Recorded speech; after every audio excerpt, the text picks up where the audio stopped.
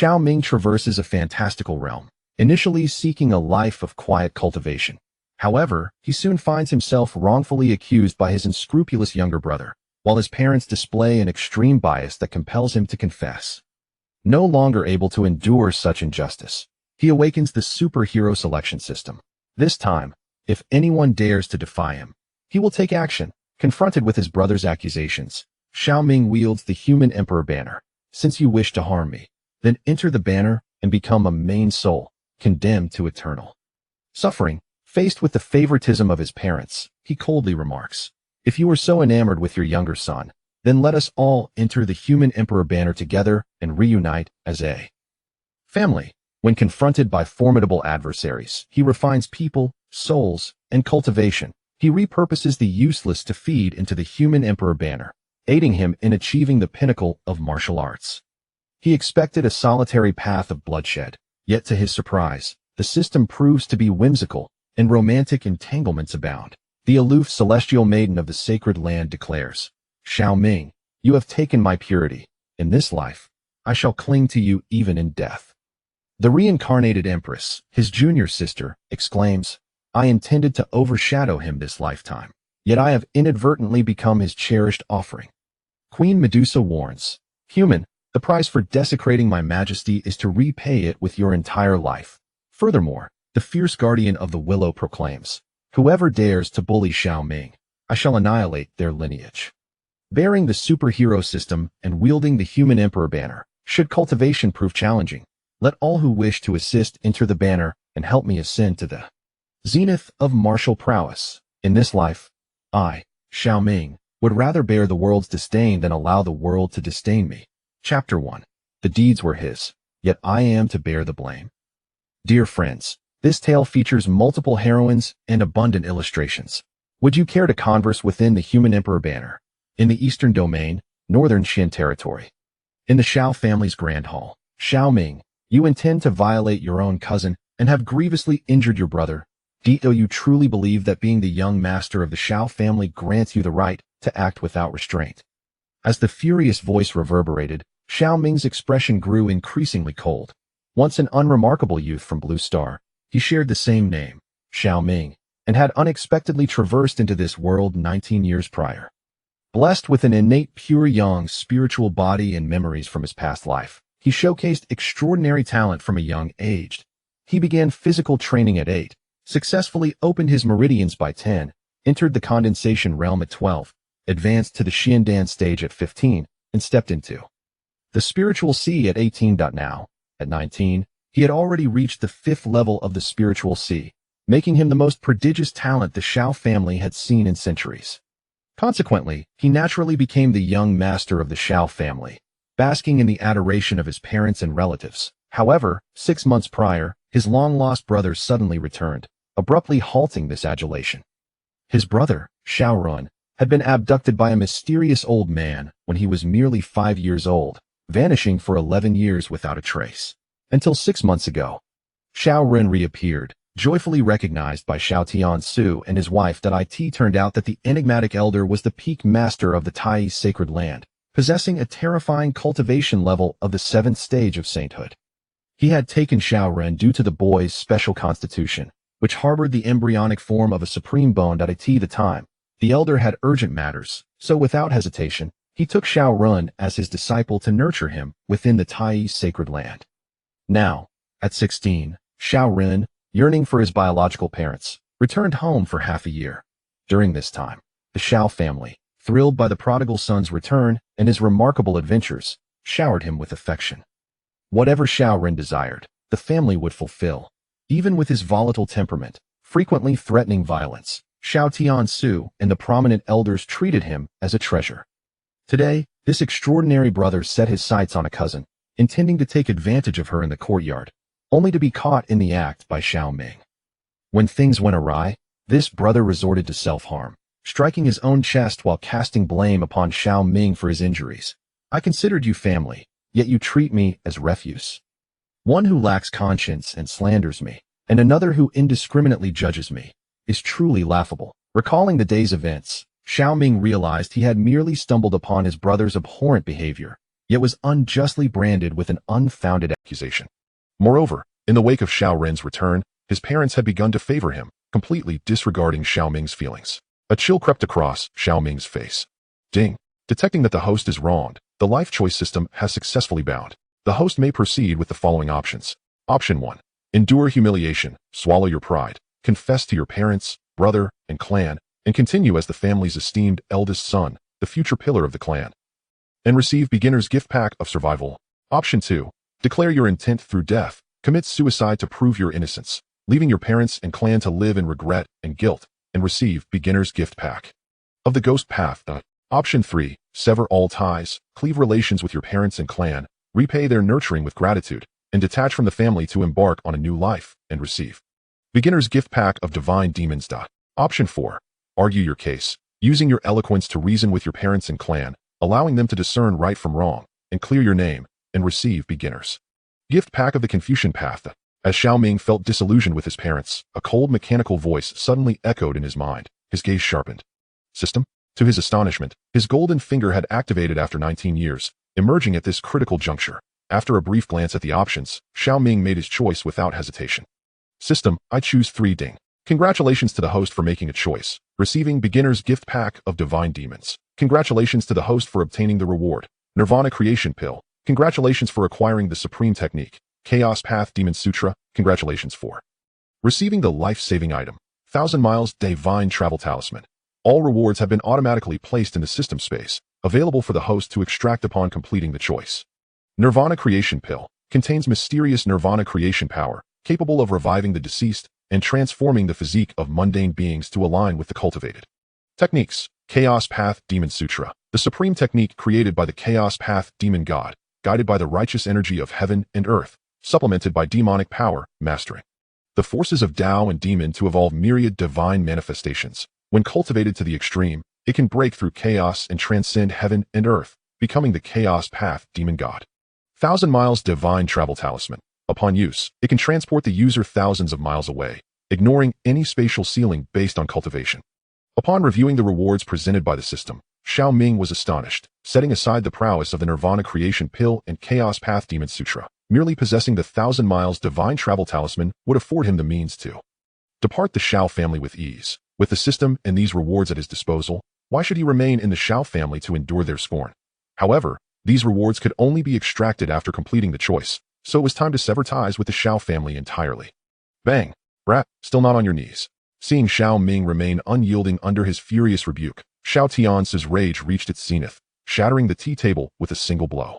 The onlookers in the hall trembled and feared Minger. Quickly kneel and apologize to your father, your brother, and your cousin. Even if you acted impulsively, you have committed a grave error. If you do not correct your attitude, even your mother will be unable to plead on your behalf. Upon hearing Xiao Tian's words, Lin Wanqing interjected, Confess? What crime am I to confess? A cold smirk crept across Xiao Ming's face as he gazed upon his biased parents. It was he who committed the act, yet I am to bear the blame. Why do you not first inquire of the involved party? Is it because he is your son, and I am not your son? With an icy glare, Xiao Ming reproached Xiao Tianzi and Lin Wanqing before raising his hand to point at a woman clad in white within the hall. The woman was none other than Xiao Yiting, a cousin with whom he had grown up, sharing a bond of affection. Very well, you refuse to confess, do you? Truly unrepentant. Yiting, speak the truth. What on earth transpired? Regardless of who wronged you, as your father, I shall ensure justice is served. Upon hearing Xiao Ming daring to counter them, Xiao Tianzi's tone turned frigid, and he immediately directed a stern shout at Xiao Yiting that to his utterance. Xiao Yiting trembled, revealing a flicker of internal conflict on her face. Gradually, she lifted her head, first casting a glance at Xiao Run and then at Xiao Ming, delivering an astonishing revelation. Master of the house, it was Xiao Ming. He invited me to the courtyard for tea, and after I drank, I lost consciousness. As for what transpired afterwards, I have no recollection that as Xiao Yiting's words fell, the hall of the Xiao family erupted in disbelief. Everyone stared incredulously at Xiao Ming, who they had initially thought to be wronged, realizing instead that he was indeed the perpetrator. Realm, body refinement, opening meridians, condensing essence, profound Dan, spirit sea, cave heaven, dharma aspect, nirvana, ascension to heaven, entry into sagehood, sage king, quasi-emperor, emperor lord. Additionally, it should be noted that after the protagonist betrays the family, he will not perish in the first confrontation with his brother. In the subsequent encounter, when entering the imperial flag, the sacred ground behind will also face annihilation. This was a design decided from the outset. Those who are concerned may seek out an alternative tale of indiscriminate slaughter and refrain from venting their ire without having fully engaged with the narrative. Chapter 2. This child is inherently rebellious and cannot be spared. Alas, I never anticipated that the young master would engage in such absurd behavior. I had once believed he was the hope of the Xiao family, only to discover that beneath his seemingly gentlemanly facade lies a heart so despicable and vile. I had warned you all that this young master was no good. His previous kindness towards the clan was merely an act, yet you dismissed my concerns as jealousy. Now, do you believe me? Upon the young master's return, feeling neglected, his true self was unveiled. Bah, what a disgrace. I once held him in such high esteem, only to find he is of this ilk. How disheartening. As Xiao Yiting's words concluded, murmurs filled the hall. Numerous clan members began to secretly scorn and revile the young master who had once made them proud. Perhaps this is the fate that befalls those who rise too high. Xiao Ming, what more can you say? Xiao Tiance, consumed by rage, bellowed at Xiao Ming without discerning the veracity of the accusations. A terrifying aura swept through the hall, and Xiao Ming felt as if an immense mountain was pressing down upon him. Yet, he stood unwavering, like a resilient pine. How deplorable. I had thought that justice resided within the hearts of men, that some would maintain their moral integrity. Yet, it appears that the world is filled with sycophants. Xiao Ming let out a cold laugh, his gaze icy as he regarded Xiao Yiting. That look sent a shiver through her, prompting her to quickly avert her eyes. Unable to meet his stare. What do you mean by that? Are you suggesting that Yiting would conspire with your brother to tarnish your reputation? It is utterly absurd and beyond redemption. Upon hearing Xiao Ming's words, Xiao Tian's expression darkened considerably, and in an even colder tone, he replied, "For the sake of my son, I shall grant you one final opportunity. If you sincerely admit your fault and seek forgiveness from your brother and the clan, I may consider leniency." Forgiveness? How laughable. Before Xiao Tian's could finish, Xiao Ming interrupted with a mocking sneer. I, Xiao Ming, dare to swear to the heavens that if what they say is true, I would willingly accept divine retribution. Would they dare do the same? His voice reverberated like thunder throughout the Xiao family hall, causing Xiao Tiance and Lin Wanqing to change countenance dramatically. In the Tsungyuan realm, swearing an oath to the heavens could bind one to causality. Should the vow be false or violated, even if one escapes divine punishment, they would suffer from inner demons, hindering their future cultivation. Thus, unless one's heart is pure, no one would dare make such a solemn vow. Impudence. Who permitted you to speak to your parents in such a manner, slandering my character with baseless accusations? After Xiao Ming's words fell, the atmosphere thickened with tension. The previously silent Xiaoren suddenly erupted with power, raising his hand to strike Xiao Ming. Dare to slander me? Kneel before me. This unexpected turn of events caused the faces of everyone in the hall to change dramatically. It was evident that Xiao Run was incensed. How audacious to dare lay hands on his own brother, truly a testament to their deep familial ties. Xiao Ming merely sneered, channeling his own power to retaliate with a palm strike, and in an instant, the two brothers clashed. A deafening explosion resonated throughout the hall, and Xiao Run was sent flying, screaming in pain. Fortunately, Lin Wanqing, quick-witted and agile, reached out just in time to catch him, preventing him from crashing into the wall. Although Xiao Ren possessed a natural supreme bone, granting him a physique stronger than that of his elder brother, he had only recently broken through to the first level of the Spirit Sea realm, lagging behind his brother, who had 2 more years of cultivation experience. How outrageous. To dare injure your own brother before the clan. Xiao Tianze was utterly enraged upon witnessing Xiao Ren being knocked away. Bring this ungrateful wretch to me. Execute the fire whip punishment according to clan rules, and then imprison him in the dungeon for 6 months of reflection. The command sent shockwaves through the crowd. The fire whip punishment was the most brutal form of punishment in the Xiao family. If Xiao Ming were to be subjected to it, he would emerge severely scarred. If not dead, clearly, the family head was serious. Ah, how noble indeed. You strike first, yet only I face punishment. Truly a remarkable father and clan leader. A glimmer of coldness flashed in Xiao Ming's eyes as he emotionlessly continued. So be it.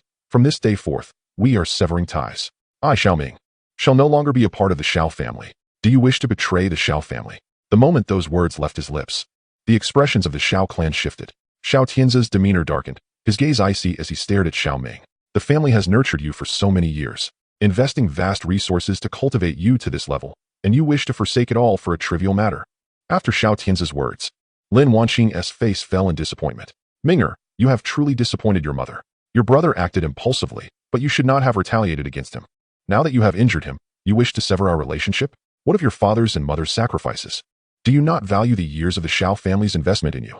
Upon hearing Xiao Ming's rebellious declaration, Lin Wanqing did not take it lightly. She assumed the demeanor of a stern mother and chastised him fiercely, for Xiao Ming had always been understanding and obedient, with an unbreakable bond to the Xiao family. How could he so easily sever their ties? So much has been said. It is merely the notion that you have birthed and nurtured me. Everything within me stems from you, rendering me inherently indebted to you. Thus, you may stand upon the moral high ground and compel me to undertake any endeavor. You could even impose baseless accusations upon me, forcing me to bear the blame for this beast, becoming a sacrificial pawn to appease your favored son and to placate the sacred land of Tai. Confronted with the moral coercion of these unworthy parents, Xiao Ming, at that moment, mercilessly mocked silence. Upon being brutally confronted with the truth of the matter, Xiao Tiansu and Lin Wanqing could not restrain themselves from exclaiming vehemently. Is that so? Xiao Ming retorted, his face alight with scornful laughter. In truth, you see through this individual with clarity. However, due to his possession of the supreme bone and the backing of the sacred land of Tai, coupled with his inexplicable disappearance for 11 years, you perceive yourselves as deeply indebted to him. Thus, you seek to curry favor with him, shielding his reckless actions in hopes of fostering a sense of belonging to the Xiao family. In the future, as he ascends to become the holy son of Tai, or even a formidable figure within that realm, the Xiao family would rise to prominence through his strength. Not solely you two, but even you, are complicit. With Xiao Ming's words hanging in the air, the Xiao family could no longer remain composed. The esteemed elders turned ashen, each voice rising in cold indignation. To dare tarnish the reputation of the many clan elders, this child displays utter disregard. His cultivation ought to be abolished, and he must be expelled from the Xiao family. To show disrespect to one's parents and disregard for kin, this child is inherently rebellious and must not be allowed to remain. Initially, considering his status as the family's young master and his prior contributions, the family had contemplated leniency. Yet, this child, now unrepentant, poses a question of how the Xiao family could maintain its authority in the world if it does not impose severe punishment. Chapter 3. To be a parent. And to raise such a child, truly a tragedy.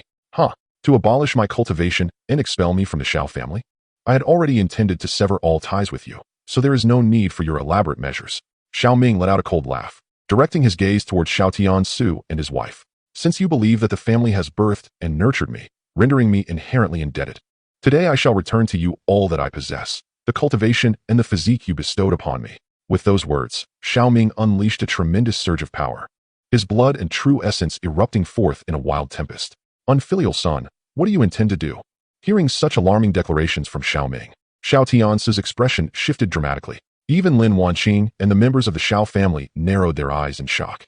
Within the Xiao family's loft resides an ancient secret technique that allows one to instantaneously burn away all cultivation, self-destruct to condense a bone relic, which, when consumed, can catalyze a transformation in another's root bone. The value of this relic is sufficient to repay your nurturing grace. As the words fell from his lips, Xiao Ming formed a mysterious seal, causing the true essence and blood within him to reverse instantaneously. The essence of pure yang and the entirety of his cultivation, upon the expulsion of a single drop of vital blood, coalesced before Xiao Ming into a bone relic. Such an act caused Xiao Tiansu and Lin Wanqing's pupils to widen involuntarily, their faces betraying an unprecedented sense of panic. Rebellious son, cease. Minger, do not. Yet, by the time they processed the gravity of the situation, it was already too late. The bone relic had completely taken shape, and Xiao Ming's cultivation had vanished entirely, the pure yang aura dissipating into nothingness. His once lustrous black hair turned stark white in that instant, as if proclaiming the injustices he had endured that day.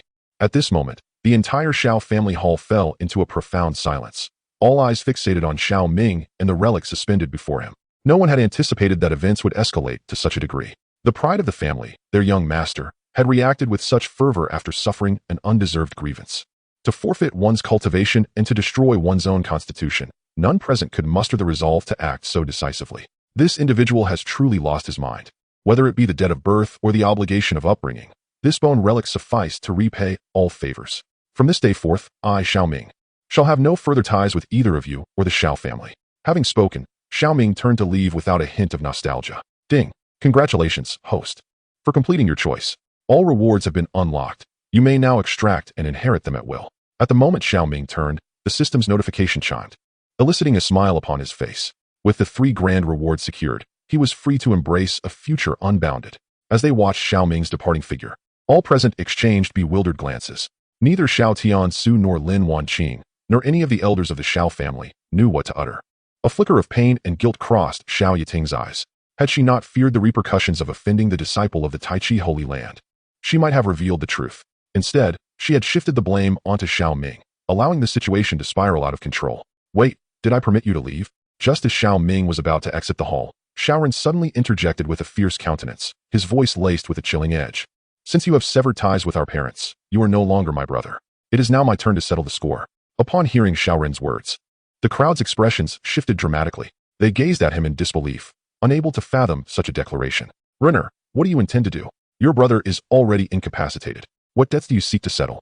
Lin Wanqing, feeling a sense of foreboding, inquired with evident tension. However, before she could finish, Xiaoren interrupted her. What brother? Did you not hear that he has already severed ties with us? Do you still wish to shamelessly ask him to be my brother? Is he even worthy? Lin Wanqing's cold voice was abruptly interrupted as Xiao Run turned his gaze toward Xiao Ming. As a traitor of the Xiao family, not only had he slandered my character, but he had also dared to harm me. It seems you truly seek your demise.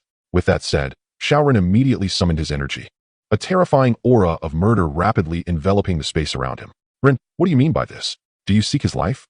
At that moment, Xiao Tian's reacted, staring in shock at his youngest son, utterly unprepared for such cold-heartedness. As a core disciple of the Tai Holy Land, with the potential to become a holy son in the future, how could I allow a family traitor to humiliate me so brazenly? This is an affront to the Holy Land itself. If this were to reach my master's ears, even with my intercession on behalf of the Xiao family, they would still face the Holy Land's wrath. Therefore, I cannot allow this traitor to leave unscathed. Upon hearing these words, the members of the Xiao family felt a chill run down their spines, their hearts trembling as they looked at Xiao Run. They had once believed his return would be a blessing for the Xiao family. Now it appeared they had welcomed a cold-blooded monster, one who could easily lead the family to ruin. Was Xiao Run not joining the Holy Land, but rather the merciless demonic sect instead? Run, do not act this way. Mother implores you. Your brother, regardless of his faults, is still your kin. Lin Wanqing, amidst the chaos, tearfully pleaded. Yet, before she could finish, her words only served to further provoke Xiao Run. Silence. I shall say it once more. He is not my brother. Merely a blind traitor, spewing venomous lies. Oblivious to his own fate, Xiao Run bellowed, turning his gaze back to Xiao Ming, his expression growing even more grotesque, filled with malicious delight. What does it matter if he is my blood? Those who dare to provoke him shall meet their end. Huh. Not only does he act tyrannically within the clan, attempting to sully his own sister, but now he seeks to kill his own brother. This is the cherished child you adore. Truly ironic, isn't it? As Xiao Ren advanced menacingly, not a single member of the Xiao family, including his parents, dared to intervene. Xiao Ming let out a cold laugh. As parents, to have raised a child such as this, what a sorrowful fate. How dare you? Kneel before me. Xiao Ren roared in fury, unleashing his power as he charged towards Xiao Ming, delivering a powerful strike aimed directly at him.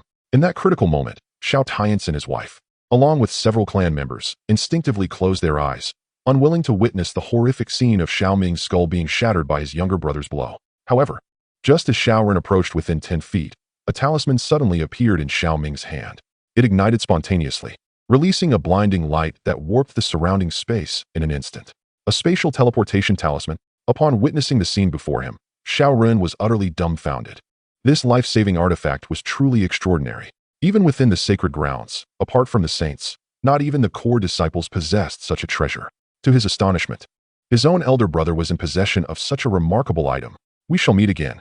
As he observed Xiao Ren's expression of terror, Xiao Ming coldly uttered these words before vanishing from the Xiao family's hall. Xiao Ren's form lingered momentarily before crashing violently against the wall of the hall, creating a gaping hole. The entire hall fell into a profound silence, with everyone staring blankly ahead. They had assumed Xiao Ming was doomed, yet he had cunningly retained a hidden advantage. Damn it, he managed to escape. Failing to eliminate his treacherous brother with a single blow, Xiao Ren's eyes turned an ominous crimson. He commanded a pursuit of this traitor. He must not be allowed to live. As this declaration echoed throughout the hall, the expressions of Xiao Tian Su and others shifted dramatically. What? Renner, your brother is already incapacitated, and you still refuse to spare him?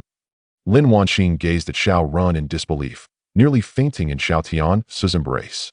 The rift between brothers was already a misfortune, and now they were set on a path of mutual destruction. Truly a calamity within calamity. What had Lin Wanqing done to deserve this? Why had her two sons come to such a bitter conflict? Disrespectful to parents and betraying kin. This son is not only despicable and shameless, but also treacherous and vengeful. Given his recent words, if we do not eliminate him swiftly, we shall inevitably face his retribution in the future. Therefore he must die. Upon hearing Lin Wanqing's words, Xiao Ren slowly turned around, his voice chillingly resolute. But Renner, your brother is already ruined. Lin Wanqing trembled at his response, still hoping to plead for Xiao Ming's life, whether out of remorse or lingering affection. Enough. He has severed ties with us, and you still shamelessly pity him here. Do you wish to further tarnish my reputation? Before Lin Wanqing could finish her sentence, Xiao Ren interrupted her in a fit of rage. At this moment, I am your son, your only son. You surely do not wish to lose another child after having lost one already, do you? As these words fell, Lin Wanqing's complexion drained of color, her body trembling as she fell into a stunned silence, tears streaming down her cheeks. Relay my orders, a nationwide manhunt for Xiao Ming. Upon any sighting of him, he must be brought back to the Xiao family. Regardless of whether he lives or dies, we must see him. As Lin Wanqing and Xiao Ren concluded their exchange, Xiao Tiance's expression shifted once more, and in a somber tone, he issued the warrant. This left many members of the Xiao family utterly astonished. It was clear that the patriarch had resolutely taken Xiao Ren's side in this conflict between his two sons. Even so, this youngest son harbors intentions to kill his elder brother, Tiansu. Upon hearing this command from Xiao Tiansu, Lin Wanqing felt her legs weaken, nearly collapsing to the ground. Overwhelmed by despair, she covered her face and fled from the Xiao family hall. Father, your profound wisdom is truly commendable. Xiao Ren turned to his father, a satisfied smile gracing his lips. A man of worth must be ruthless. Such actions reflect his father's character, thereby ensuring his eligibility for future favors. With matters having reached this point, there was no turning back. Xiao Tiance's expression grew complex as he let out a quiet sigh. At this juncture, it was clear to him that Xiao Ren and Xiao Yiting had conspired to frame Xiao Ming. Yet, one misstep leads to another, and now that the situation had solidified, he could only continue down this erroneous path. After all, this youngest son had the backing of a sacred place and would undoubtedly become his support in the future. When faced with the choice between his two sons, one would be wise enough not to make an unwise decision. The events of today must not be disclosed to anyone, else they shall bear the consequences. Suppressing his inner turmoil, Xiao Tiansu cast a sweeping glance over the crowd, his voice low as he issued a warning. Master, Miss Su has arrived. Just as Xiao Tiansu finished issuing his orders, a guard burst in to report. Miss Su? Xiao Tiansu was momentarily taken aback, unsure of who was being referenced. It was Su Qingwei, the girl who had grown up alongside young master Xiao Ming and had been betrothed to him since childhood. Accompanying her was a veiled woman who claimed to be a core disciple of the Fuyao sacred ground, stating that she had urgent matters to discuss with the family head and the young master. Fuyao sacred ground? Xiao Tiansu's expression shifted dramatically as he asked, his tone urgent. Did she mention the relationship of this person to her? The attendant replied honestly, she did not specify, but I heard her refer to that person as senior sister. This revelation caused Xiao Tiansu's expression to change yet again. Fuyao sacred ground. This was a sacred power that stood alongside Tai's sacred ground, Yaoquan's sacred ground, Jiao Demon Gate, and the Great Xian sacred dynasty, ranking among the 5 dominant forces in the northern Xian realm. While he was aware that the girl from the Su family possessed a somewhat unique constitution, he had not anticipated that she would be accepted as a disciple of Fuyao sacred ground. However, one must ponder the implications. Did she arrive at this critical juncture with her senior sister to completely sever the engagement with the Xiao family before embarking on her training at Fuyao sacred ground?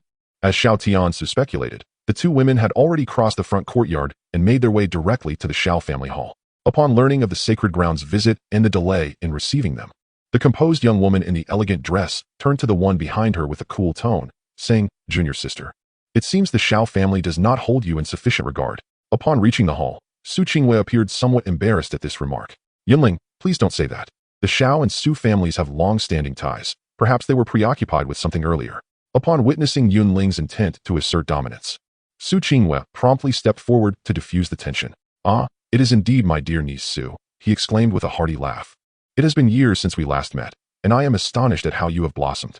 Not only have you become strikingly beautiful, but your demeanor is also remarkably distinguished. As Yunling spoke, Xiao Tianzi chuckled heartily and approached to greet her. After generously praising Su Qingwei, he cast a puzzled glance at Yunling, then inquired with a hint of playful curiosity, did I just hear the mention of a sacred place? Is it possible that this ethereal maiden beside my niece is one of the young luminaries from the revered Fuyao sacred ground? Fuyao sacred ground. Yunling acknowledged with a slight nod, her tone cool as she responded, it appears that a formidable successor has indeed arrived. Yunling, could it be that you are one of the 3 core disciples of Jade Maiden Peak, most likely to ascend to the status of a holy maiden? Upon hearing Yunling's reply, both Xiao Tianzi and Xiao Ren's expressions shifted, their astonishment evident as they exchanged glances. One was the head of the Xiao family, while the other was a disciple of the sacred ground. They had heard whispers of various prodigious talents among the 5 dominant factions, and naturally, this included the illustrious woman commanding respect within Fuyao sacred ground. To their surprise, she had come to visit alongside the daughter of the Su family, seemingly to bolster Su Qingyue's standing. Ah, so this is the renowned fairy from Fuyao sacred ground. Today, I can indeed confirm the veracity of the tales, Xiao Tianzi remarked, his tone filled with admiration. It appears my niece has indeed entered the folds of Fuyao's sacred ground. How delightful. As he speculated internally, Xiao Tianze clasped his fists and cautiously ventured. Might the two of you have come to the Xiao family today regarding the marriage pact established 11 years ago between myself and the head of the Su family? At this, Yunling and Su Qingwen nodded, the latter's expression slightly flustered, betraying a hint of embarrassment. Ah, I understand, Xiao Tianze exclaimed, his demeanor shifting to one of easygoing acceptance. The marriage agreement was a result of a drunken whim shared by your father and me, disregarding your feelings, dear niece. If you find this arrangement unsuitable, allow me to nullify the engagement today. Henceforth, you shall not be burdened by this matter as you journey to Fuyao's sacred ground. Wait a moment. Just as Xiao Tianze was about to conclude, Su Qingwe interjected abruptly. Uncle Xiao, I never stated that I was here to annul the engagement. How could you presume such a thing? Su Qingwe, the protagonist's fiancé, remains undecided, while Yunling, her senior sister, has yet to determine her role in this unfolding narrative. Chapter 5. Inheriting the Marriage Pact? The Xiao family certainly knows how to entertain. What? You're not here to annul the engagement. Xiao Tianze was taken aback, an ominous premonition stirring within him. As the saying goes, a wild chicken may ascend to the branches and transform into a phoenix. But one must be wary of those who climb the tree only to be felled. The young lady of the Su family has now entered the sacred land of Fuyao, a realm far beyond the reach of ordinary talents, and she is fully capable of attracting those extraordinary sons of saints. Although Xiao Ming possesses some innate gifts and is blessed with a pure yang physique, he pales in comparison to those monstrous beings endowed with sacred bodies. Could it be that this woman fails to discern her priorities and still clings to this engagement? Su niece, if you did not come to annul the betrothal, then what is your purpose? In the depths of his thoughts, Xiao Tian spoke in a somber tone. Is there even a need to ask? I have come to seek my brother Xiao Ming, to invite him to join me in the sacred land of Fuyao. Upon hearing Xiao Tian's seemingly rhetorical question, Su Qingyue's delicate face flushed slightly before she responded with poise. I, Su Qingyue, am not one to be disloyal in matters of marriage. The words of the matchmaker carry weight. Since my brother Xiao Ming and I made a pact in our youth, I cannot forsake him simply to remain in the sacred land of Fuyao. I have made an agreement with my master. As long as my brother Xiao Ming can pass the trials of the sacred land and become an inner disciple, he is permitted to cultivate alongside me. In the future, once he catches up and becomes a core disciple, my master will even preside over our union. Upon hearing Su Qingyue express such sentiments akin to a love-struck maiden, a look of utter bewilderment appeared on Xiao Tian's face. What on earth is going on? This is entirely outside the bounds of reason. Could it be that Xiao Ming, that forsaken child, has unknowingly captured her heart? By the way, why have I not seen brother Xiao Ming? Noticing the change in Xiao Tian's expression, the numerous members of the Xiao family gathered in the hall were conspicuously lacking the presence of Xiao Ming. Su Qingyue's brow furrowed slightly. Why does it feel as if something significant has just transpired within the Xiao family? Whenever she mentioned Xiao Ming, the faces of those present grew visibly uneasy, and the members of the Xiao family in the hall even dared not meet her gaze. Xiao Ming attempted to drug and violate his own cousin, and when I caught him in the act, he sought to retaliate against me, even going so far as to injure me and flee in guilt. He is no longer a disciple of the Xiao family, merely a stray dog. Just as Xiao Tian's was about to mention that Xiao Ming was in seclusion, the cold voice of Xiao Ren interjected. The moment these words were uttered, not only did Su Qingyue's countenance undergo a dramatic change, but the pupils of the Xiao family members also contracted in shock. Impossible. How could brother Xiao Ming possibly commit such an act? In the midst of her horrified reaction, Su Qingyue immediately rejected Xiao Ren's claims, clearly unable to accept such absurdity. For in her memory, Xiao Ming was not only kind-hearted but also devoid of any ulterior motives. He appeared rather clumsy in matters of the heart. How could he engage in such heinous acts? Why is it impossible? One may know a person's face, but not their heart. In the past, he merely concealed his true self. Alas, no matter how well one disguises themselves, the day of revelation inevitably arrives. What transpired today at the Xiao family serves as the most compelling evidence, Xiao Ren coldly remarked, expressing his surprise at discovering that his elder brother had such a beautiful fiancée, and even in his success, he intended to bring her along, inciting a jealousy that nearly led him to explode. Who are you? Su Qingyue inquired, casting a glance at Xiao Ren. Although she was still unaware of this individual's identity, his disparaging remarks about her fiancé left her with little goodwill. I am Xiao Ren, a core disciple of the heavenly sword peak of the Tai sacred land, and the long-lost heir of the Xiao family. Xiao Ren replied with an air of arrogance upon hearing Su Qingyue's question. Xiao Ren. It was then that Su Qingyue recognized his identity. He was indeed the younger brother of Xiao Ming, whom she had heard mention of, lost for many years. Yet, the tone in which he spoke indicated a profound animosity towards Xiao Ming. As it stood, Xiao Ming was now deemed a traitor to the family, guilty of unforgivable crimes, and had been fully wanted by the Xiao family. Therefore, the engagement between Miss Qingyue and Xiao Ming could now only be unilaterally annulled by the Xiao family. However, considering that both the Xiao and Su families belonged to the aristocracy, and now that Miss Qingyue had joined the ranks of the Fuyao Sacred Land, I, representing the Xiao family, can indeed provide her with an explanation. While Su Qingyue remained silent, Xiao Ren continued to speak at length. His pompous demeanor suggested that he believed he was the one in charge of all matters concerning the Xiao family. What explanation? Su Qingyue's eyes narrowed, her expression growing increasingly frigid. For some reason, she felt a premonition that if anything had indeed occurred to Xiao Ming within the Xiao family, this individual before her must be the mastermind behind it. Certainly, a favorable explanation. Xiao Ren's lips curled into a sly smile. The Xiao and Su families are both esteemed lineages, and now that Miss Qingyue has aligned herself with the Fuyao Sacred Land, our statuses are evidently on par. Therefore, my suggestion is that I inherit this engagement, allowing us to become partners in the path of life. In doing so, not only would Miss Qingyue's reputation be spared from scandal, but it would also forge a remarkable tale between our two sacred lands. As these words hung in the air, the Xiao family was plunged into a profound silence. Xiao Tiance and numerous members of the Xiao clan stared in disbelief at Xiao Run, unable to fathom how he could utter such outrageous sentiments. Not long ago, he had sought to eliminate his own brother, and now, with his brother's fiancée before him, he audaciously proposed to inherit the engagement. Truly, one could witness shamelessness, but this was an entirely new level of audacity. Should Boss Chow learn of this, he would surely be so mortified as to wish for a block of tofu to throw himself against. One has heard of inheriting family legacies, techniques, and cultivation, yet never of inheriting an engagement. With the brother as a family traitor, the younger sibling seeks to inherit the engagement. The Xiao family certainly knows how to play their cards. Do they truly believe that the disciples of the Fuyao Sacred Land are nothing but discarded refuse? As Su Qingyue's expression darkened upon hearing those words, Yunling, who had remained silent for quite some time, suddenly let out a cold laugh. With a frosty demeanor, she stepped forward, unleashing a formidable aura. You, surnamed Xiao, should not presume that your status as a disciple of the Tai Sacred Land grants you the right to insult the Fuyao Sacred Land.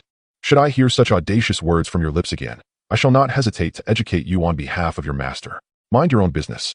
The scathing rebuke from Yunling turned Xiao Ren's face a deep shade of crimson, and he was about to retaliate when Su Qingyue interjected coldly. Uncle Xiao, my lack of aversion towards the marriage agreement set by my father and your family, and my proactive approach in discussing it this time, stems entirely from my regard for brother Xiao Ming. It is not that the Su family is desperate for an alliance with the Xiao family, nor am I inclined to marry merely anyone from your clan. What you just said, I could dismiss as a jest, a reflection of your son's ignorance.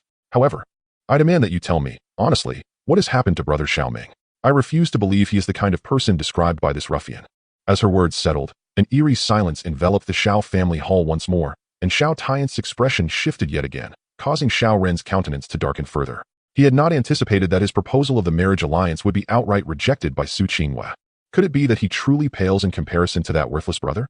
Since he refused to speak, I shall investigate on my own. Su Qingyue declared resolutely. If brother Xiao Ming has indeed committed disgraceful acts and become a traitor to the family as you claim, I will formally terminate this marriage on behalf of the Su family. However, if he is wronged, I shall seek justice for him as his fiancée. With that, Su Qingyue cast a glance at everyone present, and without a moment's hesitation, departed alongside Yunling.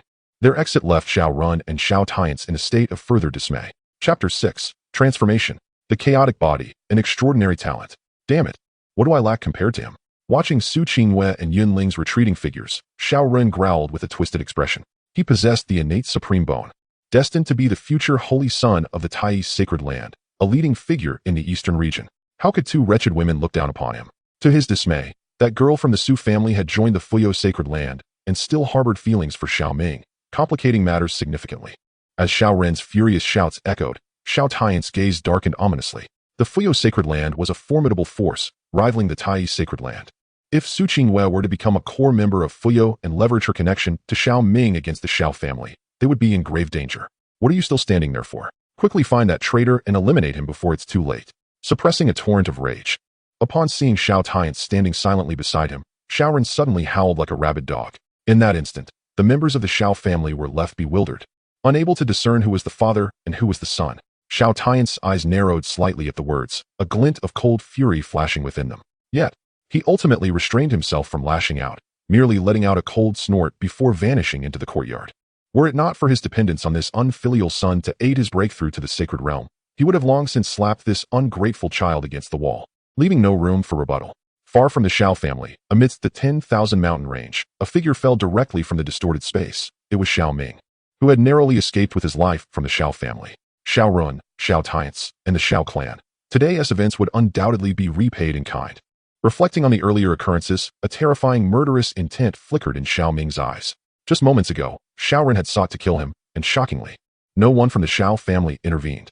Since Xiao Tiance and his wife did not acknowledge him as their son, nor did the clan regard him as kin, he would not hesitate to sever ties and eliminate the entire Xiao family in the future. However, before enacting his revenge, he needed to strengthen himself. After all, while the Xiao family was not the pinnacle of power within the northern Xian realm, they were nonetheless a first-rate force, boasting several formidable experts at the heavenly realm. Moreover, Xiao Tiance himself had achieved the 9th level of the heavenly realm, just a step away from entering the sacred realm. Nevertheless, Xiao Ming remained unperturbed. He possessed a system. As long as he could endure the early stages and gradually accumulate strength, even if that old dog broke through to the sacred realm, he would still smash his head to pieces. With this thought in mind, Xiao Ming rose from the ground, scanning his surroundings. Not sensing any imminent danger, he began to extract the rewards from his system.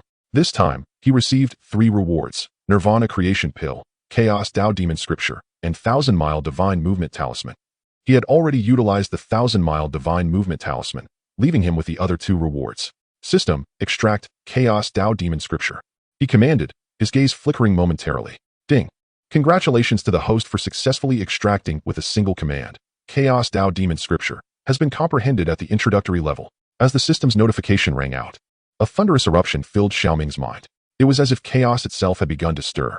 He vaguely beheld a towering figure, shrouded in demonic energy, yet exuding an aura of profound sanctity. Wherever this figure tread, countless gods and demons perished, capable of tearing through chaos with a mere gesture. The sight of such invincibility surpassed all imagination. Was this the Chaos Tao Demon? A fusion of the powers of the Chaos Demon and the Chaos Holy Being. Once the most formidable existence across all realms? In just a fleeting moment, Xiao Ming detached himself from the transmission of the cultivation technique, yet he remained utterly stunned, his scalp tingling from the overwhelming scene he had just witnessed. In the blink of an eye, 3,000 divine beings and demons were reduced to ashes. And with a mere gesture, I could recreate the primordial chaos of the universe. This, indeed, is what invincibility entails. With such a technique at my disposal, why should I worry about rising to prominence? As the thoughts settled in my mind, Xiao Ming immediately seated himself cross-legged and began to operate the Chaos Tao Demon Scripture.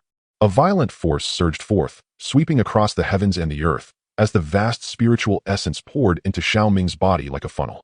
The fluctuations of vital energy soared into the sky like smoke from a fire, and the cultivation he had lost began to restore. Body Refinement Realm First Layer. Body Refinement Realm Second Layer. Body Refinement Realm 9th Layer. In a mere moment, accompanied by a series of crackling sounds, his bones were refined to perfection, allowing him to step into the legendary pinnacle of body refinement. The strength of his physical form rivaled that of a young true dragon, capable of shattering mountains and splitting stones with a mere gesture. Truly, this supreme technique is remarkable, merely by activating my discarded cultivation. The residual true essence within me enabled me to reach the peak of body refinement. At this level, even the scriptures of emperors may pale in comparison. Feeling his body refined to a flawless state, a satisfied smile graced Xiao Ming's face. The only minor drawback was that his constitution had shifted from pure yang spiritual body to a mortal body. However, there remained another reward. The Nirvana Transformation Pill. This pill could transform the practitioner's constitution according to their cultivation method. With the higher the level of the technique, the stronger the resulting constitution. Whether it be a Tao body or a divine body, transformation was possible. Now that I have cultivated the Chaos Tao Demon Scripture, I wonder if I could transform into a chaos body. With a sense of anticipation in his heart, Xiao Ming commanded again, extracting the Nirvana Transformation Pill, and without hesitation, he consumed it. The pill melted in his mouth, and he felt an indescribable medicinal force erupting within him like a volcano. The Chaos Tao Demon Scripture operated frantically, as every cell underwent a wild transformation, while the world around him shifted dramatically.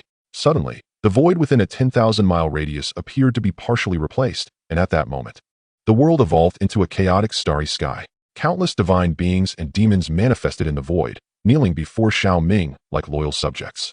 The chaos reemerged, and the divine beings bowed in reverence. This was a sign of the chaos body manifesting in the world. However, Xiao Ming was deep within the depths of the 10,000 great mountains, unnoticed by any formidable beings. Instead, the beasts of this region were utterly terrified, prostrating themselves on the ground, too fearful to move. Even the sacred beasts, Fortunately, this phenomenon did not last long, dissipating after just 2.5 moments. Once the celestial anomaly vanished, Xiao Ming's cultivation experienced an explosive surge. Opening Meridian's Realm, first layer. Opening Meridian's Realm, ninth layer. Condensing Essence Realm, ninth layer. Profound Pill Realm, ninth layer. In the brief span of 2.5 days, Xiao Ming ascended from the ninth layer of Body Refinement Realm to the ninth layer of Profound Pill Realm, achieving a remarkable leap of 3 major realms and 27 minor levels. With just a touch more cultivation, one could ascend back to the pinnacle. Indeed, awakening the chaos body and achieving an initial transformation of one's physique allows me to break through to the ninth level of the Profound Pill Realm. It is unfathomable to contemplate what immense power could be unleashed if fully developed. Feeling the surging strength within and this body reborn, a wave of exhilaration washed over Xiao Ming's face. Of course, his successful metamorphosis into the chaos body brought forth gains that transcended mere cultivation levels. Most significantly, he had awakened 2 innate talents. Divine Breath. As long as the host can breathe, the cultivation technique will operate autonomously. Godslayer. Once activated, the host will enter a frenzied state, with strength, speed, and agility multiplying exponentially. The maximum increase can reach tenfold, contingent upon the physical body's endurance, capable of disregarding various cultivation restrictions. Both of these talents are exceedingly formidable. The first talent ensures that as long as Xiao Ming remains alive, whether sleeping or unconscious, the technique will continue to operate independently. This equates to a form of automated cultivation, truly invincible. The second talent, contingent upon the resilience of Xiao Ming's physical form, allows his combat prowess to double, unrestricted by any cultivation level, enhancing all attributes comprehensively. Unlike certain secret techniques that can only amplify specific attributes and become unusable at certain levels, this talent is equally monstrous. Next, I shall seek a place to cultivate for a time before seizing the opportunity to enact my vengeance. With a preliminary plan forming in his mind, Xiao Ming rose, preparing to depart. Just then, a sound resembling the tearing of space echoed, and a figure shot towards him like a bolt of lightning. If everyone finds it agreeable, perhaps you could add this to your bookshelf. The journey ahead promises to be even more thrilling, with Yun Yun making her entrance. Chapter 7. Does your conscience not ache when presenting such options, system? Xiao Ming's gaze sharpened, and he immediately looked up. He had anticipated encountering an elderly man from the Xiao clan who had attained the celestial realm, but to his astonishment, he was met with the sight of an enchanting fairy clad in green. However, this ethereal figure bore the marks of struggle. Her flowing hair was somewhat disheveled, her attire tattered, and a trace of blood stained the corner of her mouth. She appeared as though she had just emerged from a fierce battle, pursued by some unknown entity. A man. When Xiao Ming laid eyes on her, Ling Ruoxuan also spotted him. A look of turmoil crossed her face, and she swiftly lunged towards him. I am but a junior passing through, having never offended the fairy. What do you intend to do? Seeing the green-clad woman rush towards him, Xiao Ming's expression shifted. This woman appeared grievously injured, yet the aura emanating from her remained terrifyingly potent. She was not someone he could provoke. However, before Xiao Ming could employ his movement technique to evade, the woman had already leaped into his embrace. The sensation of softness and elasticity was so overwhelming that it surpassed even the collision of jelly, prompting Xiao Ming to involuntarily inhale a deep breath. Is this era truly so audacious? To see a man and immediately leap into someone else's arms. Does she not fear that this handsome figure could be a malevolent being? Quickly, remove your clothes. I must. Before Xiao Ming could inquire further, Ling Ruoxuan, having plunged into his embrace, began to babble incoherently, as if intoxicated. Her hands and feet grew increasingly restless, attempting to forcibly tear away Xiao Ming's garments, which sent a shiver down his spine. Did he mistakenly encounter a seemingly ethereal maiden who secretly practiced some dual cultivation sorcery, reveling in the allure of men, a veritable seductress? However, as he glanced downward, he discovered that the young woman before him, clad in green, bore a flushed complexion, her eyes shimmering with unrestrained desire. She even unconsciously tugged at her own clothing, as if her very being were on the verge of melting from heat. Had she succumbed to the poison of lust? Observing her condition, Xiao Ming couldn't help but twitch his lips.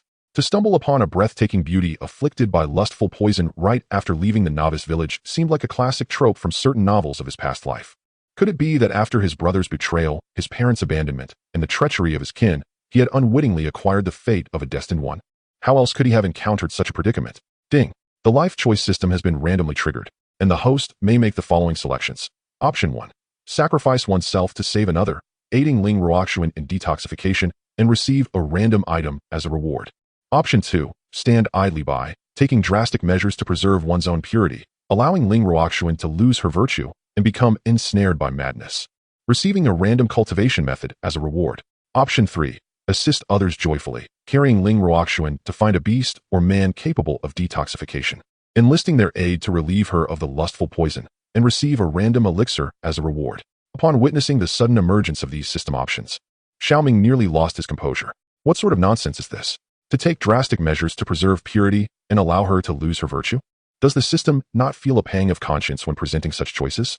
While he possessed great fortitude, having declared his willingness to forsake his cultivation within the Xiao family, he could never bring himself to such an extreme as self-castration. And the third option was even more deranged.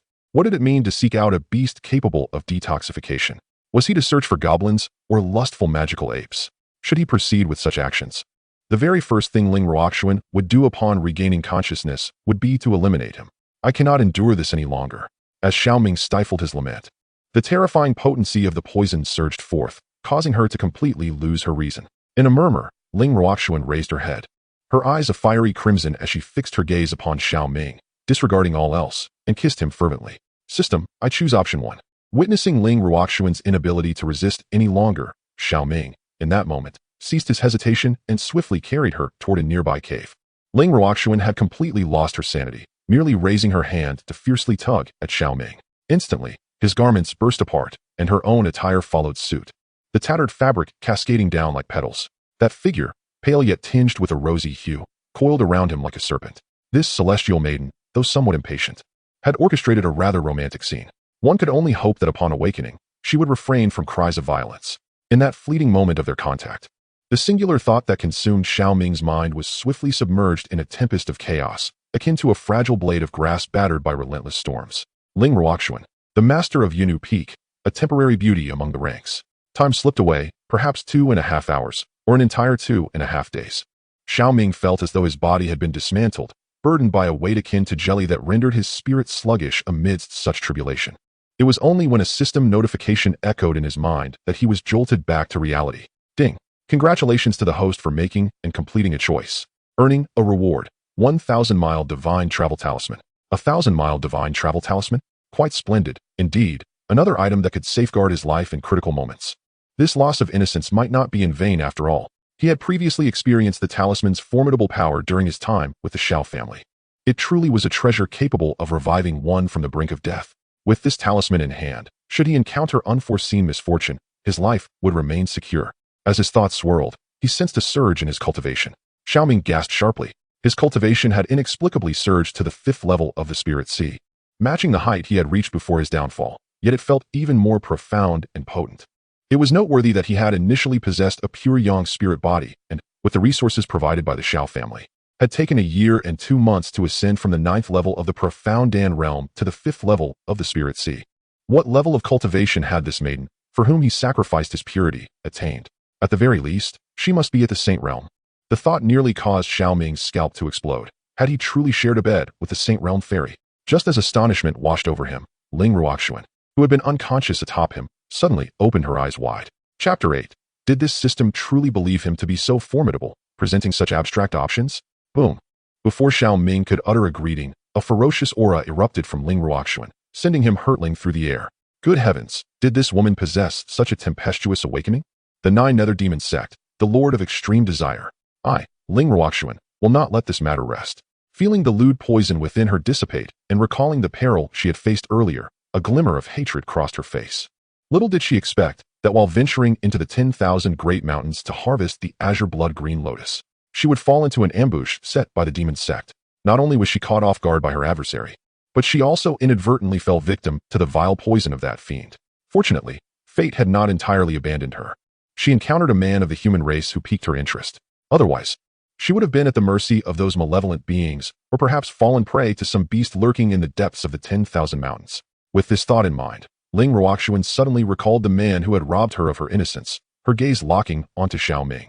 To her surprise, she found him staring at her with wide eyes, as if he were admiring a masterpiece. How shameless! Realizing the intensity of his gaze, Ling Ruoxuan became acutely aware of her own state of undress and let out a cold huff, conjuring garments to cover her exposed form. This left Xiao Ming feeling somewhat awkward. As the saying goes, the desire for beauty resides in the hearts of all. With such a perfect figure before him, it would be disingenuous not to steal a few glances. Amidst the slight discomfort, Xiao Ming also gathered his essence to form clothing, concealing his 8-pack abs. Once this was accomplished, he noticed that this woman was fixated on a splash of crimson on a white beast skin scroll on the ground. Her body trembled slightly, and the temperature around them began to plummet, a wave of intense danger washing over Xiao Ming. Could it be that she intends to silence him? Sensing the shift in atmosphere, Xiao Ming inquired with a wary expression. As he spoke, he had already extracted a spatial teleportation talisman from his system space. If Ling Ruoxuan harbored even a hint of murderous intent, he would activate it and make a swift escape. What do you think? In response to Xiao Ming's question, Ling Ruoxuan countered with a question of her own. I believe that a celestial being such as yourself would not truly wish to bring me to such a dire fate. It is the vile scoundrel who inflicted the poison upon you that you should seek vengeance against. Moreover, I have contributed, albeit modestly, to alleviating your plight. I am, in essence, your savior. You, clearly a chivalrous spirit, would never resort to harming your benefactor. Noticing the shift in Ling Ruoxuan's aura, Xiao Ming spoke in a low tone, hoping she would exhibit some reason. If she remained unreasonable, he would have no choice but to feign weakness and let her off the hook. That makes sense. But does this mean that in gratitude for my life-saving assistance, you require me to indulge you once more with my body? Ling Ruoxuan remarked, casting a startling look at Xiao Ming, nearly overwhelming him with surprise. Is it common for celestial beings to be so forthright? Testing him in such a manner, what man could withstand such a trial? However, Xiao Ming was not a mere lecherous fool. He promptly waved his hand, feigning indifference. There is no need for that. My previous actions were solely to assist you in dispelling the poison, and I acted out of necessity. Now that the poison has been resolved, how could I dare harbor any inappropriate thoughts? With these words spoken, the tension lingered in the air. Ling Ruoxuan's eyes flickered with a hint of intrigue. Despite the vast disparity in their strengths, this individual possessed the audacity to engage her in a rational discourse, a rare display of boldness. What is your name? I haven't called anyone. I am merely speaking the truth. I am inquiring about your name. Oh, I am Zhang San. If you dare to utter a false name, do not blame me for my lack of courtesy. Very well. My name is Xiao Ming. Xiao as in Xiao Ming, and Ming as in Ming. Initially, Xiao Ming had intended to evade the question, but upon hearing the latter part, he felt compelled to respond honestly. Which family do you belong to? Ling Ruoxuan continued her interrogation, eager to uncover Xiao Ming's background. After all, he was the man who had taken her innocence, and even if it was to help her rid herself of the lewd poison, she had the right to know his origins. I am merely a discarded child without a home.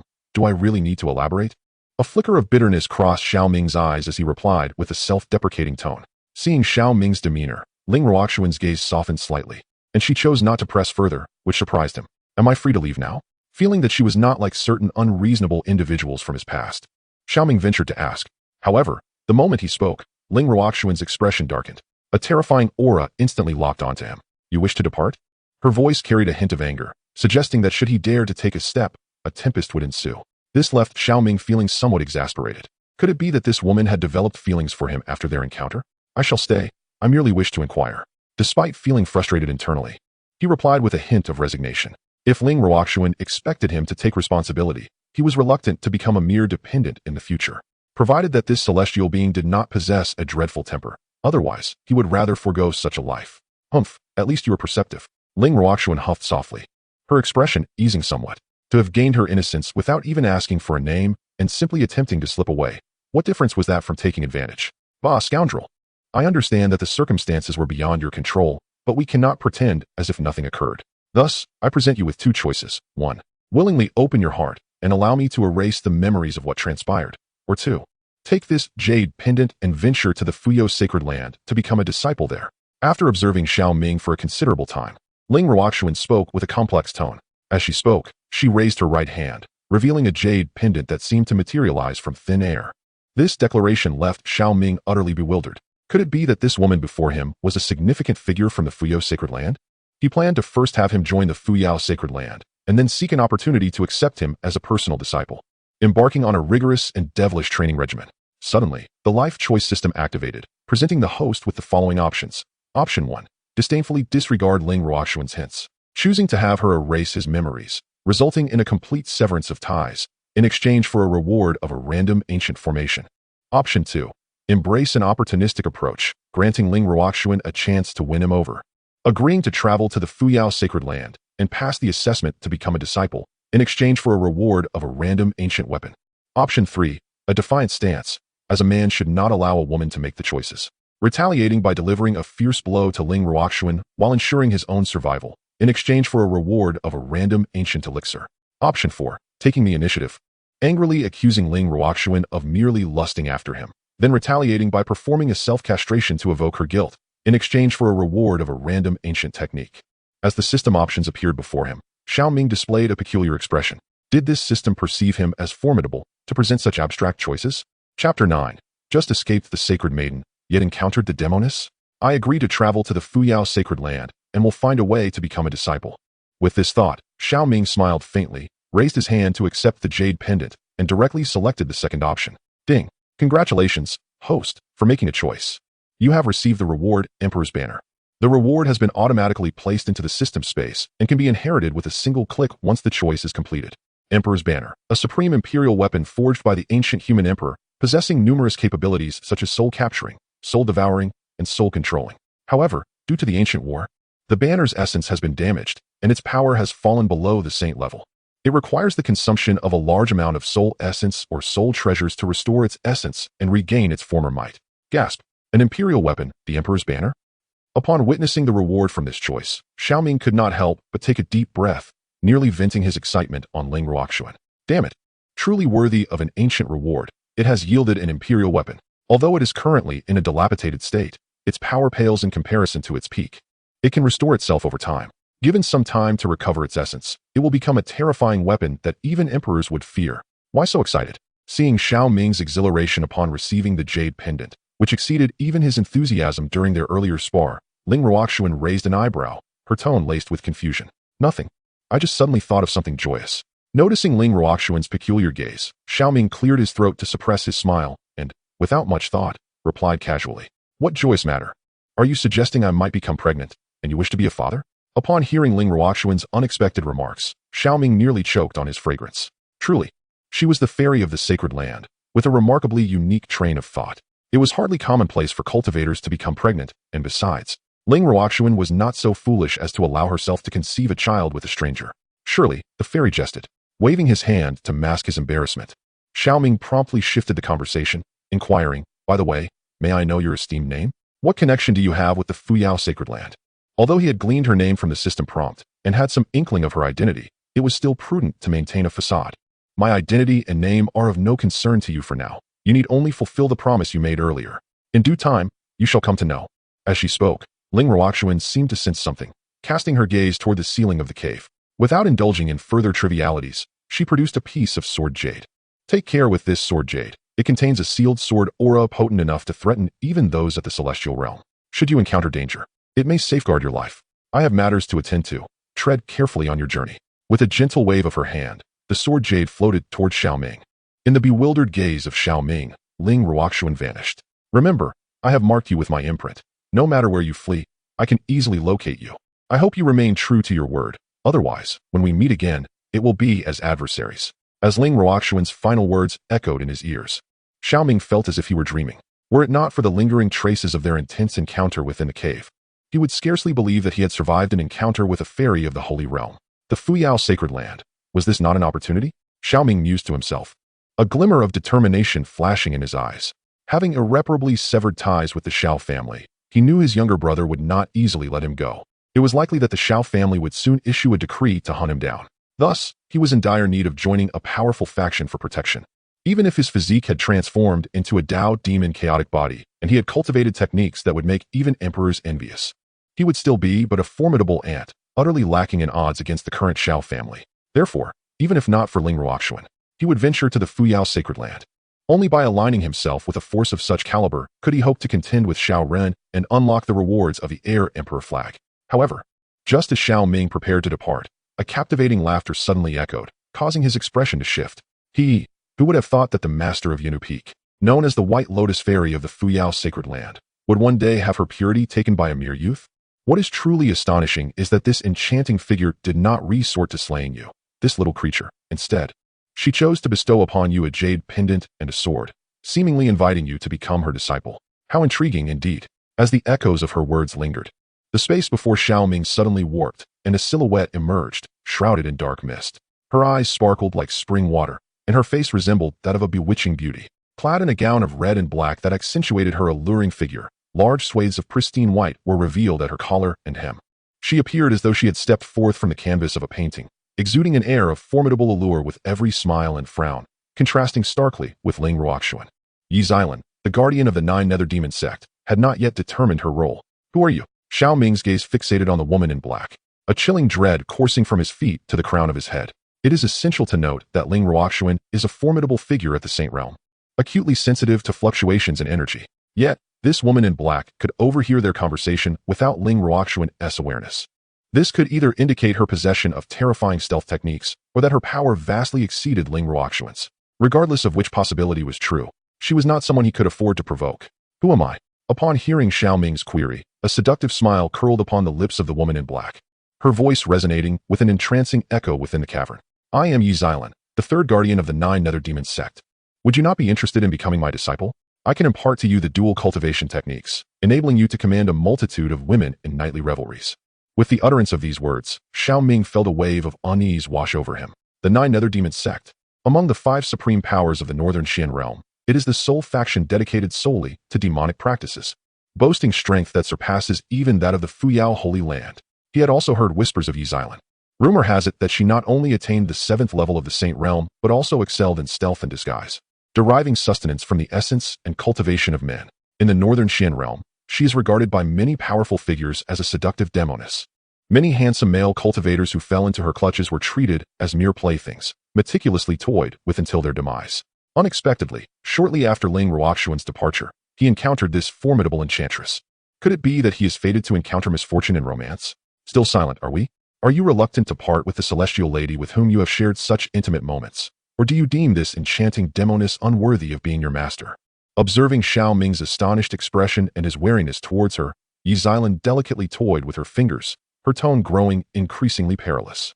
In that very moment, a system notification echoed in Xiao Ming's ears, presenting several options before him. Chapter 10. Otherwise, I would not mind taking my time to play with you until your demise. Dinging. The life-altering choices presented by the system were triggered at random, offering the host the following options. Option 1. Seek an alternative path. Forsake the promise made to Ling Ruoxuan, abandon the journey to the Fuyo sacred land, and instead, pledge allegiance to the Nine Nether Demon sect, thereby receiving a random divine ability as a reward. Option 2. Stand firm in one's convictions, resolutely reject Yi Xilan's enticements, and escape from her clutches, earning a random talent as a reward. Option 3. Turn the tables, vehemently chastise Yi Xilan, challenging her to a contest of wills between man and woman, using his invincible prowess with a spear to overwhelm her, and receive a random item as a reward. Option 4. Kneel in supplication, employing a silver tongue to persuade Yi Xilan to show mercy and depart, gaining a random secret technique as a reward. As Xiao Ming beheld the options materializing before him, a sardonic smile involuntarily tugged at the corners of his mouth. How absurd. Among the 4 choices, the first 2 seemed somewhat reasonable, while the latter 2 were utterly nonsensical. To turn the tables? To engage in a contest of wills with the alluring demoness? The system may be overestimating his abilities. Given his current cultivation, should a confrontation arise, he would undoubtedly be reduced to a mere husk. After all, the demoness was not an ethereal being like Ling Ruoxuan, who understood the balance of yin and yang to draw forth essence in return. The opponent might very well absorb everything without leaving even the slightest remnant. As for the 4th option, it was clearly included merely for the sake of variety. A silver tongue? Unless it involved flattery, how could one possibly persuade her? System, I choose the 2nd option. After a brief internal lament, Xiao Ming promptly made his selection. Betrayal was out of the question, not to mention that the Nine Nether Demon sect was notorious for its unsavory characters, and the upper echelons relished in controlling their disciples, ensuring that those who entered would merely become pawns. Just the thought of losing the Emperor's banner due to this option was enough to solidify his choice. Ding. Congratulations, host. On making your selection, you have earned the reward, Eye of Truth. The reward has been automatically placed in the system space and can be inherited with a single click upon completion of the selection. Eye of Truth, capable of discerning all illusions in the world, disregarding any disparities in cultivation levels, and revealing the weaknesses of all beings. This talent is indeed formidable. Even Xiao Ming was momentarily taken aback by the shock of the reward that emerged from this choice. With such an ability, no formidable opponent would be able to conceal their true nature before his gaze, and he could even exploit their vulnerabilities during battle. The potential of this power would surely drive even emperors to madness. Have I not shown you enough respect? Seeing Xiao Ming's disdainful expression instead of the expected submission and eagerness to pledge himself as a disciple after her inquiry, a cold glimmer flickered across Yi Xilan's face. An ominous mist began to envelop the cave, surging toward Xiao Ming like a tidal wave. It seems that a mere disagreement leads to my predicament. With such a fiery temperament, Which fool would wish to take you as a mentor? As the surrounding space felt as though it were collapsing, a destructive force bore down upon him, and Xiao Ming, amidst his lamentations, swiftly activated the teleportation talisman.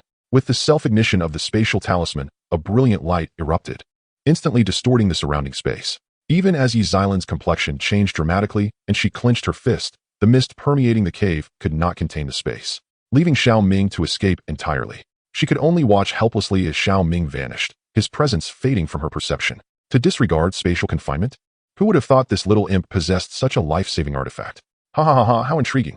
As Xiao Ming disappeared before her eyes, Yi Xiaolin, seemingly provoked, erupted into a fit of wild laughter within the cave. A terrifying power surged from her, obliterating the cave and the mountains outside, creating a deep pit. Little imp, you had best pray that you never cross paths with me again, for I would not hesitate to toy with you until your demise. Ha ha ha. As the clouds of dust dispersed, Yi Xiaolin, still laughing uproariously, vanished into the void. In Beixian Realm, Luyun City, the Su family. Father, have you discovered what transpired with the Xiao family a couple of days ago? Upon seeing Su Yuanshan enter from the outer hall, Su Qingyue hurriedly approached him with her inquiry. For the past 2 days, she had been investigating the circumstances surrounding Xiao Ming, wondering how he suddenly became a pariah of the Xiao family and was even placed under a comprehensive manhunt. Yet, under the Xiao family's blockade, she could uncover no truth, only knowing what Xiaoren had stated that day. Therefore, she had no choice but to implore her father to employ the family's resources for discreet inquiries. It has been revealed. As you suspected, it was Xiao Tiansai's younger son who intended to violate his own cousin, only to be caught red-handed by Xiao Ming. After being injured by Xiao Ming, he retaliated by framing him, and that relative named Xiao Yiting, fearing to offend the Tai Holy Land, not only remained silent during Xiao Tiansai's judgment of Xiao Ming, but also aided her brother in his malicious intent. This deeply affected Xiao Ming, prompting him to forsake his cultivation and sever ties with his parents and family. Subsequently, that younger brother sought to eliminate him. Yet he did not anticipate that Xiao Ming had a trick up his sleeve, escaping with the spatial talisman. What? The Xiao family would treat elder brother Xiao Ming in such a manner? Upon hearing Su Yuanshan unveil the truth, Su Qingyue's countenance changed drastically, a chill emanating from her. She immediately intended to leave the Su family to seek justice for Xiao Ming at the Xiao family. Where do you think you are going? Before Su Qingyue could step out of the hall, she was intercepted by Su Yuanshan. The Xiao family, being formidable and influential, boasts Xiao Tianzi, whose cultivation has reached the 9th level of the celestial realm, coupled with several elders of the same realm within the clan. Their overall strength is beyond the reach of the Su family. Furthermore, I have learned that Xiao Tianzi's younger son, Xiao Run, not only possesses the innate supreme bone and the potential of a holy king, but has also been accepted as a disciple by the master of the heavenly sword peak of the Tai Holy Land. Although you have awakened the Taiyin sacred spirit pulse and have been taken as a disciple by the elder of the Jade Maiden peak of the Fuyo Holy Land, your status and standing are still inferior to his. Should matters escalate, you would not only be unable to seek justice for Xiao Ming, but would also risk implicating yourself and your family. Unless you can ascend to the position of the saintess of the Fuyo Holy Land, it will be exceedingly difficult for you to exact retribution on that individual. Upon hearing Su Yuanshan's words, Su Qingyue abruptly halted her steps, her fists clenching involuntarily. To become the saintess of the Fuyo Holy Land? I shall achieve it. Once her emotions settled, Su Qingyue's gaze turned resolute as she faced Su Yuanshan. Father, I will leave the search for brother Xiao Ming's whereabouts to you. I will return to the Fuyo Holy Land with senior sister Yunling and strive to pass the trials and become the saintess as soon as possible. As for the matter with brother Xiao Ming, I shall demand interest from his younger brother during the talented warriors' battle in the northern Xin realm. With that, Su Qingyue did not linger and walked directly out of the hall, leaving Su Yuanshan to sigh in disbelief. He had not expected that even after learning of Xiao Ming's status as a castaway and his disappearance as a waste, Su Qingyue had not given up on him. It seems that in her childhood, Xiao Ming had alleviated her suffering caused by the Taiyin sacred spirit pulse with his pure yang energy, which had deeply captured the heart of this young girl. Chapter 11. The Reborn Empress Feng Xianhuang and the Supreme Treasure of the Chaotic Yin-Yang Scale. In the vast expanse of the Great Mountains, amidst the 100 Breaks mountain range, a mocking laughter echoed through the forest. Truly, the little princess of the Feng family from the city of celestial demons is remarkable.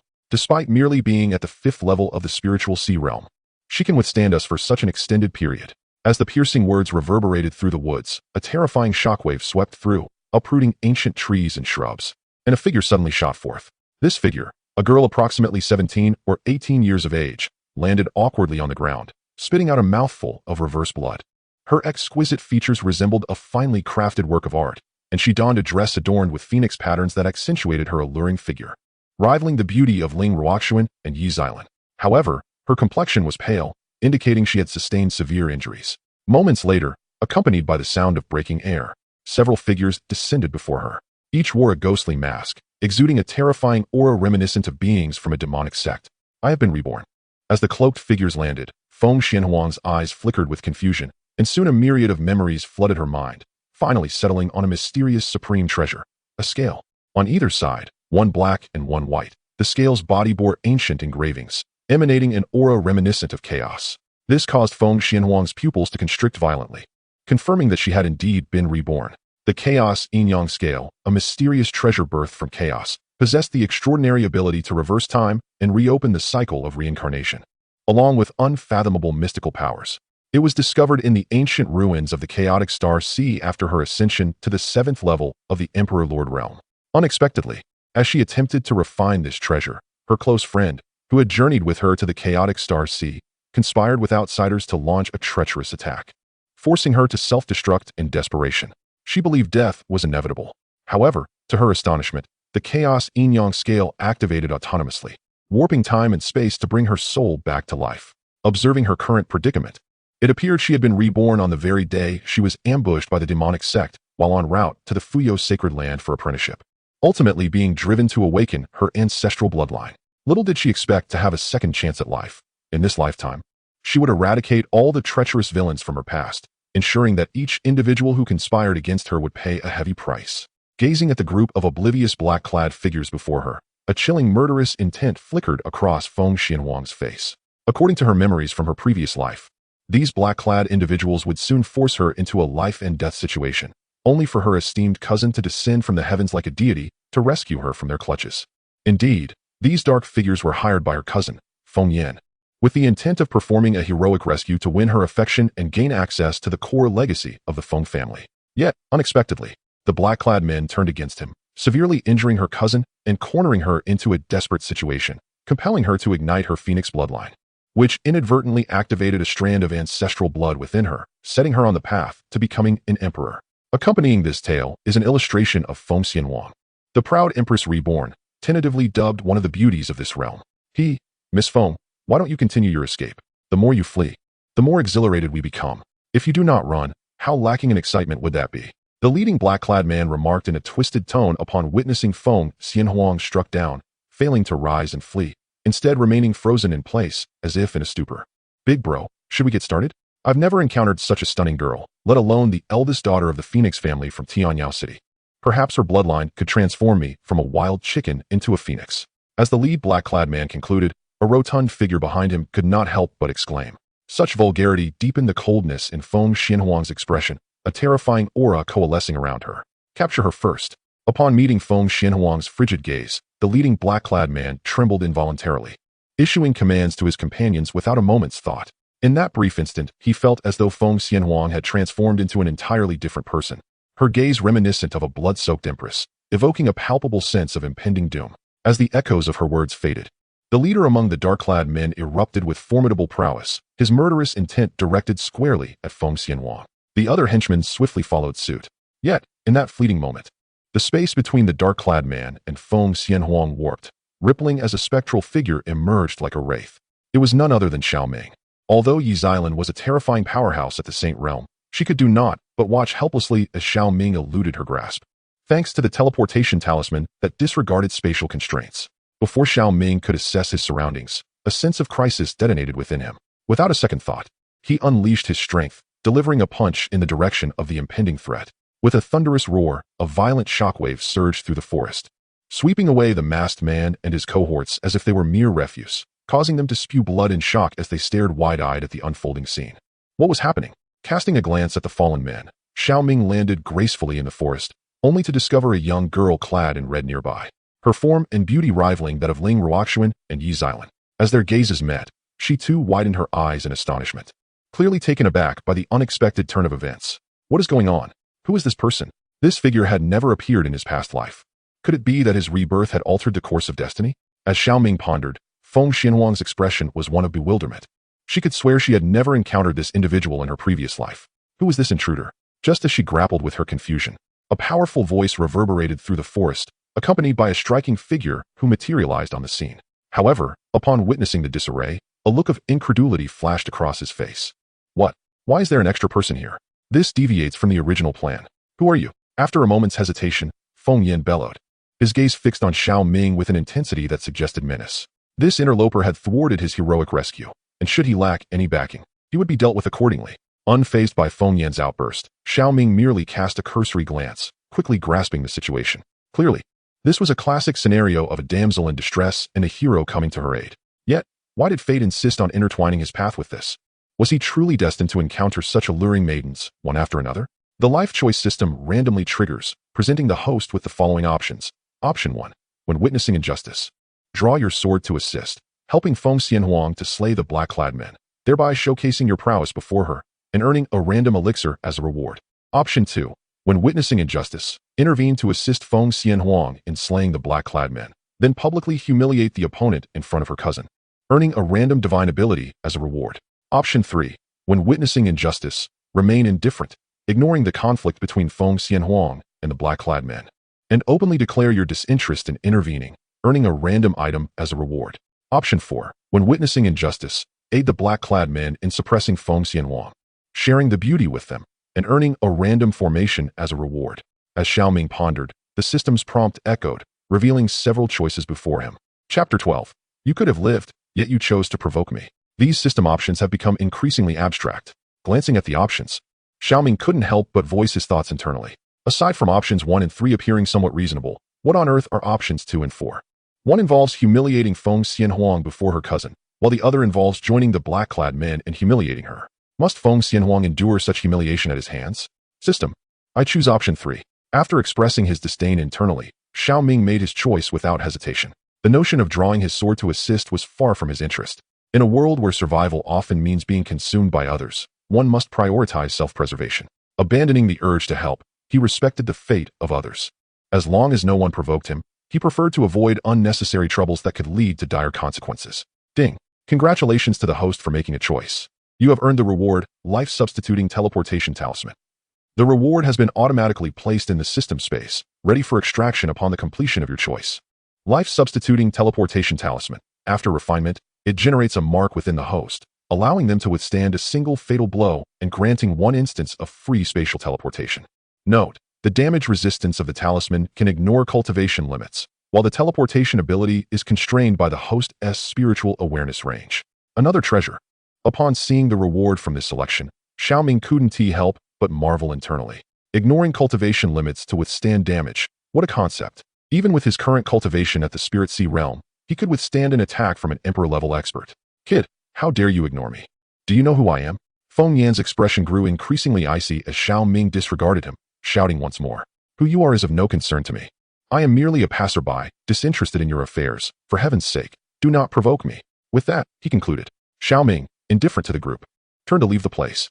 The sound of a completion prompt echoed in his ears, igniting a thrill within him. With the unclaimed eye of truth still at hand, he was poised to inherit 2 system rewards simultaneously. Once he joined the Fuyao sacred land, the Emperor's banner would also be inherited effortlessly, making it nearly impossible for him to remain grounded. How dare you strike me and then attempt to flee? Do you think the 5 tiger generals of the Ghostblade Demon sect are mere pushovers? Just as Xiao Ming contemplated his departure, the chubby figure among the 5 cloaked individuals suddenly erupted with boastful bravado. Before the leader could issue a command, the chubby one charged forward, emanating an aura that suggested he would not allow Xiao Ming to escape without a fight today. Xiao Ming's brow furrowed slightly. He had witnessed many eager for death, but never had he encountered one so keen on claiming the title of first.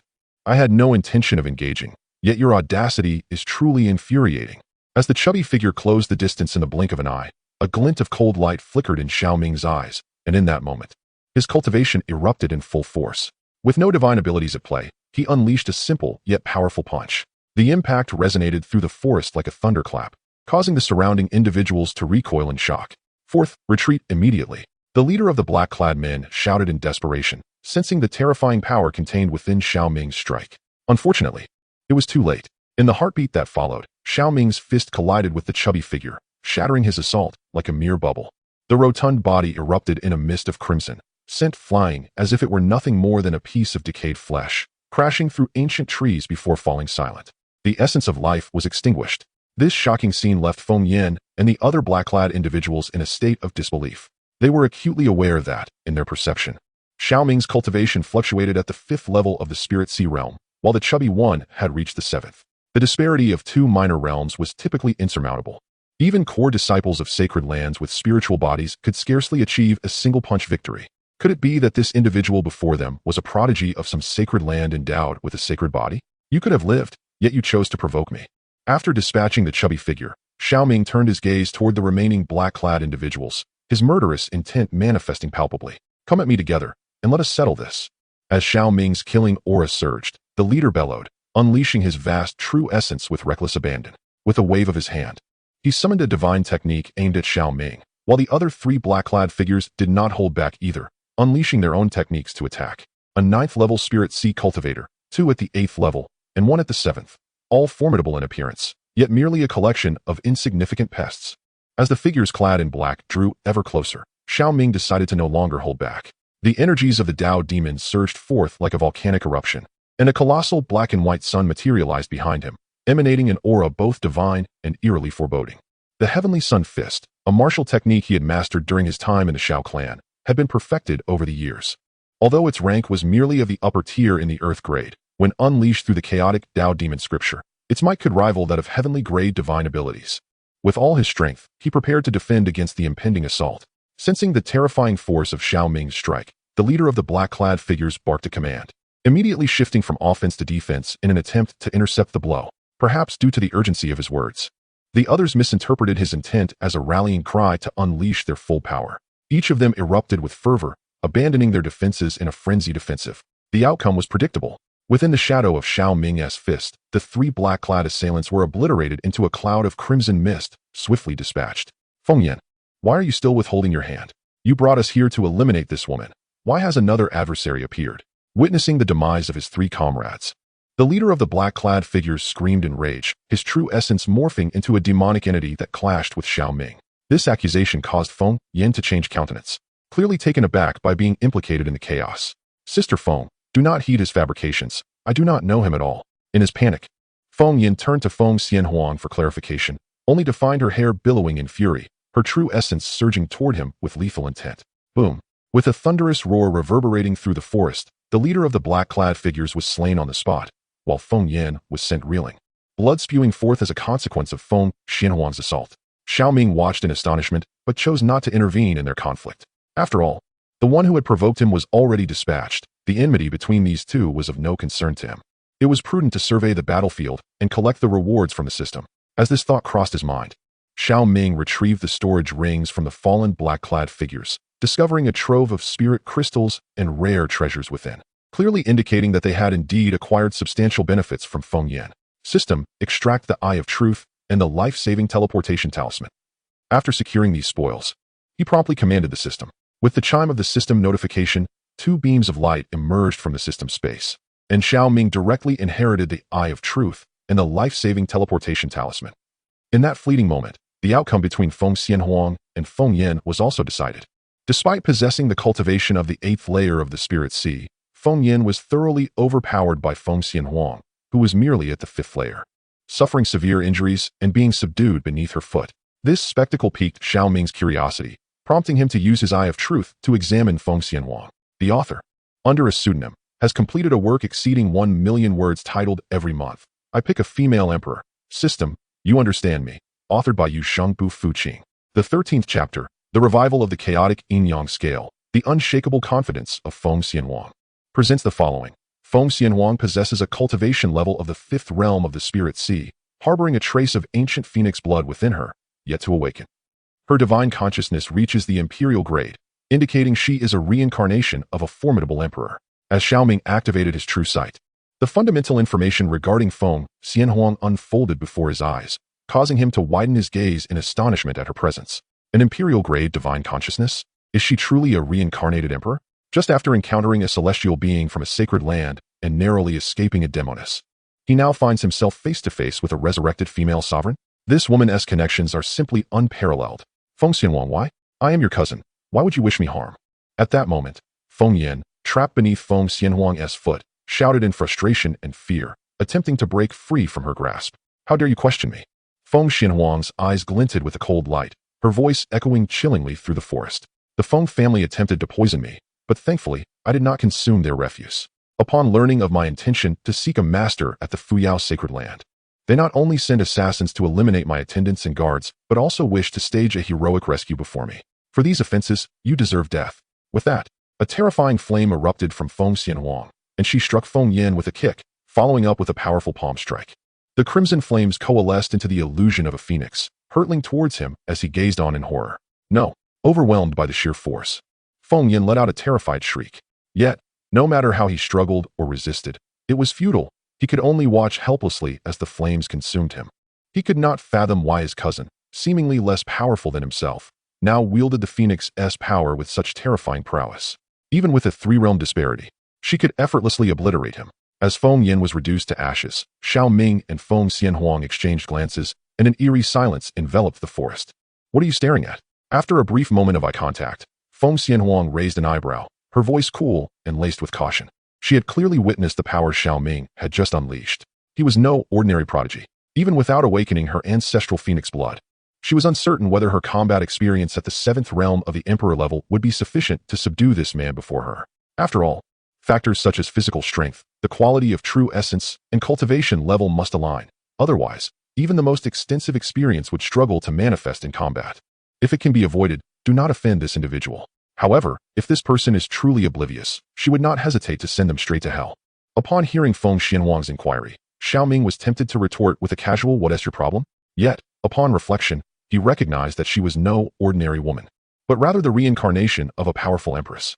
The extent of her combat prowess remained uncertain, thus it would be prudent to avoid unnecessary provocation, especially since there was no existing grievance between them. After casting a glance at her, Xiao Ming deemed it unworthy to engage further and turned to leave. There was no need to approach her for camaraderie. A reincarnated empress typically exudes an air of haughty superiority, coupled with cunning and depth far beyond the ordinary. It is best to refrain from inciting her ire. Are you leaving? Noticing that Xiao Ming disregarded her and made to depart, Feng Xianhuang could not help but furrow her brow. She found herself quite curious about him. After all, the technique he had just displayed, along with his peculiar essence and unique constitution, had left her utterly perplexed. However, since he had not approached her for conversation, she could not bring herself to lower her own pride and initiate friendliness. Just as Xiao Ming was about to take his leave, the chaotic yin-yang scale within Feng Xianhuang's consciousness suddenly stirred to life, and a chilling voice reverberated throughout her mental space. Detection of chaotic body present. Physical strength exceeds that of the host. Would the host like to initiate binding for comparative analysis? With the utterance of this phrase, an overwhelming torrent of information flooded Feng Xianhuang's mind, leaving her astonished. The chaotic yin-yang scale, in addition to its ability to reverse time and initiate reincarnation, could also facilitate comparison using the duality of yin and yang. For instance, should the host be female, she would represent the yin pole, allowing the binding of surrounding male entities using the yang pole. A comprehensive strength comparison would be conducted monthly. The bound entities must possess a cultivation level no lower than that of the host, along with a talent rating above the saint level. The initial assessment would be carried out by the chaotic yin-yang scale. Should the host dispute the results, she may challenge the comparator. If victorious, she could utilize the complementary effects of yin and yang to replicate any aspect of the opponent, including but not limited to their constitution, techniques, or divine abilities. In the case of a life and death comparison, should she manage to defeat her opponent, she could inherit and absorb their entire cultivation. However, failure would necessitate compliance with a request from the victor, lest she suffer backlash resulting in a decline of her own cultivation level. Moreover, once the chaotic yin-yang scale has initiated a dual binding comparison, the host cannot unbind and rebind to a second subject unless she surpasses the current bound entity. Realizing the intricate capabilities of the chaotic yin-yang scale, Feng Xianhuang could not help but take a deep breath, for even as an empress, she had never encountered such a remarkable artifact. The ability to draw comparisons, replicate the physique, techniques, and supernatural powers of others, and even inherit and absorb their entire cultivation is utterly domineering. Indeed, if Xiao Ming were to witness this, he might exclaim in astonishment that such a comparison system has materialized. Does the host wish to bind the individual before you as a comparison subject? Just as Feng Xianhuang was momentarily lost in thought, the chilling voice resonated again, snapping her back to reality. The chaotic body. This individual possesses the supreme constitution of the myriad realms. Gazing at Xiao Ming, Feng Xianhuang's eyes flickered with determination. After a brief moment of hesitation, she resolved. Bind. What of the chaotic body? She is the reincarnation of an empress, well-versed in the future's grand events, with a trace of ancestral phoenix blood coursing through her veins, and the heritage of the ancient phoenix clan. With the advantages of time, place, and harmony on her side, how could she possibly be outmatched by a mere chaotic body? Hence, defeat was not an option. If she could overcome this chaotic body in the comparison, acquiring its chaotic attributes and techniques, she might ascend beyond the realm of the emperor in this lifetime. As her thoughts settled, the chaotic yin-yang balance resonated with a low hum, an intangible wave radiating from Feng Xianhuang, enveloping both her and Xiao Ming in an instant. Subsequently, a miniature version of Xiao Ming appeared on the positive tray of the balance, while a diminutive Feng Xianhuang materialized on the opposing negative tray. In the center of the balance, a small hourglass emerged, with sand cascading down like water, seemingly initiating a countdown. Strange, is something amiss? Why do I feel as though I am being watched? After the wave manifested, Xiao Ming furrowed his brow slightly. It feels as though something is scrutinizing him. Could it be that this empress harbors ulterior motives? With that thought, Xiao Ming fixed a piercing gaze upon Feng Xianhuang, his aura growing increasingly perilous.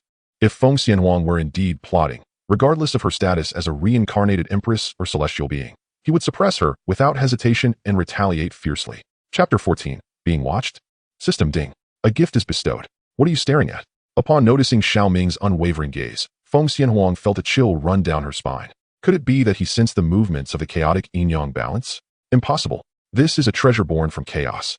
Even an emperor would find it difficult to detect its nuances. Did you do something to me? After a moment of silence, Xiao Ming inquired, causing Feng Xianhuang's pupils to contract slightly as she regarded him with uncertainty. Could it be that this individual truly perceives the actions of the chaotic yin-yang balance? No, that cannot be. If the other party truly possessed the ability to sense her, they would have rushed over to confront her rather than inquire casually. With this thought in mind, Feng Xianhuang furrowed her brows, a hint of perplexity crossing her face. I do not comprehend your words. Our cultivation levels are quite similar, and with several zhang separating us, what could I possibly do to you? As she spoke, Feng Xianhuang took the initiative, suddenly shifting the conversation. However, you have been glaring at me with such intensity. I am curious as to what your intentions might be. Upon hearing her words, Xiao Ming's lips twitched slightly. What did she mean by glaring? That was merely a vigilant appraisal. As a man traversing the wilderness, the dangers he faced were manifold. Just recently, he had been embraced by a fairy, and though he felt a pang of conscience about losing his purity, he had nearly fallen prey to a ravenous demoness from the devil's sect. Now, encountering this reincarnated empress, did he not need to exercise caution? Who could ascertain her thoughts regarding him? System, was there something sinister targeting me just now?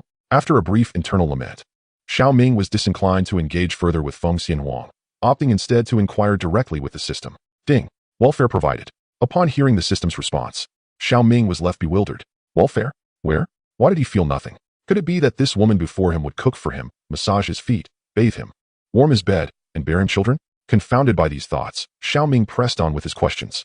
Unfortunately, the system began to feign silence, which left him feeling somewhat dispirited, leading him to dismiss any further suspicion. A mere glance at Feng Xianhuang was all he afforded her before he prepared to head toward the Fuyo sacred land. Wait, do you intend to go to the Fuyo sacred land? Just as Xiao Ming turned to leave, Feng Xianhuang suddenly called out to him, causing him to glance back in confusion.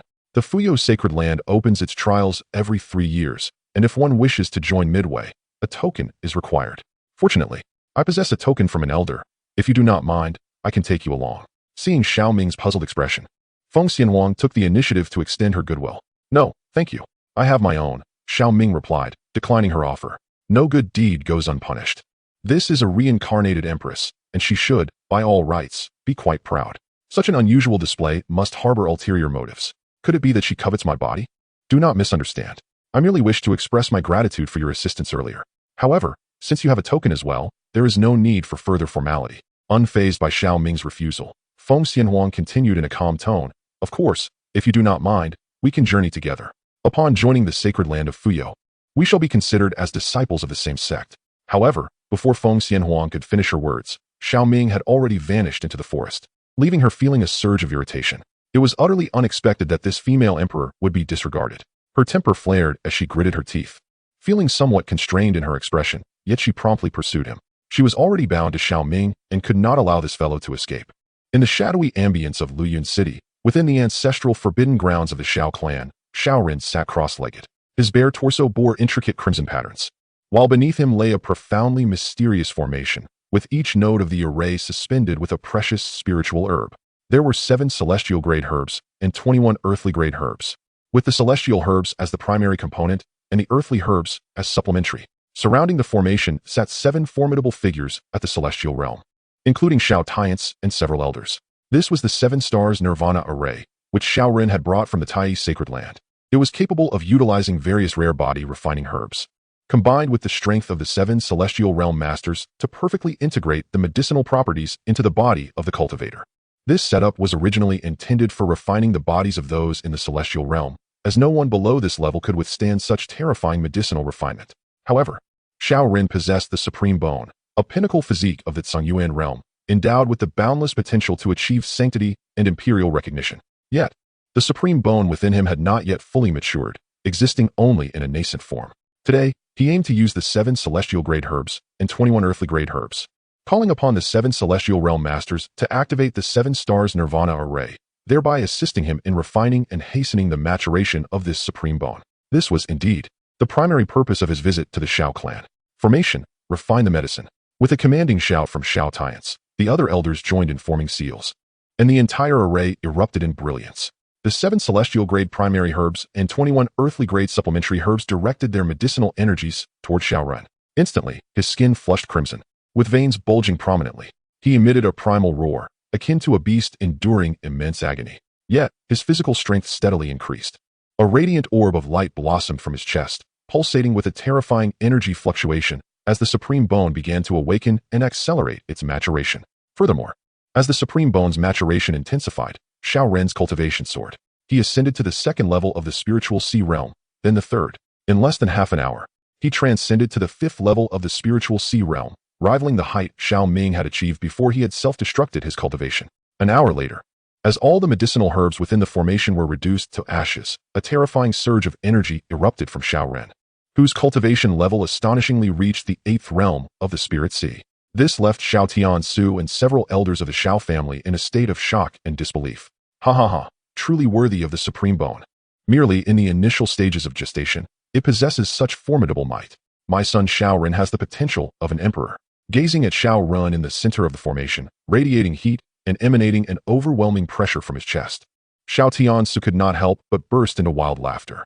In his lifetime, he lacked the potential to become an emperor, but he had given birth to such a remarkable son. As long as Xiao Ren could attain sainthood and prove himself as an emperor in the future, he, as the father, would also soar to great heights. Let alone merely entering the realm of sainthood, even the realm of the sacred king could be within reach. Is this what the supreme bone bestows? Ha ha ha. From this moment forth, I shall reign over the world and make all saints tremble with fear. Feeling the power surging within him, which was exponentially stronger than before, Xiao Ren trembled with excitement, eventually succumbing to a fit of wild laughter. Of course, the saints he spoke of were not merely the various powerful beings of the sacred realm, but rather the sons and daughters of the saints from the eastern domain.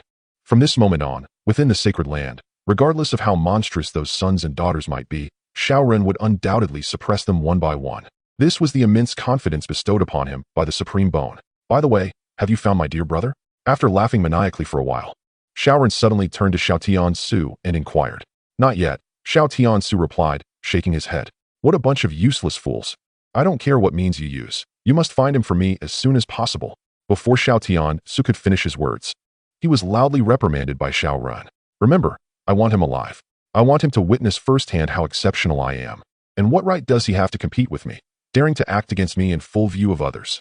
A few days prior, Xiao Ming had attacked him in the hall, which was a profound humiliation in his life. Even if the other party became a cripple, he must cleanse this shame. Chapter 15. Is it too much to ask for me to be your furnace? Ahead lay the mountain gate of the Fuyao sacred land.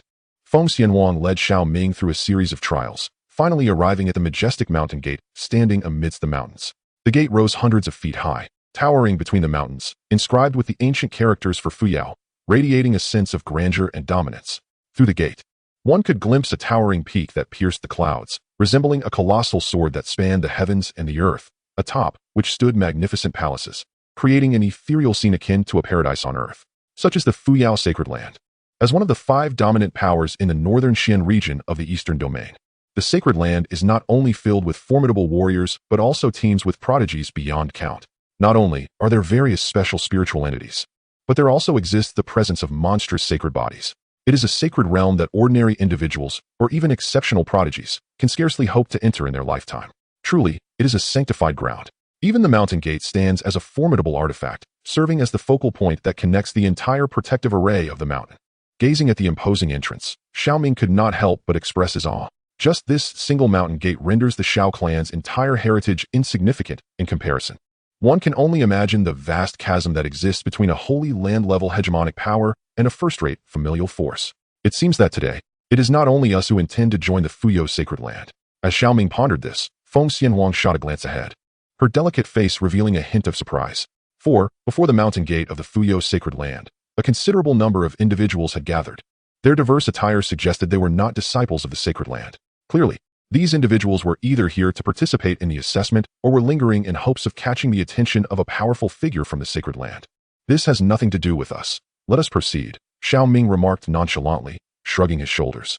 At this moment, he was solely focused on entering the Fuyo sacred land as swiftly as possible, aspiring to become a little genius under the protection of a powerful faction, allowing him a period of safe development. Once he had matured, he would settle the scores with the Xiao clan and that particular younger brother of his. Wait. Just as Xiao Ming was about to approach the mountain gate, Feng Xianhuang suddenly called out to him, leaving Xiao Ming somewhat perplexed. Your strength is formidable, and your physique is quite unique. Thus, I wish to engage in a contest with you. A contest? At Feng Xianhuang's words, Xiao Ming was momentarily taken aback, utterly bewildered by the sudden interest of this reincarnated empress. Could it be that witnessing him effortlessly slay several demonic beasts and easily dispatch those cloaked figures had left her feeling somewhat overshadowed, prompting her to seek a proper challenge against him? The entrance examination for the Fuyo sacred land involves ascending the Fuyo heavenly ladder, which embodies various elemental forces capable of testing an individual's strength and perseverance. Those who ascend beyond 500 steps exhibit the form of a Dharma manifestation. Those who surpass 600 steps possess the potential for rebirth, and those who exceed 700 steps are deemed to have the capacity to transcend the heavens. Following this progression, breaking through 800 steps offers a chance to attain sanctification, while surpassing 900 steps may lead to becoming a holy king. The Fuyo heavenly ladder consists of a total of 1,100 rungs, and today we shall witness who can venture the farthest in this assessment. With that, Feng Xianhuang fixed her intense gaze upon Xiao Ming, a surge of fierce combat spirit illuminating her countenance. As the saying goes, to know oneself and one's opponent is the key to victory in every battle. Although she is a reincarnated empress, Xiao Ming is a being of chaotic origin. Even if he is a novice in cultivation, lacking the profound insights of an emperor-level powerhouse, he remains among the pinnacle of the Tsungyuan realm. Thus, seizing this opportunity to gauge Xiao Ming's capabilities would undoubtedly bolster her confidence for the forthcoming competition. Not interested, Xiao Ming replied. A look of indifference etched across his face. Regarding the assessment methods of the sacred land of Fuyo, he had already gathered some insights while at the Xiao family. Throughout history, those capable of surpassing the 900 steps are indeed rare, each one of them capable of stirring the entire sacred land. Only 3 individuals have ever broken the 1,000-step barrier: the 3rd sovereign of the sacred land of Fuyo, the 11th sovereign, and a prodigy from the imperial family. Given his qualifications and potential, reaching the pinnacle should not pose a significant challenge. It merely hinges on his desire. Do you not wish to discover the extent of your own limits? Upon hearing Xiao Ming's response, Feng Xianhuang grew flustered. I have no interest. Even if I were to know, what would it change? The road ahead will not be smooth simply because of this knowledge, and the limits one perceives may not signify the endpoint. Thus, it is more prudent to advance step by step, diligently focusing on mastering each current step. That is what we should pursue for now. Xiao Ming, dismissing her words with a wave of his hand, replied nonchalantly. Then let us make a wager. Should you manage to defeat me, I shall grant you a secret technique of the sacred king. However, if you lose, you must assist me in my cultivation henceforth. Upon hearing Xiao Ming's proposition, Feng Xianhuang was taken aback, alarmed at the audacity of offering a sacred king-level secret technique as bait. Staring at her in disbelief, a perplexed expression crossed his face. Assist your cultivation? Are you suggesting I serve as your cauldron? That request seems rather excessive. A mere sacred king-level secret technique seems insufficient. Although I have lost my primordial essence, I still possess some principles. You cannot expect me to sell myself for such a trivial offer. At the very least, you must add another technique. I am not asking you to serve as a cauldron. What are you thinking? My intention is for you to accompany me in sparring and understanding divine abilities once you join the sacred land of Fuyo. Feng Xianhuang responded, her lips twitching slightly, revealing her frustration. It turned out she was not seeking a cauldron after all. Hearing her clarification, Xiao Ming's enthusiasm waned. While this reincarnated empress radiated a somewhat haughty demeanor, her physique and visage were indeed remarkable. If he could secure her as a cauldron, cough cough, ding. The life choice system has been randomly triggered, allowing the host to make the following selections. Option 1. remain unperturbed and once again refuse Feng Xianhuang, regardless of the conditions she proposes, and stubbornly decline to compete, earning a random secret technique as a reward. Option 2. Take advantage of the situation, refuse Feng Xianhuang while asserting that her conditions are insufficient, insisting that she must spend a night with him, earning a random medicinal pill as a reward. Option 3. Confident of victory. Agree to Feng Xianhuang's challenge and ensure a win in the contest, earning a random spiritual item as a reward. Option 4. Show disdain, refuse Feng Xianhuang's challenge, declaring her unworthy of competing unless she kneels and begs, earning a random formation technique as a reward. As the heart sank within, accompanied by the sound of the system prompt, several options materialized before the eyes. Chapter 16. The original flame, lured by the bounty of the Xiao family's wanted notice. System. I choose option 3. With a brief glance at the system's choices, Xiao Ming made his decision without hesitation. As the saying goes, one should never refuse free benefits. This time, all he needed to do was win against Feng Xianhuang. With the Sacred King's secret method at hand, along with the system's rewards, it was truly a double gain. Ding. Congratulations, host, you have made a choice and received the reward, Original Flame. The reward has been automatically placed into the system space, ready to be extracted and inherited with a single click upon completion of the selection. Original Flame, a mysterious flame born from the chaotic void, possessing the ability to devour all kinds of exotic flames in the world and continuously evolve by inheriting their attributes. Another marvelous item has been unveiled. Upon seeing the treasure he had obtained this time, Xiao Ming felt elated. The ability to consume all kinds of exotic flames and inherit their attributes was indeed remarkable. Coupled with the life-replacing teleportation talisman he had received earlier, this empress truly brought forth good fortune. All right, I accept your challenge. However, do not back out if you lose. I can be quite persistent. In high spirits, Xiao Ming readily agreed. Such audacious words caused Feng Xianhuang's brow to darken. She did not expect him to be so arrogant. Since you possess such confidence, let me see where your limits lie. With that, Feng Xianhuang proceeded towards the sacred land of Fuyao, and after a hearty laugh, Xiao Ming followed suit. Ha ha ha, brother Wang Xian, what a surprise to encounter you here. Could it be that you, too, have caught the attention of an elder from the sacred land of Fuyao and received a token to undergo the assessment? Ha ha. It is indeed the renowned MOU from Moyang City. I never expected to meet you here. I am favored by Elder Zhou Tianlin from the Array Peak. But unfortunately, Elder Zhou had urgent matters to attend to at the Tianbao Mall and could not personally escort me into the sacred land of Fuyao. Hence, he bestowed upon me the token for the assessment. What a coincidence. It seems we shall compete once more. As Xiao Ming and Feng Xianhuang approached the mountain gate, flattery from other prodigies began to echo around them. Nearby, many talented individuals lingered, hoping to ride on the coattails of their trial spots, leading to a wave of insincere mutual praise. This left Xiao Ming somewhat astonished.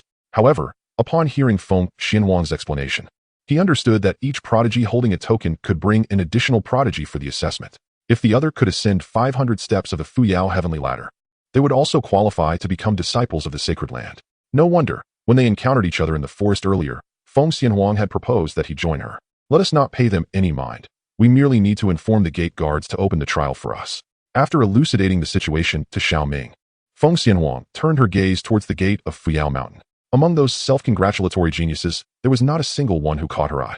The truly powerful individuals are often solitary and aloof, while those who engage in flattery typically lack true strength. Ah, that person looks remarkably familiar. Goodness, is that not the little princess of the Phoenix family from Tianyao City? It is said that the purity of her Phoenix bloodline reaches an astounding 97%, granting her a certain likelihood of awakening the ancient Phoenix bloodline. To her surprise, she has come to participate in the assessment at the Fuyao Sacred Land. Is it truly her? Rumor has it that at the tender age of 18, she has already reached the 5th level of the Spirit Sea realm, rivaling some of the inner disciples of the sacred grounds. Who is the man beside her? He also seems familiar. As Xiao Ming and Feng Xianhuang drew ever closer, they garnered considerable attention from numerous prodigies. When the crowd's gaze converged upon Xiao Ming, someone appeared to recall something significant, unable to suppress a sharp exclamation. Goodness, it is he, the traitor of the Xiao family, currently being pursued by Luyan City, and the brother of the one who is expected to become the saint son of Tianjian Peak at Tai Sacred Land. I have seen his wanted poster. Upon this revelation, the expressions of the crowd shifted dramatically, all eyes turning towards Xiao Ming. His demeanor darkened. Indeed, the Xiao family was truly seeking him. However, he had not anticipated that this news would spread so widely in just a few days, reaching even the prodigies attending the Fuyao Sacred Land assessment. It is worth noting that Fuyao Sacred Land is situated tens of thousands of miles away from the Xiao family, indicating that the Xiao family must have invested a significant bounty this time. What? He is Xiao Ming. The one who attempted to violate his own cousin and frame his younger brother, and after his misdeeds were exposed, had the audacity to commit violence right before the Xiao family head, who subsequently stripped him of his powers. Yet, unexpectedly, this fellow had retained a hidden card, using a spatial teleportation talisman to escape. Who would have thought he would appear before the gates of Fuyao's sacred land? Could it be that he too wishes to partake in the entrance examination of Fuyao's sacred land? Following the explosive revelation from that prodigy, another informed individual began to divulge sensational details, causing Feng Xianhuang's expression to grow increasingly peculiar. Violating his own cousin, framing his younger brother, and having his powers stripped. She was unsure of the truth behind the first two accusations. However, the claim of having his powers taken away was utterly preposterous. She had witnessed Xiao Ming emerge from the spatial teleportation and immediately repel several Spirit Sea realm experts with a single punch. He hardly resembled someone whose powers had been stripped. Fellow brothers, let us take action against him. The Xiao family has indeed put forth a substantial bounty. Anyone who can provide information leading to Xiao Ming's capture shall receive a mid-tier spiritual treasure. If anyone can actually apprehend Xiao Ming, they shall be rewarded with a high-tier spiritual treasure, in addition to 1,000,000 spirit crystals. As Feng Xianhuang marveled at the unfolding events, another astute individual became fervently excited, greedily fixating on Xiao Ming. A high-tier spiritual treasure. This is indeed a treasure that even the most formidable beings would covet. Not to mention the enticing reward of 1,000,000 spirit crystals that accompanies it. Should one manage to apprehend this traitor from the Xiao family, would they not ascend to unparalleled heights? Young man, bring it to me at once. While some are still shouting fervently, others have already taken action. The individual referred to as Wang Xian has unleashed his formidable cultivation and charged towards Xiao Ming, reaching out to grasp him. The aura emanating from him has astonishingly reached the 6th level of the Spirit Sea realm. Ha ha ha, brother Wang Xian, it is rather unethical to hoard such glory for oneself. Allow me to handle this one. Another prodigy, known as Mou, has also joined the fray, his own powers similarly reaching the 6th level of the Spirit Sea realm. Yet, in the next moment, as the two approached within a yard of Xiao Ming, a glint of coldness flashed in Xiao Ming's eyes. He raised his hand and unleashed a punch towards the duo. With a thunderous roar, Wang Xian and Mou emitted agonized cries, their bodies hurtling backwards like discarded refuse. Their arms twisted and shattered, their chests caved in, blood gushing from their mouths. They plowed through the ground, leaving a deep trench, and after a few convulsions, fell silent. The scene abruptly descended into a chilling stillness. All present gazed at Xiao Ming with expressions of horror and disbelief, as if they had been rendered mute. Their eyes wide in shock. To think that he could annihilate two prodigies with a single punch. Could this truly be what it means to have one's cultivation nullified? Is there a misunderstanding regarding the Xiao family's so-called invalidation of cultivation? And who else dares to challenge? With a cold glance at the two fallen prodigies lying lifeless on the ground, Xiao Ming cast a chilling gaze at the remaining individuals, the oppressive aura forcing many to step back, silencing them completely. Yet, Xiao Ming had no intention of letting these individuals off easily. His gaze locked onto the loudmouth who had been boasting moments earlier. Was it you who shouted? Thud. Father, I was blind and disrespectful. I implore you to show mercy. Without a moment's hesitation, the loudmouth knelt before Xiao Ming, repeatedly bowing his head. However, before Xiao Ming could respond, a voice echoed at the mountain gate, accompanied by a terrifying surge of pressure. Who dares to cause a disturbance at the gates of the Fuyo sacred land? The voice boomed like thunder, as two figures descended like deities, each exuding a fearsome aura that reached the 9th level of the Spirit Sea realm. Astonishingly, they appeared to be no older than 20, leaving the gathering of prodigies in awe. Even the guarding disciples displayed such formidable talent and cultivation. Indeed, it is no surprise that the sacred land of Fuyao stands among the 5 great dominions of the northern Xin realm. The two esteemed guardians confront this individual, this notorious traitor sought by the Xiao family of Luyan City. Not only did he commit unspeakable acts against his own kin, ensnaring his brother in a web of deceit, but he also dared to inflict harm upon others at the very gates of the sacred land. The two fallen figures were prodigies who had received tokens of the sacred land, come to undergo their assessment, only to be struck down by his fist. Witnessing the two guardians, the man who had just knelt before Xiao Ming hurriedly rolled forward, his excitement palpable as he cried out as if the two guardians were his long-lost parents, nearly rushing to embrace them. This unexpected display left the onlookers stunned, causing Xiao Ming's expression to darken. Who would have thought this fool would dare to provoke them? You actually had the audacity to kill those who bore tokens and came to be assessed by the sacred land? Such audacity is remarkable. Under the uproar of this fool, the two guardians turned their gaze toward Xiao Ming, their demeanor shifting to one of palpable danger. They could dismiss the Xiao family's bounty, but to kill those who came for an assessment at the gates would be a blatant affront to the sacred land. Should they fail to act, the higher-ups of the sacred land would be incensed. With this thought, the two guardians stepped forward, their formidable cultivation at the 9th level of the Spirit Sea realm erupting in a terrifying wave of pressure that bore down upon Xiao Ming. The oppressive aura was far more intense than that of the black-clad man they had encountered mere hours prior. Wait, we are also here for the assessment. Just as the two guardians were about to strike, Feng Xianhuang furrowed her brow and produced a token. Is that the Elder's token? Upon seeing the token hovering in the air, the two guardians' expressions momentarily froze, but they quickly responded coldly. This token is a verification of your assessment from an elder of the sacred land, but it cannot shield the other participant you brought with you. Is that sufficient? Before the guardians could finish their retort, Xiao Ming casually produced a jade pendant, unleashing a terrifying pressure that surged forth. Is that the azure snow pattern jade? This is the token of the Peak Master. Upon seeing the pendant inscribed with the character Ling, the guardians gasped in shock, their eyes wide with disbelief as they regarded Xiao Ming. This man was evidently a prodigy favored by one of the Peak Masters of the sacred land. The inscription on the pendant likely belonged to the Peak Master of the Yunnu Peak. Since the young master is esteemed by the Peak Master of Yunnu Peak, it is only fitting to punish these rogues. After a moment of astonishment, the two guardians immediately clasped their hands in respect. Although they were perplexed as to why the Peak Master of Yunnu Peak would bestow a token upon a man, there was no doubt that this individual was not one they could afford to offend. Father, moments ago, my son exhibited a bout of rebellion. However, I assure you, it was not intentional, merely a jest. Just now, the coward, having stealthily approached the two guards, turned pale upon overhearing their conversation and immediately scrambled towards Xiao Ming, crying out in desperation, "Get lost!" Yet, before he could grasp Xiao Ming's leg to plead for mercy, he was unceremoniously kicked 10 paces away, spewing forth a mouthful of blood, and perished on the spot. This shocking scene left the surrounding elite individuals utterly aghast. Young Master Xiao, I was blind to your greatness. I shall now self-destruct an arm to apologize. Upon witnessing Xiao Ming's icy glare, the other ruffians who had instigated the chaos all turned pale and began to mutilate themselves in a frenzy. One arm is not enough. Hearing such words, Xiao Ming revealed a sinister smile, his form blurring into an afterimage in that instant. To barter with the Xiao family for rewards, one must not leave their life behind. Lord, save us. As Xiao Ming charged forth, they screamed in terror. However, the two guards of the sacred land remained unmoved, and in mere moments, these individuals met their demise at Xiao Ming's hands. This spectacle sent a chilling wave through the onlookers. We would appreciate your assistance in commencing the entrance trial of the sacred land. Paying little heed to the bystanders, Xiao Ming addressed the two gatekeepers. I shall borrow your tokens for a moment. The two guards, displaying a courteous demeanor, complied, allowing the tokens to drift towards Xiao Ming and Feng Xianhuang without further pleasantries. Heaven and earth, rise with the winds. Disciple Li Tianke and disciple Su Bufan, in our capacity as guardians of the sacred gate, beseech the esteemed master to activate the ascending ladder of Fuyao to welcome extraordinary talents from across the realm. As the tokens floated before them, the guards' expressions turned solemn, and they unleashed their cultivation to inscribe a seal. A finger descended upon the tokens, which then erupted in radiant light, simultaneously merging into the mountain gate. Suddenly, the sacred gate trembled, a terrifying aura sweeping across the heavens and earth, distorting the void within. An ethereal ladder, shrouded in mist and seemingly endless, materialized before Xiao Ming and his companions.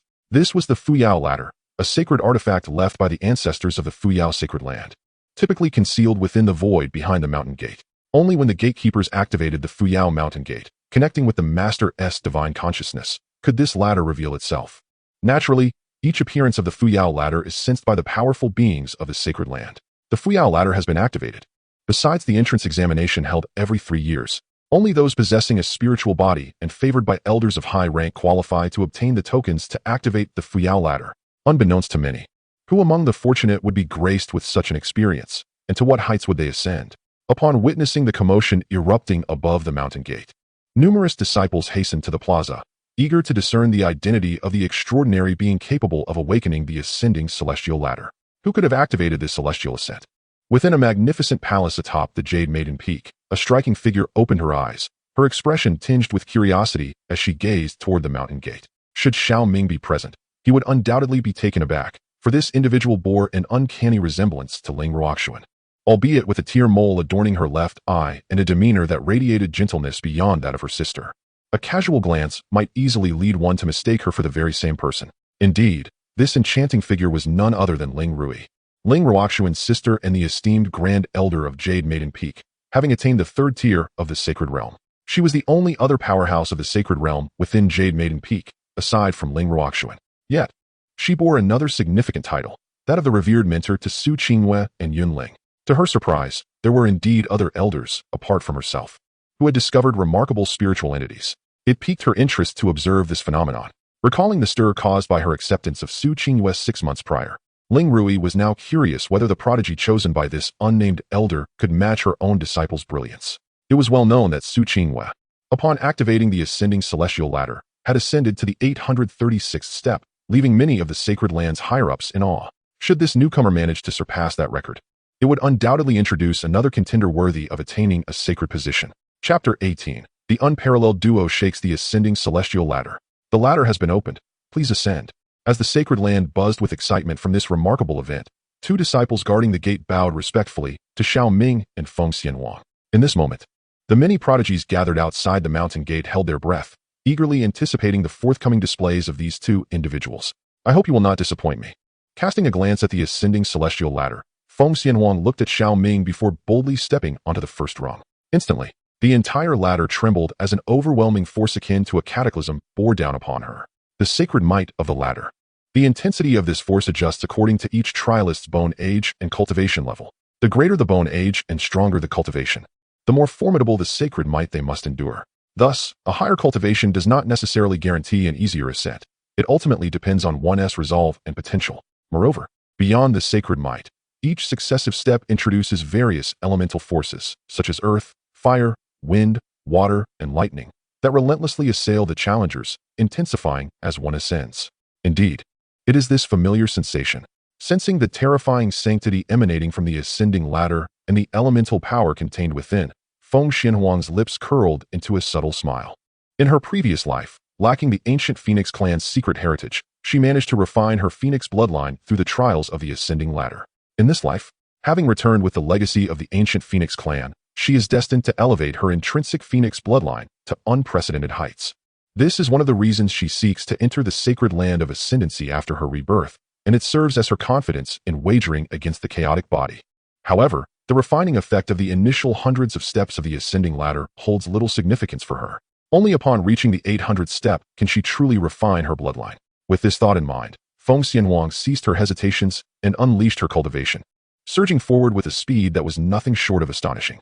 So it is that the ascending ladder, besides assessing disciples, also possesses the ability to temper one's physique and refine true essence. No wonder this empress dares to gamble against me. A glance at the ascending ladder and Feng Xianhuang allowed Xiao Ming to discern the underlying truths. Yet, he was no ordinary prodigy. Even if faced with a reborn empress capable of awakening the ancient Phoenix bloodline, defeating him would not be a simple endeavor. With this realization, Xiao Ming too shed any reluctance and ascended the ladder, mirroring Feng Xianhuang's unstoppable momentum as they surged towards the clouds above. Goodness, they have begun their ascent. How rapid, how fierce. Where did these 2 prodigies emerge from? They hardly paused as they traversed the initial hundreds of steps. My goodness, they have already crossed the 600th step. I nearly squeezed my very essence out to barely reach that point, yet they soared past it effortlessly. Hiss, they are at the 700th step now. They are even more formidable than Su Qingyue from half a year ago. Are they truly on the verge of challenging the 900th step together? Witnessing Feng Xianhuang and Xiao Ming advance in a ghostly manner towards the cloud-covered summit of the ladder, the numerous disciples within the sacred land were invigorated as if they had received an adrenaline rush. Some daring souls even began to place bets in the square, wagering on whether Feng Xianhuang and Xiao Ming could surpass the 900th step and what heights they might ultimately achieve. Amidst the astonishment and disbelief of the crowd, neither Feng Xianhuang nor Xiao Ming paid them any heed, withstanding the sanctity of the ascending ladder and the onslaught of elemental power. The 2 surged into the 800th step in less than a quarter of an hour, inciting another wave of commotion both inside and outside the sacred land. Goodness, they have reached the 800th step. Both possess the potential for sanctity. The sacred land is about to give rise to a dragon. Witnessing this scene, the disciples in the square were filled with fervor, oblivious to the fact that it was the 2 of them who were ascending. Are you starting to struggle? Xiao Ming teased as he caught up with Feng Xianhuang, noticing her complexion reddening from the pressure she was enduring. The 800th step, a pivotal threshold. The sacred might and elemental power that one must endure are several times stronger than that of the 799th tier. For some spiritual entities, this is a rather daunting trial. However, for his chaotic body, this level poses little pressure. Rest assured, as long as you are not faltering, I shall not falter either. Upon hearing this, Feng Xianhuang replied with a faint tone, seemingly possessing absolute confidence in her own bloodline. Is that so? Then I shall await the spectacle. Observing Feng Xianhuang's haughty demeanor, Xiao Ming resolved to escalate the challenge. erupting with his cultivation to ascend rapidly.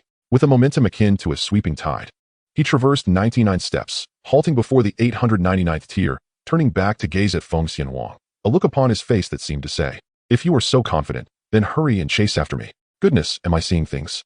This fellow actually crossed 99 tiers in one go. And he appears to be under no strain at all. Is he a monster? This young man undoubtedly possesses the potential of a sacred king. From which lineage does this prodigy hail? Why has he stopped? He should ascend to the 900th tier. I have wagered 1,000 spirit crystals. Though he possesses the prowess to leave everyone behind, he stands there, waiting and looking back. Is he trying to encourage that girl? Indeed, they are a pair. I envy such affection. As Xiao Ming stood at the 899th tier, an uproar erupted once more in the Mountain Gate Plaza, with many female disciples captivated by him.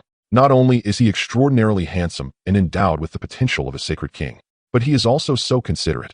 He is truly the man of dreams. What is he trying to show off? Upon seeing Xiao Ming's figure ahead and hearing the cheers from the plaza, Feng Xianhuang felt a surge of irritation.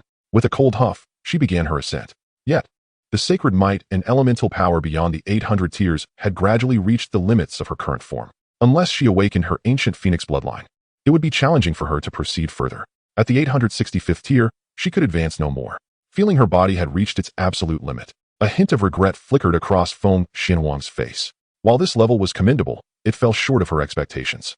However, upon the awakening of her ancestral phoenix bloodline, she possessed numerous means to solidify her foundation. With this thought, Feng Xianhuang ceased to hold back, forming a seal with her hands. The bloodline within her, refined by the ascending ladder, underwent a qualitative transformation akin to a volcanic eruption at that moment, accompanied by a resounding phoenix cry that echoed through the void. A phoenix apparition soared forth from her body, an overwhelming pressure sweeping across the heavens like a tempest. The surrounding spiritual energy of heaven and earth surged wildly, while the ascending ladder trembled violently. In an instant, Feng Xianhuang's hair transformed into a fiery crimson hue, and an ancient rune materialized upon her brow, her cultivation aura surging wildly amidst these fluctuations. 6th level of the Spirit Sea Realm. 7th level of the Spirit Sea Realm. 9th level of the Spirit Sea Realm. With a momentum akin to a raging torrent, Feng Xianhuang's cultivation reached the 9th level of the Spirit Sea Realm, ultimately being forcibly suppressed at this tier by an external force. Such an enigmatic transformation immediately sent tremors through the sacred land of Fuyao. Even numerous ancient beings within the sanctum abruptly opened their eyes, rising from their coffins in astonishment. What is happening? Is this a return of the bloodline? The might of the ancient phoenix? How could a prodigy of the phoenix lineage appear within the sacred land of Fuyao? As their hearts filled with astonishment, many powerful figures gazed through the void, their eyes drawn to the skies above the mountain gate, some even contemplating exiting their seclusion to seize this extraordinary individual. After all, possessing the ancestral bloodline of the ancient phoenix, should this person not perish, they would undoubtedly possess the potential to attain the status of an emperor. However, in the next moment, a fierce and malevolent will surged from deep underground, seemingly yearning to devour this strand of ancestral phoenix bloodline.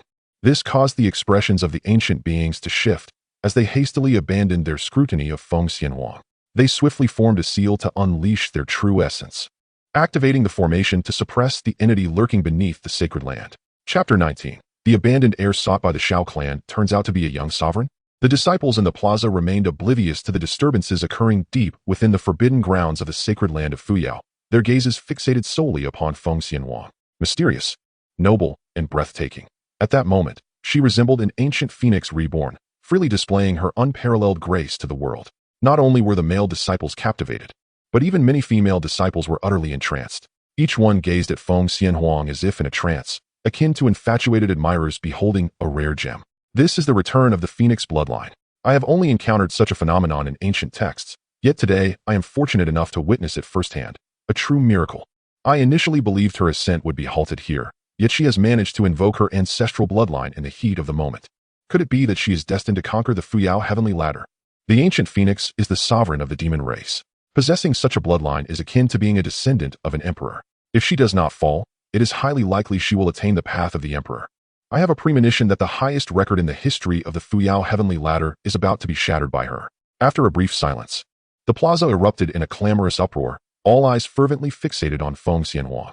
There was admiration, envy, fervor, and jealousy, regardless of the emotions swirling within. Feng Xianhuang undoubtedly stood as the most radiant presence in the arena, even overshadowing Xiao Ming, who walked ahead of her.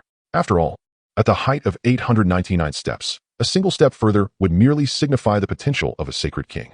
For Feng Xianhuang, who has awakened the ancient phoenix bloodline, the 800 steps are merely a trivial threshold to traverse at will. Only the heights exceeding 1,000 steps would serve as the true limit of her current assessment.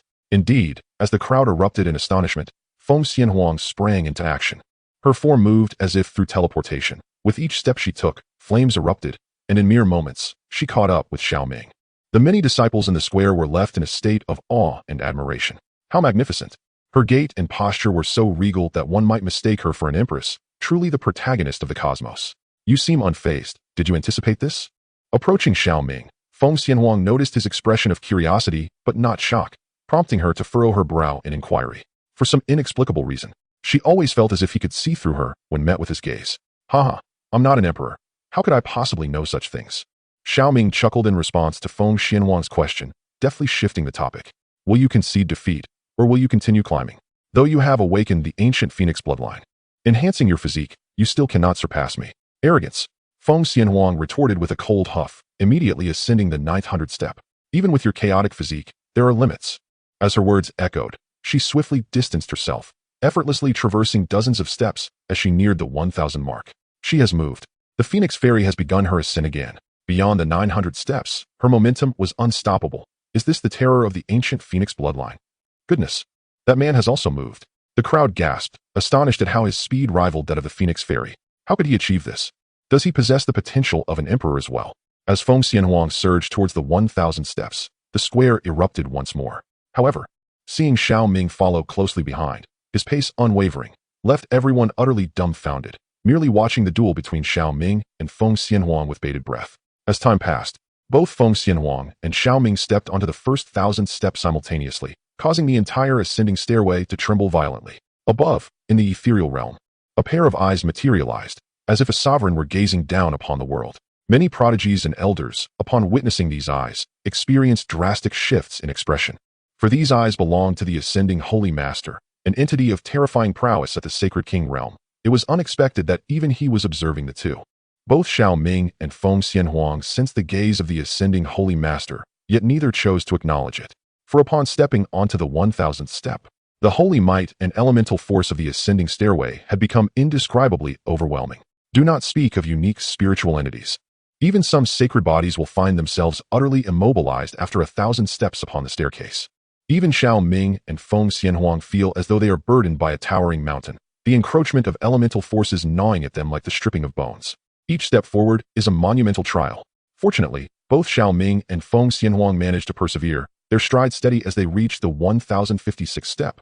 This record shatters any previously established by any prodigy in the illustrious history of the Fuyou sacred land, including that of the enigmatic prince from the Zhongshuan realm a millennium ago. Yet, judging by their condition, both exhibit cold sweat and their bodies tremble slightly as they advance, suggesting they have nearly reached their limits. Curiously, Xiao Ming consistently finds himself a step ahead of Feng Xianhuang, each time she grits her teeth to take a step forward. He does likewise. This infuriates Feng Xianhuang. Are you doing this on purpose? After a tense quarter of an hour, she casts a piercing glance at Xiao Ming. Her voice icy as she inquires. Not at all. I am nearing my limit. I am not jesting. I simply thought I cannot allow myself to be outdone by you, which is why I have held on until now. Xiao Ming breathlessly replies with a wry smile. I do not believe you. Feng Xianhuang retorts with a disdainful huff, immediately gritting her teeth and taking another step. Following her descent, it appears that the seemingly exhausted Xiao Ming also raises his foot to step forward, perpetually one step ahead of her. This situation leaves both observers within and outside the sacred land in a state of disbelief. Who would have thought that this man, always on the brink of collapse, could consistently maintain an edge over the Phoenix Maiden? Even more astonishingly, they have both ascended to the 1060th step and show no signs of halting. Could it be that since the Fuyou heavenly ladder was opened, someone may finally reach its pinnacle? Truly, you must believe me. Please do not continue any further. If you do, I genuinely cannot hold on any longer. Seeing Feng Xianhuang's sorrowful expression, Xiao Ming finds himself at a loss for words. If not for the primordial fire seed, why would he endure such hardship? Of course, he is not genuinely on the verge of collapse. He fears that if they persist, grave consequences may arise. He has now reached the 1061st step, mere dozens away from triumph. Such an achievement, not even the ancestors of the Fuyou sacred land, nor the prodigious heirs of ancient clans, could claim the honor of conquering the Fuyou heavenly ladder. The uproar this would generate is unimaginable. Perhaps even some princes would come to test his mettle, each eager to gauge his worth. At that point, troubles would undoubtedly abound. Though it stings my pride, it seems that this time, I am truly outmatched by you. You have won, Feng Xianhuang states coolly, a subtle smirk gracing her lips as she observes Xiao Ming's state. She took a step forward, seemingly unable to proceed further, and was propelled by the ascending ladder, standing suspended in the void. Of course, whether she had truly reached her limit was known only to Feng Xianhuang herself. Alas, after 1,060 steps, the Phoenix Fairy could no longer endure. That man had actually overwhelmed the fairy. The sight of Feng Xianhuang being sent flying caused an uproar in the Sacred Land Plaza. However, before the commotion could settle, with another thunderous roar, Xiao Ming was also hurled away by the ascending ladder. Goodness, this fellow could not hold on either, surpassing Feng Xianhuang by merely one step. How unfortunate. If only Feng Xianhuang could have persisted a little longer, perhaps she would have claimed the record. Observing Xiao Ming standing in the void, the astonishment in the Mountain Gate Plaza reached its zenith, leaving the prodigies outside the gate utterly dumbfounded. The abandoned scion sought by the Xiao family had actually shattered the highest record set by the prodigies of the Sacred Land, even overpowering a genius with ancient Phoenix bloodline, a young sovereign destined for greatness. If this news were to reach the Xiao family in Luyan City, it would surely stir a tempest. Chapter 20. The Divine Ancient Clan's Lesser Life? The frustration of the Sacred Master. Phew, being pushed to my limits for the first time. Winning against you is no easy feat. As the entire Sacred Land buzzed with excitement, Xiao Ming approached Feng Xianhuang, exhaling a sigh of relief. He had to admit, being driven to such an extent by Feng Xianhuang was indeed beyond his expectations. I can't believe you. You must still have some strength left, right? Feng Xianhuang scoffed, regarding Xiao Ming with a look of skepticism. Her haughty gaze seemed to have seen through his act, causing a hint of embarrassment to flicker across Xiao Ming's face. Ahem. Remember to fulfill your promise. Xiao Ming cleared his throat, swiftly changing the subject. Regardless, he had truly struck gold this time. Not only would he acquire a sacred king-level secret technique, but he also secured the primal fire seed and the Emperor's banner. Delightful. Rest assured, it's merely a sacred king's secret technique, and I will not shortchange you. Feng Xianhuang rolled her eyes, her tone darkening as she continued. Though I may have lost to you this time, next time, it will not be so easy for you to win. With that, a powerful confidence surged within her, reminiscent of an empress who had once swept across the realms, fully resurrected in that moment. This confrontation had allowed her to grasp Xiao Ming's fundamentals. She could leverage the cultivation experience accumulated from her previous life, the ancient Phoenix clan's heritage, and the secrets of the Sacred Land to grow rapidly. If Xiao Ming had concealed any methods, then in a month's time, the comparison would undoubtedly favor her. Next time, upon hearing those words, Xiao Ming was momentarily taken aback. Did this woman wish to compete with him? He was indifferent, yet he would not engage in this rivalry without a price. Should she falter in their next encounter, she ought not to be surprised by his rather demanding requests. What of a reborn empress? As long as she dared to challenge him, even her intimate garments would inevitably succumb to his prowess. At Xiao Ming's proclamation, Feng Xianhuang felt a sense of affront, her delicate visage flushing crimson in that instant, perhaps contemplating some outrageous demand. Yet, before she could articulate her thoughts, the void erupted with a resounding roar, and the celestial ladder concealed within the ether became apparent. A formidable figure emerged, enveloped in an overwhelming sanctity that shrouded the entire sacred ground. We pay homage to the Holy Master. Upon witnessing that figure in the void, disciples and elders of the Fuyao Sacred Land alike bowed in utmost reverence. The Holy Master of Fuyao was Nangong Wuya, who had firmly held his esteemed position for over 1,500 years. Except for a few elders in the Forbidden Zone, none knew the full extent of his cultivation, only that he was a formidable figure at the Saint King level. Junior Xiao Ming pays respects to the Holy Master. Junior Feng Xianhuang pays respects to the Holy Master. Amidst the chorus of respectful greetings, both Xiao Ming and Feng Xianhuang humbly acknowledged Nangong Wuya with a bow. Xiao Ming, Feng Xianhuang, do you too wish to take me as your master? With no superfluous words, and showing no interest in their backgrounds, Nangong Wuya directly extended an invitation to accept them as disciples. Should he succeed in taking these two prodigious talents, endowed with the potential to attain the throne of the Emperor, it could elevate him to unprecedented heights through their fortunes. As for the possibility of them being undercover agents from certain factions, Nangong Wuya dismissed the notion without a second thought. Which esteemed faction would send such exceptional offspring to infiltrate? What if an unforeseen incident occurred? Would it not be akin to a meat bun thrown to a dog? Just as Xiao Ming was contemplating and about to speak, a voice suddenly interjected. Wait, I have my eyes on these two. The tone was languid, and the utterance plunged the Fuyao Sacred Land into silence, causing both Xiao Ming and Feng Xianhuang to stiffen in surprise. Who would dare to vie for disciples within the Holy Master's domain? Could it be a more formidable presence? Perplexed, both Xiao Ming and Feng Xianhuang turned towards the direction of the voice, only to discover a figure that had appeared in the void without their notice. Clad in a cerulean and white dress, her beauty was unparalleled. Her statuesque form, with elegant curves and long legs, surpassed even that of Feng Xianhuang, the reborn empress. Strangely, she held a wine gourd, sipping occasionally from it, seemingly seeking solace in the drink. Jiang Xinying, a figure adorned with imagery, represents the lesser deity of the ancient clan of Shenhui and serves as the mentor to the protagonist, tentatively considered one of the beautiful figures in the narrative.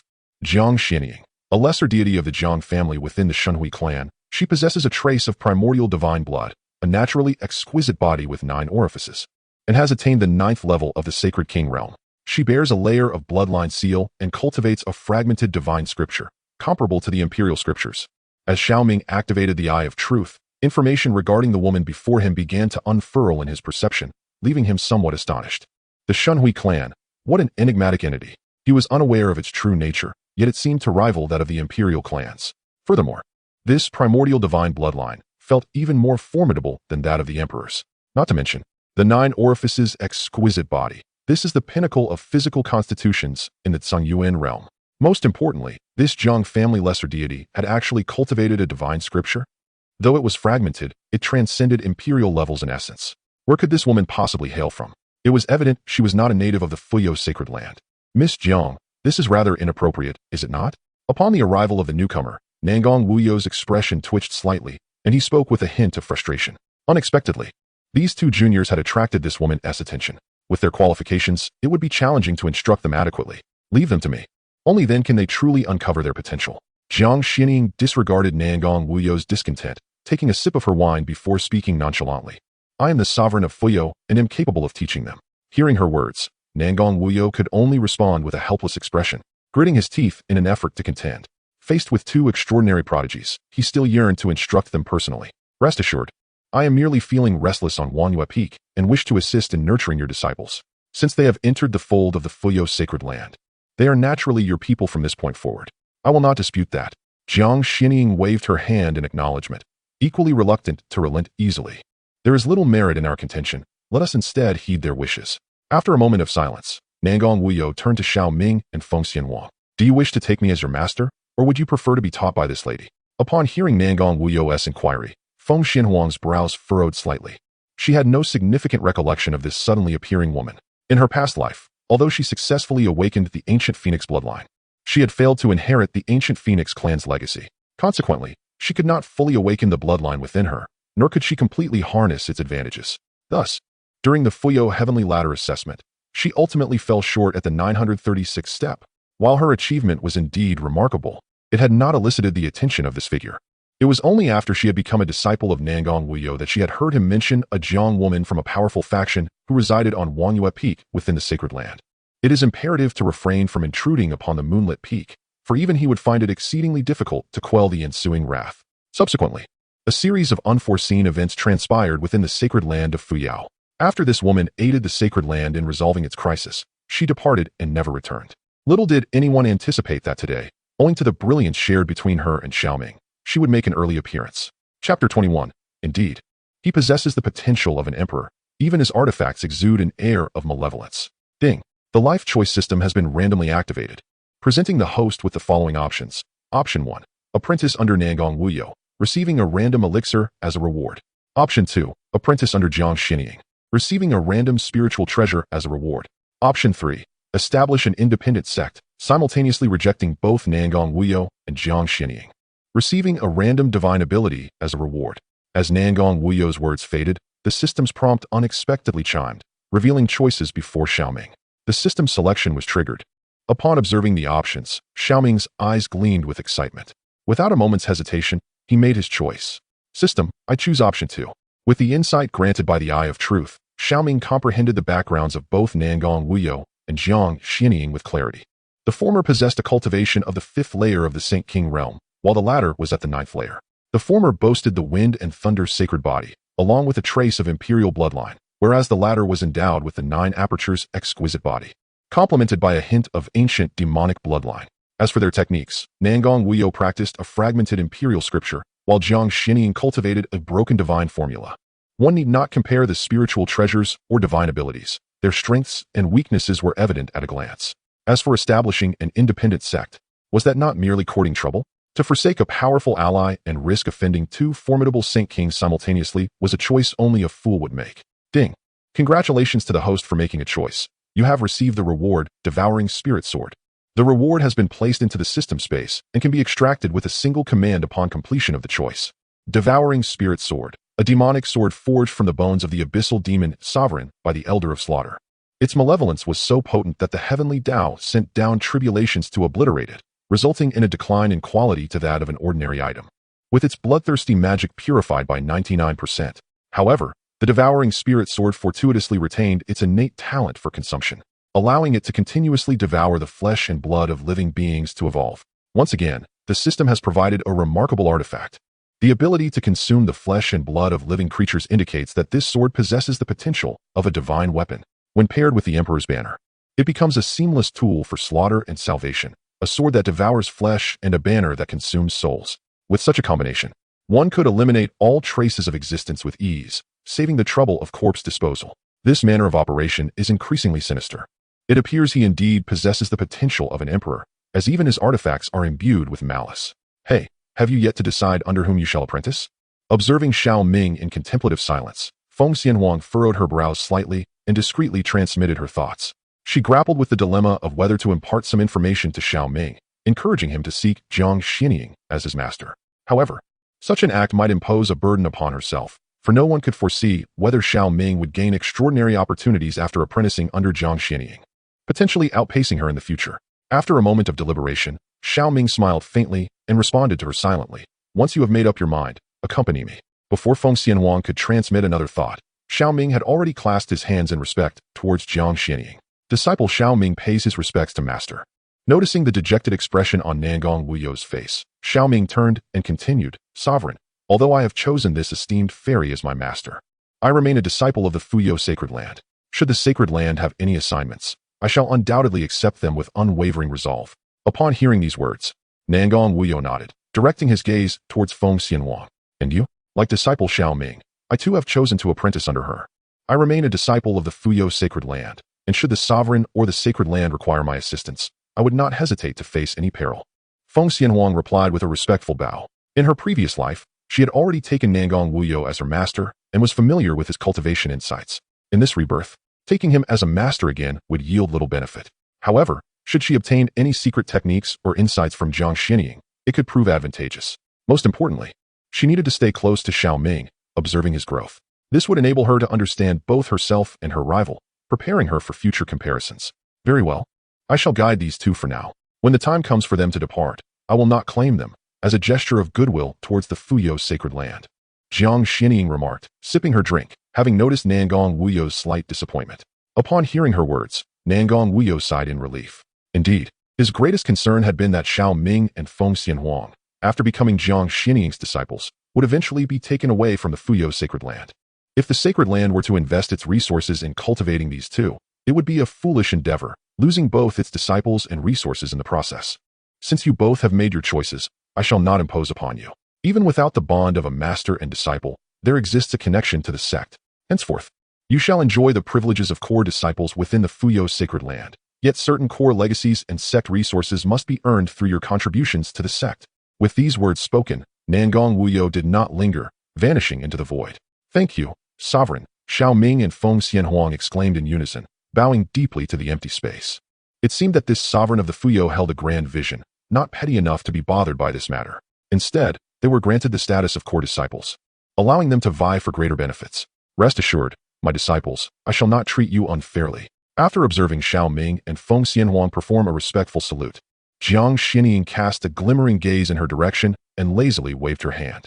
Without waiting for Xiao Ming and Feng Xianhuang to respond, Jiang Xianying whisked them away towards the depths of the Sacred Land, specifically the Moonwatch Peak. Outside, and within the Fuyo Sacred Land, a brief silence was abruptly shattered by a cacophony of astonishment. Who on earth is that mysterious woman? How could she compete with the Sacred Lord for disciples? It is simply unfathomable. We had anticipated that these two would become the Sacred Lord's apprentices, ascending to the roles of the Sacred Son and Sacred Daughter of Fuyo. Yet it has culminated in such a peculiar situation. Even the Sacred Lord must regard her with caution. She is undoubtedly a sacred monarch, regardless of her identity. To be the disciple of a sacred monarch is an opportunity that is rarely encountered. Goodness, who knows the status of these two individuals? Each possesses the potential to become an emperor, and yet, they are still subjected to such disdain. I know. One is named Xiao Ming, a castaway sought after by the Xiao family of Luyan City, and the other is Fengxian Huang, the little princess of the Phoenix clan from Tianyao City. What? A castaway who is being hunted? You must be joking. This individual possesses the potential of an emperor. How could he possibly be labeled a family outcast? Has the head of the Xiao family lost his mind? Do not doubt me. This was conveyed to me by my cousin, who was just outside the mountain gate and nearly frightened to death by Xiao Ming. As the events escalated, the names of these two began to circulate. Their backgrounds and deeds started to spread within the Fuyao sacred land. Upon learning of Xiao Ming's accomplishments, many disciples found it hard to believe. Numerous kind-hearted individuals hastily dispatched messages to the Xiao family to share this joyous news, hoping to bring some cheer to them, though their underlying motive was to witness the unfolding drama. If the Xiao family were to discover that their hunted castaway had soared to greatness within the Fuyao sacred land, they would likely be so surprised that they could hardly sleep. They might even send someone to extend their congratulations, providing ample entertainment for those observing. Chapter 22. Xiao Ming possesses the potential of an emperor? This is impossible. In Luyan City, at the Xiao residence. Ren, are you truly leaving so soon? Lin Wanqing asked, her eyes brimming with tears as she watched Xiao Ren prepare to return to the Taiyi sacred land after nurturing the supreme bone. Her eldest son had become a family outcast and would likely never return. Her youngest son had only been back for less than half a year, and now he was set to return to the Taiyi sacred land, making future reunions seem bleak. This left Lin Wanqing struggling to come to terms with the situation. The supreme bone has been successfully nurtured. I must return to the Taiyi sacred land to compete for the title of sacred son and become the strongest prodigy of this generation. Only then can I emerge from the North Xian realm and become the youthful sovereign of the Eastern domain. Upon hearing these words, Xiao Ren's face turned cold, devoid of any trace of reluctance. In his eyes, the Xiao family merely served as a stepping stone on his path to imperial ascension, unworthy of his affection as a young sovereign. A man's ambitions stretch far and wide. Ren's aspirations are indeed the pride of the Xiao family. However, amidst the lurking dangers outside, one must exercise caution and prudence. Remember, no matter the challenges you face in the future, the Xiao family will always be your sanctuary. If the burdens of cultivation weigh heavily upon you, return to the Xiao family for solace. Xiao Tiansu, upon uttering these words, patted Xiao Ren's shoulder, embodying a father's concern for his son with a warm demeanor. Had it not been for recent events, onlookers might have believed they were witnessing a model of familial affection. Ren, before you depart, could I entrust you with a request? Please refrain from troubling your brother any further, Lin Wanqing implored as she grasped Xiao Ren's wrist, her eyes filled with hope. However, before she could finish her sentence, Xiao Ren's expression darkened, and he forcefully shook off her hand. I have told you before, he is not my brother, merely a traitor. If you care for him so much, then leave the Xiao family and seek him out. With the final exclamation, Lin Wanqing's pupils constricted, and she retaliated with a slap. This strike not only stunned Xiao Ren, but also startled Xiao Tiansu. You strike me? You dare to hit me for that, outcast? After a brief moment of shock, Xiao Ren's eyes blazed with fury as he shouted at Lin Wanqing, his demeanor suggesting an imminent confrontation. Ren, I did not mean to provoke you. I merely wish to see you two brothers coexist peacefully, Lin Wanqing stammered, observing Xiao Ren's fierce countenance. Enough. Xiao Ren interrupted her, his voice laced with anger. If you continue to defend him, I will not hesitate to sever ties with you as well. At these words, Lin Wanqing felt as if struck by lightning, standing frozen in disbelief. She could not fathom that her previously cherished youngest son would utter such callous words. Her earlier action had been a momentary lapse driven by anger and shame. Yet, regardless of the circumstances, she acted for the well-being of both her sons. Patriarch, we have news regarding the traitor Xiao Ming. Just then, an elder rushed in, his face pale and filled with trepidation. At this announcement, Xiao Tiansu, Xiao Ren, and the shaken Lin Wanqing all turned their gazes toward him with urgency. Where is he? Why haven't you apprehended him? In their fervent agitation, both Xiao Tiansu and Xiao Ren shouted, eliciting a bitter smile from the elder. Unable to comprehend the situation, Xiao Ming found his cultivation unexpectedly restored and had even passed the entrance examination of the Fuyao sacred land. What? That fellow not only regained his powers, but also became a disciple of the Fuyao sacred land. Before the elder could finish his statement, Xiao Ren, overwhelmed with emotion, interrupted him. To his astonishment, in just a few short days, Xiao Ming had not only survived a great calamity, but had also turned his fortunes around. Even though he had regained his cultivation and become a disciple of the Fuyao sacred land, in my presence, he was merely a worthless chicken. The next time we meet, I shall personally cripple him and slowly bring about his demise. With the thought of having nurtured the supreme bone, Xiao Ren regarded Xiao Ming with utter disdain. You probably cannot achieve this. Xiao Ren had just uttered those words when the elder began to refute him. Xiao Ming did not merely force his way into the Fuyao sacred land. He shattered the historical record of the entrance examination, ascending to the 1061 St step of the Fuyao heavenly ladder with unparalleled brilliance. This feat even drew the attention of the Fuyao sacred master, who intended to accept him as a direct disciple. However, a mysterious sacred king appeared unexpectedly. Ultimately, Xiao Ming chose to decline the Fuyao sacred master's offer and turn to the enigmatic sacred king, earning the status of a core disciple of the Fuyao sacred land. Now, rumors circulated both inside and outside the Fuyao sacred land that Xiao Ming possessed the potential of an emperor. The bounty placed on him by the Xiao family stemmed from a betrayal by his brother and abandonment by his parents. Boom. Upon hearing the elder's words, both Xiao Run and Xiao Tianzu felt as if struck by lightning, their bodies trembling uncontrollably. Impossible. This is absolutely inconceivable.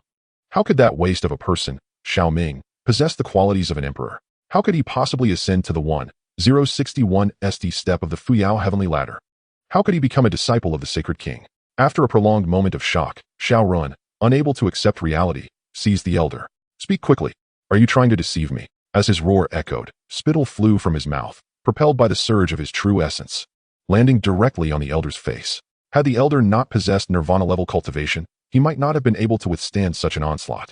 I would never joke about such matters. The news has spread throughout most of the northern Xian realm. Alongside Xiao Ming, the little princess of the Phoenix family from Tianyao City also entered the Fuyao sacred land. Some even recorded their ascent on the Fuyao heavenly ladder. If you do not believe me, you may view this footage, which was specially sent by the people of the Fuyao sacred land. As he spoke, the elder retrieved a jade slip from his storage ring and, using a hand seal, infused it with energy.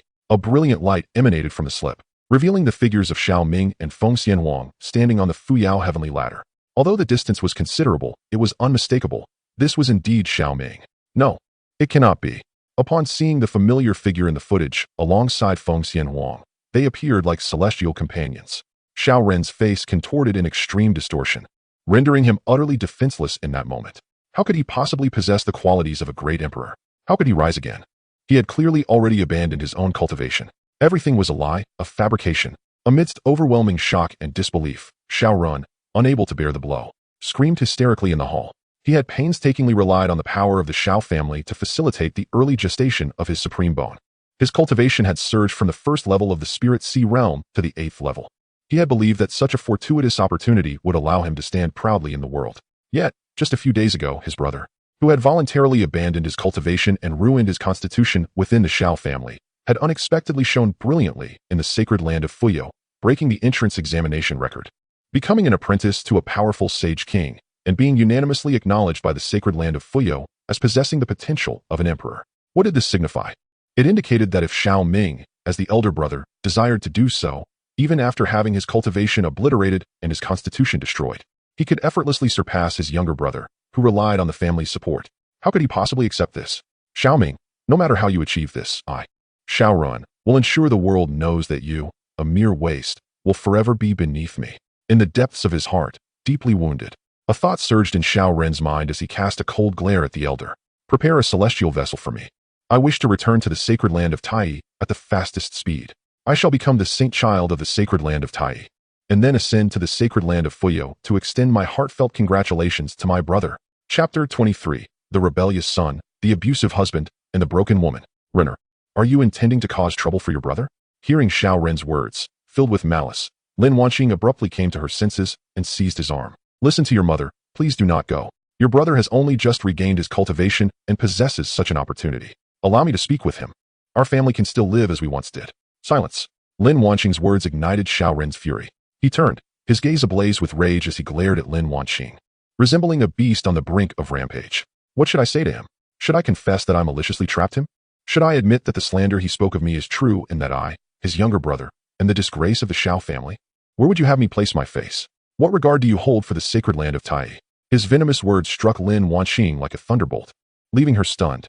Tears streamed down her cheeks as she could only respond desolately. Mother merely wishes for you two to reconcile.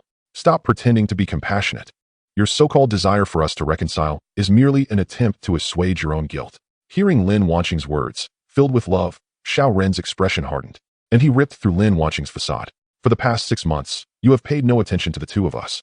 Had it not been for the recent turmoil, would you have stood idly by as he squandered his cultivation and ruined his physique? callously severing ties with you, his mother, leaving you to grapple with feelings of dismay and guilt? Would you truly engage in such hypocritical theatrics? Certainly not. Therefore, spare me your claims of wishing for our reconciliation. Your pretense is so insincere that it makes me feel nauseated. Boom. After Xiao Ren delivered his unrelenting words, Lin Wanqing felt as if the sky had collapsed around her, her entire being spinning in disarray. She could hardly fathom that her dearly beloved youngest son harbored such thoughts about her. Just days prior, when that unfortunate incident occurred, she had stood firmly by Xiao Ren's side. How could this ungrateful child dare to speak to his mother in such a manner? Have I not shown you enough grace? Overwhelmed by extreme anger and humiliation, Lin Wanqing lost her composure in that moment and swung her hand toward Xiao Ren. However, before her slap could reach his face, another hand struck her fiercely across her own cheek. Have you had enough? The powerful blow nearly sent Lin Wanqing reeling, leaving one side of her face swollen. As she lifted her gaze, she encountered the icy, menacing stare of Xiao Tianzi, his expression dark enough to instill fear, making Lin Wanqing feel as if her world had crumbled. A rebellious son, an abusive husband, and a fractured self. What sins had she committed to find herself in such a predicament? Renner, return to the Tai sacred land. I will handle the rest. After Lin Wanqing was left momentarily dazed, Xiao Tianzi spoke in a deep, somber tone, embodying a father who would support his son regardless of his choices. This offered Xiao Ren a modicum of solace, prompting him to scoff and leave the room with a cold demeanor. Xiao Tianzi, how dare you strike me? After Xiao Ren departed the hall, a stunned Lin Wanqing glared at him like a fierce tigress, ready to challenge him should he not provide her with maternal respect. That slap was intended to awaken you. Had you not favored the youngest son, allowing resentment to fester in Xiao Ming's heart and fostering Xiao Ren's reckless disposition, would we have arrived at this juncture? What do you mean I favored the youngest son? Was it not you who insisted that as sons grow older, they should be nurtured with freedom, hardship, and resilience? It was your desire for Xiao Ming, the eldest, to endure challenges and serve as a role model for the youngest. Lin Wanqing retorted sharply, her frenzied demeanor starkly contrasting her earlier tearful self. I do not wish to debate these matters with you. However, from this moment forth, remember this. Since you have chosen the youngest from the very beginning, do not expect to have the eldest return. The duplicity of one who plays both the harlot and the virtuous is truly perplexing. To whom do you intend to perform this charade? If in the end, Xiao Ren turns against us, I would be most curious to see upon whom you will rely. After uttering these words, Xiao Tianzi huffed coldly and strode out of the hall.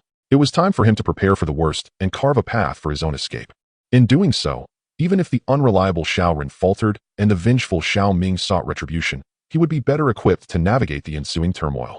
Am I mistaken? As she watched Xiao Tianzi depart, Lin Wanqing was haunted by those cutting remarks, feeling as though all energy had been drained from her, leading her to collapse onto the ground. No, I am not wrong. Everything I have done has been for the sake of my two sons. Now that Xiao Ming has regained his strength and entered the sacred land of Fuyao, he has essentially lost nothing. Rather, he has turned misfortune into fortune. If I plead on his behalf, perhaps he may cast aside his grievances and reconcile with me and run. With this thought, Lin Wanqing's eyes sparkled with hope. In her memory, Xiao Ming had always been magnanimous, holding great respect for the Xiao family and his parents. It was inconceivable that he would sever all ties over a mere misunderstanding. Perhaps he had simply acted out of anger at that moment. If she sincerely sought forgiveness from her eldest son, it was possible that Xiao Ming would let go of his bitterness and embrace her once more as his mother. After all, the bond formed during 10 months of pregnancy is profound. She could not believe that Xiao Ming could be so heartless as to sever such a blood connection.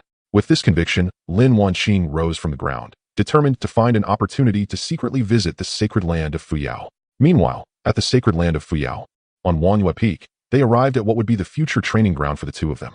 Feel free to select a spot to establish your cave dwelling.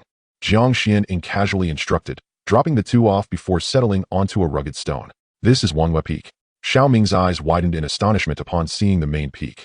He had imagined Jiang Xianying's dwelling to be a picturesque paradise, yet it was merely a desolate mountain. Indeed, the peak was barren, devoid of any greenery, with only jagged stones protruding from the earth. A thick mist enveloped the area, rendering it quite desolate. Even the birds dared not relieve themselves here, which left Xiao Ming utterly perplexed.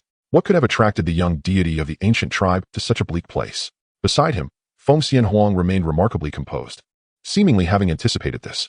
Although she had never visited this location in her previous life, she had caught glimpses of the peak from afar. However, stepping onto the mountain for the first time still filled her with considerable apprehension, because, in her perception, the entire mountain seemed to harbor an enigmatic force, barren, desolate, profound, and terrifying. This power stirred an inexplicable sense of unease and trepidation within her ancient phoenix bloodline, suggesting that it might surpass even her own phoenix abilities. This revelation left Feng Xianhuang in a state of astonishment, her gaze fixated upon the desolate mountain. The energy emanated from within the mountain, undoubtedly concealing some profound secret. It was not only Feng Xianhuang who entertained this notion, even Xiao Ming had become aware of it. While observing Wangyue Peak, Xiao Ming had employed his true eye to discern the mountain's hidden intricacies, a cascade of information unfurling before him. Chapter 24. The one who first comprehends this secret technique shall become the esteemed disciple of this sect. This desolate mountain, known as Wangyue Peak by the sacred land of Fuyou, conceals a fragment of a finger bone belonging to an ancient emperor of the divine wilderness, imbued with a terrifying sense of desolation and a hint of law. The very thought that Wangyue Peak harbors such a fragment of an emperor's bone raised Xiao Ming's astonishment. No wonder the young envoy of the divine wilderness would linger here. It was to guard the emperor's finger bone sealed within this mountain.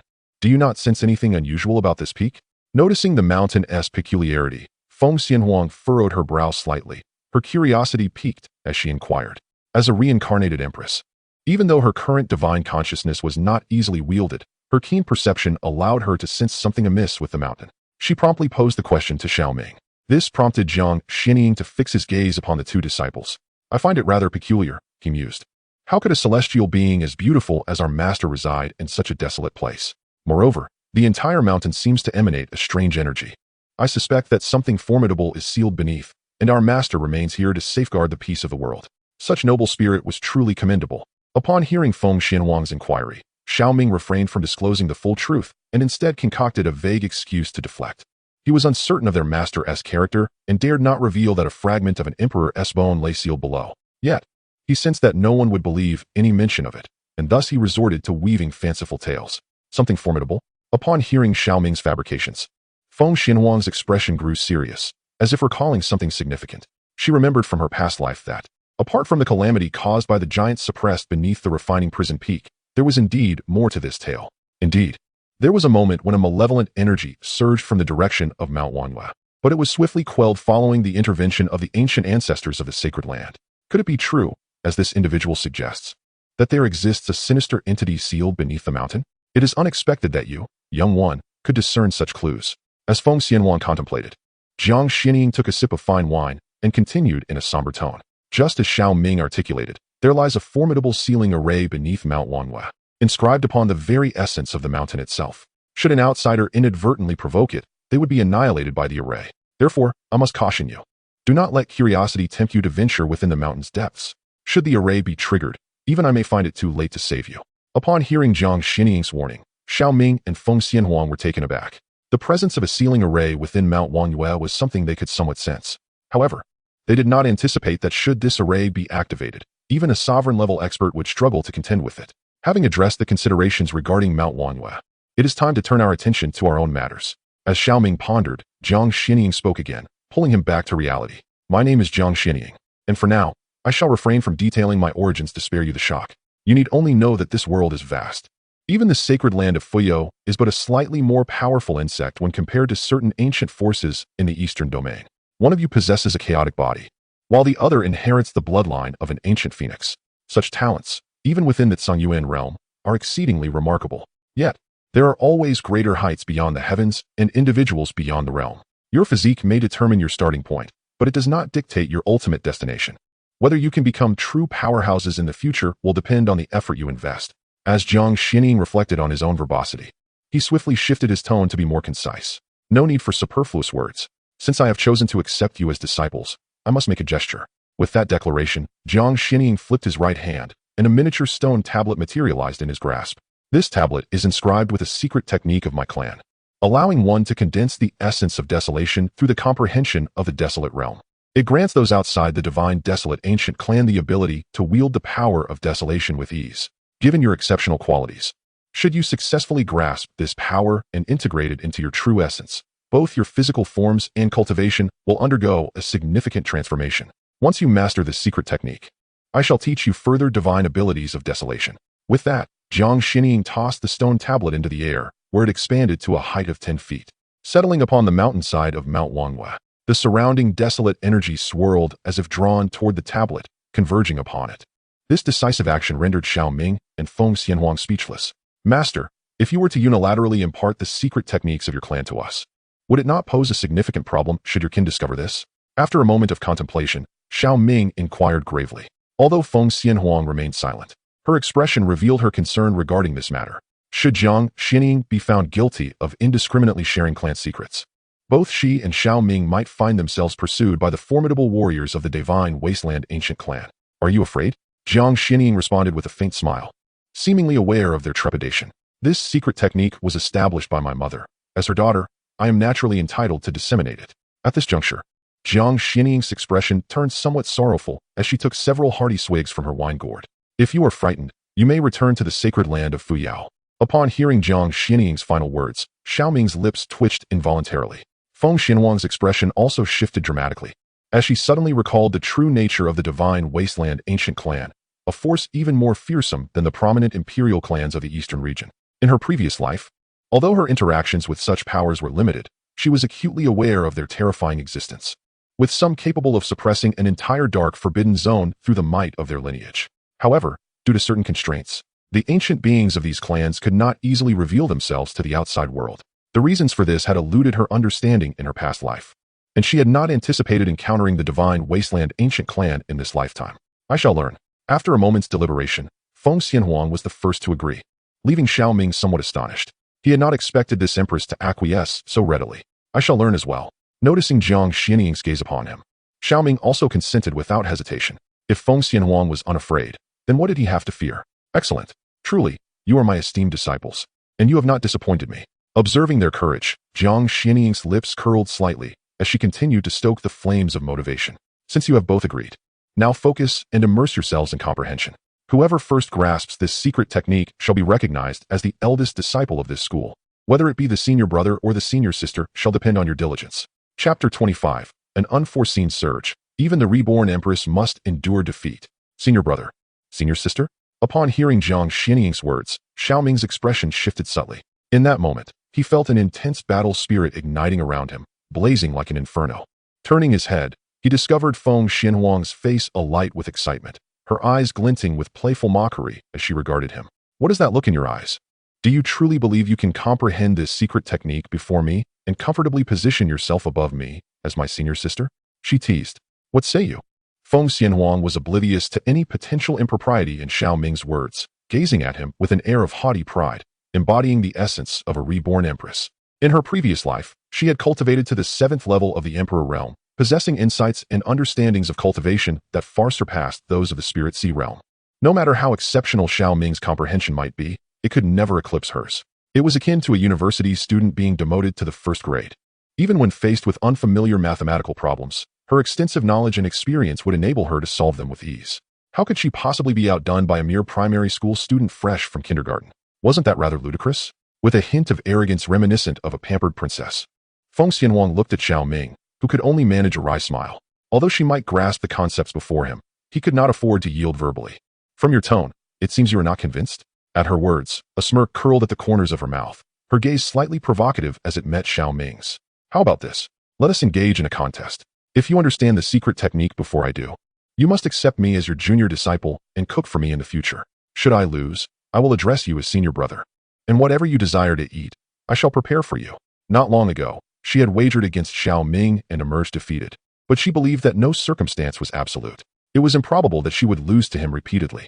This time, she was confident that her innate advantages would allow her to prevail decisively, proving that she was no mere insignificant being. Ding! The life choice system activated unexpectedly, presenting the host with the following options. Option 1. Actively concede, abandon the wager with Feng Xianhuang, and declare oneself inferior to her even to a single curl, thereby receiving a random cultivation technique as a reward. Option 2. Ignore her, dismiss the proud empress, roll one's eyes, and sit before the stone tablet to comprehend, receiving a random spiritual treasure as a reward. Option 3. Fearless, agree to Feng Xianhuang's wager, claiming that she shall be subdued by him henceforth, preparing to be a diligent junior sister and cook for him, receiving a random talent as a reward. Option 4. Turn the tables, slap Feng Xianhuang, demanding that she kneel and plead before agreeing to the wager, receiving a random divine ability as a reward. As the system's notification resounded unexpectedly, Xiao Ming's eyes lit up. It must be said that this empress was indeed his lucky charm, having triggered the system's selection once again. After a cursory glance at the 4 options, he swiftly dismissed the most absurd one, slapping Feng Xianhuang and demanding her to kneel? He was not a superhero. The system must be malfunctioning. The first three options each held merit. However, as a man, conceding or ignoring a woman's provocation would reflect poorly on his resolve. As cultivators, we cannot afford to be spineless or cowardly. Thus, without hesitation, Xiao Ming made his choice. System, I choose 3. Ding. Congratulations, host, on making your selection. You have been rewarded with extraordinary comprehension. The reward has been automatically placed into the system space, awaiting your extraction upon completion of your choice. Extraordinary comprehension. When the host concentrates on understanding, their comprehension will amplify infinitely, and over time, they will enter a state of sudden enlightenment. Is this a temporary enhancement granted to me? Upon receiving the information about this reward, a look of surprise crossed Xiao Ming's face. He believed his own comprehension to be quite commendable. Even if he was not a prodigy, he was certainly an exceptional talent. Otherwise, he would not have risen to become the strongest among the younger generation of the Xiao family. Now, with this innate ability, he felt entirely confident in surpassing anyone, even the reincarnated empress. After all, sudden enlightenment is a rare and coveted state of understanding, allowing one to resonate effortlessly with any technique, divine power, or law of the realm. In such a state, one is no longer merely comprehending the essence of the technique, but has, in a sense, completely merged with it. As long as one's comprehension is profound, it is equivalent to receiving a divine blessing. This is beyond mere understanding. What? Do you need to ponder this further? Seeing Xiao Ming's hesitation, Feng Xianhuang could not help but speak up. Is there truly a need for consideration? Since you possess such confidence, I shall indulge you in this challenge. However, do not attempt to evade your debts should you lose. Xiao Ming waved his hand dismissively, responding nonchalantly. Shortly after, a prompt from the system echoed in his mind, indicating that the extraordinary comprehension could be extracted with a single click. Without any hesitation, Xiao Ming immediately chose to extract it. As a radiant light enveloped him, he acquired this newfound talent. Since you are so confident, let us await the outcome. Feng Xianhuang smirked, no longer wishing to waste words on Xiao Ming. She promptly stepped toward the stone tablet. By the way, you still owe me a Sacred King's secret technique. You haven't forgotten, have you? Just as Feng Xianhuang took a step forward, Xiao Ming's voice called out from behind, nearly causing her to stumble. It's merely a Sacred King's secret technique. After this competition, regardless of the outcome, I shall certainly provide it to you. Witnessing Feng Xianhuang's near transformation into a fierce tigress, Xiao Ming displayed a hint of frustration on his face. Her temperament was rather volatile. It was no wonder she was associated with fire. However, considering she was soon to become his junior sister, he chose not to hold her temperament against her. As Feng Xianhuang settled into a cross-legged position to commune with the stone tablet, Xiao Ming joined her, also sitting cross-legged to connect with the stone tablet. As their souls intertwined, before me unfolds a desolate and chaotic expanse, where the sky is devoid of sun and moon, and the earth lacks the vitality of life. Only ancient characters, exuding a terrifying aura of desolation, float ominously in the air, as if they possess the power to consume all vitality. The words great desolation refining divine art capture Xiao Ming's attention, prompting him to concentrate deeply as his extraordinary comprehension ignites. His already exceptional insight begins to multiply exponentially in that moment, surpassing the typical limits by several times within mere breaths. Accompanied by a resounding explosion, Xiao Ming successfully enters a state of enlightenment, his spiritual realm seemingly transcending, merging with the cosmos. The desolate essence contained within the stone tablet resonates with the barren atmosphere of the world around him. Amidst this profound transformation, the ancient characters witnessed by his soul consciousness evolve into a plethora of cultivation scriptures. Such a spectacle causes Feng Xianhuang to involuntarily open her eyes, while Jiang Xinying, unable to contain himself, spews forth a mouthful of spiritual wine. Chapter 26. Mastering the Power of Desolation. Feng Xianhuang is on the brink of tears. Enlightenment. Upon sensing the profound aura emanating from Xiao Ming, Feng Xianhuang and Jiang Xinying nearly have their eyes pop out in disbelief. Enlightenment, a pinnacle realm of understanding the laws of cultivation and essence, has unexpectedly graced Xiao Ming. How infuriating! How could he achieve such enlightenment? What chance do I have against this? Feng Xianhuang grits her teeth as she gazes at Xiao Ming, her heart filled with frustration. She had anticipated easily overpowering him, only to find that he has entered a state of enlightenment shortly after beginning his meditation. This is akin to receiving a secret technique through a divine transmission, an unfair advantage. Yet, it matters not. Even if he has attained enlightenment, I am the reincarnated empress. My foundation far surpasses his by hundreds of times. I still have a chance to turn the tide. With this thought, Feng Xianhuang swiftly adjusts her mindset and re-enters a meditative state to comprehend the secret technique. Xiao Ming's concurrent enlightenment radiates an enigmatic aura that is also beneficial to her. If she can harness this opportunity, perhaps she can gain insight into the technique ahead of time. Therefore, Until the final moment, the outcome remains uncertain. This girl possesses a commendable mindset. Observing Feng Xianhuang transition from shock to dismay, and then rapidly recalibrating her attitude, Jiang Xianying's face reflects admiration. In terms of mental fortitude, understanding that this contest is likely a foregone conclusion, yet still maintaining the resolve to fight until the last moment is an essential trait of a true warrior. One must not easily relinquish hope. Therein lies the possibility. Regardless of the eventual outcome, one can take solace in the absence of regret. Time passes, perhaps a quarter of an hour, or maybe 2.5. As mysterious patterns emerge upon Xiao Ming's form, a terrifying aura of desolation erupts from him. He has succeeded. Upon witnessing Xiao Ming successfully condense the desolate pattern, Jiang Xianying's face lit up with a glimmer of joy. Yet, as if a thought had struck her, her expression turned somewhat grave. Although this fellow had managed to condense the desolate pattern, the journey towards reaching that particular realm would undoubtedly require several years of arduous effort. One could only hope that time was still on their side.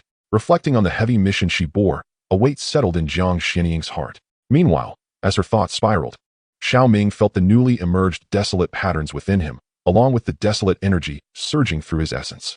A look of astonishment and disbelief crossed his face.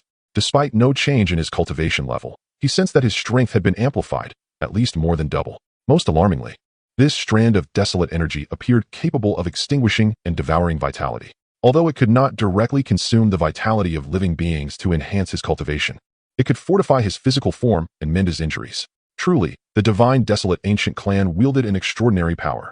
Having successfully comprehended the grand desolation refining divine technique, he had effectively become a half-clan member of the divine desolate ancient clan. With these two divine abilities in your possession, strive for complete mastery at the earliest opportunity. As Xiao Ming marveled inwardly, Jiang Xianying, having regained her composure, suddenly produced 2 jade slips, causing Xiao Ming's eyes to brighten. This esteemed mentor was none other than the lesser fate master of the divine desolate ancient clan. The divine abilities bestowed upon her disciples were surely far from ordinary. Were they of the quasi-emperor level or the emperor level? Do not dwell too much on it, Jiang Xianying explained. Both of these divine abilities are of the Saint King level. One is called Great Desolation Prison Heaven Finger, created by a quasi-emperor powerhouse of our clan. It possesses formidable offensive capabilities. The other is named 8 Desolations Traversing, a life-preserving technique that integrates movement and defense, also crafted with great effort by a quasi-emperor. Though both of you possess extraordinary talent, Imperial-level divine abilities typically require an understanding of the intent to wield their true power. Thus, for the time being, the Saint-level techniques are most fitting. Seemingly perceiving Xiao Ming's thoughts, Jiang Xianying promptly elaborated. Hearing her words, Xiao Ming did not contest. While Imperial-level divine abilities were indeed powerful, if one could not manifest their potential, they would ultimately be of little use. Only through grasping the essence or touching upon the laws could one truly cultivate Imperial-level techniques. However, to have acquired a unique power of the divine desolate ancient clan and received 2 Saint King-level divine abilities upon becoming a disciple was indeed a remarkable fortune. This woman has yet to enter the fold. With a wave, he accepted the 2 jade slips, casting a glance at Feng Xianhuang nearby, a smirk playing at the corners of his mouth. From this day forth, this aloof empress would henceforth address him as senior brother and even prepare meals for him. The thought of it was rather exhilarating, leading to a slight thrill at the prospect of their evolving relationship. Coughing softly, Xiao Ming shook his head, suppressing the distractions within his heart, and began to comprehend the 2 divine abilities. As he once again focused his mind, his extraordinary talent for insight ignited once more. Following an intense accumulation of understanding, Xiao Ming entered a state of epiphany again. This nearly caused Jiang Xianying to tumble from the gnarled tree she was perched upon. How could this be? This fellow actually attained enlightenment again. It is well known that such moments of clarity are rare and can seldom be sought after. They require not only exceptional insight, but also the harmonious convergence of time, place, and circumstance. Without fortune, even the most gifted would find it challenging to achieve enlightenment. Speaking of herself, she had only experienced 2 such moments since birth, underscoring the rarity of the phenomenon. Yet here was Xiao Ming, who had just achieved enlightenment once, now entering this state anew. Was this mere coincidence, or had he mastered a method to induce enlightenment at will? Amid her astonishment, Jiang Xianying chose not to disturb Xiao Ming's contemplation of the divine abilities, instead attuning her consciousness to observe her disciple closely. If it were the latter, and she could glean from him the means to attain enlightenment, perhaps she could swiftly break through to the Sacred King realm and become a formidable quasi-emperor. However, as time passed, aside from noting Xiao Ming's handsome appearance, Jiang Xianying found herself unable to grasp any method that could facilitate enlightenment. Perhaps she would interrogate this young man later. Resolving this in her mind, she diverted her attention from Xiao Ming and resumed sipping from her wine gourd. Just then, An explosive surge of desolation erupted, and Feng Xianhuang suddenly opened her eyes, revealing intricate patterns of desolation shimmering upon her form. This bestowed her phoenix power with an enigmatic transformation, akin to a flame without roots, yet ceaselessly thriving. It seemed that wherever there was life, her phoenix flames could burn perpetually, until the vitality of her foes was entirely consumed. This transformation left her utterly astonished. As a reborn empress, she was acutely aware of the magnitude of power such a change could confer. To think that entering the Fuyo sacred land in this lifetime would grant her such an extraordinary opportunity. Once her thoughts settled, Feng Xianhuang turned her gaze to Xiao Ming, only to find him still immersed in his epiphany, a look of incredulity crossing her face. Surely not. Has he not yet comprehended this secret art since entering the state of enlightenment? Is there something amiss with his insight? Truly, fate has proven unpredictable. Despite entering a state of enlightenment, he still lags behind me in understanding this secret art. With this realization that she had bested him in their contest, a sly smile crept upon Feng Xianhuang's lips. Yet before she could bask in her triumph, Jiang Xianying's words cut through her elation like a bucket of cold water. Do not rejoice too soon. He has already mastered the secret art, and this is his second epiphany.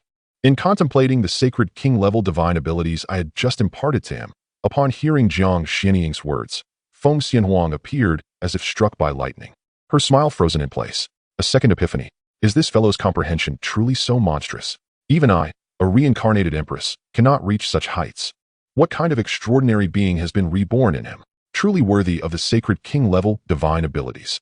In terms of the application of true essence, as well as the enhancement and protection of the physical body, it is on an entirely different echelon compared to the divine powers I had previously learned.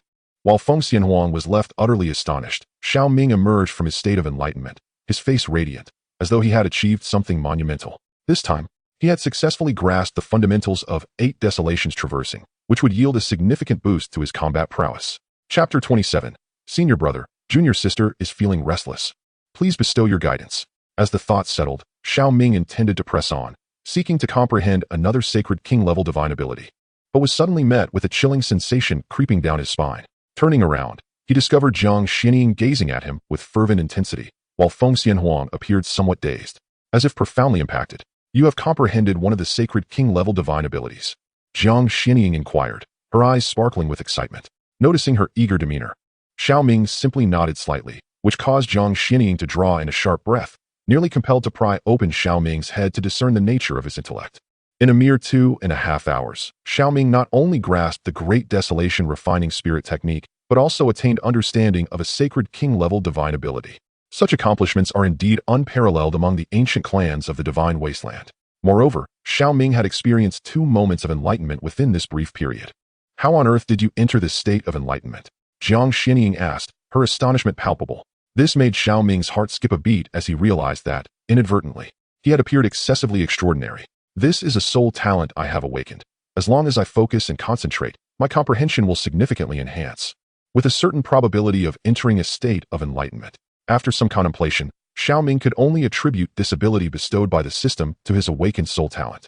After all, in the Tsunyuan realm, physical bodies can awaken various special talents, and souls can likewise awaken talents. Furthermore, these talents cannot be transferred. So no matter how envious others may be, they cannot covet his abilities. Soul talent. Upon hearing Xiao Ming's explanation, both Jiang Xianying and Feng Xianhuang widened their eyes in disbelief, staring at him as though they had encountered a ghost. It is known that, in the Tsunyuan realm, aside from beings of spiritual essence, for other races to awaken a soul talent is far more challenging than breaking through to the Emperor realm. To my astonishment, this individual not only bears the chaos body, but also possesses an exceedingly rare soul-related talent. Could it be that he is a monster? It appears that I have indeed taken on an extraordinary disciple this time. My interest in you continues to grow. Amidst my inner shock, Jiang Xianying scrutinized Xiao Ming, seemingly with a desire to strip him bare and thoroughly examine his physical structure, which left Xiao Ming feeling rather unsettled. He could only widen his eyes and gaze warily at Jiang Xianying, fearful that the latter might approach him with ill intentions. Do not be concerned. I shall not harm you. There is no need for such vigilance towards me. Each person harbors their own secrets. It is not merely you who seems exceptional. Your fellow disciple is also quite remarkable. Nevertheless, now that you have become my students, you are indeed my disciples. Although I may appear somewhat unreliable, I, Jiang Xianying, would never stoop to the level of betraying my principles for personal gain. As he spoke, Jiang Xianying took a sip of his drink and continued to gaze at Feng Xianhuang. Since you have comprehended the great wilderness refining divine art, You are qualified to cultivate our clan's divine abilities. I have just imparted 2 divine techniques to your senior brother. You should also take the time to ponder them, striving not to fall too far behind Xiao Ming. Very well, it is getting late. You two should find a place to rest and prepare some delicious dishes for me tomorrow. With that, Jiang Xianying's figure suddenly vanished, presumably entering the inner sanctum of Wanhua Peak. In the vast mountain, only Xiao Ming and Feng Xianhuang remained, and the atmosphere fell into a profound silence. This is a Saint King level fire control secret art that I obtained from a cave. It now belongs to you. After a brief pause, Feng Xianhuang retrieved a jade slip from her storage ring, raising her right hand to let it float before Xiao Ming. This secret art had been a significant aid to her 6 months prior in her previous life, and it was the only Saint King level art she could currently offer. A Saint King level fire control secret art? Xiao Ming was momentarily taken aback, and then a look of joy spread across his face. Indeed, it was fortuitous that this had come at the right moment. He still had the primordial fire seed in his system space that he had not yet inherited. Having been troubled about where to find a fire control secret art after inheriting the primordial fire seed, he was pleasantly surprised that Feng Xianhuang had presented it to him. Truly, it was like receiving a pillow when one was sleepy. This junior sister was remarkably considerate. The items have been bestowed upon you. I shall retain these 2 jade slips for now, and I will return them to you after I have comprehended them overnight. Without further thought, Feng Xianhuang concluded, taking the 2 divine techniques Jiang Xianying had given to Xiao Ming, determined to grasp them by the end of the night to salvage some of her inner frustration. Wait, have you forgotten something? Just as Feng Xianhuang was about to depart, Xiao Ming intercepted her, a mischievous smile gracing his face. According to our previous agreement, you shall henceforth be my junior sister, and you are obligated to prepare meals for me. Surely, you will not renege on this, will you? Upon hearing Xiao Ming's words, which felt like salt rubbed into a wound, Feng Xianhuang's lips twitched involuntarily, stirring an impulse within her to strike him. I do not stoop to such dishonesty. I admit my defeat. You shall be my senior brother from now on, and I shall make time to cook for you, she declared after a moment of silence. Very well, the cooking can wait, but as my junior sister, should you not address me as senior brother, allowing me to savor the camaraderie of our sect? Xiao Ming replied nonchalantly, waving his hand. Senior brother, she retorted, her tone lacking warmth and sentiment, devoid of any fraternal affection, prompting him to correct her sternly, which left her visibly exasperated. After a brief silence, observing Xiao Ming's expectant expression, Feng Xianhuang grit her teeth and tried again. Senior brother, your voice is too cold. Try again. Senior fiend, that sounds like the lament of a 1,000-year-old shrew. It fails to convey any sense of camaraderie. You must address me with more gentleness. Xiao Ming, what now? Why the fierce expression? Do you wish to fight? You are correct, she replied through gritted teeth, her breath growing fierce. Though I am your junior sister, do not forget that your current cultivation is inferior to mine. With that, Feng Xianhuang performed a respectful gesture toward Xiao Ming, unleashing her formidable power at the 9th level of the Spirit Sea Realm. Senior brother, my skin itches. I beseech you to enlighten me. With this declaration, she transformed into a blur, reaching out to grasp him. Skin itching? Then allow your senior brother to scratch that itch. He chuckled.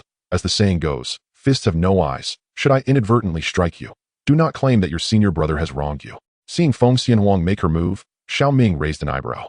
He had been seeking someone to test the strength of his abilities, and unexpectedly, this imperial junior sister had approached him. Though there was a disparity of 4 minor realms in their cultivation, his chaotic body was not to be underestimated. Now, let this imperial junior sister experience the full force of his might. This spectacle elicited a shake of the head from Jiang Xianying, who, after sipping a small drink, shed her garments and soaked in the spirit spring within her cave abode, quietly observing this unfolding farce. Chapter 28. The original fire seed evolves into chaotic, true fire, achieving breakthrough to the 9th level of the Spirit Sea. Ha ha ha, what can a reborn empress accomplish? She cannot contend with me. At Wanhua Peak, within a newly established cave dwelling, a smile crept across Xiao Ming's face as he recalled his recent skirmish with Feng Xianhuang. This imperial junior sister indeed held promise. One might genuinely believe that as a reborn empress, possessing a cultivation level surpassing him by 4 minor realms, she could easily overpower him. Little did she know, he practiced a supreme cultivation technique, one that transcended even the imperial tier in rank, coupled with the newly comprehended divine abilities. Even though this junior sister was rich in combat experience, she still found herself at a loss against her senior brother. However, Xiao Ming was not one to let pride cloud his judgment. After gaining a slight advantage, noticing Feng Xianhuang's face flush with embarrassment, he chose to feign a weakness and deliberately succumb to her. This act nearly transformed the proud empress into a mere little peacock. Yet, as his master wisely stated, there are always greater heights beyond the heavens and individuals beyond comprehension. Although he possessed the chaotic body and practiced an unparalleled technique, He could not dismiss the possibility of other extraordinary beings in this world. If he were to become arrogant and complacent, he would undoubtedly stagnate. Thus, he resolved to strive diligently for self-improvement. With this thought igniting a fire within him, Xiao Ming promptly extracted and inherited the Emperor's banner from the system space. Ding! Congratulations, host, for successfully inheriting with one click. The Emperor's banner is now binding to the host. As the system's notification echoed, the Emperor's banner transformed into a radiant light, merging into his sea of consciousness, emanating a chilling black aura at its center. It bore more resemblance to a demonic artifact than a treasure of an emperor. Regrettably, the Emperor's banner was currently devoid of essence, and lacking any soul cultivation techniques. He found himself unable to activate this supreme treasure, relegating it to nurture within his sea of consciousness for the time being. Gazing at the Emperor's banner within his mind, a hint of regret crossed Xiao Ming's face. It seemed he would need to devise a method to acquire a soul cultivation secret technique. Suppressing this thought, he extracted another reward, the soul-devouring sword. Ding! Congratulations, host, for successfully inheriting with one click. The soul-devouring sword is now binding to the host. With the system's announcement, the soul-devouring sword materialized before him. Its blade measured over 4 feet in length, its body pure white like bone jade. The hilt was adorned with a crystalline skull, its eye sockets emanating an eerie crimson glow, exuding an unsettling presence. Moreover, the blade was shrouded in a layer of sinister black mist, reminiscent of ghostly flames, flickering incessantly, a clear indication that it was no righteous sword. Although aware that this was not a benevolent artifact, its ominous appearance made it difficult for him to wield. Contemplating the sword's grotesque design, Xiao Ming's apprehension dissipated. If he were to wield such a weapon in battle, he would undoubtedly be branded as a nefarious fiend. Thus, he resolved to proceed with caution in the early stages. When his strength was sufficient, the nature of the sword, be it dark or righteous, would be determined by his own will. Shaking his head, he dismissed further thoughts and casually stored the soul-devouring sword away, extracting the final reward from the system space, the primitive fire seed. This mysterious flame, born from chaos, could devour all extraordinary fires for his own use, and was an excellent means to directly enhance his strength. Ding! Congratulations to the host on the successful one-click inheritance. The primordial fire seed begins to merge with the host. As the system's notification sound fades, the primordial fire transforms into a beam of light and enters Xiao Ming's body, unleashing a wave of terrifying energy that sweeps across the surroundings. Flames ignite around Xiao Ming, and his cultivation aura begins to surge wildly. 6th level of the Spirit Sea Realm. 7th level of the Spirit Sea Realm. As the primordial fire seed fully merges, Xiao Ming's cultivation stabilizes at the 9th level of the Spirit Sea Realm. Such an astonishing transformation is sensed not only by Jiang Xianying and Feng Xianhuang, but they also lift their heads towards Xiao Ming's cave dwelling. What a fearsome and violent aura of flames. Could something be amiss with him? As this thought crosses their minds, Jiang Xianying and Feng Xianhuang rush out of their own cave dwellings, hastening towards Xiao Ming's abode. What an extraordinary sensation. Is this the true fire of chaos? Feeling the surging true fire within him, Xiao Ming cannot help but display a look of wonder. Yet, before he can marvel for long, 2 figures appear within the cave. What do you want? Upon seeing the sudden arrival of Jiang Xianying and Feng Xianhuang, Xiao Ming quickly retracts the chaotic true fire, covering his well-built physique with vigilance as he regards the two with caution. We just sensed an overwhelming wave of energy and thought you might have gone astray in your cultivation. Upon hearing Xiao Ming's words and observing that he is unharmed, Feng Xianhuang and Jiang Xianying feel somewhat awkward. However, after a brief pause, Feng Xianhuang is the first to inquire, what was that flame just now? It appeared to be some form of exceptional fire. Upon the emergence of that flame, she felt her own phoenix true fire being suppressed, and this flame held a deadly allure for her. It seemed that if she could merge with this fire, her phoenix true fire would gain immeasurable benefits. Thus, her eagerness and impulsive desire to understand this flame became palpable. Jiang Xianying, upon hearing this, remained silent, her gaze fixated on Xiao Ming, her eyes brimming with intense curiosity. This type of flame also possesses a peculiar attraction and suppressive power over the barren true fire within her. The chaotic true fire, having inadvertently been bested by you earlier, led to a resurgence of emotions upon my return, causing my chaotic physique to awaken once more, resulting in the emergence of this flame. Observing the longing on their faces, Xiao Ming solemnly speaks. This explanation leaves Jiang Xianying and Feng Xianhuang momentarily stunned, clearly unable to accept such a ludicrous assertion, because he lost in a sparring match. And then his emotions fluctuated too greatly, leading to a secondary awakening of his physique. Is the chaotic physique truly so extraordinary? If that were the case, wouldn't Xiao Ming just need to continually stimulate himself to evolve into a deity? If you do not believe me, you may probe my conscience. I assure you, I am not lying. Upon seeing Jiang Xinying and Feng Xianhuang wear expressions of disbelief, Xiao Ming summoned his true essence to envelop himself in a garment of energy. Rising to his feet, he confidently declared, "Allow me to witness your true fire." As his words echoed in the air, Jiang Xinying, her voice heavy with gravity, responded. Hearing this, Xiao Ming deftly flipped his hand, and the chaotic true fire danced like a spirited sprite, quietly igniting in his palm. The flame exuded an essence of purity and primal vigor, as if birthed from the very chaos itself, mirroring the nature of the chaotic body with astonishing fidelity. Sensing the unique characteristics of this flame, Jiang Xinying gasped in astonishment, whispering, as Xiao Ming has stated, "This fire feels as though it is a part of him. Indeed, derived from within." She marveled at the terrifying potential of the chaotic body, realizing that should her disciple avoid calamity, he was destined to ascend to the rank of emperor, perhaps even surpassing that height. While this true fire is indeed of a superior caliber, your current strength is far too feeble to unleash its true power. Henceforth, you must prioritize the enhancement of your cultivation, she advised. Moreover, the chaotic true fire possesses a lethal allure for certain fire cultivators and fire-attributed beasts. Exercise caution in its use to avoid attracting the attention of those with ill intentions. After reflecting on her thoughts, Jiang Xinying imparted her warnings. Had Xiao Ming not been her disciple, she would have coveted the chaotic true fire, hoping to glean some benefits from it. "I understand," Xiao Ming replied solemnly, acknowledging the treachery of the world and the necessity of prudence for longevity. After imparting her counsel, Jiang Xinying departed, leaving Feng Xianhuang standing in a state of complex emotions. As their gazes locked, the atmosphere turned somewhat awkward. Chapter 29. What did you say? Xiao Ming is your disciple's fiancé? Clearing his throat, Xiao Ming remarked, "Why do you look at me like that? Do you wish to spar again?" Noticing the intensity in Feng Xianhuang's gaze, he felt a surge of eager anticipation. Should another match arise, he would not intentionally lose. He would swiftly seize the opportunity to deliver a decisive blow, making it clear to this female emperor that the might of his senior brother was not to be trifled with. "You are indeed a formidable challenge to me, but I, Feng Xianhuang, shall not concede defeat." With those words, a complex expression crossed her face, but her tone remained resolute.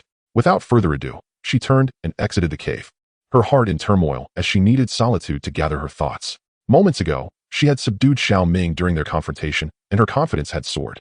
She believed that in a month's time, she would undoubtedly emerge victorious. But now, with Xiao Ming's inexplicable awakening, not only had he broken through to the 9th level of the Spirit Sea realm, but he also wielded such an enigmatic, chaotic true fire. If she were to be careless, she would surely find herself bested in the impending contest. This overwhelmed her with an unprecedented pressure. Was this woman truly struck? As Xiao Ming observed the departing silhouette of Feng Xianhuang, a slight smile graced his lips. What of the reborn empress? Unless he deliberately held back, it would be exceedingly difficult for her to triumph over him. However, Xiao Ming paid little heed to this, settling down cross-legged to continue his cultivation. The primordial spark transformed into chaotic true fire. He must swiftly comprehend the art of fire control for it to manifest its true potential. With this thought in mind, he retrieved the jade slip gifted by Feng Xianhuang, allowing his consciousness to delve into its teachings. The flame manipulation technique encompassed myriad fire forms, ever-changing and multifaceted. The path of fire could shape, evolve, merge, split, and combine in a multitude of variations. As his consciousness immersed itself, the teachings within the jade slip began to materialize as scriptures before his eyes. It was as though he had entered a realm woven from flames, where the myriad applications of fire left him in awe. Under the limitless enhancement of his extraordinary comprehension, Xiao Ming soon entered a state of sudden enlightenment.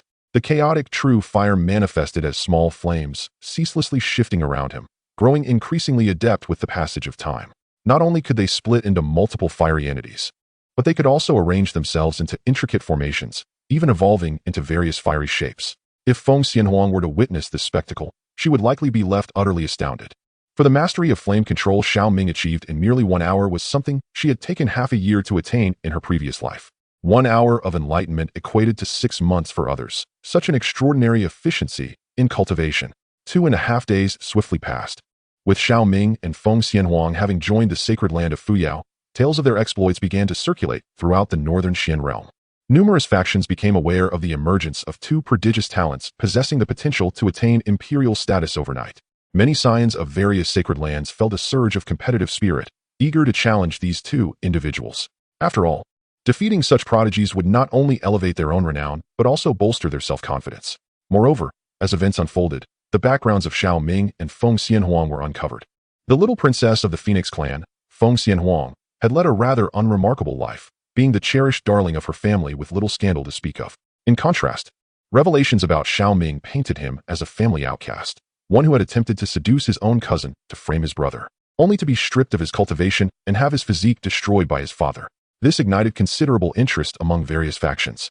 How had he, having been rendered powerless and physically compromised, managed to restore his cultivation in a matter of days and possess the potential to ascend the 1,061 st step of the Fuyao Heavenly Ladder? It was evident that there were untold depths to his story. The so-called abandoned scion of the Xiao family undoubtedly possesses extraordinary fortuitous encounters. What is even more astonishing is that aside from the remarkable Xiao Ming, he also has an exceptional younger brother. The younger brother, Xiao Run, is naturally endowed with the supreme bone. Just a few days ago, he not only underwent a transformation within the Xiao family, successfully nurturing the supreme bone, but also saw his cultivation surge to the 8th level of the Spirit Sea realm. Upon returning to the Tai Chi Sacred Land, he astonishingly passed the assessment of the Tai Chi Sacred Master, becoming one of the sequential holy sons of the Tai Chi Sacred Land, and was even accepted as a disciple by the Tai Chi Sacred Master, bestowed with the true fire of heavenly transformation. His cultivation ascended from the 8th to the 9th level of the Spirit Sea realm, mere half a step away from refining the Spirit Sea to open a celestial paradise. He can be regarded as the most sought-after young supreme among this generation of talents in the Tai Chi Sacred Land, possessing the potential to become an emperor. Furthermore, insiders speculate that with the Tai Chi Sacred Master's rewards, Shaorin could have effortlessly soared to the 1st level of the Celestial Paradise realm. However, in preparation for the impending excursion to the Ghostly Fiend's secret realm in half a month, he chose to suppress his realm at the 9th level of the Spirit Sea to forge a perfect celestial paradise by refining the Spirit Sea with the essence of heaven and earth. His combat prowess, aside from the prodigious offspring of the imperial bloodline, has no equal among the same rank in the northern mysterious realm. It is even rumored that this brother, endowed with the supreme bone, intends to ascend to the Fuyao Sacred Land soon to confront his elder brother and reclaim his honor, thereby erasing the humiliation he has suffered at his hands. This has drawn the attention of numerous prodigies, all keenly observing the developments in the Fuyao Sacred Land, seemingly unwilling to miss this extraordinary sibling showdown. Naturally, Xiao Ming remains oblivious to all this. At this moment, he is still engrossed in his cultivation.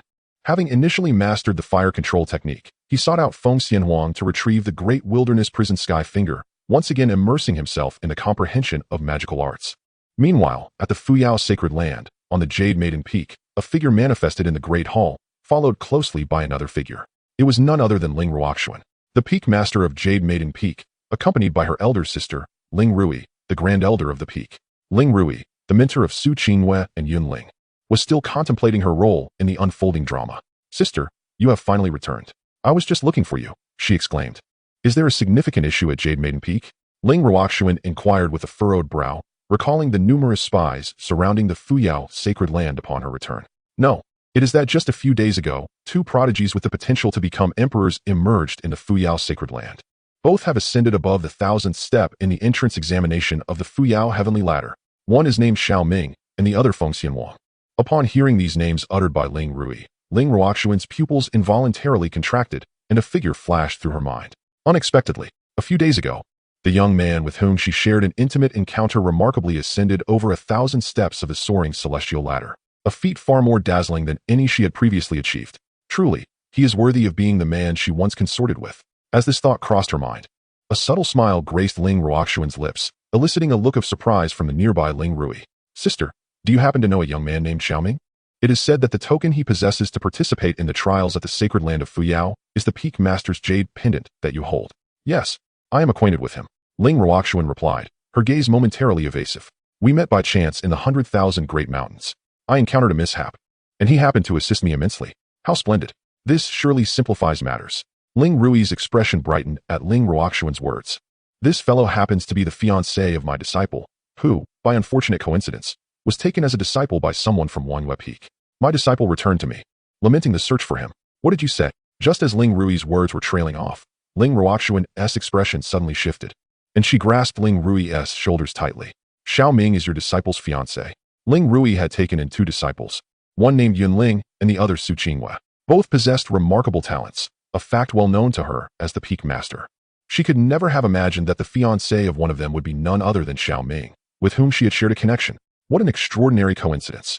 Chapter 30. She must not allow this opportunity to slip into another's grasp. Startled by Ling Ruoxuan's sudden grip and her evident agitation, Ling Rui was momentarily taken aback, and then her countenance changed. At that moment, With Ling Ruoxuan's breath becoming disordered, she sensed a crucial absence within her. Sister, your primordial yin is gone. Inwardly alarmed, Ling Rui instinctively seized Ling Ruoxuan's shoulders, her emotions becoming somewhat tumultuous. Could it be that the man in question is Xiao Ming? Upon hearing Ling Rui's words, Ling Ruoxuan's expression again transformed. Breaking free from the grip, she inhaled deeply, her demeanor once again assuming an air of cool detachment. That was merely an accident. Had it not been for the schemes of the demon lord, I would never have. As she spoke, Ling Ruoxuan appeared somewhat uncomfortable, quickly changing her tone. I must enter seclusion for a while. You shall manage the affairs of Yinu Peak in my absence. As she turned to depart, a thought seemed to strike her, and she paused briefly. Oh, and do not seek trouble with him. It was I who compelled him. This matter has nothing to do with him. As for his relationship with your disciple, let them navigate it as they will.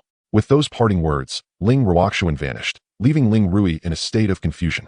For it had been a long time since one of Ling Ruoxuan's closest senior sisters was captured and brutally violated to death by the men of the Nine Nether Demonic Sect. Her lifeless body discarded at the gates of the sacred land of Fuyao. Since that tragic incident, Ling Ruoxuan harbored an intense hatred for the nefarious leaders of the Nine Nether Demonic Sect and developed an aversion to all men, perpetually adopting a frigid demeanor. However, after centuries of preserving her chastity, she unexpectedly lost herself to a man, her own disciple's fiancé. Such a fate seems truly unjust. While one may escape momentarily, one cannot evade forever. How shall she navigate this predicament? On one side lies her sister, and on the other, her disciple, both situated at the peak of the Jade Maiden Mountain. Although Xiao Ming, having been accepted as a disciple by a member of the Wanhua Peak, typically does not frequent the prominent summits of the sacred land of Fuyao, it is inevitable that their paths will cross one day. The mere thought of this fills Ling Ruoxuan with dread. It appears she must seize an opportunity to probe Xiao Ming's sentiments regarding her sister and what he feels towards her disciple. In just 2.5 short days, not only has he gained a rudimentary understanding of the Great Wasteland's divine refinement technique, but he has also made significant progress with the flame control technique. His cultivation has advanced remarkably. Feeling an increasing mastery over the power of desolation and chaotic true fire, Xiao Ming wore a satisfied smile. His cultivation has firmly established itself at the 9th level of the Spirit Sea realm. With a bit more refinement, he would be poised to break through to the Cave Heaven realm. Alas, 2.5 days is still rather brief. The Great Wasteland's Prison Sky Finger and the 8 Wastelands traversing technique remain at the entry-level phase, indicating he must dedicate more time to comprehending these divine arts. Feeling a twinge of hunger, he decided to seek out that female Imperial Junior sister to procure some sustenance. Over the past 2.5 days, Feng Xianhuang had secluded herself within her cave dwelling, seemingly avoiding her senior brother. This vexed Xiao Ming greatly. They had agreed that she would prepare meals for him, yet she chose to hide instead. Was this not an obvious breach of promise? Although cultivators like him could easily forego food, it was not merely about satisfying hunger. It was about Feng Xianhuang's attitude that mattered to him. Thus, he felt compelled to remind her to uphold her commitment. Where is the Peak Master of Wanhua Peak? I, the Grand Elder of the Heavenly Pavilion of the Sacred Land of Fuyao, have urgent matters to discuss with the 2 disciples of Wanhua Peak. Just as Xiao Ming was about to rise and exit the cave, an ancient voice resonated through the void, causing his gaze to sharpen. The Heavenly Pavilion. This seemed to be the institution responsible for issuing tasks and allocating resources within the sacred land of Fuyao. Could it be that the Lord of Fuyao has a mission for them? As this thought crossed his mind, Xiao Ming stepped out of the cave. Upon raising her gaze, she beheld her fellow disciple, Feng Xianhuang, who, breaking with tradition, emerged from her secluded chamber. Come in, resonated Jiang Xianying's voice through the void. As ripples spread across the air, and an elder was directly transported into their presence. This was due to the prohibitions Jiang Xianying had established around Wanhua Peak. Without her consent, or unless one had cultivated the great desolate refining divine art, any attempt to enter Wanhua Peak would trigger these constraints. Even a formidable Saint Realm expert would face immediate annihilation under Jiang Xianying's restrictions. Thus, within the sacred land of Fuyao, even the Peak Masters would not dare to step into the inner sanctum of Wanhua Peak without Jiang Xianying's permission. Greetings, young friends. It is an honor to meet you. I am Su Biqing, the Grand Elder of the Celestial Watchtower. Upon entering Wanhua Peak, Su Biqing descended before Xiao Ming and Feng Xianhuang, smiling as he clasped his hands in greeting. Despite his cultivation reaching the 4th layer of the Saint Realm, making him a prominent figure within Fuyao Sacred Land, he did not presume to act with arrogance before Xiao Ming and Feng Xianhuang. Your humility is appreciated, Elder Su. In response, Xiao Ming and Feng Xianhuang returned the gesture, curiosity evident on their faces. Might we inquire what brings you here on this occasion?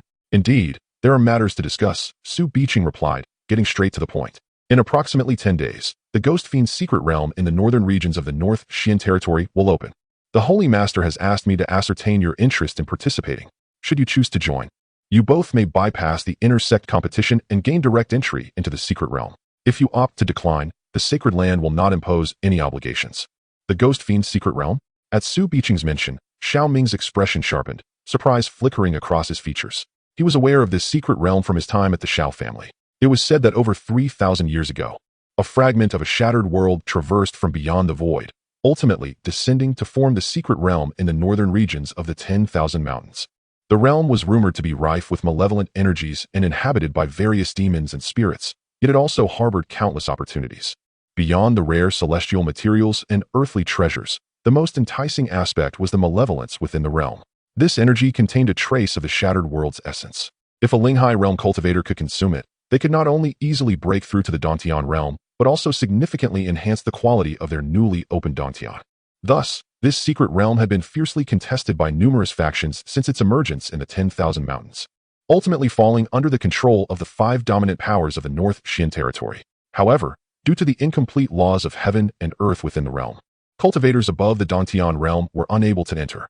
Coupled with the difficulty of nurturing the malevolent energies, the 5 powers united to establish restrictions, allowing the secret realm to open only once every decade, sending their juniors to compete for opportunities. And in just over 10 days, the time for the reopening of the Ghostly Fiend's secret realm has arrived. We shall partake.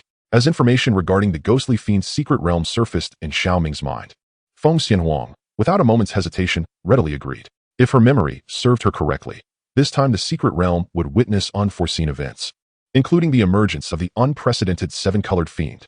In her previous life, the 7-colored fiend was seized and refined by the prodigies of the Tai sacred land and the Yaoquan sacred land, creating 2 supreme talents more terrifying than the Emperor's son.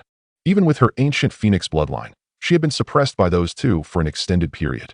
In this lifetime, she must not allow such an opportunity to fall into the hands of others. Seeing Feng Xianhuang's swift agreement, Xiao Ming refrained from voicing any objections, and Su Biqing smiled faintly.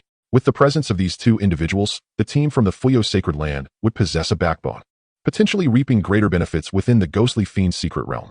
Chapter 31. He declares he does not wish to meet irrelevant individuals. As this thought settled, Su Biqing recalled there were other matters to address. He produced 2 storage rings. These are the cultivation resources you 2 are entitled to this month, having become core disciples. Since I have come to inform you, I took the liberty of retrieving them. With a gentle wave of his hand, the 2 rings floated toward them. Inside, you will find your identity tokens. Simply infuse them with your blood to activate them. Should any matters arise in the future, I can contact you through these. Thank you, Elder. Xiao Ming and Feng Xianhuang expressed their gratitude without hesitation, accepting their respective storage rings and infusing their identity tokens with blood. There is another matter concerning Xiao Ming. After the 2 had activated their identity tokens, Su Biqing turned his gaze to Xiao Ming, hesitating momentarily before speaking. Your mother, Lin Wanqing, seeks an audience outside the mountain gate.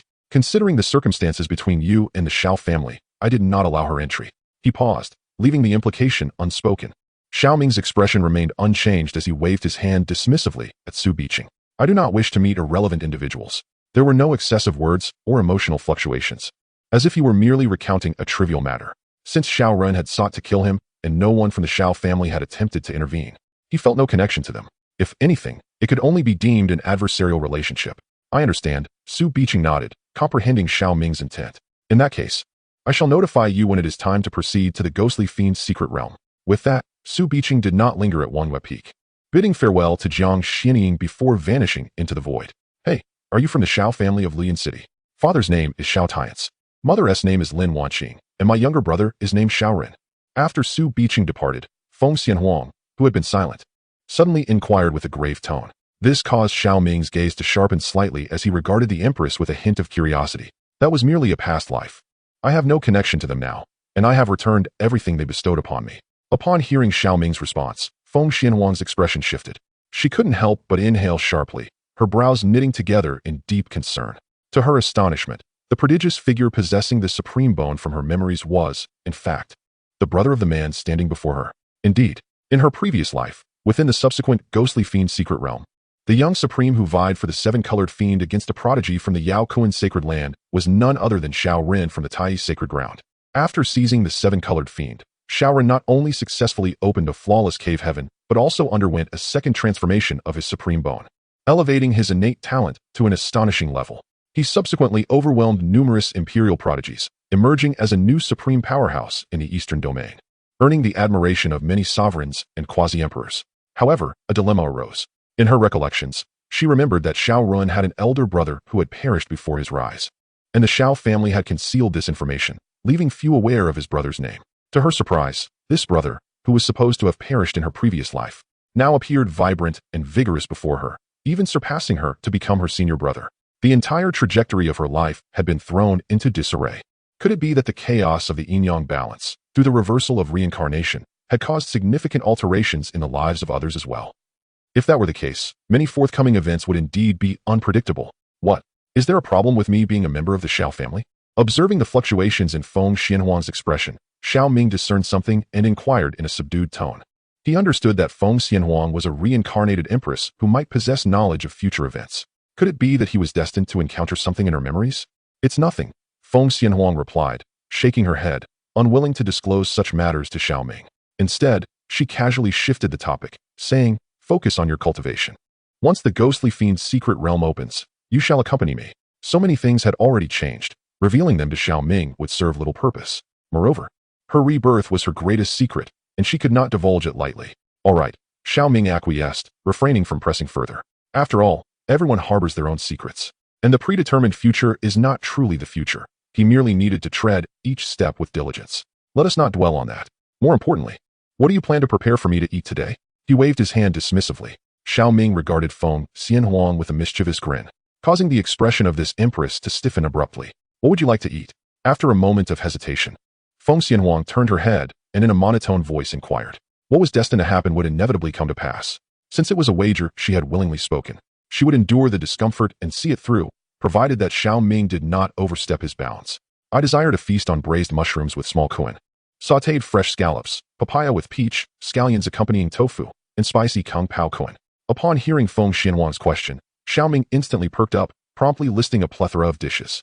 However, with each item he mentioned, Feng Xianhuang's countenance darkened further, her delicate fists clenching tighter. What on earth are you talking about? I've never heard of any of these. Are you deliberately trying to make things difficult for me? As her patience waned, Feng Xianhuang coldly reprimanded him, startling Xiao Ming.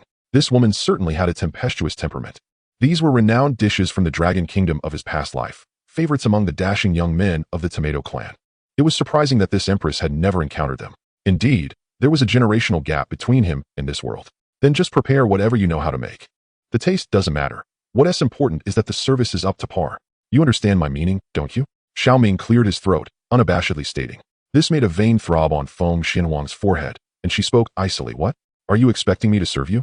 Should I assist you with bathing and dressing before dinner, or feed you by hand, and wipe your mouth afterward? If you don't mind, I have no objections. Xiao Ming replied, appearing somewhat embarrassed, but not rejecting her suggestion. Xiao Ming, don't take advantage. Upon hearing that he had neither refuted nor rejected her, Feng Xianhuang's temper finally erupted. In that moment, her cultivation surged, and her figure transformed into a blur as she charged at him. Bring it on. Seeing Feng Xianhuang take action, Xiao Ming couldn't help but feel delighted. The last time he had purposefully left an opening to lose to this empress disciple, she genuinely believed he was incapable of defeating her. Meanwhile, outside the gates of the Fuyao Holy Land, another event was unfolding. A beautifully dressed woman in a verdant gown stood anxiously at the entrance, her face a mask of hope and regret. She appeared to be waiting for someone within the Fuyao Holy Land to emerge and meet her. This person was Lin Wanqing. Upon learning that Xiao Ming had shattered the highest record for entering the Fuyao Holy Land's assessment and had been accepted as a disciple by a formidable sage, with promising prospects of attaining the title of emperor in the future, she had seized an opportunity to sneak out of the Xiao family, hoping to reconcile with her eldest son. Though her hopes were somewhat dim, she believed that as long as her intentions were sincere and resolute, and she properly repented upon meeting him, her eldest son would forgive her. After all, Xiao Ming was once so understanding, a source of pride for both her and the Xiao family. Even though the events of the past few days were quite unpleasant, she believed her eldest son would not hold a grudge, a confidence born from years of knowing him. As long as they could meet, everything could be resolved. Just as Lin Wanqing was lost in her thoughts, a ripple appeared before the mountain gate, and an elderly figure emerged, none other than Su Biqing, who had just departed from Wanghua Peak. Madam Lin, please return. I have consulted young Master Xiao Ming, and he stated that he does not wish to see unrelated individuals. Chapter 32, Lin Wanqing's Bold Maneuver. This is moral coercion. Unrelated individuals? Upon hearing Su Biqing's words, Lin Wanqing momentarily froze, disbelief washing over her. Elder, Are you certain there was no miscommunication? I am his mother. How could I possibly be considered unrelated? Tell him that his mother has come to find him. He will surely meet with me. With her emotions heightened, Lin Wanqing attempted to force her way inside. However, as Su Biqing stepped forward, a terrifying aura surged forth. Madam Lin, young Master Xiao Ming knows who you are, yet he simply does not wish to see you. The implication is abundantly clear. From the moment he left the Xiao family, he severed all ties with you and the Xiao clan. Should you attempt to intrude, do not blame Fuyou Sacred Land for showing you no leniency. At these words, Lin Wanqing trembled, nearly collapsing to the ground. She could not fathom that Xiao Ming could be so resolute, so quick to sever the bond of blood and kinship. In that moment, regret washed over her.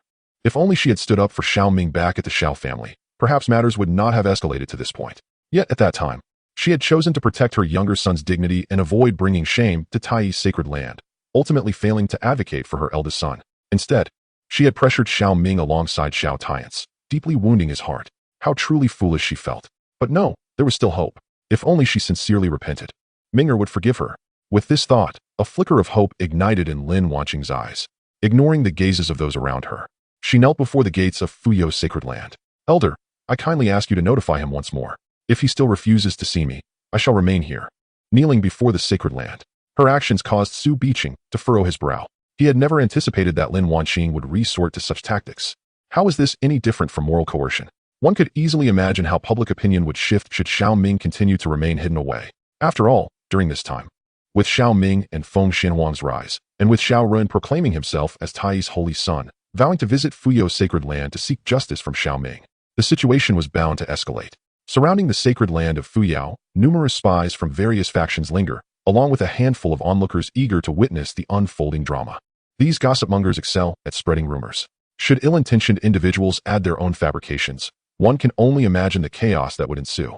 Ah, is that not Lin Wanqing, the wife of the head of the Xiao family from Luoyun City, the mother of two extraordinary prodigies? What brings her to kneel before the gates of the sacred land of Fuyou?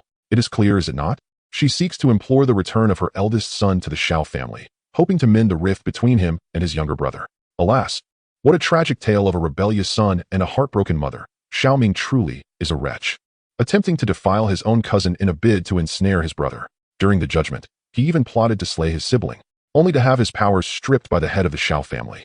Little did they expect that this scoundrel would manage to escape, vowing to annihilate the Xiao clan. The most absurd part is that he seems to have stumbled upon some fortuitous opportunity, restoring his powers and shattering the entrance examination record of the sacred land of Fuyou, thereby ascending as a coveted prodigy. This sacred land seems to welcome anyone, heedless of the potential dangers posed by such a reckless individual who might plunge it into chaos. How pitiable is this mother, willing to forsake her dignity to plead for reconciliation between her two sons. Truly, Xiao Ming is a beast. Indeed, after Lin Wanqing knelt, whispers began to circulate, even within the sacred land of Fuyou, igniting a wave of rumors. Su Biqing could not help but shake his head, sending a brief message to Xiao Ming. Junior sister, your fiancé finds himself in a precarious situation. On the narrow path leading to the mountain gate, Yunling, overhearing the murmurs, frowned and spoke to a young woman beside her, none other than Su Qingyue. Upon learning that Lin Wanqing had unexpectedly arrived at the sacred land of Fuyou and was barred from entry, she felt compelled to investigate. To her astonishment, shortly after arriving at the mountain gate, she witnessed Lin Wanqing kneeling, surrounded by chattering disciples. This sight darkened her expression. These individuals, swayed by hearsay, had no grasp of the truth, yet were fervently disseminating rumors. As she spoke, Su Qingyue turned to the two gossiping disciples, causing them to tremble and hastily retreat from her and Yunling's vicinity. It was unclear what had provoked this esteemed disciple of Yuna Peak. Quite normal, Yunling replied with a shrug, a hint of disdain in her voice. Some people lack the capacity for critical thought. They simply follow the crowd without considering the implications of their actions. Such occurrences are indeed commonplace. Nevertheless, she found herself genuinely curious about how her junior sister's fiancé had managed to turn the tide and what he would do next to navigate through this turmoil. This won't do. I cannot remain indifferent. They spread rumors, and I shall disseminate the truth. In a moment of resolute determination, Su Qingyue swiftly turned and commenced her actions. She intended to seek out disciples from the Fuyou sacred land, sharing all that she knew, so that others would understand that Xiao Ming was, in fact, the victim. This young lady, oblivious to her fiancé's whereabouts, busied herself with restoring this fellow's reputation. Truly, she was ensnared by the folly of love. One might wonder what it was about Xiao Ming that captivated her so. Shaking her head in mild exasperation, Yunling had no choice but to follow suit. for Su Qinghue was her beloved junior disciple. Meanwhile, within the confines of Wangyue Peak, the contest between Xiao Ming and Feng Xianhuang raged on fervently. Shadows intertwined and collided in the void, while true essence surged like a tempest. Unlike 2.5 days prior, Xiao Ming no longer showed deference to this junior sister. His techniques and the force behind them were markedly different. This left Feng Xianhuang increasingly alarmed, even sending chills down her spine. Xiao Ming's progress was terrifying, surpassing her expectations. If he continued to advance at this pace, it was conceivable that this reborn empress might not stand a chance against him, even in a month's time. Realizing this, Feng Xianhuang's heart grew anxious, prompting her to escalate her attacks. Yet, in the next moment, she noticed the teasing glimmer in Xiao Ming's eyes, leading her to a sudden realization. You intend to employ that rogue tactic again? Recognizing his intent, Feng Xianhuang's face flushed with anger. With a surge of true essence, she forcefully pushed Xiao Ming back, landing decisively on Wangyue Peak, exuding an air that suggested she would not engage any further. This left Xiao Ming feeling somewhat disheartened. Was it not merely a few playful jabs at the Empress's chest and rear just days prior? Ultimately, he had achieved nothing but a fleeting fright. After all, fists and feet are blind. Such occurrences are commonplace. Clearing his throat, he boldly declared, which caused Feng Xianhuang's lips to twitch, nearly provoking her to strike him once more. Fine, if we aren't to spar, then fetch me something to eat. I'm rather hungry at the moment. Noting her reluctance to engage, Xiao Ming raised an eyebrow and spoke. This prompted Feng Xianhuang to gnash her teeth in frustration. However, she refrained from lashing out again and instead huffed coldly, preparing to procure some food. After all, preparing a meal seemed far more advantageous than brawling with Xiao Ming. Ideally, she would concoct something potent to deal with this fellow. Seeing Feng Xianhuang turn to leave, Xiao Ming was taken aback. Her sudden compliance was rather unexpected. Just as he was about to utter something, the jade pendant at his waist suddenly illuminated, a message infiltrating his consciousness, causing his brow to furrow involuntarily. Chapter 33. How could I have such a mother? Why was she not gone before? If I do not go out to see her, will she remain on her knees forever? Upon receiving the message from Su Biqing, Xiao Ming was instantly aware of the events at the mountain gate, a cold smile emerging on his face. After severing all ties, she still dares to resort to such tactics, truly believing he is someone who clings to old sentiments? If she wishes to kneel, then let her do so. With no shred of sympathy or reluctance, Xiao Ming replied lightly, completely indifferent to Lin Wanqing. Only when the child is starving does one think to provide nourishment. His heart had long since died towards the Xiao family and these parents. He had already repaid his debts with that shard of relic, and now they were less than strangers in his eyes. It mattered not if she knelt outside forever. Even if she were to perish there, he would not care. Ah, indeed. Outside the mountain gate, upon seeing the message from Xiao Ming, Su Biqing could not help but let out a sigh. Although he had little interaction with Xiao Ming, he was, after all, a powerful being in the sacred realm.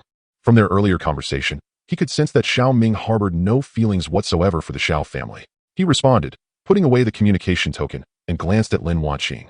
His tone somewhat detached as he spoke. He said, if you wish for it, then let you kneel. He will not come out to see you. Boom. Upon hearing Su Biqing's words, Lin Wanqing's mind erupted as if struck by thunder. Her face turned pale in that instant. No, it is impossible. This cannot be true. How could Ming'er utter such callous words? You must be deceiving me, right? In disbelief, Lin Wanqing raised her head, her voice trembling as she spoke. At that moment, her heart felt as if it were being pierced by needles, as if a piece of her very soul had been violently torn away. 10 months of gestation, blood is thicker than water. She truly could not believe that Xiao Ming's heart could be so unfeeling, willing to let her, his mother, kneel indefinitely. Was he still that once understanding son? Lady Lin, you should take your leave. Continuing to kneel here will only complicate matters further and intensify the conflict between you. Seeing Lin Wanqing's emotions escalate, Su Biqing furrowed his brow and kindly advised her. No, I will not leave. If he refuses to see me, I will kneel to death here. I wish to see if he is truly so heartless as to watch his mother perish on her knees. Lin Wanqing paid no heed to Su Biqing's words. Instead, as the pain within her intensified, it awakened her pride as a mother. Regardless of past mistakes, regardless of whether she had indeed hurt Xiao Ming's feelings, she remained, after all, his mother, did she not? In this world, what mother has not erred? What mother has not made mistakes? Even if she has truly erred, should not Xiao Ming, after venting his frustrations, be inclined to forgive her? Thus, she kneels here, eager to witness whether her motherly tenacity surpasses her son, Xiao Ming's indifference. Upon hearing Lin Wanqing's formidable words, Su Biqing could not help but contort his face. Even with his cultivation reaching the saint realm, he nearly succumbed to the urge to retaliate. However, considering Lin Wanqing's exceptional status, he ultimately restrained this impulse, merely letting out a cold snort before departing. Yet, He sensed that this woman's emergence would undoubtedly herald a tempestuous upheaval, as anticipated, with the assistance of numerous ruffians nearby. News of Lin Wanqing kneeling before the sacred land of Fuyao spread with astonishing rapidity. Damn it! When did this woman venture to the sacred land of Fuyao? Kneeling at their mountain gate, she has utterly disgraced both me and the Xiao family. In Luyun City, at the Xiao residence, a thunderous roar reverberated, and a figure, ablaze with fury, shot toward the direction of the sacred land of Fuyao. This individual was none other than Xiao Tiansong. Following closely behind were several elders of the Xiao family, their expressions shifting as they trailed him. They seemed apprehensive that in his wrath, Xiao Tiansong might provoke a calamity at the sacred land of Fuyao, plunging the Xiao family into dire straits. Thus, these elders felt compelled to keep a watchful eye, prepared to intervene should the need arise. Not only Xiao Tiansong, but even Xiao Run, far away at the Tai sacred land, received this news. Damn it, that wretched woman. How dare she kneel at the mountain gate of the sacred land of Fuyao, all for the mere chance to meet that scoundrel Xiao Ming. Does she not realize the gravity of her actions? Does she not acknowledge my existence as her son? She has trampled upon my dignity and honor. How could I be cursed with such a mother? Why did she not perish long ago? In a fit of rage, Xiao Ren's roar echoed throughout the Tianjin Peak, drawing the attention of many disciples of the Tai sacred land, who were bewildered by the outburst of this newly appointed sequence saint child. They were curious to understand what event could provoke such an emotional upheaval. Such a ruckus is unbecoming. One must remember that he is now the sequence saint child of the Tai sacred land, a direct disciple of the Tai saint lord. Every word and action reflects upon the reputation of the Tai sacred land. Such a spectacle will only invite ridicule. Just as Xiao Ren reached his breaking point, an aged voice resonated, and a figure materialized within the grand hall. This individual was none other than Zhang Tianhong, the peak master of Tianjin Peak at the Tai sacred land, and the very mentor who had brought Xiao Run into the fold. After 11 years, his cultivation had ascended from the 7th level of the Saint Realm to the 8th. Among the numerous sacred places in the northern profound realm, it is also home to formidable figures. Master, I wish to journey to the Fuyao sacred land. I am determined to defeat that scoundrel, Xiao Ming, and cleanse the humiliation I endured a few days ago. Upon witnessing Zhang Tianhong's arrival, Xiao Ren took a deep breath and respectfully clasped his hands in supplication. This expedition to the Fuyao sacred land was akin to making a grand entrance. However, without an elder accompanying him, even if he managed to subdue Xiao Ming, his ability to depart safely remained uncertain. Thus, it was imperative to have a powerful figure from the Tai sacred land accompany him, and his esteemed master was an excellent choice. Very well. Your supreme bone has matured. Now is the time for you to shine. Should you manage to suppress other prodigies to temper your resolve, it will indeed be beneficial for your future cultivation. I shall accompany you on this journey. After a moment of contemplation, Zhang Tianhong nodded in agreement. With that, he led Xiao Ren out of the grand hall and summoned a mysterious vessel. The two of them immediately soaring into the sky towards the Fuyao sacred land. What have you prepared to eat? Why does it look so dark and unappetizing? Unbeknownst to Xiao Ming, he was oblivious to the happenings outside, as he watched Feng Xianhua present a pot of something dark and viscous, resembling a peculiar porridge. His anticipation swiftly faded. What is this? It looks comparable to the culinary disasters of my past life. Surely this woman did not intend to serve him a pot of sweet potato porridge. I first roasted the sweet potatoes with Phoenix True Fire, then simmered them for a quarter of an hour. The presentation may be lacking, but the taste should be quite good, Feng Xianhua explained earnestly upon hearing Xiao Ming's inquiry. This revelation left Xiao Ming momentarily stunned. Must the sweet potatoes be roasted before making porridge? Who taught you such nonsense? Moreover, judging by the appearance, it appeared that the sweet potatoes had been charred before being added to the pot. Have you even tasted it? Feeling a pang of frustration, Xiao Ming lifted his gaze to inquire. No, this porridge was specially prepared for you. I could hardly bring myself to taste it first, Feng Xianhua replied, her voice calm, yet revealing a hint of suppressed amusement at the corners of her lips. If one were to observe closely, they would notice that her red lips struggled to contain a smile. At her words, Xiao Ming fell into silence. How could she claim it tastes good without having tasted it herself? This woman is undoubtedly doing this on purpose. Would you care to try? As Xiao Ming felt a surge of exasperation, Feng Xianhua promptly scooped a bowl and eagerly offered it to him, seemingly looking forward to his approval. This unexpected display from the seemingly aloof empress revealed a surprisingly cunning side to her character. It is indeed necessary to remove one's pants and deliver a proper lesson. Chapter 34. One by one, they berated Xiao Ming as a beast. What qualifications do they possess? What? Do you expect me to feed you by hand? Observing that Xiao Ming hesitated to take the bowl of sweet potato porridge, Feng Xianhuang snorted and spoke with a hint of arrogance. Indeed, after all, it was you who prepared it for me. If you do not feed me, how can I partake? Upon hearing Feng Xianhuang's words, a mischievous smile appeared on Xiao Ming's face, and he seized the opportunity to press further. This bowl of culinary disaster was truly unpalatable. If he could manage to provoke this empress to leave, he would readily discard the porridge. Xiao Ming, do not overreach. Feng Xianhuang retorted, her anger flaring. She nearly considered pouring the bowl of sweet potato porridge over his head, her furious demeanor causing Xiao Ming's eyes to gleam with intrigue. Yet, before he could revel in his amusement, a slight smile crept onto Feng Xianhuang's lips. The anger on her face vanished, replaced by a defiant expression as she declared, "If I, Feng Xianhuang, have conceded to you and promised to cook for you henceforth, what does it matter if I indulge you a little? However, if I personally feed you and you refuse to eat, then do not expect me to cook for you again." With that, Feng Xianhuang seized a large spoon, scooping a generous mouthful of the culinary abomination, and presented it to Xiao Ming as if feeding a pig. Witnessing Feng Xianhuang's demeanor, Xiao Ming felt increasingly perturbed. He even suspected that this bowl of porridge was not only unappetizing, but might also be laced with some sort of potent concoction. In his internal deliberation, Xiao Ming employed his true vision to examine the sweet potato porridge. A bowl of burnt and unpalatable sweet potato porridge. Even a pig would suffer from diarrhea after consuming it. Upon seeing the information that materialized before him, Xiao Ming's lips twitched slightly. It seemed he had misjudged this empress. Evidently, she deemed it beneath her to resort to such underhanded tactics. Yet, even without any foul play, she managed to concoct a bowl of porridge that could induce distress even in swine. Such culinary skills were indeed unparalleled. I appreciate your willingness to cook for me, but I am dissatisfied with your service. What I desire is not your cold, unfeeling feeding, but rather an interactive experience where you take a bite and I take a bite, imbuing our meal with the essence of a couple dining together. After a moment of silence, Xiao Ming boldly proclaimed, adamantly refusing to take the first bite. Xiao Ming, hearing such audacious words, Feng Xianhuang was momentarily taken aback, her delicate face flushing crimson. However, it was not from shyness but rather from indignation. Who would have thought that she, a formidable reincarnated empress, would go to the effort of preparing a pot of sweet potato porridge, albeit a dismal creation? Yet this fellow would not even take a single bite and instead resorted to teasing her.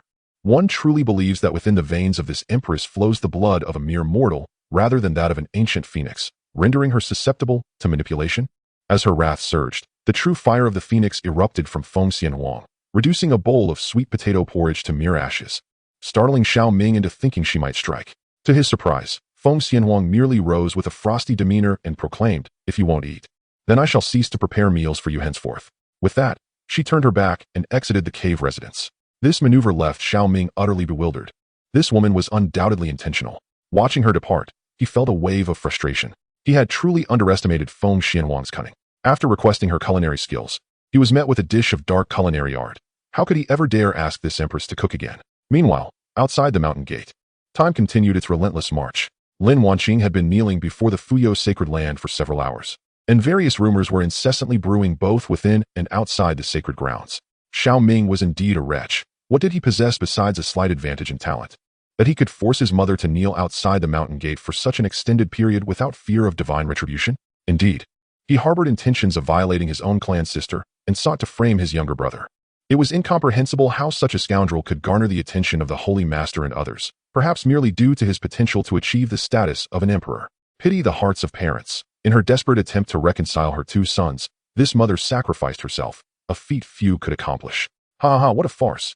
These are merely a bunch of ignorant individuals who parrot one another. They have no knowledge of the events that transpired in the Xiao family that day.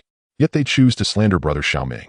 That day, it was clearly the so-called holy son of Tai's sacred land who attempted to assault his clan sister, only to be caught and subsequently injure himself, laying the blame upon brother Xiao Ming, the head of the Xiao family, and Madame Lin. In a bid to shield their youngest son and avoid tarnishing the reputation of Tai's sacred land, forced brother Xiao Ming to take the blame and confess.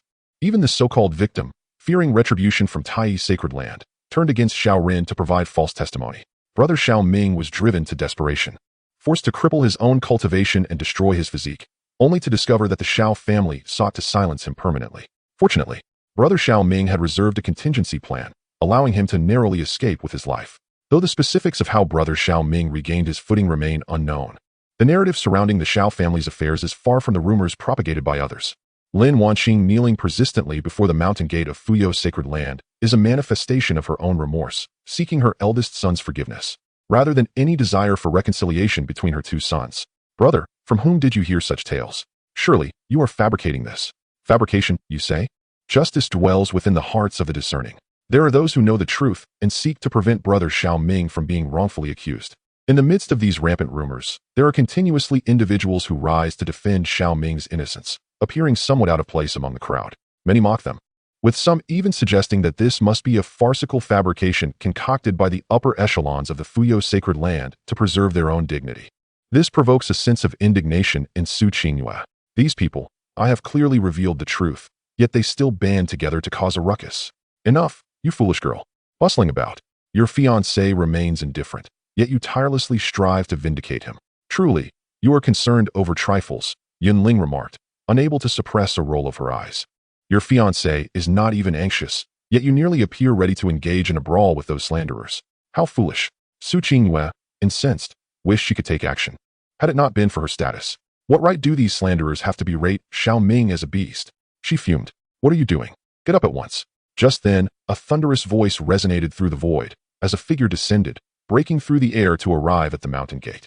It was Xiao Tianzi. Given that Luoyuan City is merely tens of thousands of miles from the Fuyo sacred land, he arrived much sooner than others. Chapter 35. The Couple's Rift, Xiao Tianzi's Mental Breakdown.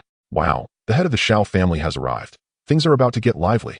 Upon witnessing Xiao Tianzi's descent, exuding a terrifying aura, his gaze fixated fiercely upon Lin Wanqing, the crowd erupted into a frenzy. Numerous disciples of the sacred land hurriedly spread the word, eager to witness the unfolding spectacle at the mountain gate. Yet, in the face of Xiao Tianzi's roar, Lin Wanqing remained unfazed, merely lifting her head defiantly to glance at him. Unless Ming'er comes out, I shall not rise. In that moment, whether driven by pride or a desire to ascertain her eldest son's regard for her, Lin Wanqing seemed somewhat entranced. She vowed never to allow her son, Xiao Ming, to easily sever ties with her. By any means necessary, she would bring him back. This was the stubbornness of a mother. Nonsense. He has severed ties with us. Do you still hope for his change of heart? Xiao Tianzi exclaimed, his voice laced with urgency as he admonished Lin Wanqing. Have you considered the impact of your kneeling here on the Xiao family, or the potential harm to Renner? He is our son. Do you wish to disgrace him? At his words, Lin Wanqing's body trembled. A clear struggle etched upon her face. Lin Wanqing found herself torn between her beloved younger son, Renner, and the potential disgrace her current actions might bring upon him. However, she could not bear the thought of losing her elder son, Ming'er. How could she possibly acquiesce to such a fate? No, I shall not depart. I am doing this to win back Ming'er. I firmly believe that Renner will come to understand my heartfelt intentions in due time. With little more than a breath of resistance, Lin Wanqing shook her head in refusal. In recent days, each recollection of Xiao Ming's indifferent gaze as he fled pierced her heart with agony. She was resolute in her determination to reclaim her son. After all, he was the fruit of her labor, born after 10 months of pregnancy. How could she allow him to sever ties so easily? Furious, Xiao Tianzi nearly spat blood upon hearing Lin Wanqing's words. Did she not comprehend the nature of her own younger son? To disregard authority and commit wrongdoings was one thing, but to harbor such animosity towards his own elder brother was another matter entirely. What understanding could such a person possess regarding heartfelt intentions? I shall grant you one last dignified opportunity. Rise and return to the Xiao family with me, he warned coldly, or I shall not hesitate to sever our ties. Lin Wanqing, taken aback, lifted her gaze in disbelief. What did you just say? You wish to divorce me?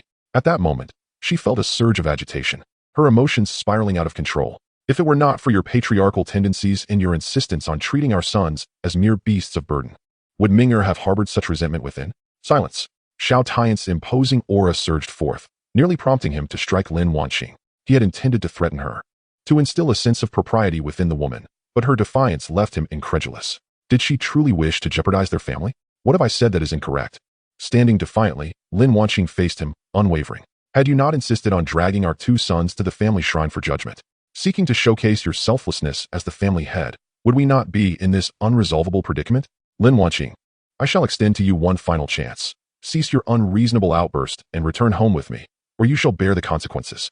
As Lin Wanqing's unruliness escalated, the veins on Xiao Tianzi's forehead throbbed, his body and arms trembling with barely contained rage. Though he possessed the formidable cultivation of the 9th level of the celestial realm, suppressing Lin Wanqing, who was at the 1st level, would not be an easy feat should a confrontation erupt between them. One could only speculate what madness she might unleash. Thus, he refrained from acting rashly, gritting his teeth as he endured the turmoil. Do you dare to threaten me? Upon hearing Xiao Tianzi's words, Lin Wanqing was utterly enraged. What have I said that is wrong? On that day of judgment, when Ming'er revealed the truth, you already knew he was wronged. Yet, driven by your own machismo, to prove your selflessness as the family head, and to climb to the Tai Holy Land through Renner for a chance to break into the Saint Realm, you forced Ming'er to bear this unjust blame. causing him to cripple his own cultivation in a desperate attempt to prove his innocence.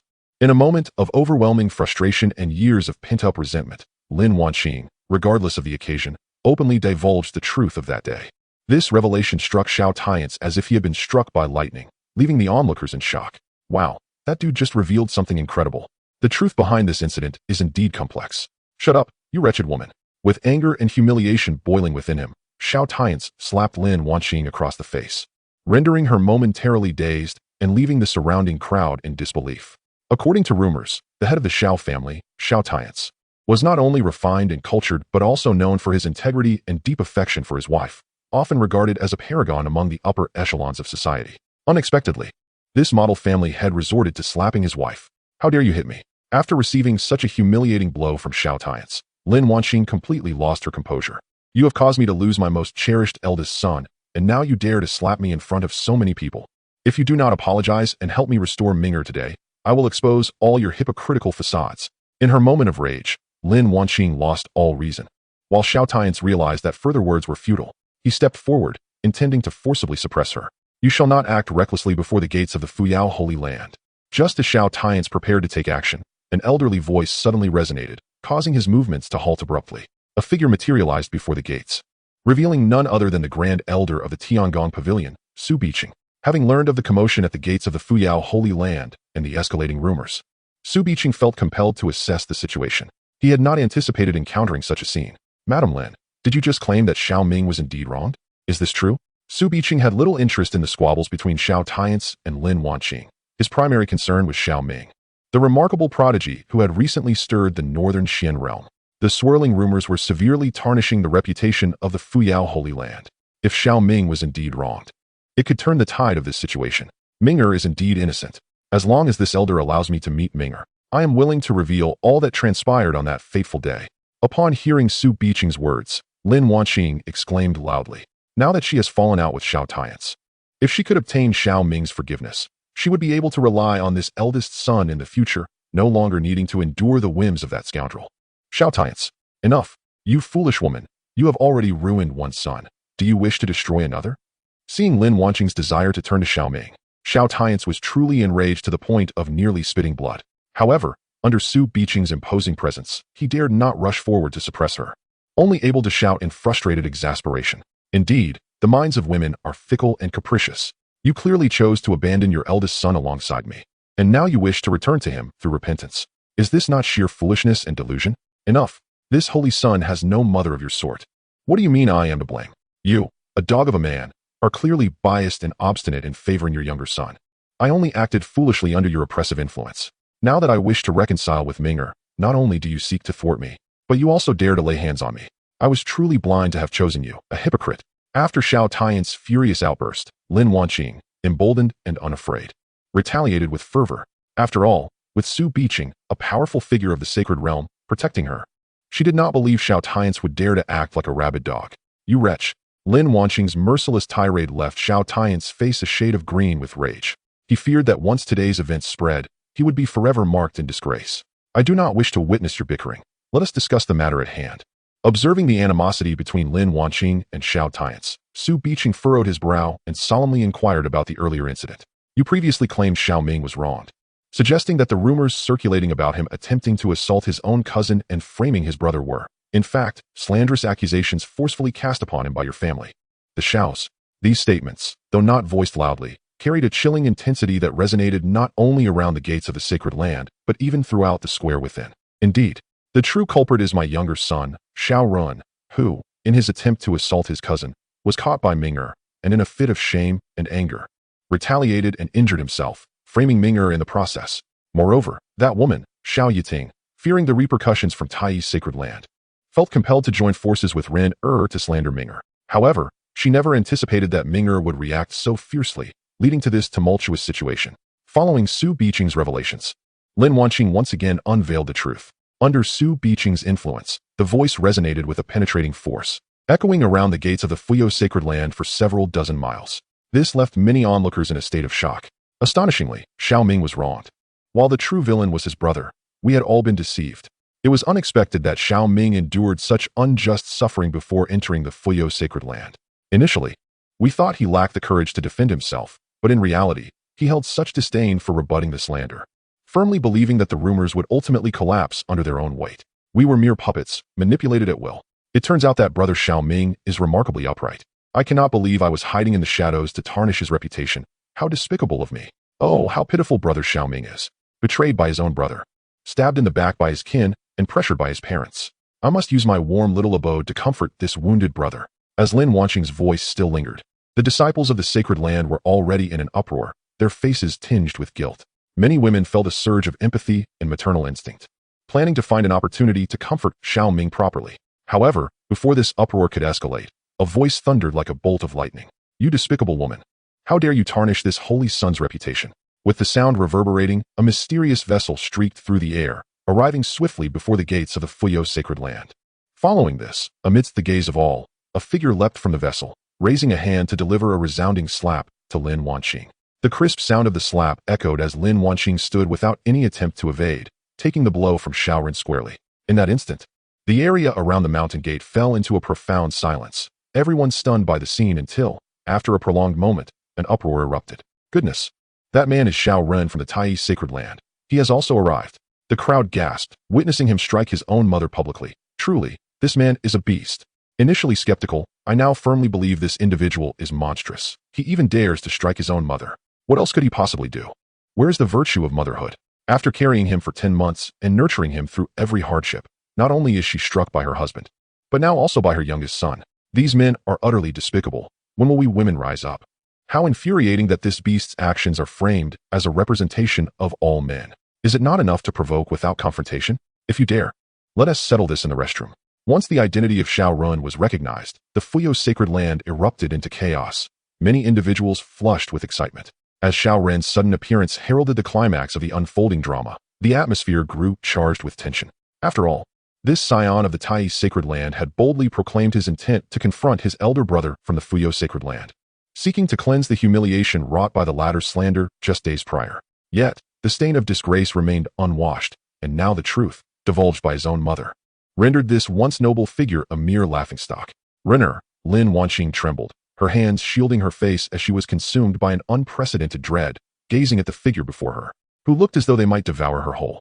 In a moment of heated folly, she had seemingly committed an irreparable blunder. Please allow me to explain, my dear.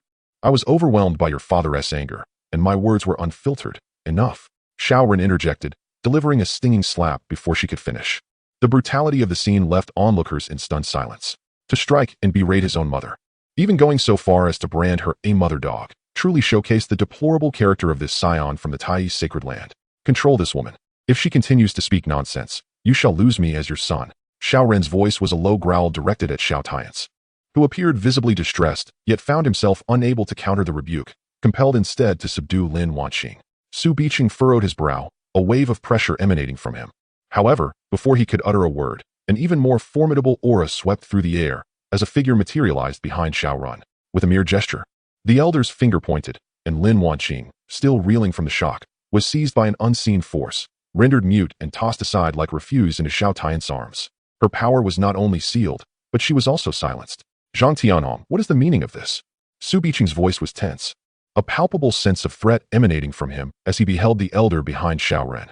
Zhang Tianhong, the master of the heavenly sword peak of the Tai sacred land, had reached the 7th level of the Saint Realm over a decade ago, and it was likely he had since ascended to the 8th level, a presence far beyond Su Biqing's capability to contend with. Nothing of consequence. I merely came to visit the Fuyo sacred land to assist my disciple with familial matters, Zhang Tianhong replied with an air of indifference. As soon as Zhang Tianhong's words faded, emboldened by the support of his elder, Xiao Ren stepped forward, eyes alight with disdain. Summon Xiao Ming. He has conspired against me, tarnished my reputation, and dared to lay hands on me within the Xiao family. This matter demands proper reckoning. Chapter 37. As long as brother Xiao Ming desires, I can indeed take on a lesser role. Good heavens, I have encountered shamelessness before, but this is unparalleled. The truth has just been revealed. Yet this fellow dares to claim that brother Xiao Ming is slandering him. Truly, it is akin to a toad wallowing in mud, ugly yet pretending to be a majestic steed. Alas, can this man not possess the courage to take responsibility for his actions? He lacks even the slightest semblance of a man's fortitude, and we, as strong women, exhibit greater grace. Perhaps it would be better to simply remove his manhood and have him live as a woman. Indeed, sisters, we must keep our eyes wide open. We should not accept such deceitful and cunning men as our suitors. If we must choose, let it be someone like brother Xiao Ming, who is honorable and upright. To the two fairies, I am grateful for your support of brother Xiao Ming, but might I request that you refrain from such a tone? I fear my primal power may become uncontrollable. How dare you think I would fear such a coward as you?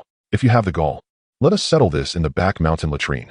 I truly cannot tolerate this any longer. Allow me to take my medicine first. As Xiao Ren's words echoed, another uproar ensued within the sacred land of Fuyao, with numerous disciples expressing their outrage vocally. Of course, many male and female disciples, in their fervor, began to argue amongst themselves, even suggesting a duel in the latrine. However, Xiao Ren, the one at the center of this, remained indifferent. With Lin Wanqing's interference, his dignity had already been trampled upon, and a bit more shame would not matter, as long as he could defeat Xiao Ming and trample this elder brother, who had been basking in the limelight of the sacred land of Fuyao. All these rumors would eventually fade into obscurity. After all, this is a world that reveres martial prowess. As long as he demonstrates sufficient strength and potential, those with sense will not dare to gossip behind his back. Zhang Tianhong, is this your intention? Or is it the will of the holy master Tai? Do you presume that the sacred land of Fuyao is a soft target, intending to provoke a conflict with us? Amidst the renewed uproar caused by Xiao Ren, Su Biqing merely cast a cold glance at him before turning his gaze to Zhang Tianhong, posing a soul-stirring inquiry. Elder Su, there is no need to place such accusations upon me. I would never underestimate the sacred land of Fuyao. My visit here is not one of provocation, but rather to allow the younger generation to gain experience and to engage in friendly sparring with your talented disciples. As he spoke, a smile graced Zhang Tianhong's face, his gaze drifting deeper into the sacred land. Recently, your sacred land has produced two prodigies with the potential for emperorship. Coincidentally, my disciple possesses a supreme bone and the potential to achieve the rank of emperor. Furthermore, he hails from the same lineage as your esteemed disciple Xiao Ming. It seems quite reasonable for these brothers to compete for superiority, does it not? Is it possible that the sacred land of Fuyao lacks such vision? Or is it that your prodigy, Xiao Ming, is unwilling to accept the challenge? Upon hearing Zhang Tianhong's provocative remarks, Su Biqing fell into silence, truly a worthy old fox. In a few brief exchanges, the matter of sparring among the younger generation was broached. After a moment of silence, Su Biqing reluctantly decided to retrieve the communication token, intending to inquire about Xiao Ming's thoughts. However, just as he produced the jade pendant for messaging, a voice interjected, taking over the conversation. Since your disciple exhibits such confidence, I shall reluctantly entertain him today. As the words resonated, two figures shot forth like streaks of light from the sacred land of Fuyao, landing gracefully on the stone steps of the mountain gate. They were a striking pair, one male and one female. The male's eyes sparkled like stars, his countenance refined as jade, and his tall frame emanated an indescribable aura, akin to the most resplendent star among countless celestial bodies. The female possessed a cool demeanor and breathtaking beauty, adorned in a black and red dress embroidered with phoenix patterns that perfectly accentuated her exquisite figure, reminiscent of a celestial being descended from the heavens. This was none other than Xiao Ming and Fengxian Wang. Su Biqing's voice had carried with such clarity that even from Wangyue Peak, they could hear it, prompting their visit. However, upon arriving at the mountain gate, they were met with the sounds of Xiao Ren barking insistently for someone to come forth. Witnessing his younger brother's audacious behavior, Xiao Ming, as the elder brother, could hardly tolerate such insolence. What the hell? It's senior brother Xiao Ming and senior sister Fengxian Wang. They have emerged from Wangyue Peak. Truly, they were a pair of handsome and beautiful figures. Both embodied the ideals of beauty that resonated deeply within my heart. Why could I not possess such allure? One ascended from humble beginnings, while the other was born of divine lineage. Who among these two brothers would ultimately prevail? Today's battle would undoubtedly reverberate throughout the northern Xian realm. Upon recognizing Xiao Ming and Fengxian Wang, the area surrounding the sacred land of Fuyao erupted into a flurry of excitement, with onlookers gazing at the pair with rapt attention. To have ascended beyond 1,000 steps of the Fuyao heavenly ladder, the talents and potential of these two were indeed formidable. Yet, amidst the crowd, many had yet to witness Xiao Ming and Fengxian Huang in action, leading to a curious anticipation regarding their true combat prowess. Brother Xiao Ming. Not only were the spectators thrilled, but the most exhilarated among them was Su Qingyue, his fiancée. After longing for so long, she finally beheld her childhood friend and betrothed, Xiao Ming, once more. However, the presence of Fengxian Huang by his side stirred feelings of disappointment within her.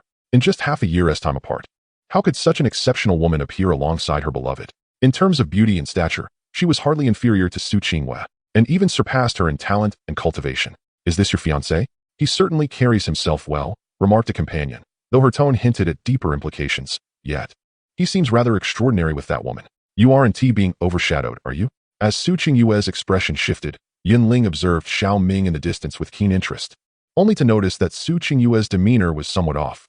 With a sudden cough, she changed her tone, jesting that her senior sister was merely joking and that it should not be taken to heart. Perhaps they were just siblings in training. No, that woman definitely has feelings for brother Xiao Ming. Before Yunling could finish her thought, Su Qingyue interrupted, leaving the former momentarily stunned. How did you discern that? In a moment of inexplicable intuition, Yunling cast a glance at Feng Xianhuang and curiously inquired. It's a woman's intuition. Su Qingyue's abstract response caused Yunling's lips to twitch involuntarily. It seemed this younger sister was somewhat sensitive and affected. Do not fret. After all, you are his fiancée, and that woman cannot compare to you. No, that woman surpasses me greatly in both beauty and grace, making her far more suitable for brother Xiao Ming. Moreover, now that brother Xiao Ming has severed ties with his father, he may well resent the marriage contract set by the Xiaos. I cannot bind him with this engagement.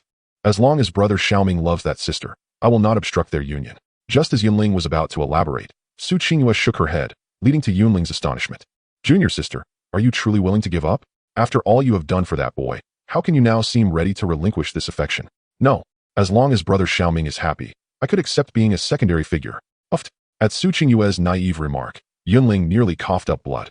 It appeared that this junior sister's romantic notions had been utterly dulled. Meanwhile, Xiao Ming remained oblivious to the conversation between Su Qingyue and Yunling. As he descended, his gaze fell upon Shaoran, a smirk curling his lips. It seems you have become quite adept at wielding your authority in my absence. Chapter 38, Before me. You will forever remain a younger brother. Xiao Ming.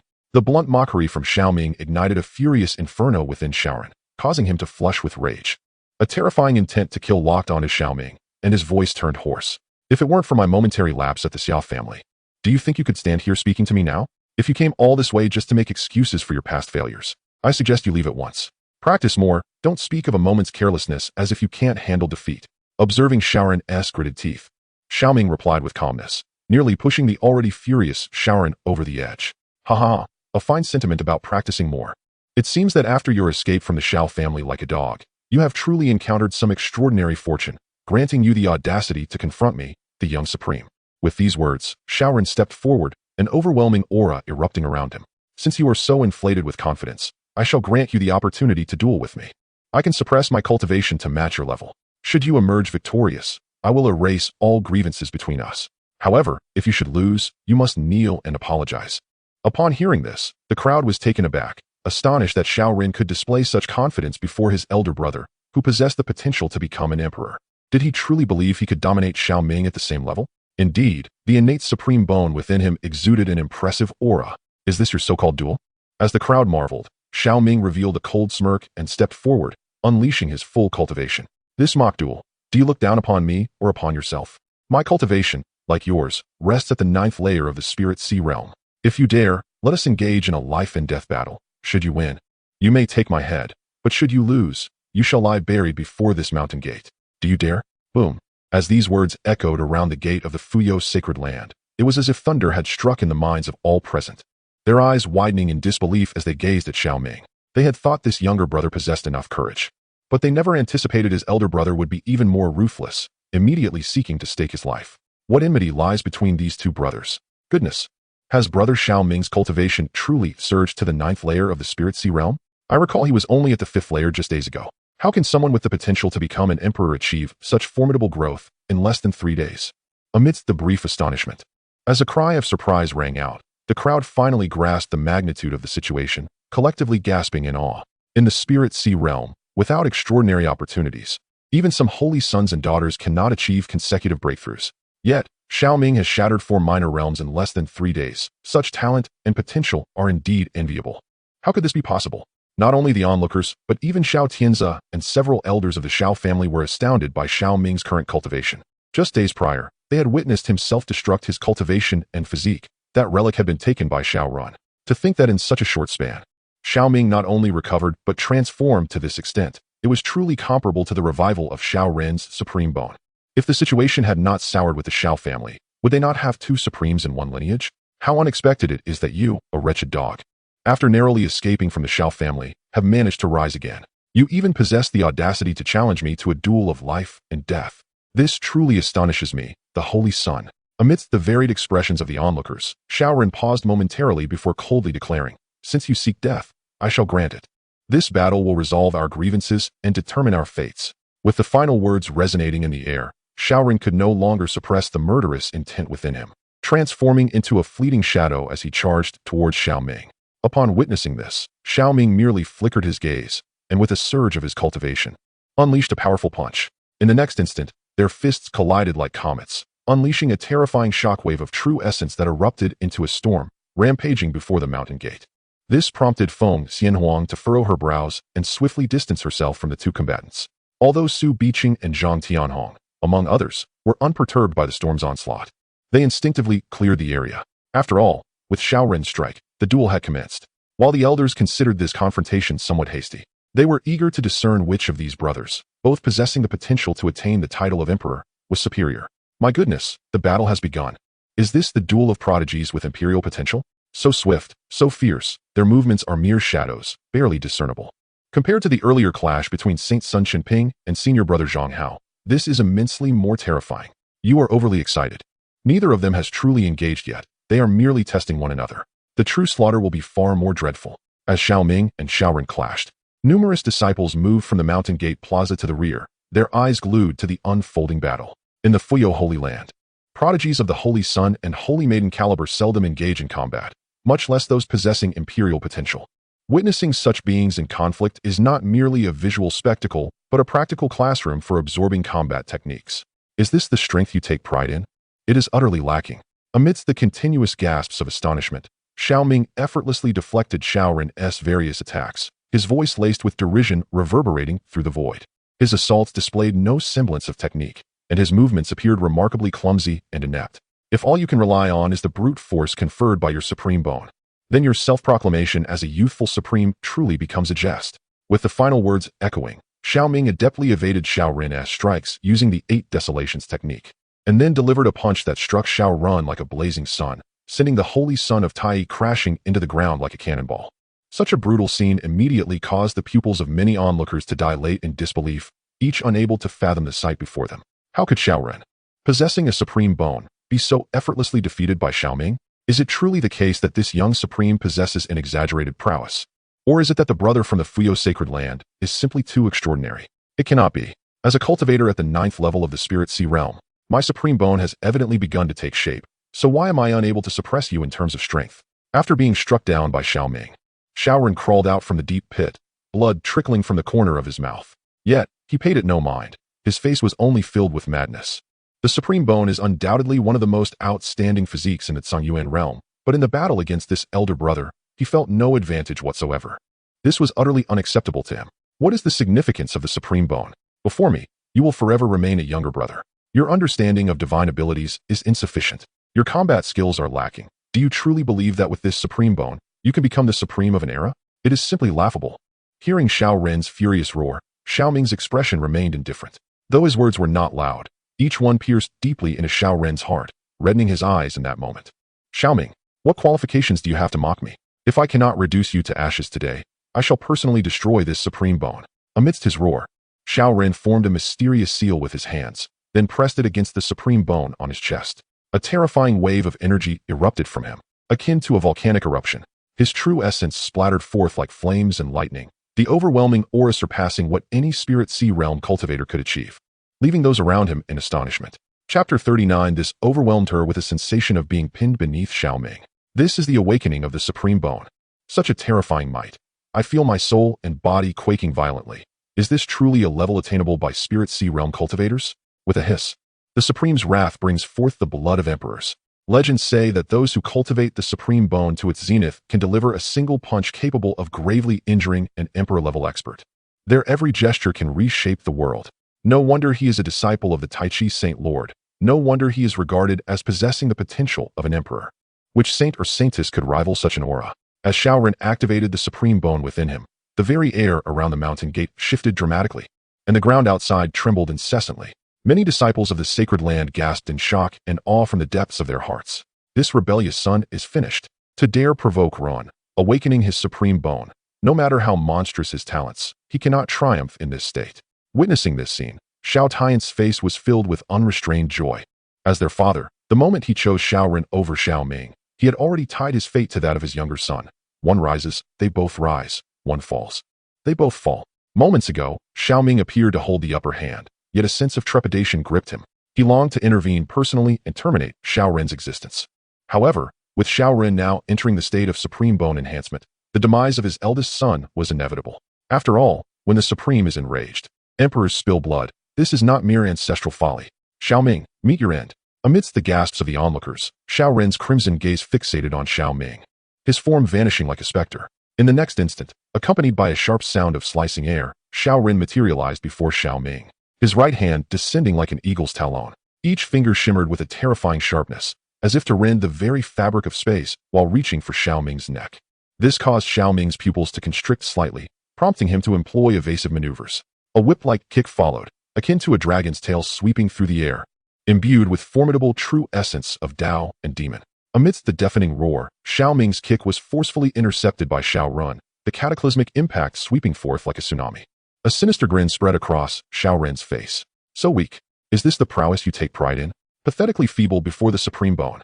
Today, I shall impart a truth. In the face of absolute power, all flashy techniques and arts are naught but mere illusions, useless and superficial. As he mocked, Xiao Ren resembled a rampaging warrior, each strike exuding ferocity, compelling Xiao Ming to retreat repeatedly in defense. The tide had turned. Indeed, with the supreme bone activated, the amplification of combat prowess was beyond imagination. Just moments ago, Xiao Ming could easily suppress Xiao Ren, yet now he found himself forced back by the latter's relentless onslaught, all without the activation of supreme divine abilities. It was unfathomable to consider the cataclysmic scene that would unfold should Xiao Ren unleash the full might of the supreme bone. Witnessing this spectacle, the crowd erupted in astonishment. Su Qingyue, positioned behind the mountain gate, wore a look of anxiety, fearing Xiao Ming might be overwhelmed at any moment. This cannot stand. I must inform my master. Feeling a surge of apprehension, she hastily retrieved her communication token to alert her master, Ling Rui, beseeching that should Xiao Ming falter, immediate intervention is necessary. Observing from the side, Yinling shook her head, bemused. Truly, concern breeds chaos. Both Xiao Ming and that enchanting Feng Xianhuang are prodigies of Wangyue Peak. Their presence here surely has reached the ears of the Holy King. Should anything go awry, he would not stand idly by, leaving Yinyu Peak to fret. Indeed, the supreme bone is undeniably formidable. As Xiao Ren's power surged dramatically, a look of astonishment crossed Xiao Ming's face, swiftly replaced by a chilling resolve. Yet, in your hands, it ultimately remains lacking. With these words, the tension escalated further. Mystical patterns emerged upon Xiao Ming's body, accompanied by a terrifying aura of desolation that swept through like a tempest. At times, it radiated a chilling demonic energy. At others, it exuded a divine sanctity, and yet at moments, it embodied utter annihilation. This was undoubtedly the malevolent essence cultivated from the chaos Tao demon scriptures intertwined with the righteous vigor of the grand desolation refining divine art. The simultaneous eruption of these three disparate forces enveloped Xiao Ming, rendering him akin to a descending demonic deity, forcefully propelling Xiao Ren away. Impossible. Amidst the onslaught of these three powers, Xiao Ren coughed up blood, his face reflecting disbelief. He could scarcely comprehend that even after activating the supreme bone to empower himself, he still fell short against his own elder brother. This was nothing short of a humiliation. The force of desolation? He had barely been initiated into Wangyue Peak for 3 days, yet he had already unlocked such formidable desolation power. Su Biqing recognized the energy wielded by Xiao Ming, nearly tearing at his beard in shock. And it wasn't just him. Even the high-ranking experts concealed within the shadows of the Fuyo sacred land were left aghast, their expressions contorting in disbelief. You scoundrel, do you truly believe you can withstand me in this state? Roared Xiao Ren as his body, spiraling backward, halted midair, immediately engulfed in a blaze of crimson gold flames. The infernal heat threatened to incinerate the very fabric of reality, transforming Xiao Ren into a being akin to a blazing sun. In the next moment, Xiao Ren formed intricate seals with his hands, unleashing a torrent of terrifying sword energy from his being. The crimson gold flames intertwined with the sword aura, coalescing into a formidable sword formation in the void, its power sending shivers down the spines of many onlookers. Is that the heavenly flame of true evolution granted by the Supreme Lord Tai, along with the king-level sword art of the Tai sacred land? As Xiao Ren ascended to an almost divine stature, an astute observer gasped in astonishment, stirring a wave of excitement among the crowd. The heavenly flame of true evolution. This was an extraordinary flame under the dominion of the Supreme Lord Tai, capable of incinerating heaven and boiling the seas, effortlessly dispatching even those of the Saint King realm. Although the flame enveloping Xiao Ren was not in its complete form, merely a nascent spark, its potency remained formidable. coupled with the Saint King-level divine art. Even some in the cave heaven realm would hesitate to confront it directly. Tai's sacred method, heavenly evolution sword array. Amidst the collective astonishment, Xiaoren completed the divine technique. The fusion of the heavenly flame and sword energy transformed into cascading sword lights, descending upon Xiao Ming like shooting stars. The heavenly flame of true evolution? This appears to be a rather delectable supplement. Observing the crimson gold flames emanating from Xiaoren, a sinister expression crossed Xiao Ming's face. A bizarre conflagration of black and white flames erupted from him like a volcanic explosion, and he swiftly formed seals with his hands, pointing a finger towards the void. Above the void, the winds shifted dramatically. Amidst the chaos of true flames morphing into fiery clouds, an ancient hand, inscribed with wild patterns, emerged from the flames and gently pointed a finger. In that fleeting moment, the index finger, encircled by the chaotic true fire, descended upon Xiaoren like a pillar supporting the heavens. This was the supreme king-level divine art, the Great Desolation Prisoner's Finger, executed by harnessing the chaotic true fire as a guide, combined with the foundational powers of three formidable forces, merging the burning flame control technique and the Great Desolation refining god technique. Witnessing Xiao Ming unleash this formidable move, the previously composed Feng Xianhuang's expression shifted dramatically. She recognized Xiao Ming's strength, yet she never anticipated that he would possess such overwhelming power. In less than 3 days, he had masterfully intertwined several supreme king-level martial arts. This feat demanded an extraordinary comprehension of divine arts, mastery over true essence, and the adept application of power. Even she, the reincarnated empress, found it somewhat challenging to achieve such a synthesis, as she was still not entirely proficient with the Great Desolation refining god technique and the Great Desolation Prisoner's Finger. Yet, to her astonishment, Xiao Ming had accomplished it. This left her feeling as if she were being dominated by him. Chapter 40. This is their life and death duel. Can you not handle it, old man? Boom. Amidst the gasps and gazes of the crowd, the two divine arts collided with devastating ferocity, unleashing a horrific storm that surged like a tsunami. The surrounding onlookers were struck with fear, their expressions shifting as each summoned their cultivation to withstand the onslaught. Yet, their eyes remained glued to the two combatants, terrified of missing any pivotal moment. Within this tumultuous clash, the crimson golden flames of Xiaoren erupted, only to be continuously shattered by the sheer force of that outstretched finger. This development not only caused Xiaoren's pupils to constrict sharply, but also left the onlookers in a state of shock. No one had anticipated that even after activating the Supreme Bone and utilizing the Heavenly Transformation True Fire to unleash a supreme king-level divine art, Xiao Ming, his elder brother, would effortlessly overpower him. Could this be the innate suppression of bloodlines? No, this holy son cannot be inferior to you. As he witnessed his divine art being crushed inch by inch, Xiaoren roared in fury, forming another seal. The Heavenly Transformation broken sword formation before him erupted with brilliant light. In an instant, all the sword lights converged, transforming into a colossal sword to block that finger. Subsequently, it shattered and self-destructed on the spot. The destructive force of the explosion was sufficient to rival the attacks of some 5th-tier cave heaven realm experts, engulfing Xiao Ming in a tempest. Just when everyone believed this strike would injure Xiao Ming, the storm of power was forcibly torn apart, and the finger, still enveloped in chaotic true fire, surged again towards Xiaoren. Although its size had diminished significantly, its might was still formidable. Yet, like a fierce storm, it struck Xiaoren with unparalleled force, causing the young supreme to spew forth blood, his body sent crashing into the mountains like refuse. The vicinity of the entrance to the Fuyo sacred land fell into an eerie silence. It was anticipated that Xiaoren, daring to challenge his elder brother within the sacred grounds, would possess the upper hand due to his strength. However, to their astonishment, he was being beaten like a dog. How could this be? How could Xiaoren, the abandoned son, transform so dramatically in mere days? What was the secret behind his astounding metamorphosis? Witnessing his son, whom he had high hopes for, being ruthlessly assaulted by Xiao Ming, instilled within Xiao Tiansu an unprecedented sense of dread. If his younger son were to be defeated, how could he hope to break through his own limitations? Amidst his growing panic, Xiao Tiansu fixed his gaze upon Xiao Ming, only to be met with a dispassionate glance tinged with mockery. It seemed to convey, "Look, this is the son you chose, indeed just as useless as you." This revelation tightened Xiao Tiansu's fists in frustration. Ha ha ha, who would have thought that I, Xiaoren, born as a supreme, would be reduced to such a pitiful state? This is truly a disgrace. At the very moment when Xiao Ming and Xiao Tiansu locked eyes, Xiaoren's hoarse voice echoed through the realm. Suddenly, a terrifying pillar of true essence erupted from the abyss, as Xiaoren, drenched in blood and in tattered garments, ascended from the depths. A devastating aura radiated from him, casting a shadow over the mountain gate, and the skies darkened ominously. Bolts of lightning, akin to mighty dragons, surged through the clouds, causing many onlookers to gasp in astonishment, their pupils constricting as they felt a tremor deep within their souls. This was an extraordinary phenomenon. Only a few beings of extraordinary constitution could invoke such a resonance with the heavens through their innate divine powers. Xiaoren was about to unleash the power of his supreme bone.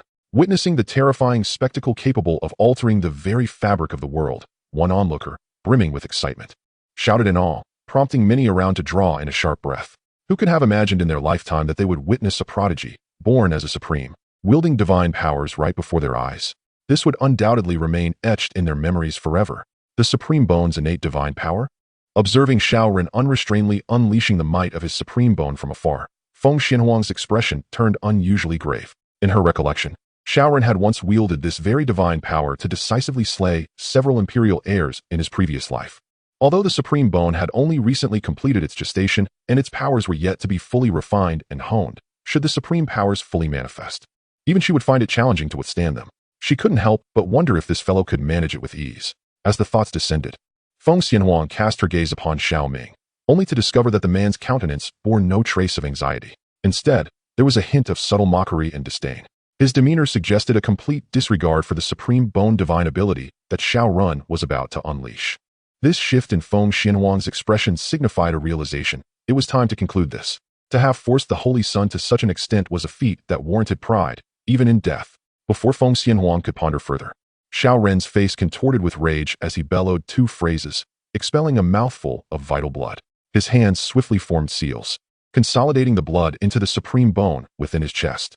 In an instant, the previously dim void revealed a pair of icy eyes, as if the heavens themselves had opened their gaze to scrutinize the ants below, daring to defy fate.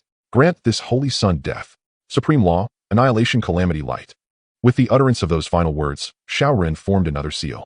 The frigid gaze locked onto Xiao Ming, two beams of light converging with the thunderous power that pervaded the void, striking down upon Xiao Ming like divine retribution. The devastating onslaught caused the expressions of all present to shift dramatically, even prompting some powerful figures hidden in the shadows of the Fuyo sacred land to act in alarm. Yet, in that fleeting moment, an overwhelmingly terrifying aura erupted from Xiao Ming, momentarily halting those who were about to intervene. What nonsense is this supreme divine ability? In the face of absolute power, it is but a farce. As his words reverberated, Xiao Ming merely stepped forward, delivering a punch akin to the sun's radiance. Multiple forces within him surged into a frenzy, transforming him into a figure reminiscent of a descending demon, directly clashing with the supreme divine ability. Divine Slayer, a unique innate talent of the Path Demon Chaos Body. Once activated, it propels the user into a state of frenzy, enhancing attack, defense, agility, and recovery exponentially. With Xiao Ming's current physical strength, bolstered by the desolate power, he could achieve a maximum of fivefold frenzy. However, in dealing with Xiaoren, threefold was more than sufficient for dominance. Boom! Before anyone could react, the annihilation calamity light was obliterated, and Xiao Ming swiftly closed the distance to Xiaoren. Under the watchful eyes of the crowd, he aimed a strike at his opponent's chest. Stop! Witnessing Xiao Ming shatter the supreme divine ability and prepare to deliver a fatal blow to Xiaoren, Xiao Tiankai and Zhang Tianhong erupted with fierce shouts. At that moment, Zhang Tianhong made a decisive move, raising his hand to suppress Xiao Ming. This sudden action caused Su Biqing's expression to change dramatically as he unleashed his power to intervene. Yet, before Su Biqing could act, a cold voice resonated through the void, accompanied by terrifying sword energy that sliced down toward Zhang Tianhong. This is their life and death confrontation. Can't you, old man, handle it? Chapter 41, The Will of the Saint King? Jiang Xinying fiercely protects his disciple. In the next moment, accompanied by a thunderous roar, Xiao Ming's fist crashed into Xiaoren's chest, while a sword light clashed with Zhang Tianhong. An indescribable shockwave erupted above the mountain gate, tearing the very fabric of space, creating several fissures. Many onlookers, in a frenzy of fear, fled in all directions. After all, this was a clash between powerful figures at the sacred entry level. Even the residual waves could annihilate them. Fortunately, Su Biqing, his expression dramatically altered, intervened to block the majority of the impact. Otherwise, the mere force of this collision would have resulted in heavy casualties around the mountain gate. In the area where Xiao Ming and Xiaoren stood, a figure stepped forth from the void, assisting the two in withstanding the terrifying storm of energy.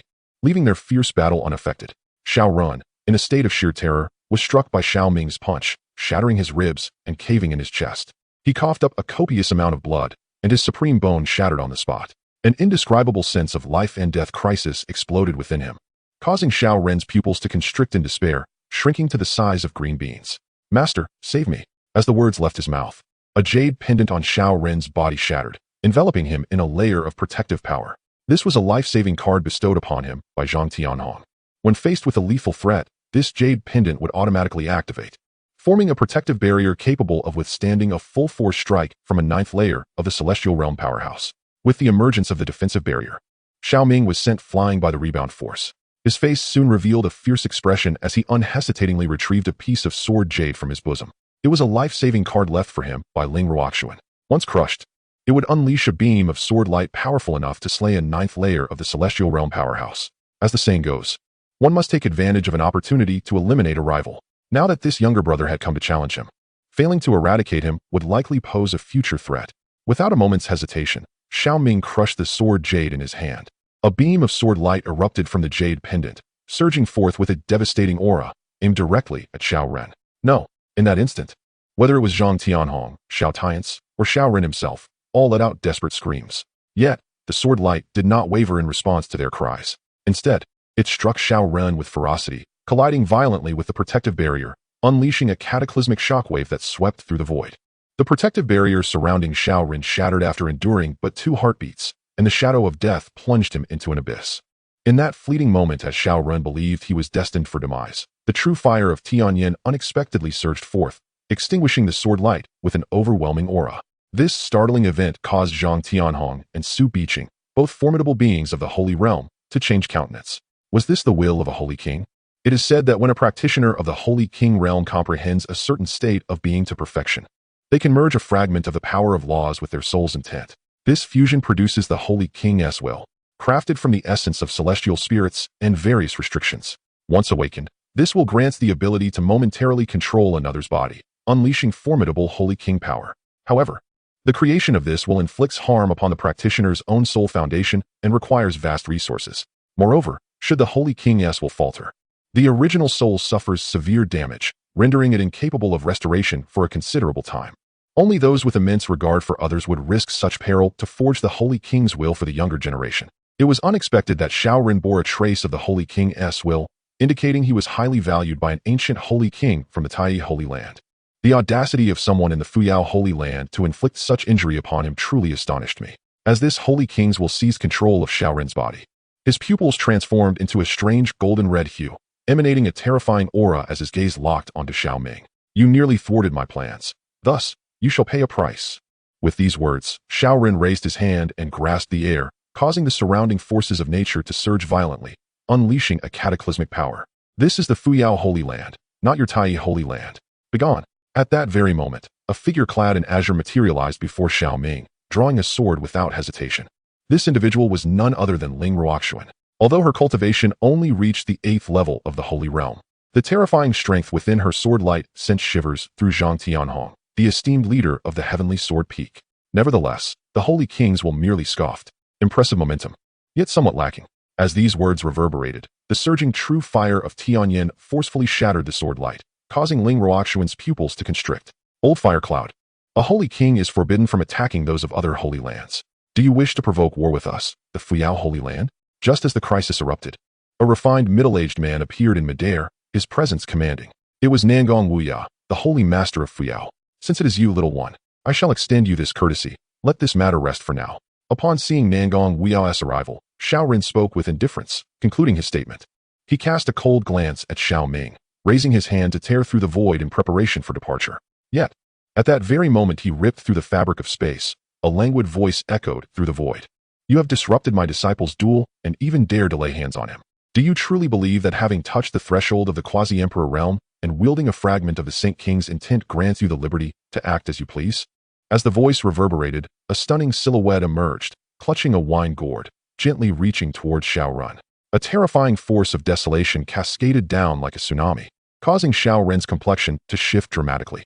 9th level of the Saint King realm? Impossible. Aside from that half-alive old coot, when has another such formidable presence emerged from the Fuyao sacred land? In the midst of his astonishment, the fire cloud old demon resolutely ignited a fragment of the Saint King's intent, unleashing an attack potent enough to rival his own peak strength. Though this action would inflict damage upon his own being, it was the sole means to fend off Jiang Xianying. Xiao Ren must not perish here. At the very least, the supreme bone, and this corporeal form must not fall into ruin. Boom. As the fire cloud old demon burned the Saint King's intent in a desperate explosion. The force of desolation collided violently with the true fire of heavenly transformation in the void, creating a terrifying shockwave that swept over the sacred land like a tidal wave. Yet, even with the fire cloud old demon's desperate eruption, Xiao Ren's lower half remained ensnared. The fire cloud old demon had no choice but to sever Xiao Ren's lower half, forcibly transporting his upper body back. Preferring to sacrifice a fragment of the Saint King's intent rather than lose that fellow's life, this old coot was indeed mad. Observing the severed lower half in a wisp of true fire of heavenly transformation, Jiang Xianying's exquisite visage revealed a contemplative expression. Subsequently, with an air of disinterest, she tossed the true fire to Xiao Ming. Unexpectedly, this old coot would ignite the Saint King's intent, and in a moment of negligence, she had no time to retain them. Keep this wisp of true fire for your own refinement. Your brother should still be alive, though his forthcoming fate may not be pleasant. Having spoken, Jiang Xianying seemed disinclined to linger before the crowd, waving her hand before vanishing into the void. Presumably returning to Wanyue Peak for a drink, Nangong Wuyo merely cast a glance at Xiao Ming, uttering nothing before disappearing into the void. Likewise, Ling Ruoxuan did not exchange a word with Xiao Ming, not even a greeting, before she too turned and vanished into the expanse of nothingness. The area around the mountain gate fell into a profound silence, as all present stared blankly at Xiao Ming in the void, clearly still reeling from the recent events. Chapter 42. How could she, the Empress of the Phoenix Immortal Hall, be suppressed by Xiao Ming? By the heavens, is this the might of a Saint King? Such terrifying power. With merely a fragment of the Saint King's intent, one could suppress a Saint Realm expert, even forcing the Fuyao Sacred Master to reveal himself. Truly, this is astonishing beyond measure. My goodness, do these formidable beings of the Sacred Realm possess no sense of public virtue or compassion? Do they not see a stunning beauty such as myself standing here? Merely a single clash nearly led me to an untimely demise. I curse you all. Hiss. Xiao Ren has actually been defeated. After fully activating the Supreme Bone, he was still vanquished by a single punch from Xiao Ming. What level of prodigy is his brother that even a natural supreme can be so effortlessly overwhelmed? Alas, it was fortunate that a sacred king intervened, for otherwise, this holy son of Tai would surely have met his end at the gates of the Fuyo sacred land.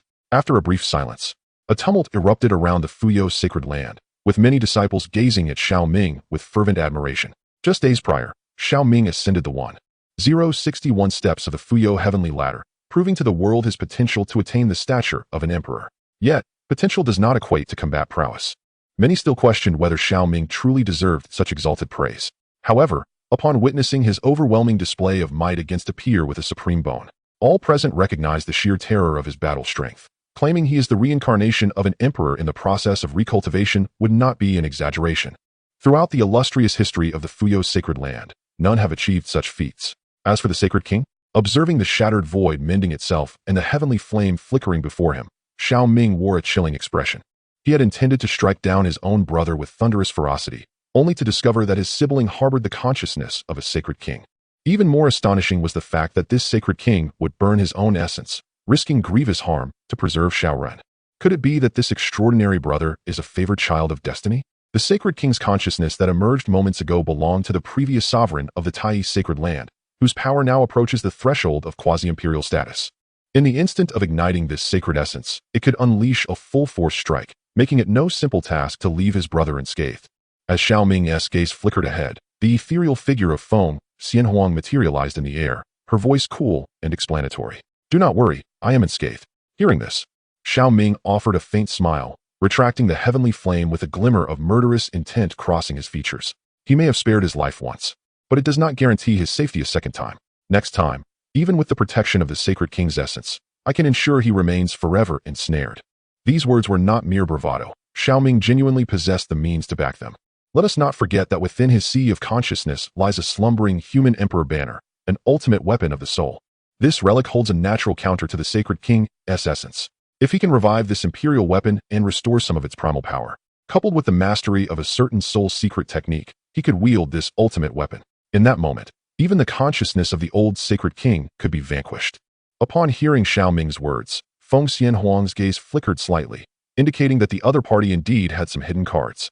However, she did not pursue the matter further, instead shifting the topic to inquire, by the way, are you quite familiar with the master of Jade Maiden Peak?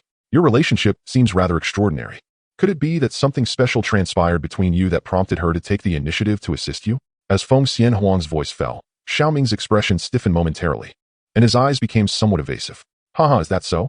Perhaps she simply found the people from Tai Yi's sacred land rather displeasing, he replied. Is that so? Feng Xianhuang sneered, effortlessly seeing through Xiao Ming's deception. In her recollection, Ling Ruoxuan, the master of Jade Maiden Peak of Fuyao's sacred land, held no fondness for men and would never offer her assistance to male disciples without reason.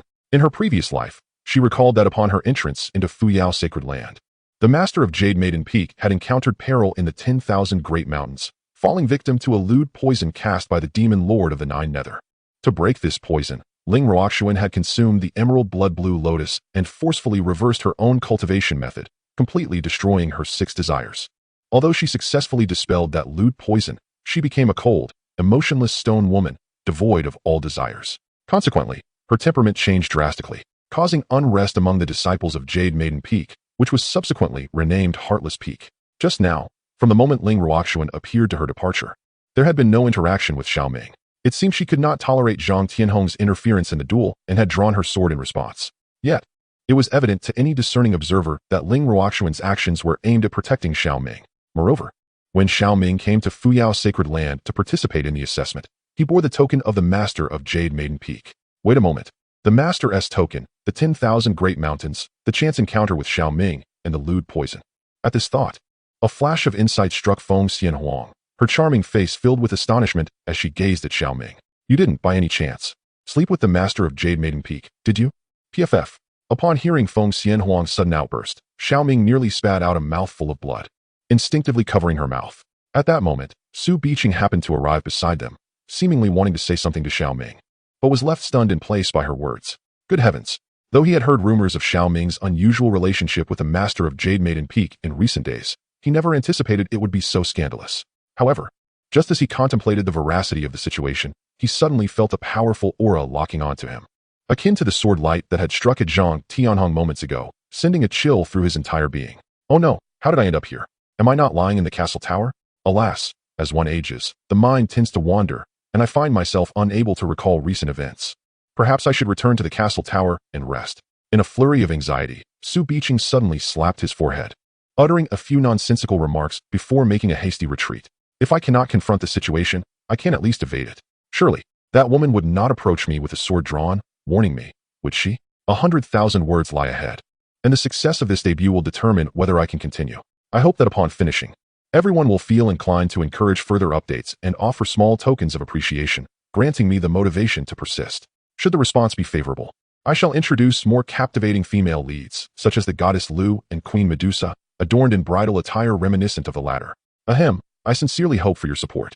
Please consider offering tokens after reading, so that these two may have the opportunity to appear in this narrative. Thank you. Furthermore, if you find this tale insufficient, you may explore another of my works, originally titled Transforming Waste into Treasure, picking up a famed dead Medusa, now retitled Collecting a Female Emperor Monthly. System, you understand me. Under the pen name, the rest of my life, not wasting you. With over 1 million words completed, you can read with confidence. Thank you for your support. Chapter 43. I have a gut feeling that the Peak Master is involved with Brother Xiao Ming. What on earth has transpired? The two of them are embracing in full view of the public. Are they about to indulge in a passionate kiss as a post-battle display of affection? I had thought this man was unique, yet he proves to be just another lecher, daring to openly flirt with the Phoenix Fairy? Where is the sense of decency? I shall report this to the enforcement hall, demanding they uphold morality and see this vile man punished. Just wait until I drain him dry. TSK, my dear. Your intentions are so transparent that even from the restroom, I can sense your ulterior motives, claiming to uphold morality while coveting another's figure? Bah, what a brazen harlot. Such a man is easily dismissed. I could have as many as I desire, one at my feet, another in my hands, and yet another upon my lips. Oh, it's you two again, with your antics. If you dare, let us settle this once and for all. Even bystanders can no longer tolerate your display. As Xiao Ming covered Feng Xianhuang's mouth, Su Biqing, frightened, made his escape, while the crowd below erupted in astonishment. With wide eyes, they gazed at the enchanting couple, unable to conceal their envy and jealousy. With beauty, physique, and strength, they excel in every aspect.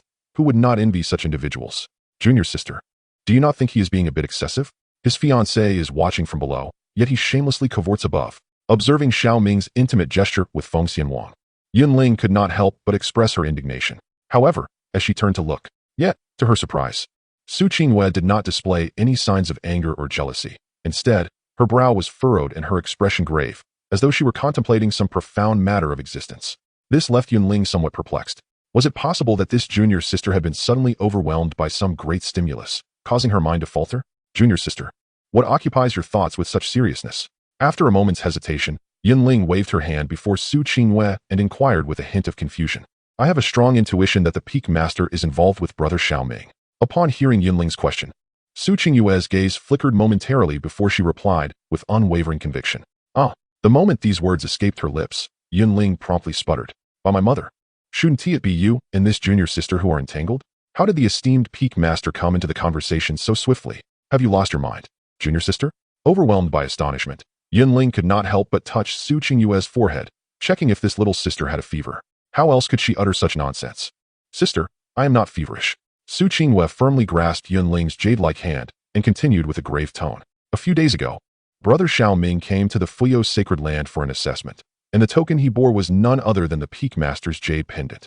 Furthermore, the Peak Master's appearance today was exceedingly unusual, despite the presence of numerous formidable practitioners within the Fuyo sacred land. She was the first to emerge and assist when she saw Brother Xiao Ming in peril. This indicates an instinctive response. Only when one deeply cares for another does one act so impulsively in a moment of crisis. Therefore, based on my intuition and reasoning, the Peak Master is indeed involved with Brother Xiao Ming. Upon hearing Su Qingwei's deductions, Yunling was left utterly bewildered. While Su Qingwei's assertions seemed rather extraordinary, upon deeper reflection, there appeared to be some merit to her claims. After all, outsiders were not well acquainted with the Jade Maiden Peak. The two of them were the core disciples of Jade Maiden Peak and also students of the Grand Elder Ling Rui. Thus they were certainly privy to much about Ling Ruoxuan. When a woman, known for her aloofness towards men, suddenly engages in a fierce confrontation for the sake of a man, it is evident that she either wishes for him to perish at her hands, or she is intimately involved with him. Goodness, if that were truly the case, the situation would be utterly dire. If Ling Ruoxuan were to have an affair with Xiao Ming, Su Qingwei was both a disciple of Ling Rui and Xiao Ming's fiancée. While Ling Rui happened to be Ling Ruoxuan's biological sister, wouldn't this relationship spiral into chaos? Sister, do you think I should go and see the Peak Master? As Yunling grappled with the overwhelming implications, Su Qingwei furrowed her brow and posed the question, nearly causing Yunling's scalp to erupt in alarm. Have you lost your senses? To confront the Peak Master now and declare that I intend to seize your man, I fear you may vanish mysteriously from Jade Maiden Peak in the next moment. Yunling harbored the impulsive thought of directly strangling Su Qingwei, then pointed towards the sky, addressing Xiao Ming. What you need to handle now is not that esteemed Peak Master, but rather your betrothed. After uttering this, both turned their gazes upwards. During their conversation, Feng Xianwang, who was above, found her eyes covered by Xiao Ming, her body initially stiffening midair before flushing a deep crimson. The color spread from her cheeks to her ears, then to the nape of her neck, as if a sensitive switch had been triggered, her skin radiating an astonishing warmth. This blush was a mixture of embarrassment and anger. Xiao Ming, get away from me. In the next moment, with a voice teetering on the edge of fury, Feng Xianhuang seized Xiao Ming's wrist, delivering an elbow strike followed by a shoulder throw, casting him away. Of course, she did not intend to seriously injure him. She merely sought to teach him a lesson. As a dignified empress, being publicly teased was an affront to her dignity, leaving her with no way to hold her head high in the sacred land of Fuyao. The primary grievance was that something had collided with her rear when Xiao Ming covered her eyes. In an instant, she felt sullied and deemed it necessary to impart a lesson. After throwing Xiao Ming down, Feng Xianhuang felt too embarrassed to linger at the mountain gate, transforming into a streak of light as she vanished, evidently retreating to Wangyue Peak to regain her composure.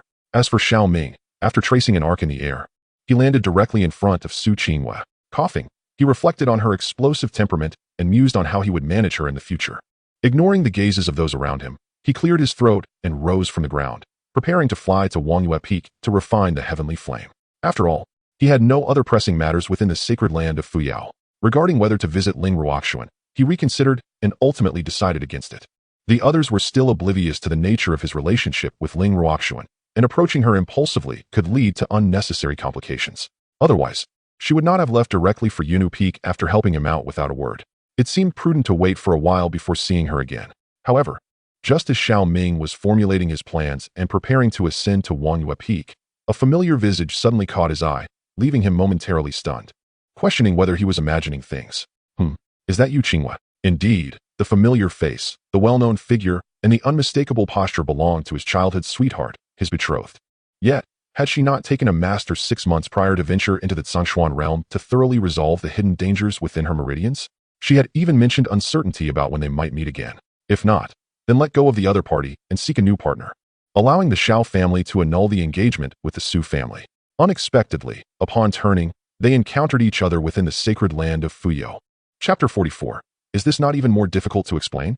As Xiao Ming stood in surprise and confusion, Su Qingyue, upon hearing her name called by him, felt her eyes redden in that moment. Unable to suppress her inner emotions, she impulsively leaped into Xiao Ming's embrace. This scene left the onlookers utterly astonished. What is happening? Is that not Su Qingyue from Unipeak? Why has she thrown herself into Xiao Ming's arms? How dare she come charging in and embrace my treasure without a shred of modesty? Release Xiao Ming. I should be first. Ha ha ha, ladies, did you see that? This is the demeanor a strong woman should possess. When she sees the man she likes, she should embrace him without hesitation, unlike those timid men. Goodness, those few little fairies are at it again, causing a ruckus here. Dog Shang, bring out my 7-foot silver spear. I intend to challenge these two peculiar ladies and make them take a good look at themselves. Ah, it suddenly strikes me.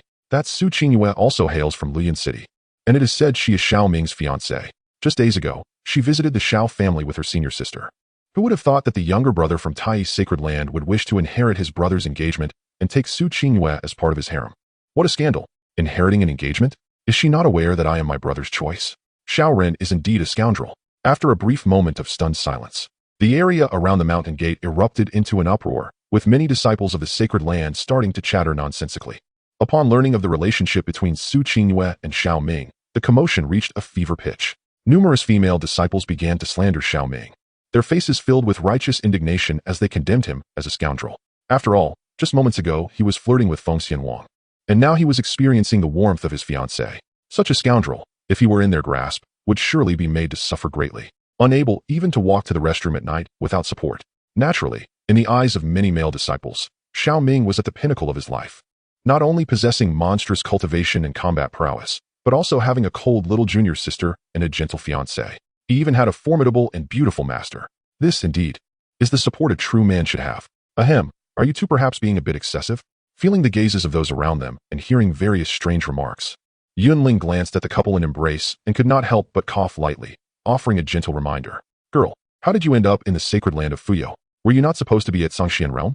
Upon hearing Yunling's reminder, Xiao Ming pulled Su Qingyue down, his expression tinged with confusion as he inquired. This matter is rather lengthy. Let us find another place to converse. Su Qingyue, upon hearing this, revealed a faint smile, her cheeks slightly flushed as she grasped Xiao Ming's hand, her demeanor filled with exuberance as they made their way toward Unipeak. This sight caused Yunling to shake her head in exasperation, and with no other choice, she employed her agility to follow suit. What? The formidable figure who once took you away from your home was, in fact, an elder steward of the 9 Nether Demon sect? She intended to use you as a catalyst to concoct the Taim Tianxian Dan. Upon arriving at a pavilion nestled midway up Unipeak, Xiao Ming's face exhibited a mix of astonishment and an uncontrollable surge of murderous intent as he absorbed Su Qingyue's recounting of the events. Su Qingyue, due to her unique constitution, faced considerable difficulties in cultivating, as her meridians were closed and often subjected her to torment from the malevolent energy they harbored. This predicament left even those of the celestial realm feeling powerless, for any force ceiling would surely lead to her untimely demise. Fortunately, the Xiao and Su families had long been allies, and Xiao Ming shared a close bond with Su Qingyue since childhood. At the tender age of 10, during one of Su Qingyue's visits to the Xiao residence, she suddenly fainted due to the backlash of the malevolent energy. It was then that Xiao Ming utilized his pure yang energy to counteract the dark forces and avert a crisis. From that moment on, Su Qingyue had been unerringly devoted to him, even declaring her desire to marry him when she grew up. Hearing her words, Su Yuanshan and Xiao Tians, inebriated at the banquet, inadvertently pledged the two in marriage. Over the years, Xiao Ming continued to care for Su Qingyue, frequently employing his pure yang energy to suppress her afflictions, and gradually, he developed tender feelings for her. However, the pure yang energy could only alleviate her symptoms. It could not address the root of the issue. Thus, the Su family had been tirelessly seeking a solution for Su Qingyue over the years, until more than half a year ago, when Su Qingyue approached Xiao Ming with news of a mysterious powerhouse from the Xianin sect of the Zhongshuan realm, who claimed to possess a method to completely eradicate her meridian issues. However, she would have to accompany this individual to the Zhongshuan realm for 3 years of training. Xiao Ming, at the time, did not give it much thought, believing it to be a fortuitous opportunity. Little did he know that the mysterious figure visiting the Su family was a steward of the 9 Nether Demon sect, who intended to use Su Qingyue as a means to concoct elixirs. Ah, that day I thought I was doomed, only to encounter my master. In a matter of moments, my master dispatched that sinister woman from the demon sect, rescuing me from the alchemical pit and subsequently accepting me as a disciple, leading me into the sacred land of Fuyao. Had it not been for my master fortuitously passing by that cavern, I fear I would never have seen you again. Brother Xiao Ming. Observing Xiao Ming's astonishment and the hint of murderous intent on his face, Su Qingyue felt a rush of sweetness. It seemed that despite having a junior sister now, Xiao Ming had not forgotten his childhood companion. Though he might be a tad fickle, her heart brimmed with joy. Fortunately, you, a person of virtue, have divine protection, otherwise I would be utterly heartbroken. Upon hearing this, Xiao Ming smiled faintly and instinctively ruffled Su Qingyue's hair, feeling as though he had returned to a time over half a year ago. It is fortunate that brother Xiao Ming has such protection. Otherwise Qingyue would not be able to see you now. Feeling the gentle gesture, Su Qingyue's expression became somewhat complex. This caused Xiao Ming to momentarily pause, and upon regaining his composure, he realized that Su Qingyue was referring to his estrangement from the Xiao family. I apologize, brother Xiao Ming. When you severed ties with the Xiao family, my master Yunling and I were on our way to find you. If only we had arrived a bit sooner, perhaps you would not have felt so helpless. Why speak such foolishness? The world is ever-changing. Who can predict what the future holds? Besides, am I not perfectly well now? Before Su Qingyue could finish her sentence, Xiao Ming waved his hand to interrupt her. Let us not dwell on that. Who is your master from the Fuyao sacred land? I must meet her to express my gratitude for saving you, my dear girl. Fearing that the atmosphere might turn awkward, Xiao Ming promptly shifted the topic. This left Su Qingyue feeling somewhat flustered, unsure of how to respond. She harbored suspicions that her master, Ling Ruoxuan, who was also her master's sister, had an affair with this brother Xiao Ming. If the two were to meet, it might lead to undesirable consequences. My master is she. Just as Su Qingyue wrestled with her thoughts, a voice pierced the air, and a figure appeared in the pavilion like a wraith. Both Su Qingyue and Yunling's expressions changed, and Xiao Ming instinctively turned to look at the figure.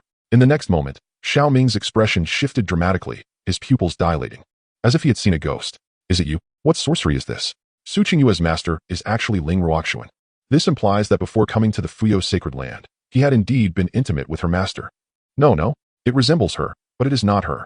This only complicates matters further.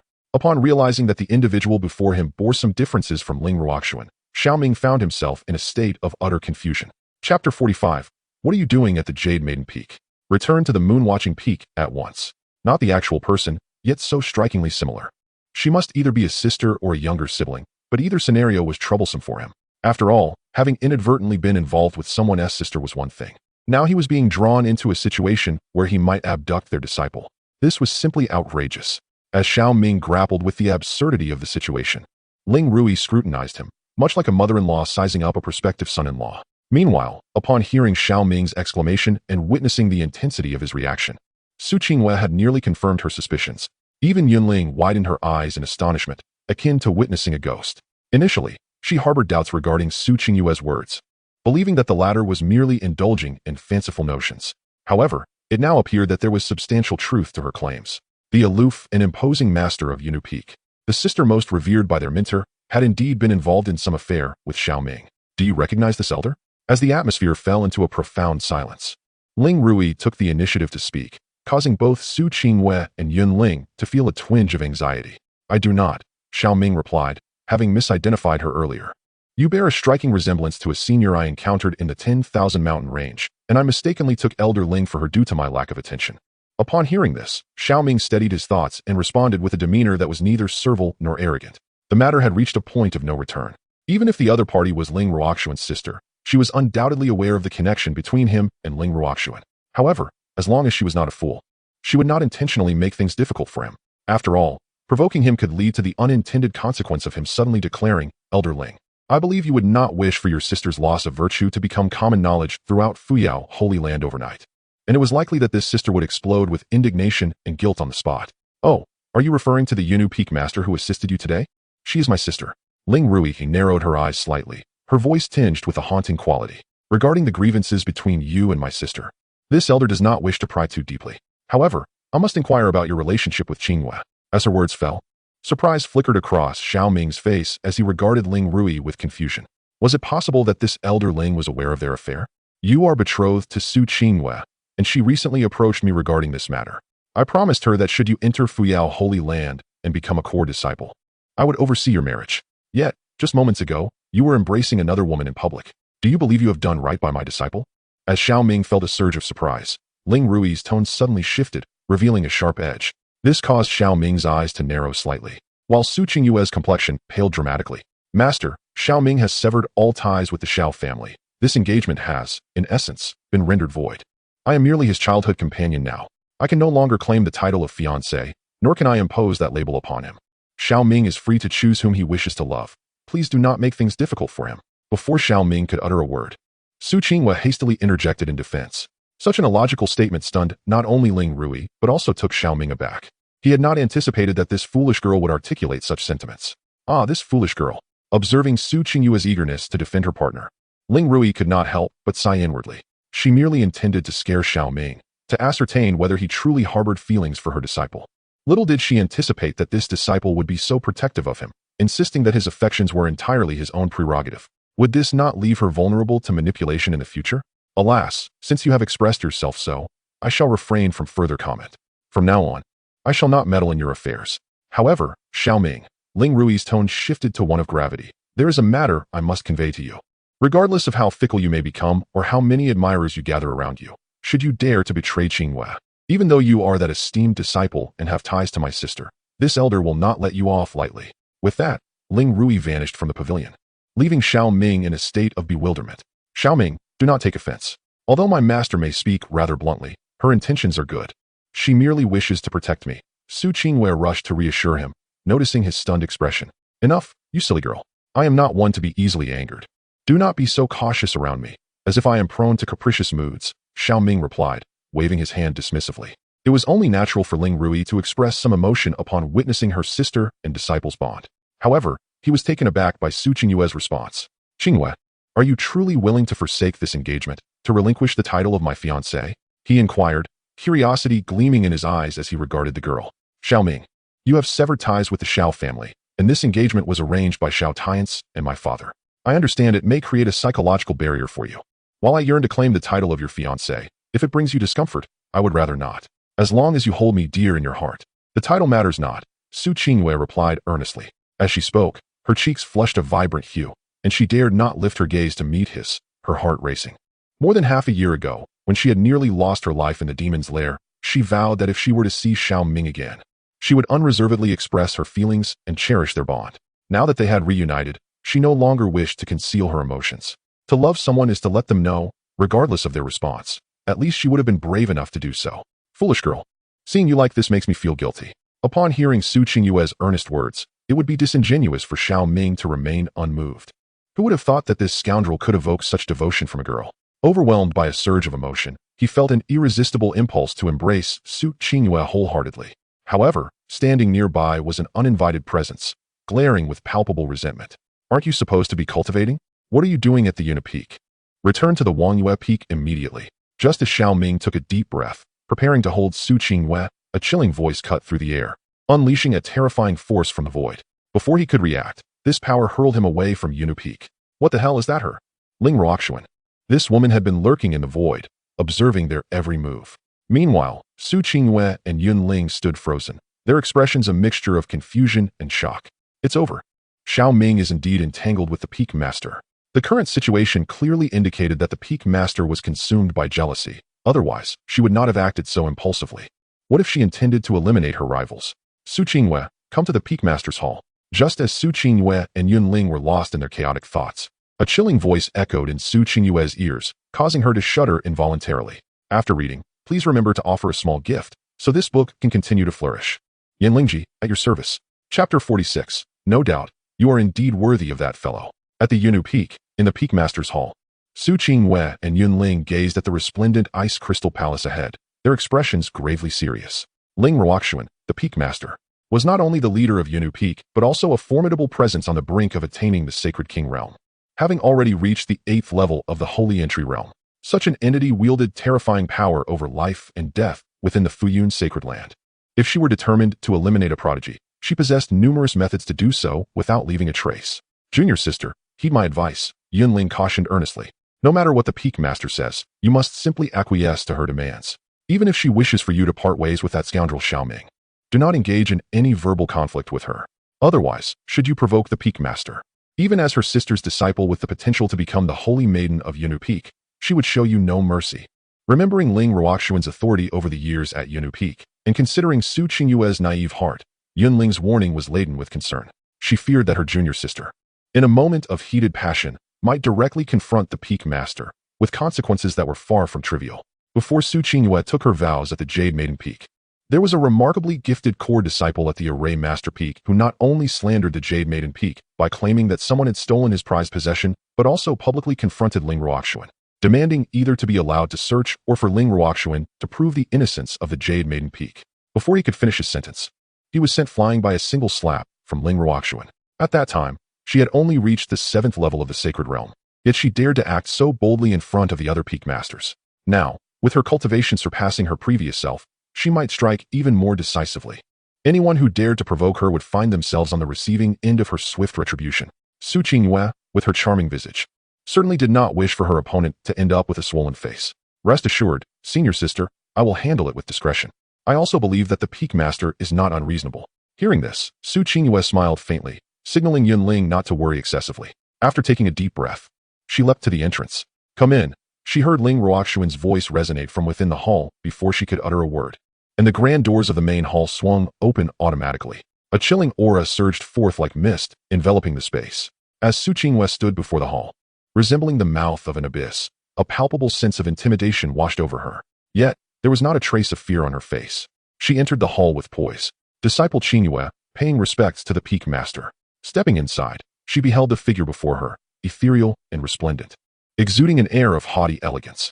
Bowing respectfully, she addressed, "Do you know why I have summoned you?"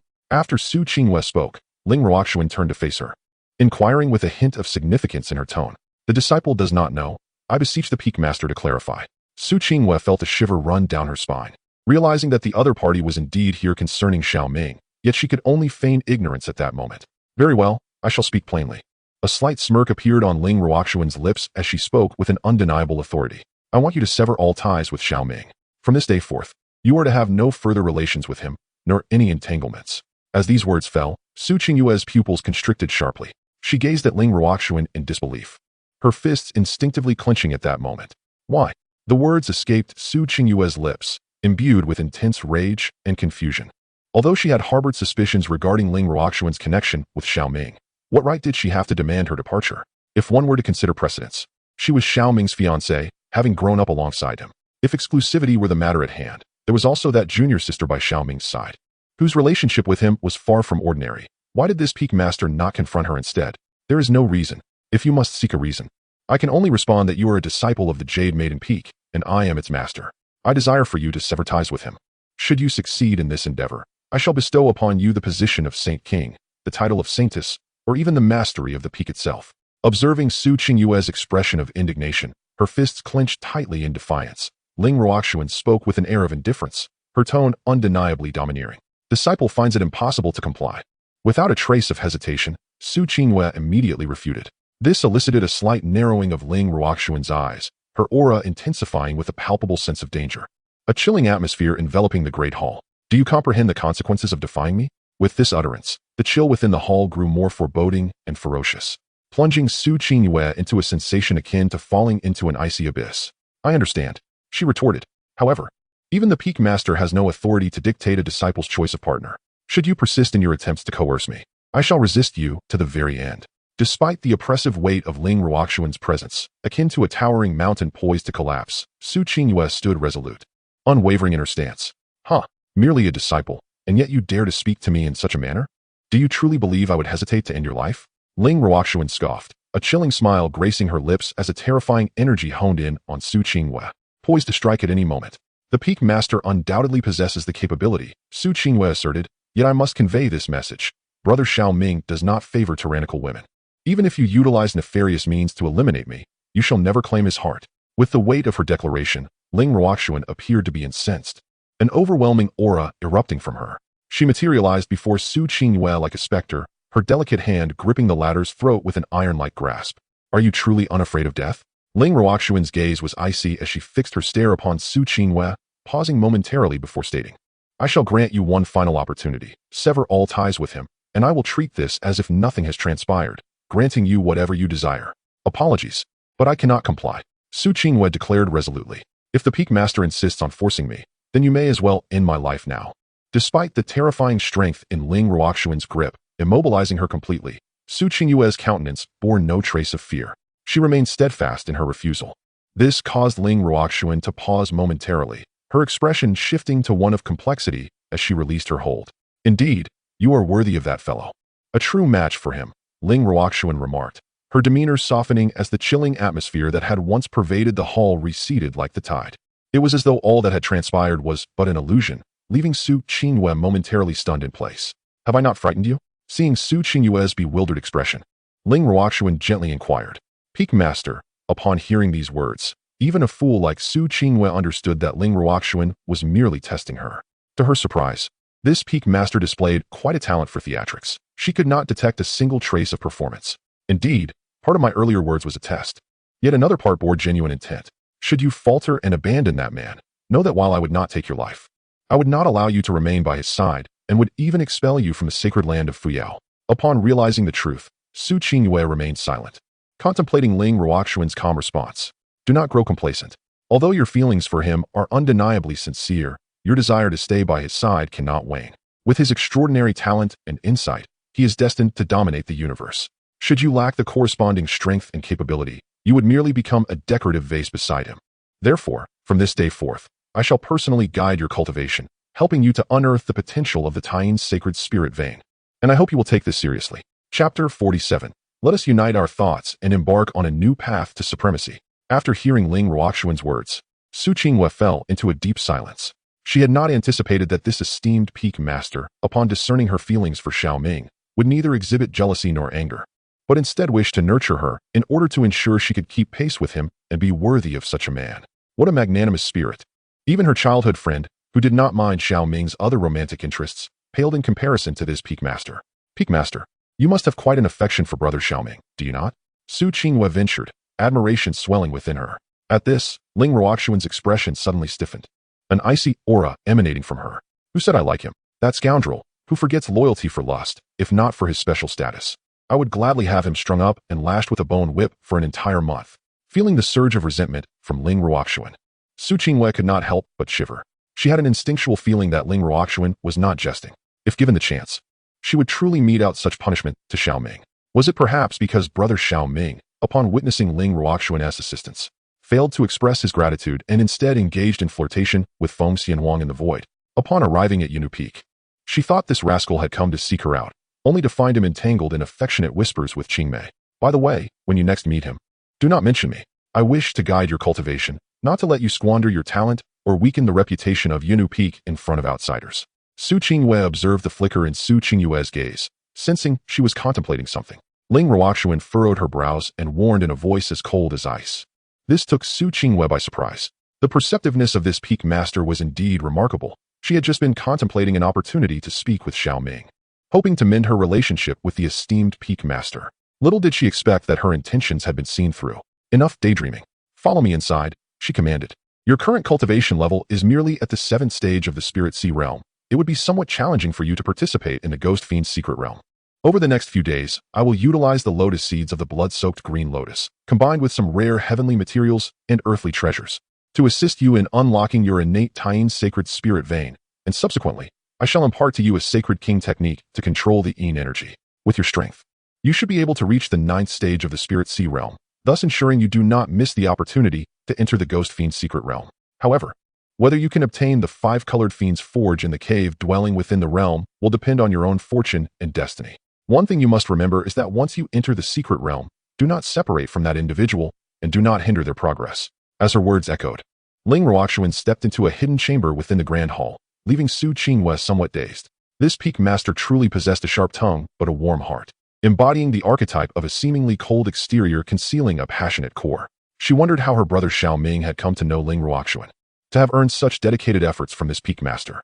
Meanwhile, within the Taiji's sacred land, in a forbidden area inaccessible to ordinary individuals, a mysterious altar stood resolutely above a blood pool, surrounded by numerous rare spiritual herbs.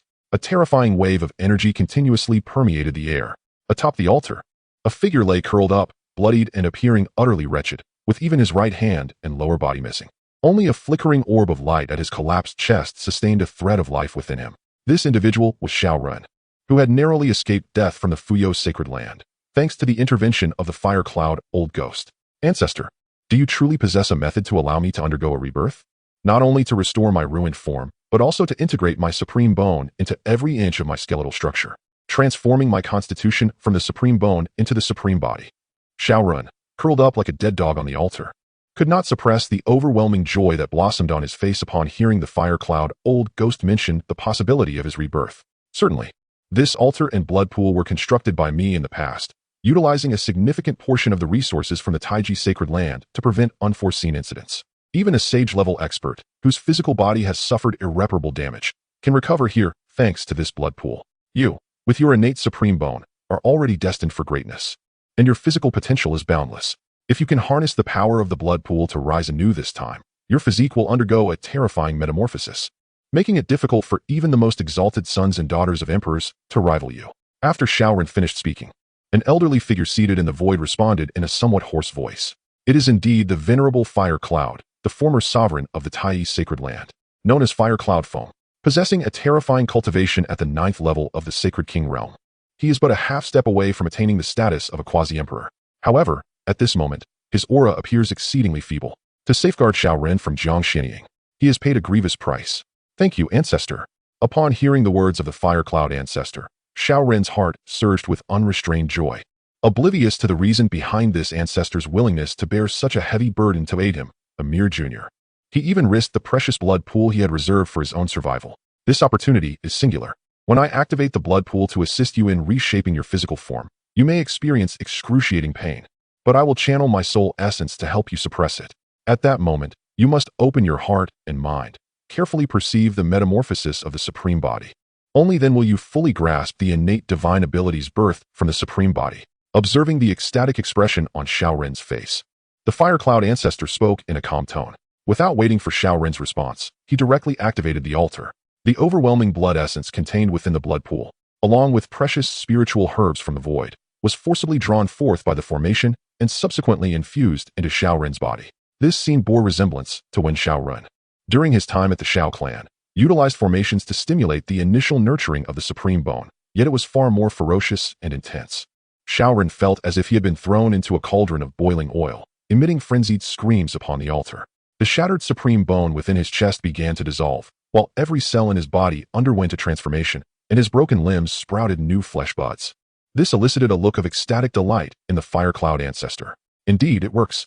This blood pool was forged from the blood, flesh, and bones of several slain sacred king powerhouses, containing an extraordinarily vigorous life force. When combined with rare sacred herbs, it could indeed allow the supreme bone to undergo a rebirth. It might even facilitate a transformation of the bones and flesh throughout his entire body. Endure.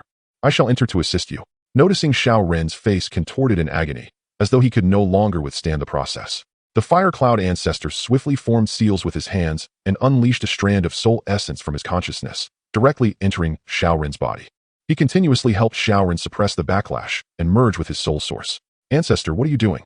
Sensing the Ancestor's peculiar actions, Xiao Ren could not help but exclaim in horror at that moment. This old fellow was not assisting him. He was clearly plotting something nefarious. What am I doing? I am, of course, refining you into my avatar, allowing me to assist you in taking control of this supreme body. Otherwise, why would I incur such a painful cost to rescue you from the Fuyo sacred land? Upon hearing Xiao Ren's startled words, the Fire Cloud Ancestor's expression turned sinister.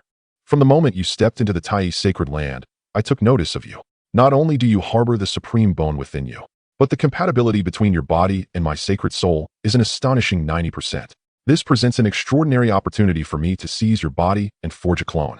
From that moment, I have been orchestrating this entire scheme, first guiding you to cultivate the Sacred King technique I bestowed upon you, then compelling you to merge with a fragment of my primordial flame. The purpose of this was to enhance the compatibility between your corporeal form and my sacred soul, allowing me to more flawlessly usurp your physical vessel. I initially intended to wait some time before taking action, but I never anticipated you would recklessly provoke the sacred land, resulting in the shattering of your supreme bone and forcing my hand. Yet, the unexpected synergy between the shattered supreme bone and this blood pool has proven remarkably effective. Perhaps it is the heaven's disdain for you that beckons me to claim your body. Fear not. Once I have assimilated and refined you, I shall personally eliminate your elder brother and extract the essence of his chaotic body to nourish this vessel. For now, let us unite our wills and embark on a new path of supremacy." As these words reverberated, the essence of the fire cloud old demon ferociously lunged toward Xiao Ren's soul source, intent on seizing this newly reborn supreme body. "Ah, you wretched beast." As the fire cloud old demon occupied the majority of the sea of consciousness and began to gradually devour his soul source, Xiao Ren's desperate cries echoed in the air. Despite his struggles and screams, he found it increasingly difficult to escape the fate of being consumed. This engendered within Xiao Ren an unprecedented despair, coupled with a terrifying will to survive. "Ha ha ha, my boy, do not blame me for my ruthlessness. You are simply too enticing. Not only is the compatibility between your body and my sacred soul exceedingly high, but your physique and innate talents also rank among the finest. If I do not usurp you, it would be a waste of divine potential." The more Xiao Ren fought for his life, the more exhilarated the fire cloud old demon became. Securing Xiao Ren's physical form would allow him to recover all that he had lost today.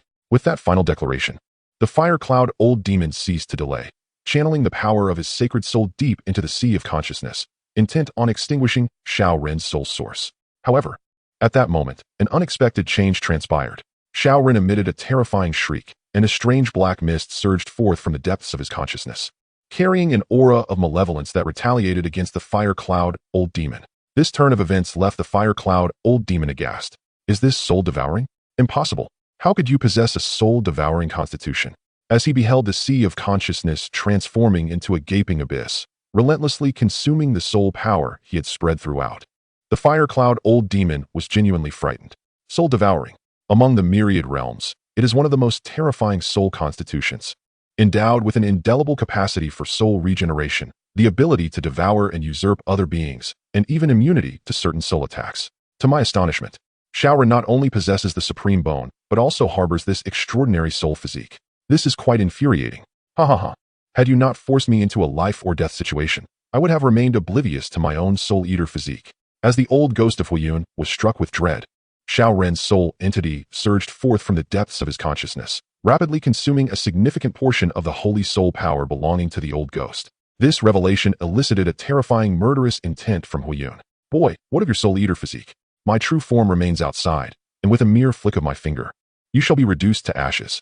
Upon witnessing Xiao Ren reclaim control of his consciousness, Huiyun's expression darkened as he bellowed. Outside of the realm of consciousness, Huiyun's true form opened its eyes, locking onto Xiao Ren with a dreadful aura. The power of the Holy King permeated the cave, poised to obliterate Xiao Ren at any moment. "Ha ha ha. I advise you, ancestor, to refrain from reckless actions. Once my soul undergoes its transformation into a soul-eater, this realm of consciousness shall become an impenetrable prison. Although your true form possesses the strength to annihilate me with ease, I too can ensure our mutual destruction alongside your fragment of a soul. Ancestor, your lifespan is already waning, and you have just obliterated a fragment of the Holy King's will, leaving your holy soul in a weakened state. This fragment of a soul was severed from your soul origin. Should it fall, your soul origin will undoubtedly suffer a dreadful backlash, enough to diminish your lifespan significantly. At that point, not only will you be unable to seize my being, but you will also hasten your own demise." Following Huiyun's declaration, Xiao Ren erupted into wild laughter, darkening Huiyun's demeanor further. "What do you intend to do?" After a moment of silence, Huiyun demanded. Since Xiao Ren ceased his consumption and instead engaged in negotiation, it indicated that he had not yet lost his rationality. "It is quite simple. I desire for your fragment of soul to remain within my consciousness, and I wish for you to assist me in forging the most perfect supreme physique. In return, once I subdue Xiao Ming and consume his soul origin, I shall help you seize his being. After all, the Soul Eater can enhance the compatibility of the physical body for the soul of another, making it more suitable for possession."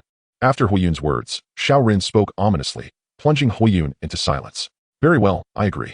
However, should you dare to deceive me or harbor any ill intentions, I shall not hesitate to obliterate you, even at the cost of this fragment of my soul." Weighing the pros and cons, Huiyun had no choice but to concede. "Then I thank you, ancestor." "Ha ha ha. The heavens do not forsake me, Xiao Ren. I am indeed a person of destiny. Xiao Ming, the shame and suffering you have inflicted upon me will soon be repaid in full." With a cackling laugh, as the fire cloud ancestor acquiesced, Xiao Ren seemed to be possessed by madness, his laughter becoming increasingly deranged. As a soul devourer, he would possess unparalleled advantages in the ghost fiend's secret realm, and he was resolute in his belief that he could not fail to vanquish that elder brother of his. Returning his gaze to the sacred land of Fuyao, Xiao Ming transformed into a streak of radiant light, successfully landing atop Moonwatch Peak. What a tempestuous temperament. Could it be that this woman is feeling envious?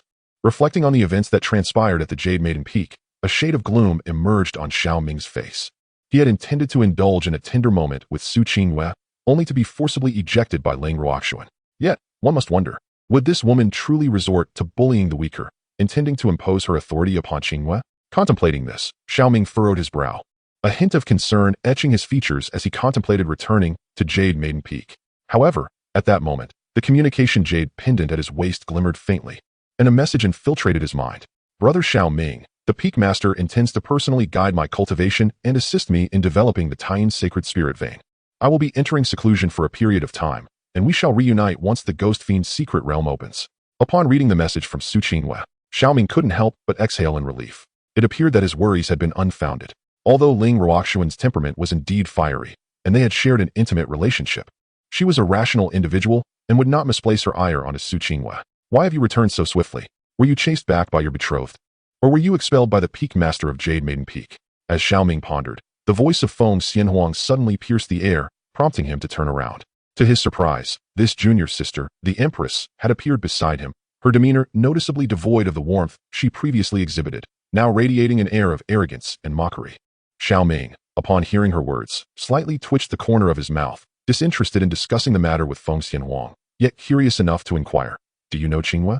He recalled how she had hurled him from midair at the mountain gate, right in front of Su Qingyue. The thought made him question whether Feng Xianhuang had intentionally aimed him there.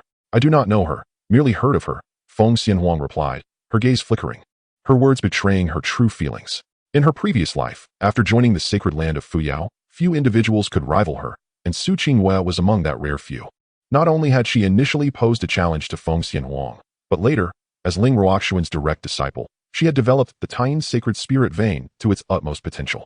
With her extraordinary talent, she became the saintess of Jade Maiden Peak, and even obtained the five-colored fiend body in the Ghost Fiend's secret realm, earning her a reputation as a prodigious genius throughout the North Xiankong realm. Feng Xianhuang had crossed swords with Su Qingyue several times, yet she had not anticipated. In the subsequent Eastern Domain Genius battle, Su Qingyue insisted on engaging in a fierce confrontation with Xiao Run, ultimately meeting her untimely demise at his hands. At that moment, she could not fathom why Su Qingyue harbored such profound animosity towards Xiao Run, to the extent of wishing to inflict significant harm upon him even in death. It is only now that I comprehend the underlying reason. It was due to this individual before me, who had perished at Xiao Ren's hands long ago. Consequently, I hold a certain fondness for Su Qingyue. After all, she was a rival from my previous life, and one of the few friends I had. By the way, there is a matter I wish to discuss with you, and I hope you will acquiesce. Suppressing the memories that flooded her mind, Feng Xianhuang did not linger on this topic, but gazed at Xiao Ming with a grave expression. This caused a flicker of unease in his eyes, as he felt an ominous premonition. Surely, this woman doesn't intend to solicit his assistance in her cultivation once more? Chapter 49. Just moments ago, he claimed he was not tempted by her physique, yet now he is suggesting a dual cultivation? Speak your mind, he replied casually, his thoughts shifting. If it involved any principled requests, even if Feng Xianhuang was his junior, he would not acquiesce easily. Then I shall speak plainly. I wish for your assistance in refining the Phoenix True Fire. The quality of the chaotic True Fire you possess is exceedingly high, and if I could absorb a trace of the rootless fire, it would greatly enhance the Phoenix True Fire. Of course, I would only absorb a slight amount of rootless fire, ensuring that your foundational essence remains unscathed. You may experience some weakness afterward, but with a day or two of recuperation, you will recover. Should you agree, I am prepared to offer compensation. Upon the conclusion of Xiao Ming's words, Feng Xianhuang candidly articulated her request. The ancient Phoenix True Fire can assimilate the characteristics of other flames to perfect itself. The chaotic True Fire within Xiao Ming and the recently acquired Celestial True Fire are both of exceptionally high caliber. If she could analyze the powers of these fire seeds to enhance her own, the quality of the ancient Phoenix True Fire could ascend to unprecedented heights. Absorb the rootless fire? Xiao Ming's expression shifted to one of perplexity. Was this not akin to absorbing his yang essence? Could it be that this junior sister has been coveting his physique all along? Or is she intending for him to serve as her furnace? Ding. The life choice system has been randomly triggered, and the host may make the following selections. Option 1. Remain indifferent, turn and leave without acknowledging Feng Xianhuang, adopting the demeanor of a detached elder brother, and receive a random pill as a reward. Option 2. Firmly refuse, delivering a sharp slap to Feng Xianhuang, compelling her to reflect on the audacity of her request, and receive a random spiritual treasure as a reward. Option 3. Turn the tables, acquiesce to Feng Xianhuang's request, and then propose his own conditions, leading her down a path of no return, and receive a random secret technique as a reward. Select option 4. To tease the other party, feign agreement with Feng Xianhuang, and then swiftly deliver a slap, imparting a stern lesson to her. In exchange for a random formation as a reward. As Xiao Ming furrowed his brow, the system notification unexpectedly chimed, catching him off guard. However, after a cursory glance at the system options, a wave of frustration washed over him. Among the 4 choices, only 2 appeared somewhat reasonable. This wretched system might as well be renamed the supervillain life choice system, for it seems intent on slapping anyone, regardless of who they are. Even the most rebellious of heroes would not stoop to such levels. Fortuitously, he was a rather sane host. Otherwise, he might have become a true villain. System. I choose option 3. Without much deliberation, Xiao Ming made his selection. Ding. Congratulations, host, for making your choice. You have been awarded Soul Spirit Emperor Cannon. The reward has been automatically placed in the system space, ready for extraction upon your completion of the choice. Soul Spirit Emperor Cannon, a soul cultivation technique established by the ancestral figure of the Soul Clan, the Soul Emperor. Cultivating this technique allows one's soul to possess the ability to devour other souls. Upon reaching its pinnacle, one can condense the true seal of the Soul Spirit, entrusting it to the heavens and earth. As long as the true seal remains unbroken, the soul shall be immortal and indestructible. To his astonishment, a soul cultivation technique. This reward was unexpected, particularly since he currently lacked such methods. He had intended to seek out Feng Xianhuang and Zhang Xianying to see if he could acquire a set of soul techniques. Yet here he was, receiving one so fortuitously. Moreover, it was created by the ancestor of the Soul Clan. Its power and efficacy were self-evident. With this foundational technique, his soul attack capabilities would no longer be feeble, and even the Emperor's banner could be summoned from his consciousness. As this thought settled in, Xiao Ming turned his gaze to Feng Xianhuang. I can agree to your request, but you must also comply with mine. To be frank, my senior brother has long coveted you. What did you say? Before Xiao Ming could finish, Feng Xianhuang's expression shifted dramatically, her delicate face visibly flushing. She had merely desired the other's true fire. Yet he had the audacity to covet her body. To speak so plainly was utterly scandalous. I am interested in your ancient phoenix true fire, not your body. Why are you so agitated? Observing Feng Xianhuang's emotional instability, Xiao Ming rolled his eyes in exasperation. Could you perhaps articulate your thoughts more comprehensively? Feng Xianhuang gritted her teeth, wishing to chastise Xiao Ming fiercely. You were too excited and didn't let me finish. Xiao Ming, disinterested in arguing with her, candidly expressed his thoughts. Earlier, you mentioned wanting to devour my rootless fire to comprehend my flame characteristics. While this method is not entirely unfeasible, it is excessively taxing and inefficient. Without at least a dozen attempts, it would be challenging to gain significant insights. Why not consider a dual cultivation method instead? Not only can it compensate for the losses of one party, but what did you say? A dual cultivation? Before Xiao Ming could finish his words, Feng Xianhuang blushed once more, and this time her flush was utterly profound. Not only her face, but even her ears, neck, and the back of her ears turned crimson, and a fiery red flame erupted from her body. Just moments ago, she had claimed not to be tempted by him, yet now he spoke of dual cultivation? Truly, a man's words are often deceitful. This fellow might be coveting her physique, but to think he would be so unscrupulous as to try to deceive her. Bah, scoundrel. Unforgivable, a confrontation is necessary. With this thought, Feng Xianhuang clenched her fists tightly, clearly preparing to strike. Wait, I was referring to flame dual cultivation. Where did your mind wander to, preparing for a brawl? Seeing Feng Xianhuang poised to act, Xiao Ming raised his voice in frustration, causing her to momentarily pause. Flame dual cultivation? Feng Xianhuang furrowed her brow slightly. It dawned on her that 2 cultivators possessing different fire types could indeed engage in an alternative form of dual cultivation. This method does not necessitate physical contact. It merely requires the separation of a strand of the original fire seed, which can then merge under the control of the original owner.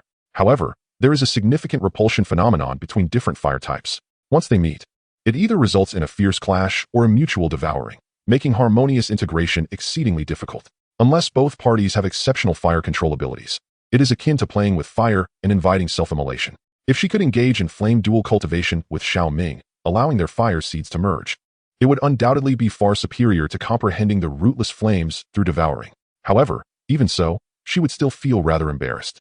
After all, flame dual cultivation is regarded as an intimate act among fire cultivators. What? Don't you wish to understand my flame characteristics?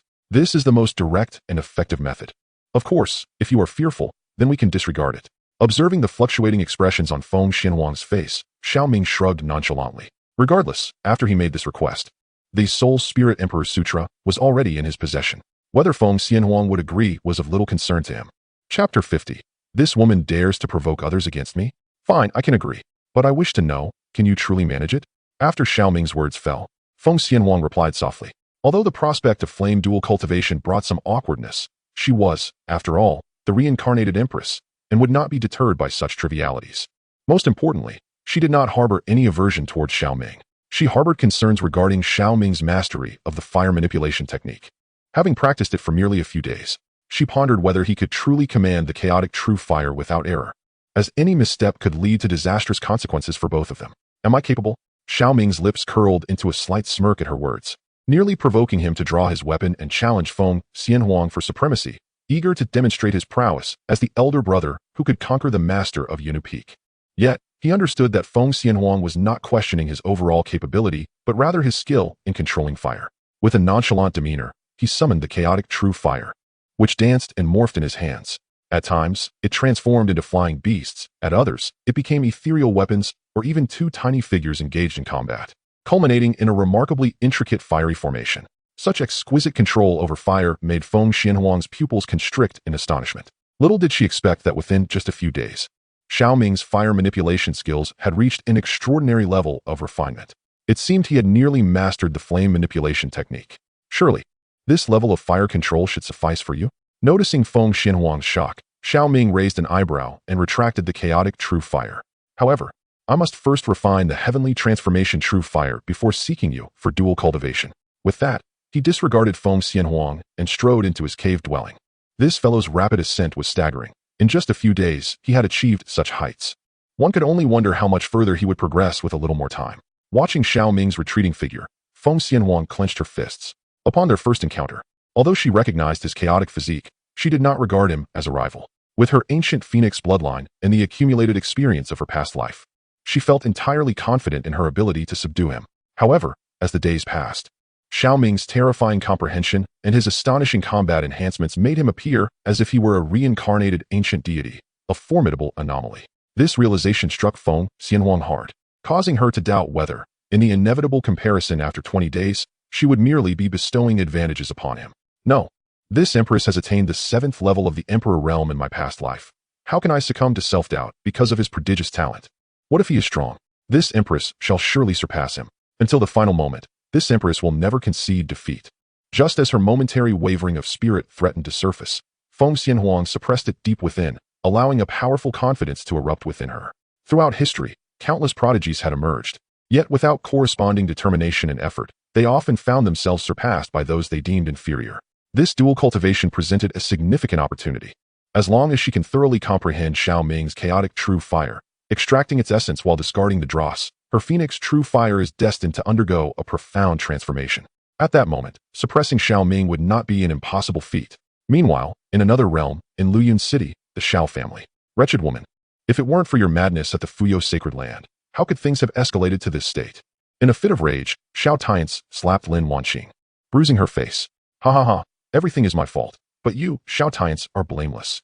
After being struck, Lin Wanqing, her hair disheveled, lifted her head, revealing a wild expression filled with fury. I merely sought to reclaim Ming'er, yet you all insist on opposing me. For your misguided machismo, you dare strike me in front of so many, and even have the audacity to call me a wretched woman. No matter how despicable I am still the partner you chose. You are nothing but a beast.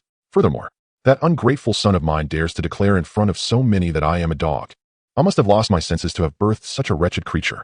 He foolishly challenged Ming'er and sought to duel with his elder brother, only to be beaten like a dog.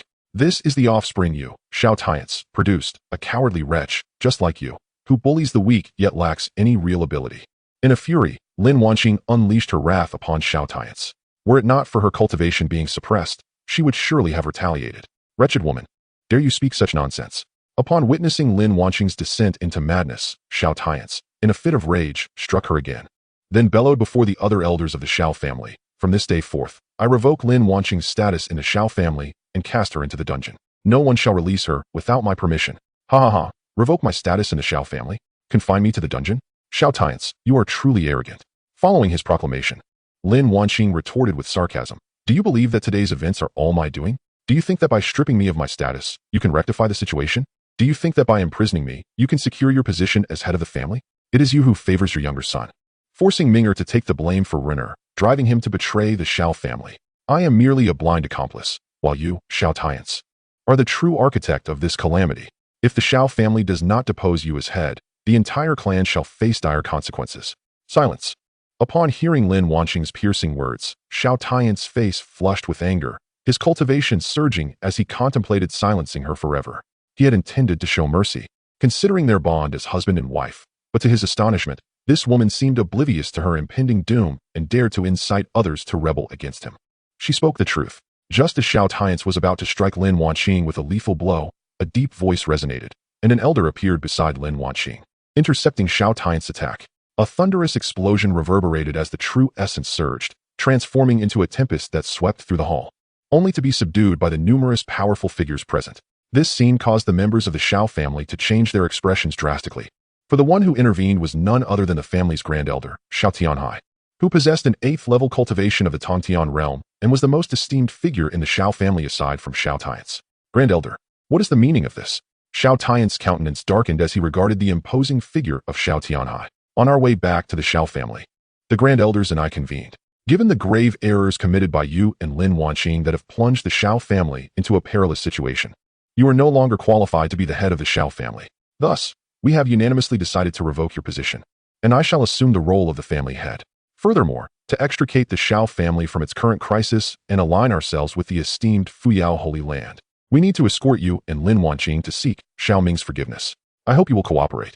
As these words echoed, the hall of the Xiao family fell into a profound silence, with many family members wide-eyed in disbelief. They never anticipated that the Grand Elder would step forward to contest the position of family head and even intend to escort Xiao Tians and his wife to apologize. Chapter 51. I did not wish to tread this path, yet you have all betrayed me. To revoke my position as family head, to escort me and that wretched woman to the Fuyao Holy Land to apologize to Xiao Ming? What a splendid idea. Upon hearing Xiao Tianhai's proclamation, Xiao Tians let out a cold laugh, his gaze icy as it swept across the crowd. However, have you considered that Ren merely suffered defeat? He is not dead. How can you be certain he will not rise again? Yet you contemplate seeking Xiao Ming's forgiveness. As these words fell, a terrifying aura erupted from Xiao Tians, akin to a lion revealing its fangs, causing the expressions of the elder figures present to darken. In the battle against the Fuyao Holy Land, Xiao Ren had faced a complete defeat. Although a Saint King had intervened, he was still bested by Xiao Ming, shattering the supreme bone. The Tai Holy Land could not afford to expend extensive resources to help him reconstruct his physical foundation. Bringing him back was likely only to capitalize on the residual value of the shattered supreme bone. Moreover, even if Xiao Ren were to rise again, he might not necessarily be a match for Xiao Ming. Sensing the pressure emanating from Xiao Tians, Xiao Tianhai similarly unleashed his cultivation, his voice booming like thunder. The Grand Elder speaks the truth. Following Xiao Tianhai's declaration, a middle-aged man stepped forward, also radiating a formidable aura. Xiao Ren, with a rebellious spirit and a cruel disposition, has acted recklessly since returning to the Xiao family to claim his identity, treating us elders as mere tools for his whims. He demands countless resources from the Xiao family, yet offers not a single word of gratitude in return. Should our family continue down this misguided path, we shall inevitably plunge into irretrievable despair. The second elder speaks wisely. The true culprits behind Xiao Ming's betrayal of the family are you two, while the rest of us have been ensnared by your machinations. If we can capture you both and sincerely repent before Xiao Ming, perhaps there remains a glimmer of hope for the Xiao family. As the Grand Elder Xiao Tianhai and the Second Elder Xiao Qingtian stepped forward to voice their opinions, the remaining elders and stewards also aligned themselves, each one unleashing their powers to collectively denounce Xiao Tians. They conveniently forgot that just days prior, when Xiao Tians had judged Xiao Ming, they chose to observe with indifference. Truly a band of opportunistic sycophants. Upon learning of Xiao Ren's supreme lineage and his importance to the Tai Holy Land, each of you sought ways to ingratiate yourselves. Now, witnessing Xiao Ming rise anew as the most radiant prodigy of the Fuyao Holy Land, you all wish to curry favor with him once more. Do you genuinely believe that, given Xiao Ming's temperament, he would forgive your transgressions? Hearing the words of the elders, Xiao Tians erupted into a fit of laughter. He had poured his heart and soul into the Xiao family, striving to expand its influence, only to find himself surrounded by ungrateful vipers. For the sake of the family's future, he sacrificed his eldest son, and yet, these individuals not only lacked gratitude, but also contemplated betrayal. For the Xiao family, he could do no less. Together, let us subdue him. Observing Xiao Tian's refusal to surrender, Xiao Tianhai immediately commanded the other elders. As his words fell, the prominent elders formed hand seals, their true essence surging into the ground beneath the Xiao family. Patterns resembling a spider's web rapidly spread, enveloping the entire estate. A celestial-level formation? Feeling the oppressive force sealing the Xiao family, a sinister and frenzied expression contorted Xiao Tian's face. I had no desire to tread this path, yet each of you has betrayed me. Do not blame me for disregarding our kinship.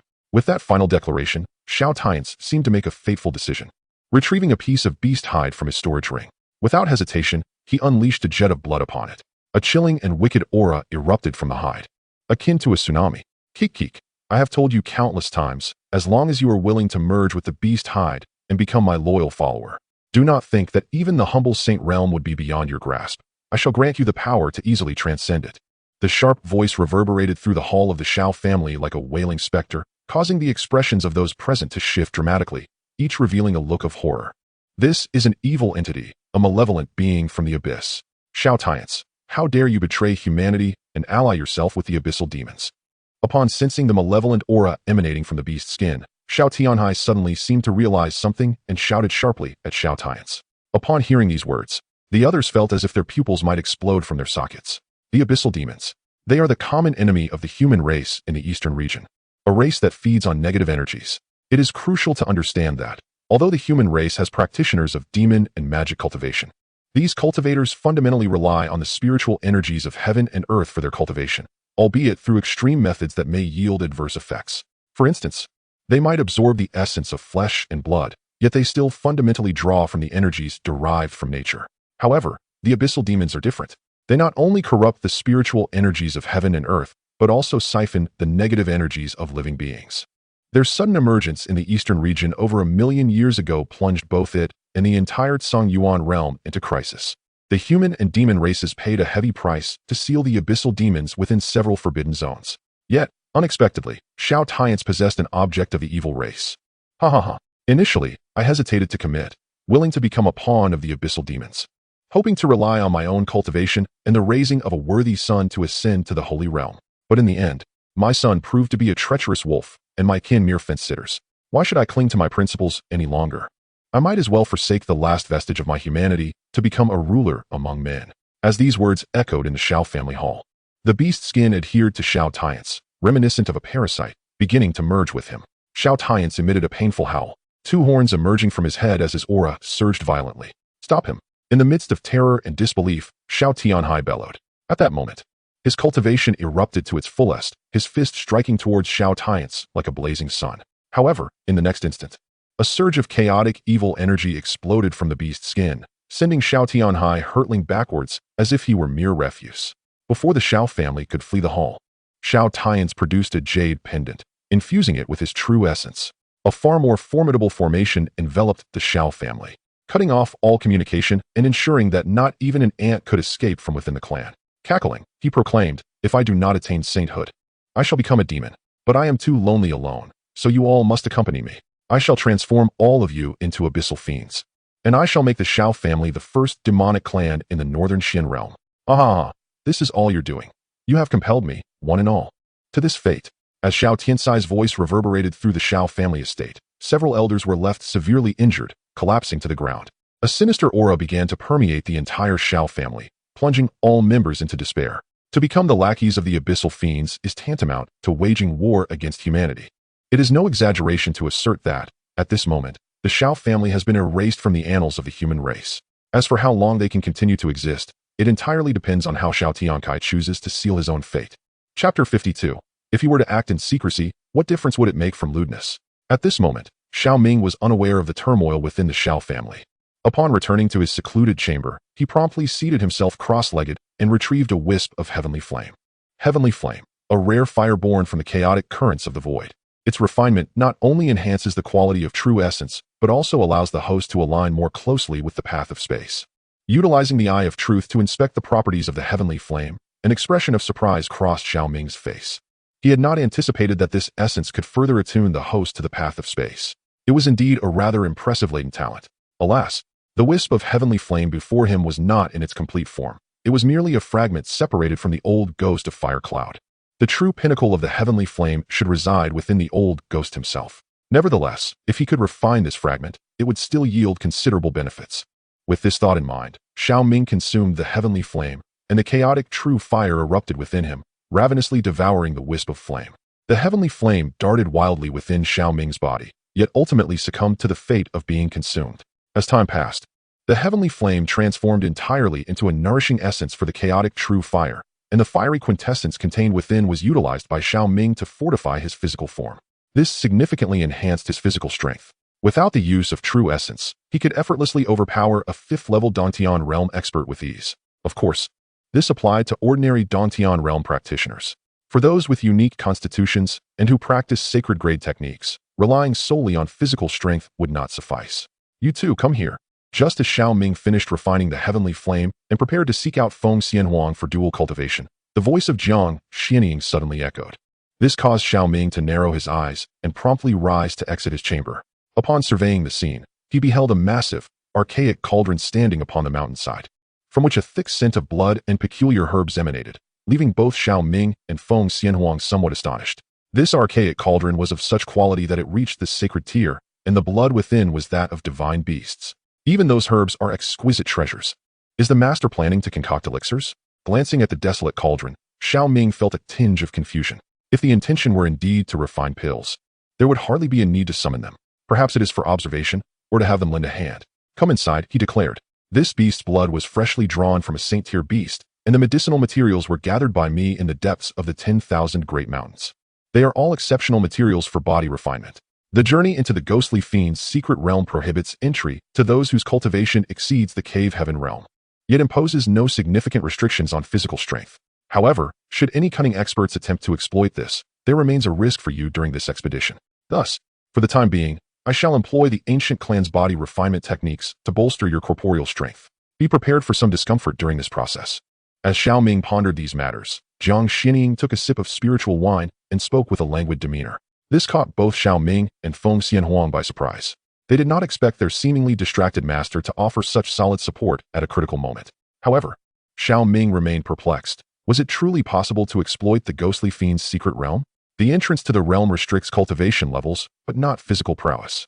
Consequently, each time it opens, several major sacred lands dispatch a cohort of imposters to infiltrate.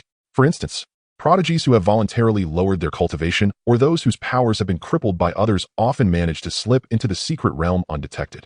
These individuals can be exceedingly perilous. Seemingly aware of Xiao Ming's doubts, Feng Xianhuang began to elucidate. After her explanation, Xiao Ming began to comprehend. Yet his brow furrowed once more. If that is the case, what if the major sacred lands were to send in individuals with cultivation below the cave heaven realm, yet whose physical strength had reached the nirvana or even the celestial realm? Would they not be able to dominate the secret realm effortlessly? Do not overthink, Feng Xianhuang interjected. While the entrance of the ghostly fiend's secret realm imposes cultivation restrictions, there are also limitations within. Should the energy fluctuations exceed the threshold that the heavens can bear, the laws of nature will retaliate, delivering divine punishment to obliterate the being. This threshold lies between the cave heaven realm and the law manifestation realm. This implies that once one's physical strength reaches the law manifestation level, even if one successfully deceives the entrance's laws, entering the realm would only lead to demise. It seemed she discerned Xiao Ming's thoughts, for Feng Xianhuang added further clarification, leaving him feeling somewhat vexed. Could this woman read minds? Or was his expression so transparent? Enough of this idle chatter. Let us proceed. The moment has arrived. Shortly after Feng Xianhuang's words, Jiang Xianying directed a wisp of desolate true fire to activate the potency of the Saint Beast's blood and the spiritual herbs, urging Xiao Ming and Feng Xianhuang onward. Upon hearing this, the two individuals ceased their hesitation and leaped into the desolate cauldron. Jiang Xianying immediately exhaled a mouthful of spiritual liquor, igniting the withering true flames into a fierce blaze. Within the cauldron, a surge of terrifying blood energy and medicinal potency erupted, enveloping Xiao Ming and Feng Xianhuang in an experience akin to plunging into a boiling oil vat. They began to operate the great desolate refinement technique, striving to absorb the essence of the medicinal energy. The extent of their absorption would depend solely on their own fortunes. Upon hearing Jiang Xianying's words, Xiao Ming and Feng Xianhuang's expressions sharpened as they activated the great desolate refinement technique to commence the consumption of medicinal essence. Chaotic true fire and phoenix true fire erupted from their beings. Two whirlpools manifested in the blood pool within the cauldron, voraciously devouring the surrounding blood energy and medicinal potency. Truly, as a reincarnated empress, her rate of absorption of blood energy and medicinal power was surprisingly comparable to mine. As time elapsed and they acclimated to the agonies of body refinement, Xiao Ming opened his eyes to gaze at Feng Xianhuang, a look of astonishment gracing his face. It appeared that this empress was indeed of genuine caliber. Was this the withering true fire of my master? In terms of both level and intensity, it far surpassed that wisp of heavenly transformation true fire. If I could merge with such a potent seed of flame, my chaotic true fire would undoubtedly become even more formidable. Casting a glance at Feng Xianhuang, an audacious thought suddenly crossed Xiao Ming's mind. Could he merge chaotic true fire with withering true fire? After all, this was an unprecedented opportunity. If he could analyze the properties of withering true fire through their fusion, even without consuming its original flame source, his chaotic true fire could embody certain attributes of desolation. Such an acquisition would be monumental. In the future, when paired with the great desolate refinement technique, its explosive power would be greatly enhanced. Yet, would this provoke the ire of his master? As this notion surfaced within his heart, Xiao Ming found himself ensnared in a web of conflict. After all, the merging of flames was regarded as an intimate act among fire cultivators. If he were to engage in such actions furtively, how different would it be from an act of impropriety? Although this master appeared somewhat unconventional, should he inadvertently incite their anger, he feared he might be subjected to severe reprimands. Just as Xiao Ming was enveloped in turmoil, a notification from the system chimed in, stating that Xiao Wu lamented her lack of black stockings, urging everyone to lend support for the sake of love, and that she hoped to gather enough to buy a pair for herself next week. Chapter 53. The superhero system functions normally. Xiao Ming's malevolence burgeons. Ding. The life choice system has been randomly triggered, allowing the host to make the following selections. Option 1. Calm oneself, dispel the wicked thoughts within, and recite the Great Compassion Mantra 100 times to receive a random martial arts reward. Select Option 2. A modest trial. Secretly merging flames with Jiang Xianying in the presence of Feng Xianhuang could yield a randomly awarded pill. Select Option 3. Staying true to one's initial intentions. Abandoning the thought of merging flames with Jiang Xianying and turning to Feng Xianhuang for the same may reward a random formation. Select Option 4. Rise of the Extraordinary, where malevolence is born from the heart and the dead soar to the heavens. First, merge flames with Jiang Xianying, then entice Feng Xianhuang into the fray, which could result in a randomly awarded divine ability. Has the system prompted a selection? As the options appeared before him, Xiao Ming's eyes sparkled with intrigue. However, after scanning through the choices, a wry smile crept upon his lips. Truly, the extraordinary life choice system never fails to present audacious options. The modest trial is clearly a pretext for bold advances, carrying a subtle flavor of indulgence. Moreover, staying true to one's intentions unmistakably suggests an act of infidelity, again, with an undertone of extravagance. Finally, the rise of the extraordinary indeed embodies the essence of the remarkable, amplifying the indulgent flavor severalfold. In light of this, I choose Option 4. Without a moment's hesitation, Xiao Ming commanded the system. A man must be bold, the dead ascend to the skies, and one must live eternally. Though he initially considered a more cautious approach, occasionally embracing the extraordinary seemed to be a splendid choice. After all, while merging flames could be deemed a form of dual cultivation, it fundamentally revolves around an exchange of fire essence, far removed from matters of romantic entanglement. Thus, he felt emboldened. One was his master, and the other, his junior sister. Neither would hold it against him. Ding. Congratulations, host, on your selection. You have received the reward, True Dragon Technique. The reward has been automatically placed within the system space and can be extracted with a single click upon completion of your choice. True Dragon Technique, a martial combat method established by the True Dragon clan, observed by the True Martial Emperor. Upon cultivation, one can transform their vitality into a dragon and wield their physical strength against the wild and exotic. A physical divine ability. Upon reading the details of this reward, Xiao Ming's brows arched in surprise. Physical divine abilities are considerably rarer than true essence divine abilities, and few attain a rank above the saint level. To think, this time he has unlocked such a technique, crafted by a formidable emperor. It could indeed compensate for his shortcomings in pure physical combat. Master, I beg your forgiveness for my audacity. With this thought in mind, Xiao Ming murmured internally, then carefully controlled the chaotic true fire, delicately colliding it with the desolate true fire. This action did not escape Jiang Xianying's notice. However, she merely regarded Xiao Ming with mild surprise, assuming he was merely overwhelmed by the potency of the medicinal power and vitality, leading to a slight loss of control over the chaotic true fire. Yet, in the next moment, as Xiao Ming collided once more, she sensed that the chaotic true fire seemed to emit a message, yearning to merge with the desolate true fire. This left Jiang Xianying somewhat perplexed. A fusion of flames? Was this young man intending to engage in a fusion of flames with her? Was it a deliberate act, or merely a manifestation of his fiery instincts? Though Jiang Xianying was not strictly a fire cultivator, she was well aware of the nuances within the realm of fire practitioners. Typically, only those with a close bond would dare to attempt such a fusion. Otherwise, A careless endeavor could result in being rebuffed or consumed by the other. It was unexpected that this young lad would approach her so boldly, seemingly unfazed by the potential consequences of her wrath as his master. Nonetheless, while the fusion of flames was somewhat presumptuous, considering he was her disciple, she decided not to hold it against him. It provided a perfect opportunity to gain insight into the chaotic true fire. As this thought settled in her mind, Jiang Xinying refrained from warning Xiao Ming. Instead, she divided a strand of her consciousness to carefully control the desolate true fire, ensuring that he would not retaliate against the chaotic true fire. This surprised Xiao Ming momentarily, but elation soon followed. Since she did not refuse, it implied acquiescence. Why should he hesitate any longer? With this realization, Xiao Ming began to indulge himself. He accelerated the collision of chaotic true fire, eager to merge more swiftly with the essence of desolate true fire. Such a vigorous assault startled Jiang Xinying, prompting her to cast a bewildered glance at him. However, Xiao Ming, with his eyes closed, appeared to be in a state of deep concentration, devoid of any distractions, seemingly immersed in the realm of cultivation.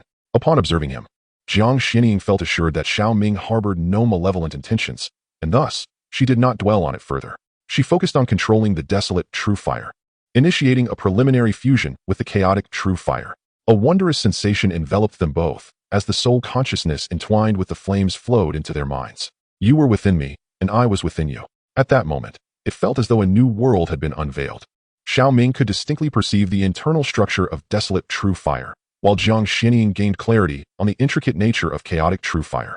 They stood before each other, as if shedding the veils that concealed their true selves, exposing their most authentic and primal aspects to one another's perception.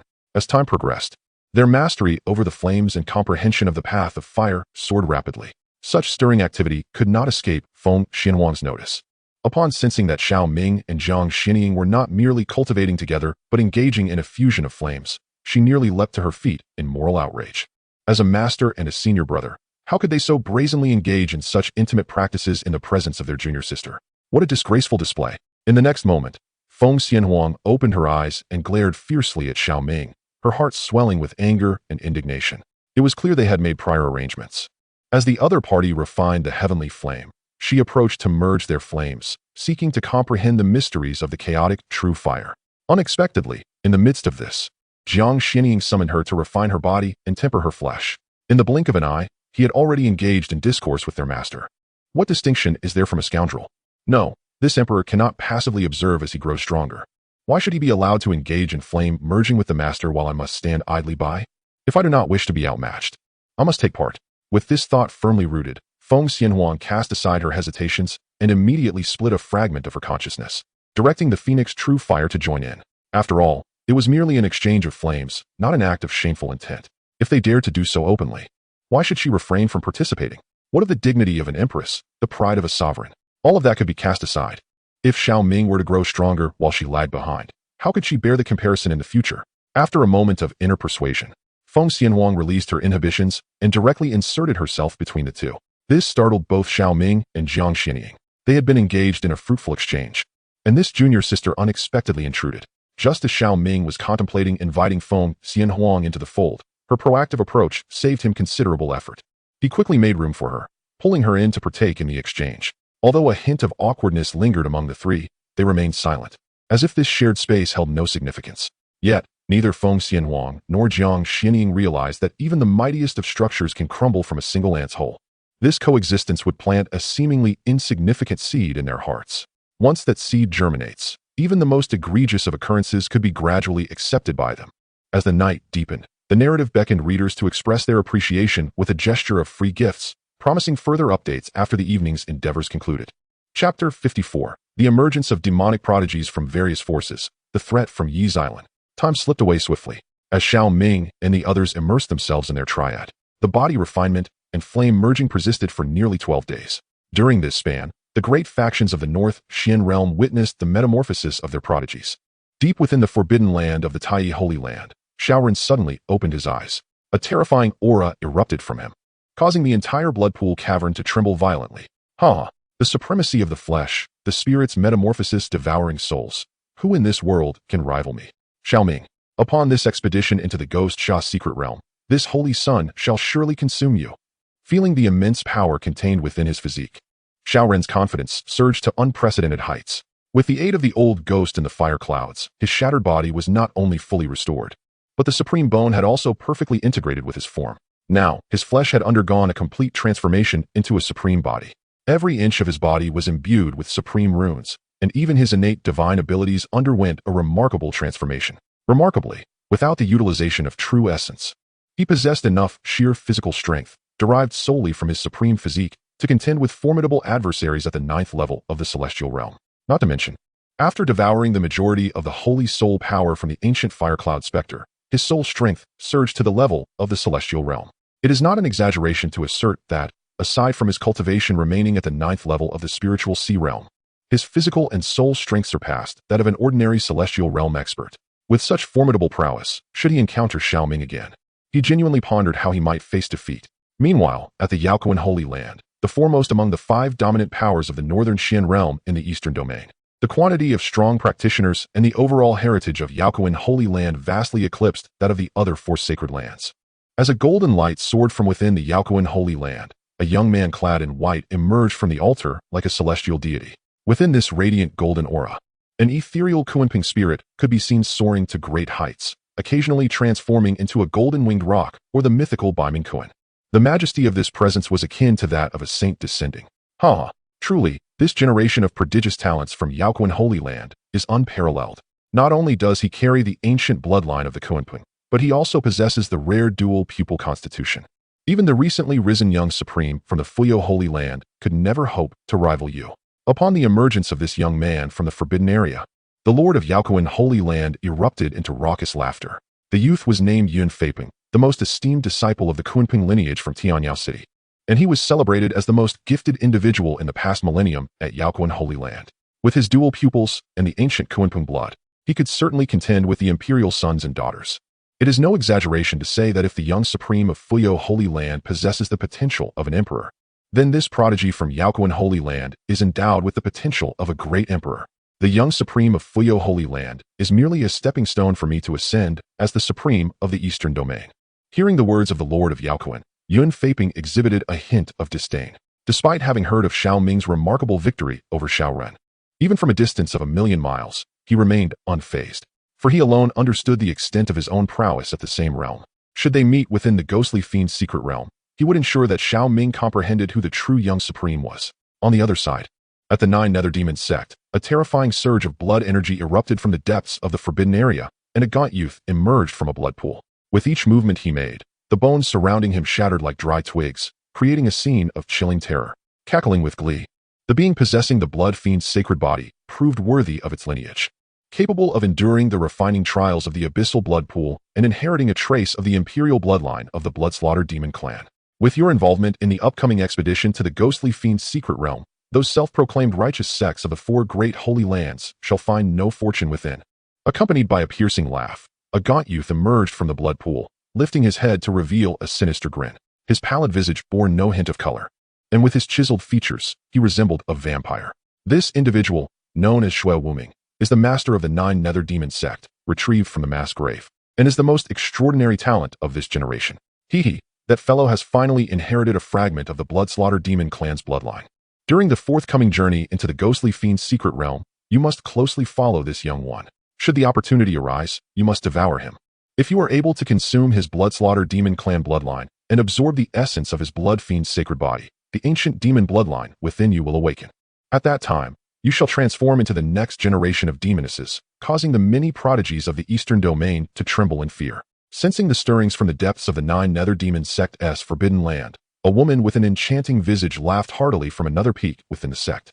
Had Xiao Ming been present, he would have recognized her as Yi Xilan, the 3rd protector of the 9 Nether Demon sect, who sought to force him to become her disciple. Before Yi Xilan stood another woman clad in black, her face concealed behind a veil. Although her full appearance remained obscured, her cold, phoenix-like eyes and prominent nose suggested that she was a dark beauty, rivaling Yi Xilan in both looks and form. This woman was named Yi Li, the most talented core disciple of the 9 Nether Demon sect, second only to Xiao Ming. To outsiders, she appeared to be Yi Xilan's apprentice. Yet she alone understood that she was but a puppet, cultivated by Yi Xilan to serve as a furnace.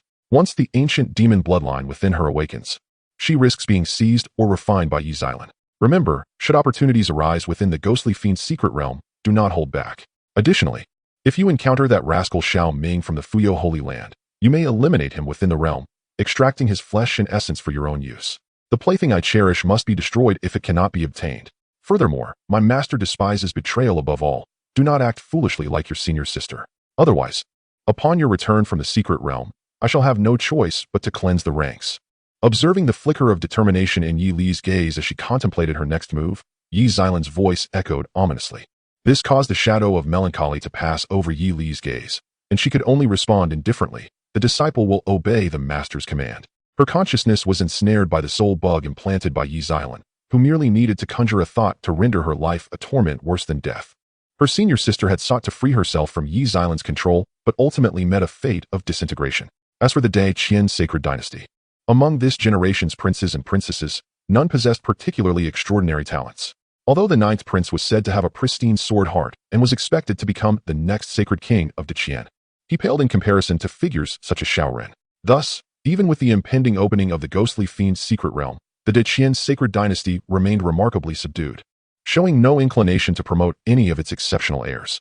Meanwhile, as prodigies from various factions emerged atop Wangyue Peak, with the beast blood and spiritual herbs within the Wangding nearly depleted, Xiao Ming and Feng Xianhuang simultaneously opened their eyes, their auras soaring like a dragon and phoenix in harmonious ascent. Chapter 55. Under her awareness, could this not be considered infidelity?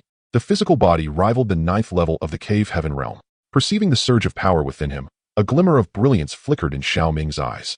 Were it not for the immense energy required to strengthen his chaotic body, compounded by Feng Xianhuang, the reborn empress, vying for resources, he feared that this cauldron of refining materials could have shattered the shackles of his physical form, granting him strength sufficient to contend with a first-level manifestation realm expert. Nevertheless, even so, having absorbed such a wealth of refining essence, combined with the fusion of flames alongside Feng Xianhuang and Jiang Xianying, his combat prowess had ascended far beyond mere increments. It would not be an exaggeration to assert that he now dared to challenge any expert of the cave heaven realm, despite his true cultivation being merely at the ninth level of the spirit sea realm.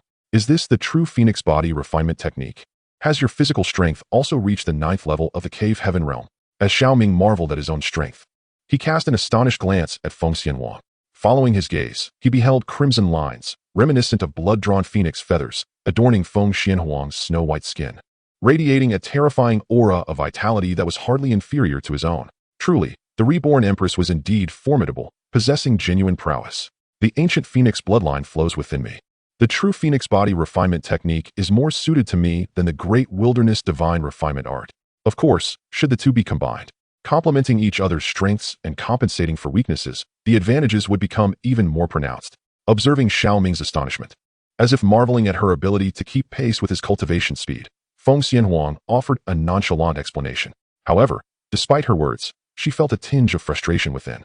Had it not been for the enhancement through the phoenix body refinement technique, relying solely on the great wilderness divine refinement method to absorb medicinal liquids for physical training would indeed have left her unable to compete with Xiao Ming. Enough of this delay, let us tidy up and gather at the plaza. In 2 days, the Ghost Fiend's secret realm will open, and the major sacred lands will be making their way there in advance. They are now preparing to set forth. Observing the tender gaze shared between Xiao Ming and Feng Xianhuang, Jiang Xianying took a sip of wine and reminded them somewhat irritably, taking these two as disciples, yet not having prepared a single meal for her, and being caught up in their antics daily. Being a master truly is no easy feat. I hope these two will grow and not disappoint her in the future. Thank you, master, for your generous guidance. I shall never forget it.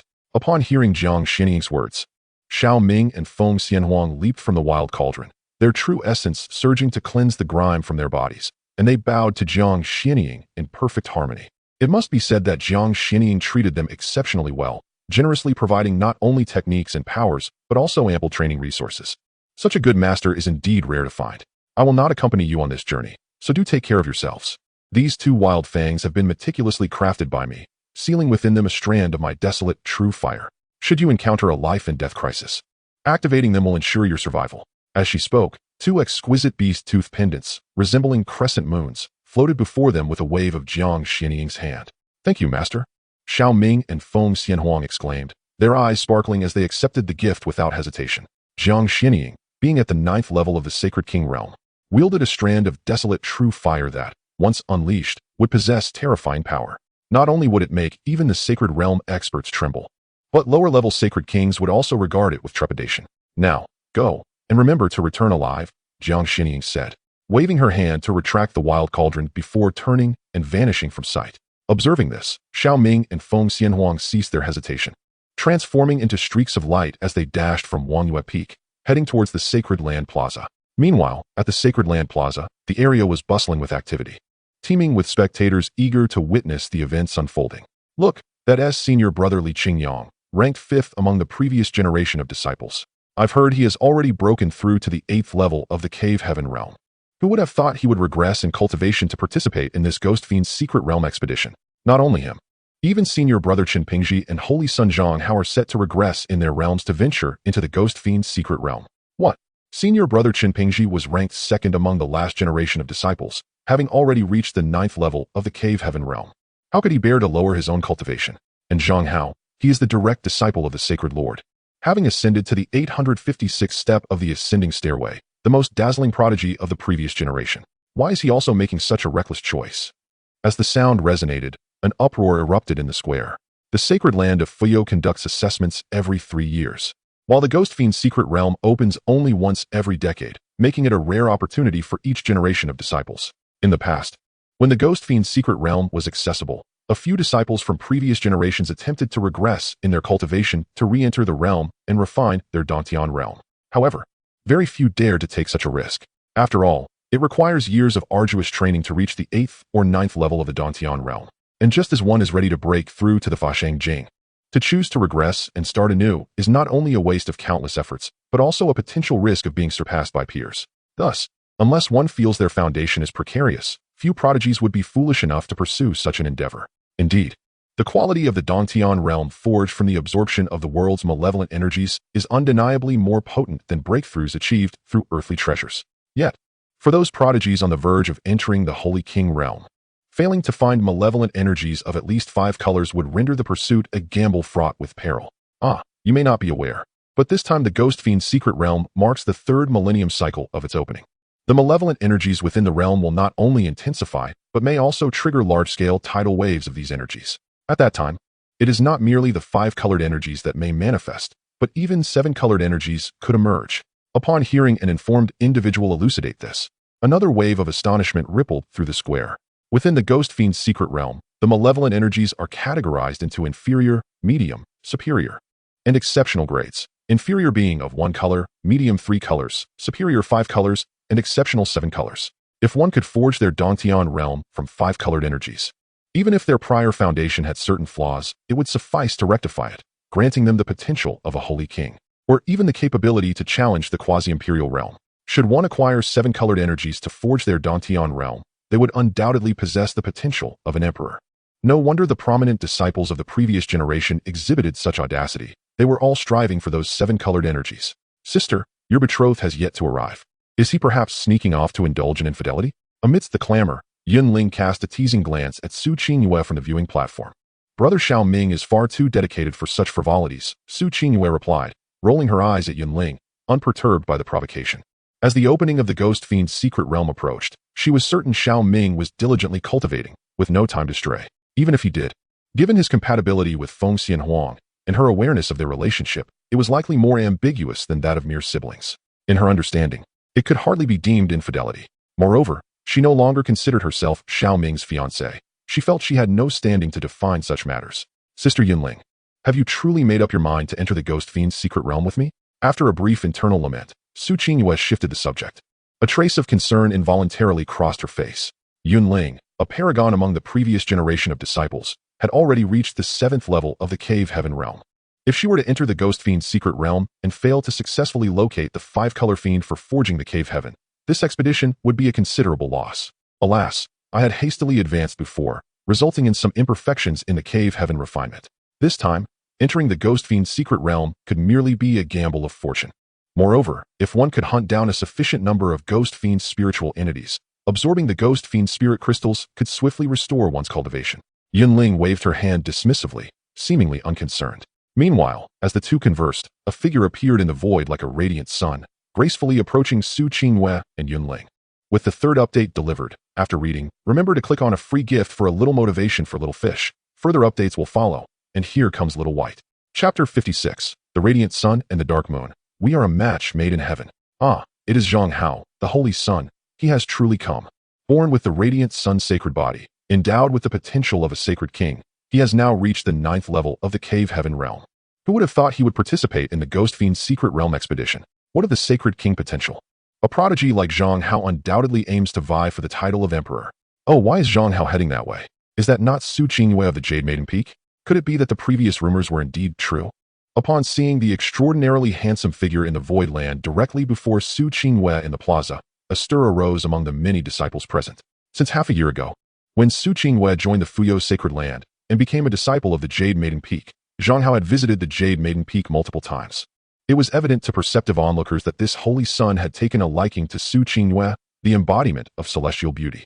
Unfortunately, after joining the Jade Maiden Peak, Su Qingyue had entered seclusion, leaving Zhang Hao repeatedly turned away. Subsequently, rumors circulated that Zhang Hao held affections for Su Qingyue, even intending to propose to her in person. However, due to the evasions from the Jade Maiden Peak and Zhang Hao's own retreat for body cultivation, the matter was temporarily set aside. Unexpectedly, after 2 months of seclusion, Zhang Hao emerged and sought her out directly. It seems he remains infatuated with Su Qingyue. Junior sister Qingyue, you have finally emerged from seclusion. Are you planning to participate in the Ghost Fiend's secret realm? Why not form a team with me? Ignoring the murmurs of the crowd, Zhang Hao approached Su Qingyue, exuding an air of exceptional poise. This caused a slight furrow in Su Qingyue's brow. No need. Senior brother, please seek another companion. Without any hesitation, Su Qingyue declined.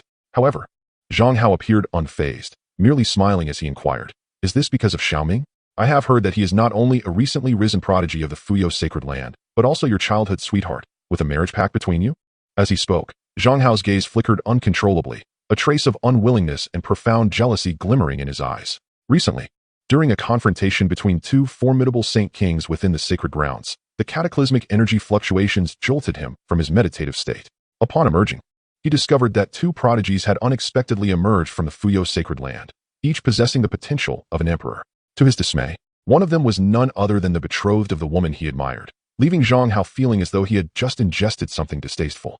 However, in light of the Fuyo Sacred Lord's admonition and his own esteemed status, Zhang Hao refrained from seeking trouble with Xiao Ming. After all, Xiao Ming was currently at the peak of his prowess. Not only was he favored by his master, the Fuyo Sacred Lord, but he also became a disciple of the esteemed Wangyue Peak. Although not the son of Fuyo, his status was in no way inferior to Zhang Hao's. To provoke him at this juncture would only jeopardize Zhang Hao's future, unless a particularly opportune moment presented itself. Xiao Ming has severed ties with the Xiao family. Although our engagement is merely a formality, in my heart, he has always remained my fiancé, Su Qingyue remarked, nodding in acknowledgement, succinctly clarifying the situation. To preempt Zhang Hao from exploiting Xiao Ming's separation from the Xiao family as a leverage, she further articulated her stance. What a pity it is, Zhang Hao lamented, his expression one of regret, speaking with the politeness befitting a refined gentleman. You possess the innate Yin Holy Spirit vein, while I embody the innate Hao Sun Holy Body. Yin and Hao Sun are, by nature, a destined pair, yet fate has dealt us an unfortunate hand. Upon hearing Zhang Hao's reflections, Su Qingyue remained unfazed, responding with a hint of indifference. Meanwhile, Yun Ling, eavesdropping on their exchange, felt as though she could carve an entire celestial palace in the ground with her toes in exasperation. She yearned to tell Zhang Hao that if he wished to capture the heart of this infatuated maiden, he should first endure some trials with the enchanting demoness of the demonic sect before returning. Yet, mindful of Zhang Hao's status and the desire not to complicate matters for Su Qingyue, she chose to remain silent. Just as the atmosphere grew increasingly awkward, 2 figures emerged from the distance, shattering the tension and igniting excitement in the square. Goodness, it is Xiao Ming and Fengxian Wang. They have finally arrived, Zhang Hao thought. With Su Qingyue showing interest in him and Xiao Ming perpetually in the company of Fengxian Wang, if they were to form pairs, it would be a match made in heaven. What nonsense. You are mismatching couples. Su Qingyue is clearly the betrothed of brother Xiao Ming. If you dare meddle in relationships, I shall not hesitate to put an end to you. Uncertain of who would emerge victorious between Zhang Haoxing and Xiao Ming, one could only imagine the spectacle should they engage in battle. It would undoubtedly provide us with an exhilarating opportunity for practical observation. Upon the arrival of Xiao Ming and Fengxian Wang, the gathered disciples were filled with fervor, eagerly anticipating any unfolding events. After all, within the sacred grounds, the monotony of cultivation often necessitated a diversion. Tales of senior brothers dallying with junior brothers entangled with their masters, and masters straying into affairs with uncles were not uncommon, adding a layer of amusement to life in the sanctum. With someone attempting to claim your betrothed, it would be prudent to keep a watchful eye. Glancing below, Feng Xianhuang observed Zhang Hao and Su Qingyue standing in close proximity, prompting her to tease Xiao Ming. This left Xiao Ming somewhat speechless, surprised to discover that even this empress possessed a sense of dry humor. That depends on whether he possesses the capability, he remarked nonchalantly, landing before Su Qingyue and the others. Brother Xiao Ming, as we venture into the ghostly fiend's secret realm, I hope to rely on your guidance. Su Qingyue greeted Xiao Ming warmly, unable to suppress a playful remark. Ninth layer of the Spirit Sea Realm? Noticing Su Qingyue's current cultivation level, a look of astonishment crossed Xiao Ming's face. He was taken aback that within mere days, Su Qingyue had ascended to the ninth layer of the Spirit Sea Realm, and her formidable aura suggested that her physical prowess had also reached the Cave Heaven Realm. Though the specifics remained unclear, her progress was indeed remarkable. It seemed that Ling Ruoxuan had invested considerable effort in Su Qingyue. The leader of Yanu Peak truly possessed a magnanimous spirit, and should the opportunity arise, it would be fitting to express gratitude. You are Xiao Ming? Just as Xiao Ming was lost in thought, Zhang Hao appraised him and spoke in a calm tone. No wonder you have captured the affection of Sister Qingyue. Your presence exudes a sense of danger. If the opportunity arises, we should engage in a friendly spar. With that, before Xiao Ming could respond, Zhang Hao turned and departed. Returning to the area of the previous generation of disciples, Xiao Ming narrowed his eyes slightly. He had anticipated that this Zhang Hao would confront him publicly, yet the latter had exhibited a surprising tranquility, revealing a depth of character not to be underestimated. Once you enter the ghostly fiend's secret realm, remember to exercise caution around him. He is not as benign as he appears, and he has already set his sights on you and your fiancée. Feng Xianhuang communicated to Xiao Ming, observing Zhang Hao's retreating figure. This revelation caused Xiao Ming's expression to sharpen as he turned his attention to Feng Xianhuang. Yet, before he could voice his inquiry, a voice resonated through the air. Chapter 57. Are you joking? Will he cower? Esteemed disciples, in 2 days, the ghostly fiend's secret realm will open, presenting a rare opportunity for many of you. This expedition into the realm will be led by myself and the leader of Yanu Peak. As the words echoed, anticipation filled the air. In the void, 2 figures materialized. One was Su Biqing, the Grand Elder of the Heavenly Guard Pavilion, and the other was Ling Ruoxuan, the leader of the Jade Maiden Peak. The deployment of 2 formidable saints, one of whom is the leader of several major peaks, underscores the immense significance the Fuyo sacred land places on this trial. As their forms hovered in midair, Su Biqing cast a solemn glance below and continued in a grave tone. However, the ghostly fiend's secret realm is fraught with peril, and those who enter may face a perilous fate. All individuals who have qualified for this trial, you now have one last opportunity to reconsider. If you feel uncertain about this endeavor, you may still relinquish your qualification for the trial. Does anyone wish to withdraw? Yet, as his words echoed, none of the disciples chose to retreat, and Su Biqing refrained from further idle talk. With a swift motion of his hand, a colossal mystic vessel emerged, floating above the square, resembling a titanic beast, exuding an intimidating aura. A sacred mystic vessel. Upon witnessing the imposing sight above, Xiao Ming's gaze sharpened. This vessel was not only inscribed with various restrictions, but was also composed of materials of the sacred tier. Although its defensive capabilities were uncertain, it would be exceedingly difficult for even a saint-level expert to breach it. It is no exaggeration to declare that this is a grand sacred tier spiritual treasure, one that could not be acquired even by selling the Xiao family. This is the Tianxian Sacred Spirit Vessel, one of the 4 great sacred vessels of the Fuyo sacred land. Although it only reaches the lower tier of the saint level, the formations inscribed upon it can contend with late-stage saint-level experts. If a saint-level expert were to command it, even when besieged by several such powers, this sacred vessel could endure for a considerable time, allowing other formidable beings from the sacred land to arrive for support. Noticing Xiao Ming's astonished expression, Feng Xianhuang remarked with an air of indifference, to withstand several saint-level experts simultaneously is indeed quite an admirable treasure. Upon hearing Feng Xianhuang's explanation, Xiao Ming could not help but exclaim in awe. It seemed necessary to acquire a mystic vessel in the future. It would certainly enhance one's stature while traversing the world, accompanied by a cadre of beautiful companions. In some ancient factions, such a thing would hardly be deemed significant. Feng Xianhuang, upon hearing this, replied dismissively, "A vessel of this caliber can be considered an extraordinary treasure within the sacred land, yet in my previous life, I regarded it merely as a plaything." At her words, the corners of Xiao Ming's mouth twitched slightly. He conceded that Feng Xianhuang had indeed impressed him. She had evidently experienced much. However, if he were to unveil the Emperor's banner or the soul-devouring sword, this Empress would likely be left astounded. I possess treasures of my own. I simply choose to remain low-key. Since no one is withdrawing, let us board the vessel and set sail. After surveying the crowd, Su Biqing commanded. He was the first to land upon the deck of the sacred vessel, followed silently by Ling Ruoxuan as she ascended the mystic vessel. Shortly thereafter, the square below was abuzz with anticipation. As figures soared into the air, a cursory glance revealed there were hundreds in number. Naturally, not all of them were disciples of the Fuyo Sacred Land. This occasion marked the third millennium opening of the ghostly fiend's secret realm. And aside from a few major sacred lands, many other factions sought to send their junior disciples to seize opportunities. After some negotiations and offerings, numerous factions secured their quotas. Thus, this time, aside from 30 disciples at the 9th tier of the spiritual sea realm and 88 disguised individuals from Fuyo's sacred land, the remaining 700 or so were disciples or guardians from other factions. "Let us depart," Xiao Ming remarked, having briefly surveyed the crowd. The group immediately ascended into the air and landed directly on the sacred spirit vessel. No sooner had they settled than a figure manifested before them, none other than the proud peak master, Ling Ruoxuan. Clad in a flowing azure and white gown that accentuated her stunning figure, her beautiful visage bore no trace of emotional fluctuation. This evoked memories in Xiao Ming of that day in the cave, when her countenance, stripped of its icy demeanor, revealed a fiery and enchanting allure. "Brother Xiao Ming, do you wish to greet the peak master?" Su Qingyue inquired softly, noticing Xiao Ming's gaze lingering on Ling Ruoxuan. She was aware that Ling Ruoxuan had felt somewhat displeased that Xiao Ming had not sought her out since entering the Fuyo sacred land. If they could alleviate Ling Ruoxuan's minor irritation, she would undoubtedly be more inclined to protect Xiao Ming should he face any peril in the future. "Greet her?" Xiao Ming's brows furrowed slightly at Su Qingyue's suggestion. Since that day, it would be a lie to claim he had not thought of Ling Ruoxuan again.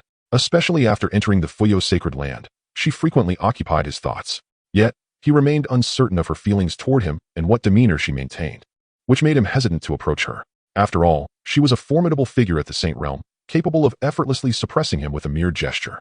If he were to provoke her, even if she did not take his life, being beaten would be a considerable embarrassment. Who would have thought that beneath your usual haughty demeanor, you would falter before the peak master? Is there something between you that makes you reluctant to confront her? Feng Xianhuang teased, observing Xiao Ming's troubled expression. Falter. The moment Xiao Ming heard Feng Xianhuang's words, his previously conflicted demeanor transformed as if ignited by a spark. He chuckled softly and strode toward Ling Ruoxuan's position. What nonsense! Would he falter? Absolutely not. His reluctance stemmed solely from not wanting to appear as if he were harassing Ling Ruoxuan in front of others, thereby subjecting her to unfounded gossip. However, if this empress dares to provoke him, he must exhibit a measure of resolve to prove himself. Is that not Xiao Ming? What does he intend to do approaching the master of Yunu Peak? Surely he does not wish to ingratiate himself with her? Does he not realize that the master of Yunu Peak harbors a strong disdain for men? If he were to inadvertently offend her, he would undoubtedly face severe repercussions. Are you not aware? This youthful sovereign Xiao Ming possesses the token of the Yunu Peak master, which grants him the privilege to partake in the trials of the Fuyo sacred land. Perhaps they have been acquainted prior to this moment. As Xiao Ming stepped into the unoccupied area within 10 zhang of Ling Ruoxuan, numerous trial participants aboard the Holy Spirit vessel began to murmur amongst themselves. And even the crowd in the plaza took notice of this unfolding scene. Given Ling Ruoxuan's well-known aversion to men and her exceedingly aloof demeanor within the Fuyo sacred land, no disciple dared approach her, not even the core disciples. Xiao Ming, however, was the first in many years to audaciously draw near to Ling Ruoxuan in such a public setting. What does he intend to do? The moment Xiao Ming approached, Ling Ruoxuan sensed his presence. She merely opened her eyes to cast a fleeting glance his way before feigning ignorance and closing her eyes again, her expression remaining as cold and proud as ever. Yet, as he drew nearer, she felt an increasing tension coupled with a hint of anticipation. This sensation was peculiar. He was someone she could easily subdue, yet he inexplicably exuded an immense pressure that overwhelmed her. Reminiscent of that day in the cave when he had her pinned beneath him, a scene that seemed to have embedded a seed within her since that fateful encounter. Unbeknownst to her, this seed had taken root and flourished over time, now capable of influencing her emotions.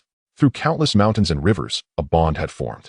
If only we could provide some support, dear friends of the little fish, may you find a partner as enchanting as the Queen Medusa. Chapter 58. A forceful kiss with the master of Yunu Peak? The crowd stood in stunned silence. Xiao Ming had met the peak master. Under the watchful eyes of the assembly, he approached Ling Ruoxuan and performed a formal bow. This prompted her to open her eyes. Her voice tinged with an icy tone as she inquired, "What is it?" Though her face bore no expression, a flicker of pleasure stirred within her heart. This wicked man, having taken her innocence, was finally willing to acknowledge her. It somewhat alleviated the resentment she had accumulated during this time. However, in the presence of such a vast audience and constrained by her status, Ling Ruoxuan chose not to reveal her feelings, maintaining her frosty demeanor, which left Xiao Ming feeling rather awkward, at a loss for words. Ding! The system of life choices activated randomly, presenting the host with the following options. Choice 1. Indifferent. dismissing Ling Ruoxuan's inquiries with disdain, turning away with a contemptuous expression, and receiving a random martial arts technique as a reward. Choice 2. Boldly ostentatious.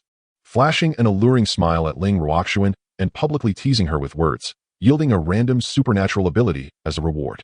Choice 3. Defiant. Delivering a sharp slap to Ling Ruoxuan, ensuring she remembers the encounter well, and receiving a random spiritual treasure as a reward. Choice 4. Heroically romantic. Confessing to Ling Ruoxuan in front of others and giving her a passionate kiss, with a random item as a reward. As Xiao Ming felt a twinge of awkwardness, the system's notification chimed, presenting him with several options that made him twitch his lips in surprise. Four options lay before him. The first appeared relatively normal, a choice most would likely make. However, today he boldly selected choice 4. This was not an act of rebellion on Xiao Ming's part, but rather a sincere attempt to confront Ling Ruoxuan and alleviate the uncomfortable tension that had developed between them. Ding! Congratulations to the host for making a choice. You have received the reward, Inheritance Crystal. The reward has been automatically placed in the system's space and can be extracted with one click upon the host's completion of the choice.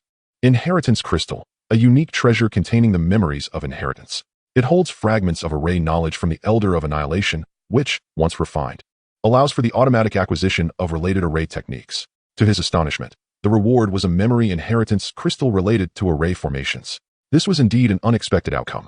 The memory inheritance crystal is among the most formidable treasures, comparable to some extraordinary bloodline inheritances, enabling direct acquisition of memories. Yet, it imposes no bloodline restrictions, allowing anyone to benefit from its legacy. Xiao Ming had not anticipated such a remarkable treasure would emerge from this choice. Nevertheless, his primary motivation for making this selection was to confront Ling Ruoxuan.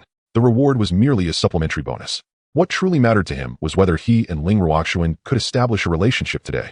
With this thought in mind, Xiao Ming raised his gaze to Ling Ruoxuan, causing her expression to suddenly sharpen, as a wave of confusion surged within her. In that moment, she sensed a transformation within him, as if he had reached a decisive resolution, stirring an inexplicable flutter in her heart. Ling Ruoxuan, there is something that has weighed on my heart for several days.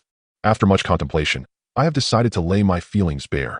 He began. Our encounter in the 10,000 Great Mountains was serendipitous, yet perhaps it was also destined by fate. Although I am uncertain of your feelings, from that day onward, I have regarded you as mine. I am aware of the disparity in our statuses and the vast chasm that exists between our strengths. Yet, I solemnly promise you that one day I shall grow to the extent that I can provide you with a world of your own.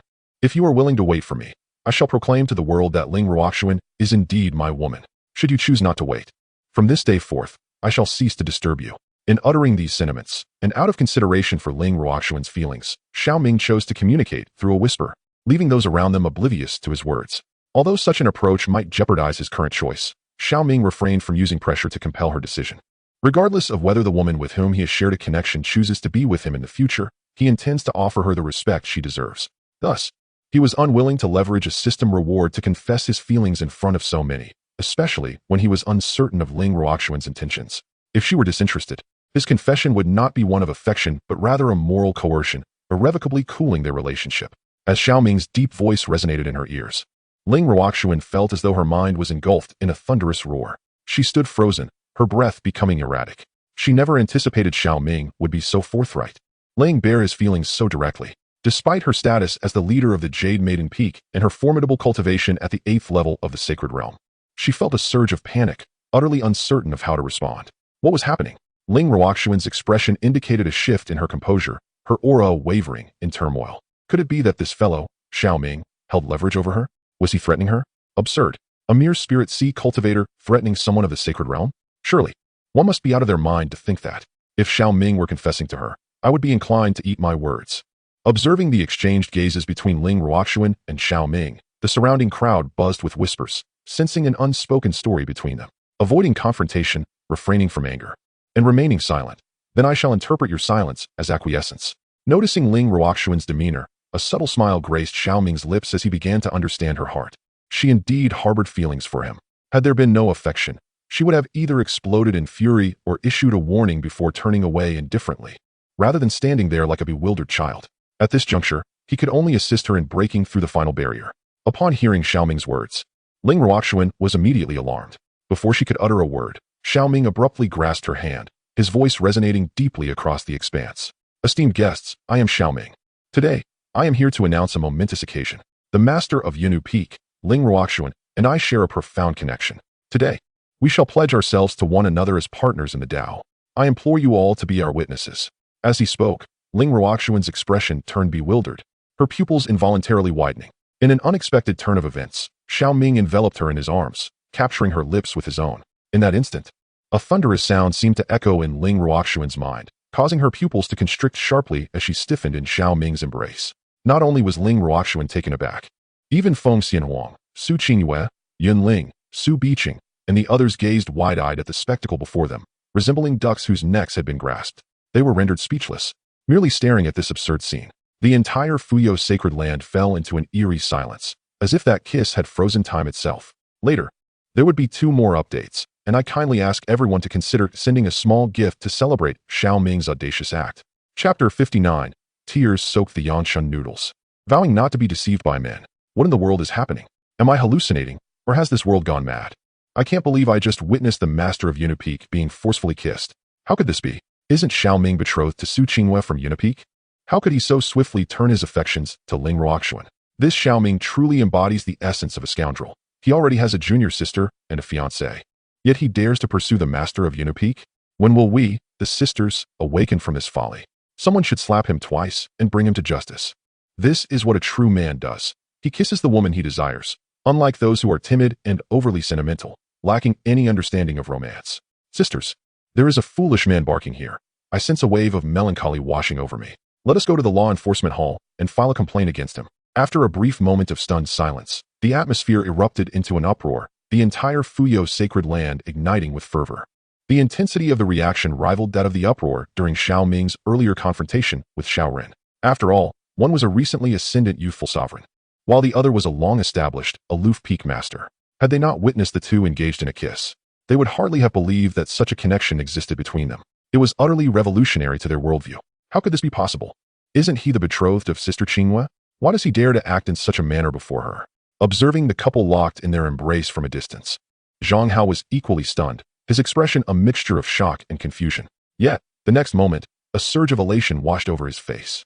Xiao Ming's audacity in confessing his feelings for Ling Ruoxuan in front of Su Qingyue clearly reflects his disregard for her.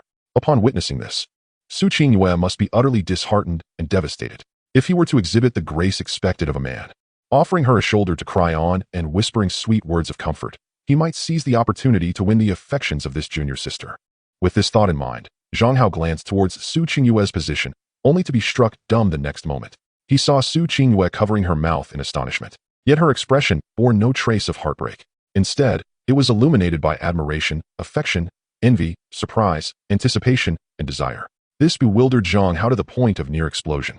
Why did this woman, upon seeing her fiancé confess to her master, display admiration and affection, even envy and longing? Did she truly not mind Xiao Ming pursuing a relationship with Ling Ruoxuan, or perhaps even yearn for such a declaration? What could possibly justify this?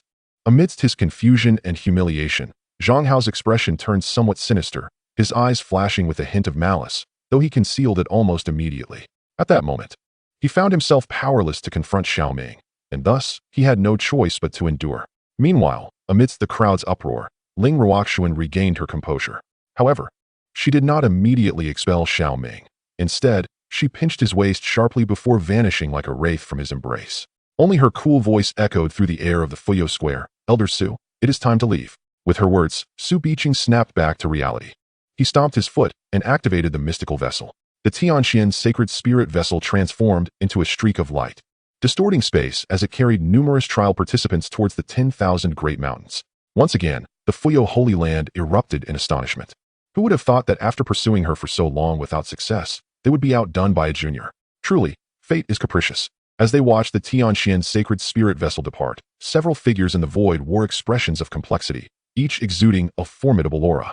They were indeed the leaders of other major peaks or elders of the saintly realm. "Sister, you have changed." Ling Rui floated in the void above the Jade Maiden Peak. Observing the sacred spirit vessel vanish in a flash, a complex expression crossed her face, but ultimately, it transformed into a charming smile. Although Ling Ruoxuan's transformation left her feeling somewhat unfamiliar, it was a positive change. At least now, she need not worry that her sister would succumb to emotional turmoil and tread a path of indifference. Could it be that this woman would actually spare my feelings?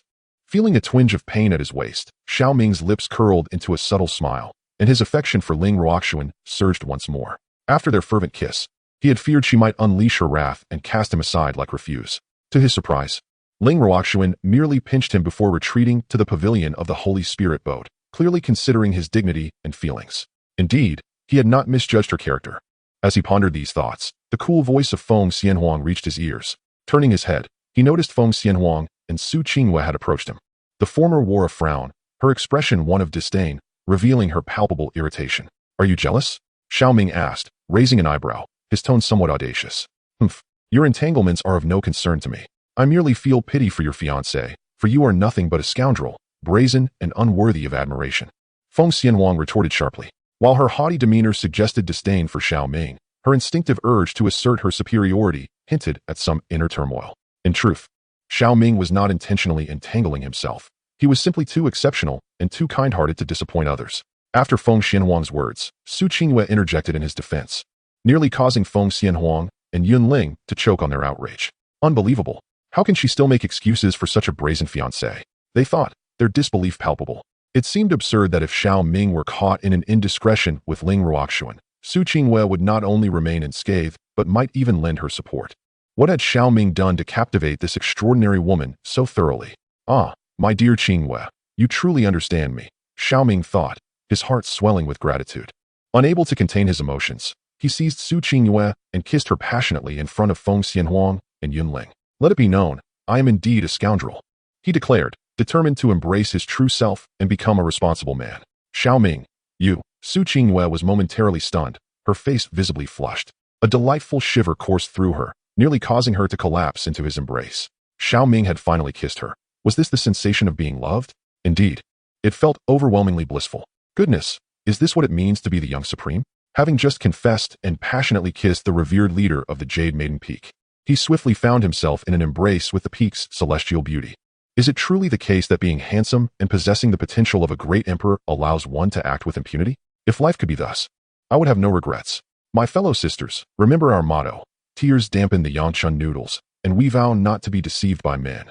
That woman is a disgrace to us. We must establish a red virtue society to vehemently condemn her disgraceful actions and awaken the spirit of independence in more of our sisters. How absurd. I may not be lacking in allure myself, so why does brother Xiao not come and kiss me? Truly a man of poor taste.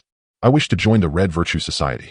Witnessing Xiao Ming and Su Qingyue in a display of intimacy on the deck of the Holy Spirit vessel sent shockwaves through the crowd. Zhang Hao clenched his fists tightly, his expression contorted with intense jealousy and fury, nearly compelling him to confront Xiao Ming. He could scarcely believe that after boldly confessing and kissing Ling Ruoxuan, Xiao Ming would audaciously kiss Su Qingyue. What was most unbearable was that Su Qingyue not only showed no anger or rejection, but appeared utterly blissful and content. How could this be? Once we enter the Ghost Fiend's secret realm, I shall ensure Xiao Ming's demise and claim Su Qingyue for myself. Tears soaked the pig trotter rice as I vowed to earn 1,000,000. Esteemed leaders, after reading this, please remember to click on the free little gift, so that I may first indulge in a pig trotter rice dish, adorned in women's attire, sobbing softly. Chapter 60. The Gathering of Heroes at the 10,000 Mountains. A provocation from the 9 Nether Demon sect. The 10,000 Mountains, spanning millions of miles across the northern Xian realm, conceal many coveted treasures and the relics of numerous formidable beings from antiquity to the present. In the depths of the northeast of the 10,000 Mountains lies a valley perpetually shrouded in miasma. Even the mightiest of beings at the celestial realm dare not venture within lightly, for this is the very entrance to the Ghost Fiend's secret realm. The presence of the Ghost Fiend's secret realm imbues the valley with sinister energies, concealing many vicious high-level beasts. Even those at the Saint Realm do not linger here.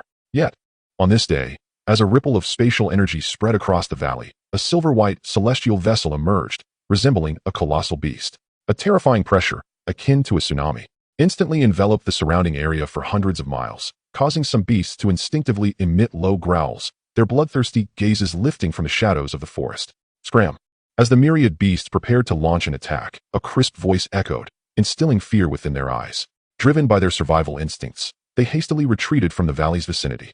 This celestial vessel was none other than the Holy Spirit vessel of the Fuyo Holy Land. Is this the Ghost Fiend's secret realm? Standing on the deck of the Holy Spirit vessel, Xiao Ming gazed down at the vast valley, which resembled the gaping maw of a terrifying abyss. With a discerning gaze, he surveyed the information before him. The ghostly secret realm, a unique domain formed from fragments of a continent that drifted from beyond, containing the incomplete essence of the world and special rules of power. Observing the information that materialized, Xiao Ming furrowed his brow slightly. This was largely consistent with the descriptions of the Fuyo sacred land, offering no discernible useful insights. It seemed that only by venturing into the depths of the secret realm could he uncover more mysteries. After a brief examination, unable to discern any significant meaning, Xiao Ming chose to abandon the endeavor, casting a glance at Feng Xianwang. This woman, a reincarnated empress, might have traversed the secret realm in her previous life. Thus, following her lead would undoubtedly simplify matters considerably. However, since he had kissed Su Qingwei, she had scarcely acknowledged him, which left Xiao Ming feeling somewhat disheartened. Shaking his head, he dismissed the thought and settled into a cross-legged position to cultivate. Currently, he had extracted and inherited several rewards, including the Soul Emperor Scripture, Inheritance Crystal, and True Dragon Technique, endowing him with an array of formidable abilities. Yet, the soul attack techniques contained within the Soul Emperor Scripture, along with the array inheritance from the Memory Crystal, were beyond his current capability to wield, prompting him to focus on comprehending only the most useful aspects for the time being. Suddenly, a resounding laughter echoed through the void shortly after Xiao Ming had seated himself. Accompanied by the roar of a dragon, a purplish-red dragon emerged from the miasma, pulling a grand chariot that twisted through the air. The overwhelming pressure caused many on the deck to turn their heads in astonishment. It was the Daiqian sacred dynasty. To their surprise, they were the second to arrive, their display rivaling that of their own. Observing the magnificent dragon chariot, whispers began to circulate among the disciples on the deck, and Xiao Ming too glanced up with curiosity. Information from the Fuyo sacred land resurfaced in his mind. The purple dragon sacred chariot. This was one of the 4 sacred chariots of the Daiqian sacred dynasty. Crafted from sacred tier materials, the dragon serving as a guardian beast bred by the royal family, possessing strength at the 4th level of the Holy Realm. Furthermore, leading the expedition was General Meng Zhan, a formidable figure boasting cultivation at the 7th level of the Holy Realm, a significant minister within the Daiqian sacred dynasty. Among the intelligence, one notable individual captured Xiao Ming's attention, Prince Yan Yuanqing, the 9th prince, who possessed a peerless sword heart, a natural king of the sword path, deemed the most extraordinary talent of this generation in the Daiqian sacred dynasty. As for the others, Xiao Ming found little reason to remember. Cackling. It has come to my attention that the revered Yunu Peak, known as the White Lotus Fairy, has had her purity usurped by a young rascal named Xiao Ming. Recently, he audaciously kissed her before an assembly of onlookers. I wonder if there is any truth to this scandalous rumor? As Xiao Ming surveyed the forces of the great Qin Holy Dynasty, a beguiling laughter reverberated through the heavens and earth, causing ripples to emerge in another void above the valley. Amidst a surge of ominous demonic energy, a spectral white skeletal vessel materialized in the air, reminiscent of a ghost. The oppressive wave of malevolent aura surged forth like a tide, causing the countenances of those from both the Fuyao sacred land and the great Qin Holy Dynasty to shift in alarm, fearing an imminent confrontation. How bothersome. As the demonic energy surged toward the celestial spirit ship, a chilling voice pierced the air, and a formidable pressure erupted from the vessel, halting the oncoming tide of dark energy. A striking figure emerged, suspended in midair. It was none other than Ling Ruoxuan. Ha ha ha, how ironic that you, who have always despised men, have relied upon a man's vital essence to ascend to the 8th level of the Saint Realm. Not only that, you even bestowed a token upon him, inviting him to join the Fuyao sacred land, and you offered no resistance when he kissed you publicly. Ling Ruoxuan, where has your pride and lofty demeanor vanished to? As Ling Ruoxuan appeared, a captivating figure also manifested on the skeletal vessel, the alluring Yi Xilan, whom Xiao Ming had encountered before. Her words sent shockwaves through the ranks of trial takers aboard the celestial spirit ship. They had thought that Xiao Ming's bold kiss was already sensational enough, but to learn that this peak master had been intimate with him was utterly jaw-dropping. However, due to Ling Ruoxuan's esteemed status and overwhelming presence, none aboard dared to voice their thoughts, knowing full well that any misstep could result in dire consequences. Mind your own business. Ling Ruoxuan shot a frigid glance at Yi Xilan, then turned her gaze toward the skeletal vessel. Where's the lustful demon lord? Have him show himself. More than half a month ago, she had contended against the blood-red dragon-patterned python for the blood-red blue lotus. After vanquishing the beast, she found herself ensnared by the schemes of the lustful demon lord during her moment of vulnerability, nearly leading to her utter ruin. She would not let this grievance go unpunished. Ha ha ha. I never expected that my dragon yin-yang powder would ultimately benefit a mere child. A raspy voice echoed through the air as a diminutive figure, cloaked in black robes, emerged upon the skeletal vessel. It was none other than the lustful demon lord, the 7th protector of the 9 nether demon sect. Though his cultivation was only at the 4th level of the Saint Realm, his unique and treacherous lustful poison instilled fear even in many Saint-level experts. Masterling, please remain calm. Now is not the time to provoke them. As the supreme desire demon lord emerged, Su Biqing appeared beside Ling Ruoxuan, speaking with a gravitas that resonated in his tone. Ling Ruoxuan comprehended this sentiment as well. However, her gaze, imbued with a chilling intensity, swept over the supreme desire demon lord, revealing an unmistakable glimmer of murderous intent in her eyes. She merely sought to ascertain if this individual was indeed the leader of the geodemon sect. Engaging in conflict at this moment was not her intention. Observing the tense standoff among the formidable beings of the sacred realm, Xiao Ming's expression mirrored the coldness surrounding him. His eyes traversed the spectral skeletal vessel, ultimately resting on two figures. One was a gaunt youth clad in a blood-red robe, the other a strikingly beautiful woman in black, her face obscured. These two were undoubtedly among the most extraordinary members of the geodemon sect. Should they encounter these prodigies, or any other members of the geodemon sect within the ghostly fiend's secret realm, all would be sent to the human emperor's banner. Boom. Just as the murderous intent surged within Xiao Ming, the void erupted once more with a resounding roar as two vessels broke through the fabric of reality simultaneously. They were none other than the remaining vessels from the five sacred lands, the Yaoquan Sacred Land and the Tai Sacred Land. Chapter 61. The Reunion of Two Brothers. The unwavering confidence of the extraordinary younger sibling. From the left, a crimson gold vessel, adorned with scales and wings, soared through the void like a golden-winged kunpeng, distorting and shattering the space around it. The sheer might it emanated was utterly terrifying. This was the flying Kuan sacred spirit vessel of the Yaoquan Sacred Land. An astonishing mid-grade entry-level sacred vessel, enhanced by the intricate formations inscribed upon it. This sacred vessel could even withstand assaults from late-stage entry-level powerhouses, underscoring the profound foundation of the Yaoquan Sacred Land. Upon the deck stood a youth, resembling a celestial deity, gazing down at the earth. His vitality surged like a colossal furnace, nearly transforming into a radiant sun within the void. Merely standing there, he exuded an aura of invincibility, starkly contrasting with the many trial seekers surrounding him. This individual was none other than the most extraordinary disciple of the current generation of the Yaoquan Sacred Land, Yun Feiping.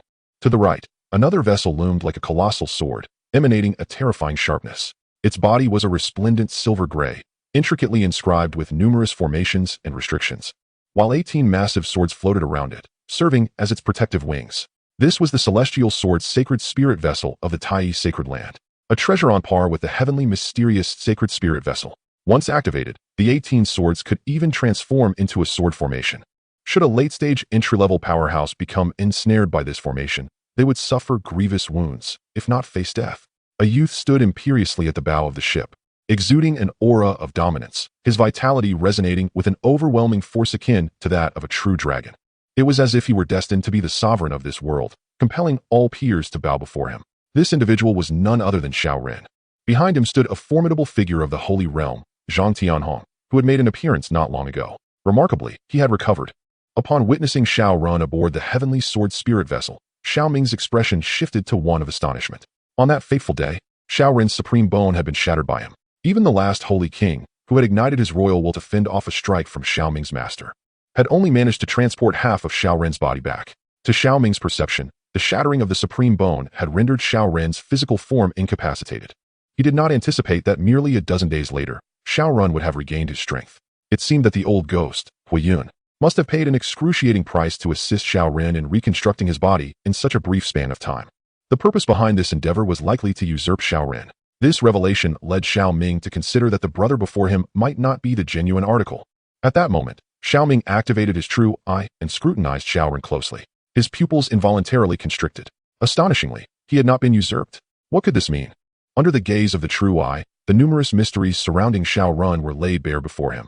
The supreme bone had integrated into his very being, transforming his physique into that of the supreme body. Though an eerie soul wave emanated from his third eye, it was not the sacred soul fluctuation of Hui Yun, but rather that of Xiao Ren himself. Thus, it became clear, his soul had undergone a metamorphosis into a soul devourer, which explained why he had not been usurped. After a meticulous examination, Xiao Ming discerned the truth and could not help but smile wryly. A soul devourer, an exceedingly fearsome and aberrant soul entity, was enough to instill terror in countless beings. Yet, in his eyes, it represented the perfect material for refining the soul of the Emperor's banner. It appeared that his brother's transformation was directed towards the Emperor's banner. Xiao Ming. As Xiao Ming fixated on Xiao Ren, the latter sensed the scrutiny and turned his gaze towards the heavenly Xian spirit vessel. Upon recognizing a familiar visage, an overwhelming aura erupted from him, unleashing an uncontrollable killing intent. In that instant, the supreme body awakened, and the atmosphere shifted dramatically.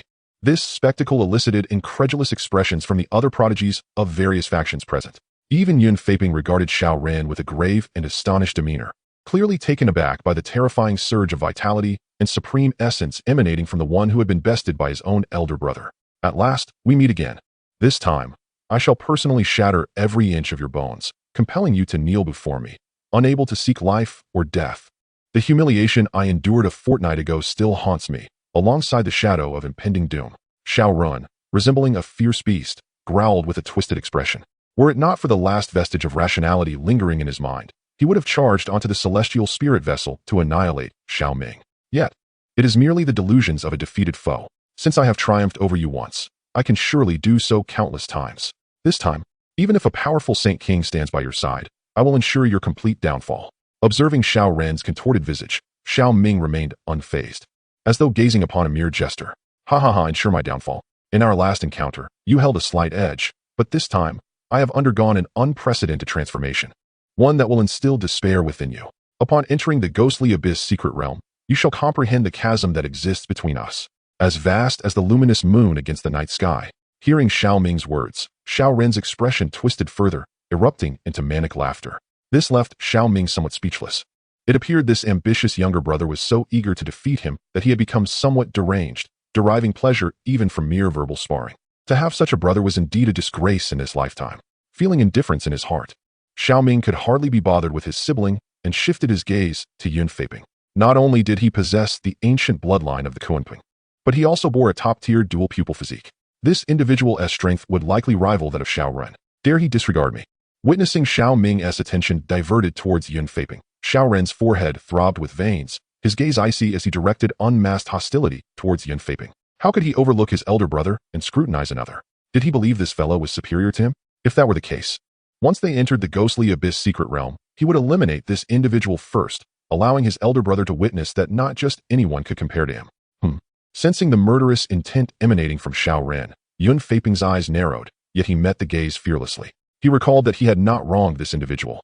So what could have provoked such animosity? Did he perceive him as an easy target? Nevertheless, it mattered little. Upon entering the ghostly abyss secret realm, he was destined to sweep through all opposition. Every power present, regardless of their prodigious talents, would merely serve as his sharpening stone. Thinking he would not reappear, he surprisingly emerged once more. Was it fate's design to restore the original trajectory? As Yun Feiping and Xiao Ren locked eyes, Feng Xianhuang lifted her head with a grave expression, her gaze flickering uncertainly upon Xiao Ren. Days prior, Xiao Ren had been shattered by Xiao Ming's supreme bone. She had thought that the other party would no longer participate in the trials of the ghostly fiend's secret realm, and thus, in this lifetime, the contest for the seven-colored fiend would fall to her and Xiao Ming, the two transcendents. Of course, this transcendence did not refer to the ability to escape the confines of heaven and earth, but rather to those who had severed the ties of their past lives. However, to her astonishment, Xiao Ren had unexpectedly resurfaced, and he had grown even stronger. This compelled Feng Xianhuang to question whether, in some mysterious way, the heavenly path was attempting to mend the fabric of fate. If that were the case, the ghostly fiend's secret realm might soon witness unforeseen developments, placing both her and Xiao Ming in peril. The ratings had been released, an astonishing 57, marking the lowest score in the history of Xiao Yu's works. Those who appreciated this book could lend their support with a favorable review, as the blow to her confidence was palpable. Chapter 62. If you dare to make any moves, I shall seize the opportunity to castrate you. What troubles you? Your expression is grave. Could there be an impending change? Noticing the shift in Feng Xianhuang's demeanor, Xiao Ming also drew a connection and asked with a serious tone. I am uncertain. I simply feel an unsettling premonition in the air, Feng Xianhuang replied, shaking her head ambiguously. She could not disclose much about the events of her previous life. For now, they could only proceed step by step. Xiao Ming did not press further. After all, by acting alongside Feng Xianhuang, he too could reap the benefits of the intelligence she possessed. Boom! Just as Xiao Ming and Feng Xianhuang conversed, the valley below suddenly trembled, and a surge of malevolent energy gushed forth. The entire earth quaked violently, as if some ancient entity was awakening. This caused the powerful figures from the 5 great sacred lands to fix their gazes in shock. Everyone, the ghostly fiend's secret realm is about to open. Prepare to activate the formation together. As this proclamation echoed through the valley, a figure emerged first from the Fei Kuan sacred spirit vessel, exuding an immensely terrifying aura. This individual, named Yun Haifeng, was a peak master from the Yao Kuan sacred land, boasting an astonishing cultivation level of the 8th stage of Saint Entry. He was also the core leader of this expedition from Yao Kuan's sacred land. Following Yun Haifeng's declaration, Ling Ruoxuan also stepped forth from the Tianxian sacred spirit vessel, similarly emanating the power of the 8th stage of saint entry. Subsequently, Ming Zhan of the Daiqian sacred dynasty, Yi Xilan of the 9 nether demon sect, and Zhang Tianhong of the Tai Yi sacred land all advanced, each displaying the same formidable cultivation level. The overwhelming presence of their power swept across the heavens and earth like a tsunami, instilling fear in the hearts of those from the 5 great factions. In the next moment, as the valley below erupted once more with malevolent energy, the 5 powerful figures of Saint Entry sat cross-legged in the void, each before them manifesting a formation plate. The sacred Yuan energy surged fervently into the formation plates, and 5 beams of light pierced through the heavens. Intricate patterns of the formation spread across the valley below like a spider's web. Subsequently, a vast void formation emerged, sealing off this expanse of heaven and earth. The overwhelming power of the formation caused even the Holy Kings to feel a shiver run down their spines. A formation of Holy King caliber? As he beheld the intricate array before him, Xiao Ming's gaze sharpened with realization. This was undoubtedly the formation mentioned in the intelligence reports. A Holy King-level array collaboratively established by the 5 great sacred lands to seize control of the Ghost Fiend's secret realm.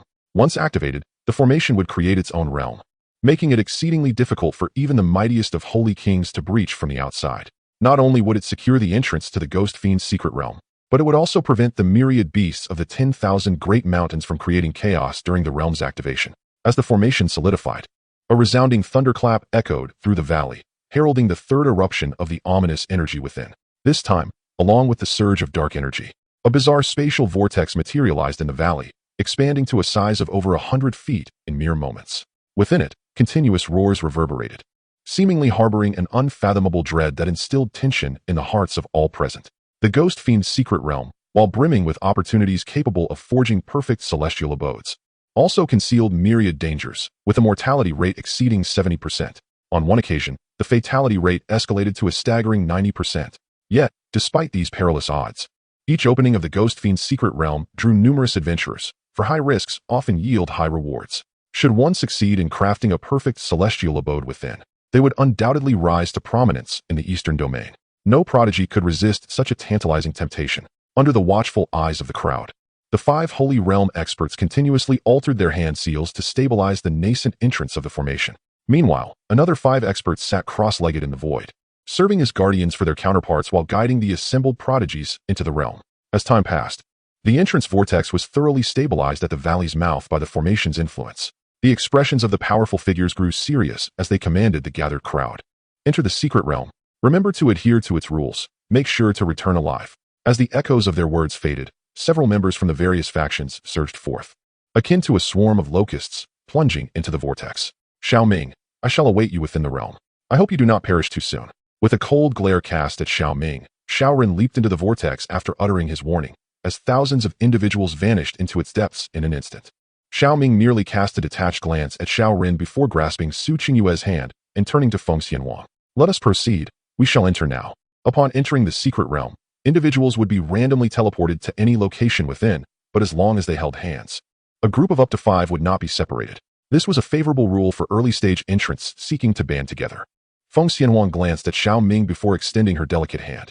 Upon gazing at the jade-like hand of Feng Xianwang, a subtle smile graced Xiao Ming's lips as he intertwined his fingers with hers. At that very moment, he could distinctly perceive a slight tremor coursing through the Empress's form, a blush blossoming upon her cheeks, only to be swiftly suppressed. Should you dare to make any untoward movements, I shall seize the opportunity to render you impotent, she warned coldly, sensing a shift in Xiao Ming's fingers, which seemed poised to trace circles upon her hand. This elicited a slight twitch at the corner of his mouth. Such a fiery temperament, indeed. He resolved that, given the chance in the future, he would make her blush and weep, begging him to cease.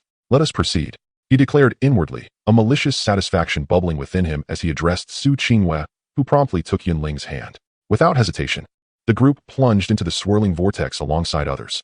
In the next instant, amidst a whirl of chaos, Xiao Ming and his companions plummeted from the sky, landing in a sprawling forest. This was the realm of the ghostly fiend's secret, resembling the outside world, yet harboring its own perils. One must not let their guard down, Xiao Ming murmured, surveying his surroundings. The ghostly fiend's secret was far more treacherous than the external realm. Failure to adhere to its regulations could lead to a grim fate. Regardless of one's chaotic physique or numerous hidden cards, Feng Xianwang, her expression grave, interjected, Nightfall approaches. We must swiftly locate shelter, otherwise we shall perish come darkness.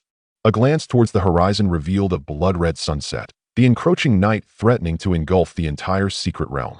Xiao Ming's demeanor grew somber as he recalled the rules governing this domain. Do not venture out at night, do not congregate in groups of 5. Do not look back upon hearing cries, and do not linger in the mists.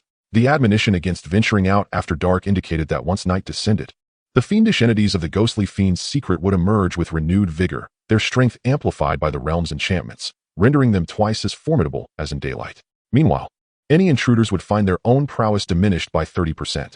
Thus, it was imperative to seek out the sanctuary of this fractured little world, the dwelling of its native inhabitants, which could provide a bulwark against the onslaught of malevolent beings. Yet, the efficacy of such refuge depended upon the strength of the inscribed ghostly fiend runes. If insufficiently potent, even sanctuary could be breached. Within 100 miles. Upon sensing this peculiar signal, all manner of demons and spirits shall come forth to hunt. Furthermore, if 5 individuals enter a sanctuary, the inscribed ghostly runes will become ineffective. This signifies that no matter how vast or formidable a sanctuary may be, it cannot simultaneously accommodate 5 outsiders. As for the phrase, do not turn back upon hearing weeping, it refers to the necessity of not looking back when one hears an inexplicable crying sound within the secret realm, whether in the wilderness or within a sanctuary. Otherwise, one shall behold unspeakable horrors. The term mist does not linger indicates that within the ghostly secret realm, a gray mist will spontaneously manifest. Once one enters this mist, the physical body will suffer erosion, and one may even be devoured by the strange entities lurking within it. Even a sanctuary cannot shield against the encroachment of this mist, making it imperative to swiftly distance oneself from it. Entering this mist is strictly forbidden. Moreover, this mist will gradually engulf the entirety of the ghostly secret realm within 10 days. The exit of the secret realm will appear only in the sole patch of pure land just as the mist is about to consume it. These 4 rules are merely the foundational tenets of the ghostly secret realm. There are many other astonishing aspects. For instance, slaying the demons within the secret realm allows one to extract crystal cores from their bodies, which, when consumed, can rapidly restore one's cultivation. Some elite demons adorned with special runes, when vanquished, bestow upon the slayer the power of the secret realm. Some may double one's combat strength, while others may enhance one's defenses or amplify one's recovery capabilities. Each ability is unique and wondrous, yet predominantly beneficial. Even more bizarrely, such abilities may be inherited. Should someone slay an elite demon bearing special runes, and then be killed by another entrant into the secret realm, the ability will transfer to the latter. Furthermore, aside from abilities of the same type, other powers may be compounded, lasting until the secret realm's closure. Consequently, many trial seekers, upon entering the secret realm, not only seek the celestial malevolence, but also hunt various elite demons or practitioners possessing special runes, amassing substantial power from the secret realm to secure their own invincibility. In summary, the rules and gameplay of this ghostly secret realm resemble a survival game akin to a battle royale. This is a mountainous forest, and it seems there are no sanctuaries nearby. We should depart from this place. Reflecting on the rules of the ghostly secret realm and the means of survival, Xiao Ming cast a glance around before suggesting in a low voice. Just as his words fell, a ripple erupted in the void, and several figures materialized before them. Precisely within 10 paces, an eerie wave immediately radiated outward from this 10-pace radius. Ha ha ha, is this indeed the realm of the ghostly fiends? This time I, Zhang shall undoubtedly seize the 5-color fiend and reforge the celestial cave, becoming the core disciple of the sacred land of Yao Kuan. As the ripples spread, one of them laughed heartily. Not good, there are people around us. Before Zhang could finish his triumphant laughter, the faces of the other 3 turned ashen upon spotting Xiao Ming and his companions in the distance. Hee ha ha kikik. Before they could distance themselves, a piercing shriek echoed through the forest, releasing waves of terrifying malevolence that erupted throughout the woods. In the next moment, tendrils resembling monstrous limbs burst forth from the ground, hurtling towards Xiao Ming and his companions, infused with dreadful malice. In the shadows of the forest lurked bizarre creatures, translucent and exuding an eerie black aura, akin to vengeful spirits, racing towards Xiao Ming and his group with frenzied abandon. Moreover, fearsome beings emerged from the underbrush, while monstrous birds swooped down from the skies. In an instant, Xiao Ming and his companions found themselves ensnared by a tide of demons and fiends, as if they had inadvertently disturbed the lair of these malevolent entities. Zhang still reeling from shock, was ensnared by the tendrils that erupted from the earth. In the next moment, he was engulfed by several ethereal monsters, while a creature that resembled a horrifying porcupine pierced through his body, leaving him dangling from the tusks of a wild boar, emitting a harrowing scream. A term involuntarily surfaced in Xiao Ming's mind, instant demise. This genre was akin to those novice players in the previous Life-S Battle Royale games, who, upon jumping into the center of Peace City, were immediately reduced to mere targets. Form a united defense. Upon witnessing Zhang Er's swift downfall, the other three unleashed their powers, hurtling towards Xiao Ming and his companions. They were all disciples of the sacred land of Yao Kuan, having ventured into the ghostly fiend realm to seek the five-color fiend for the purpose of reforging the celestial cave.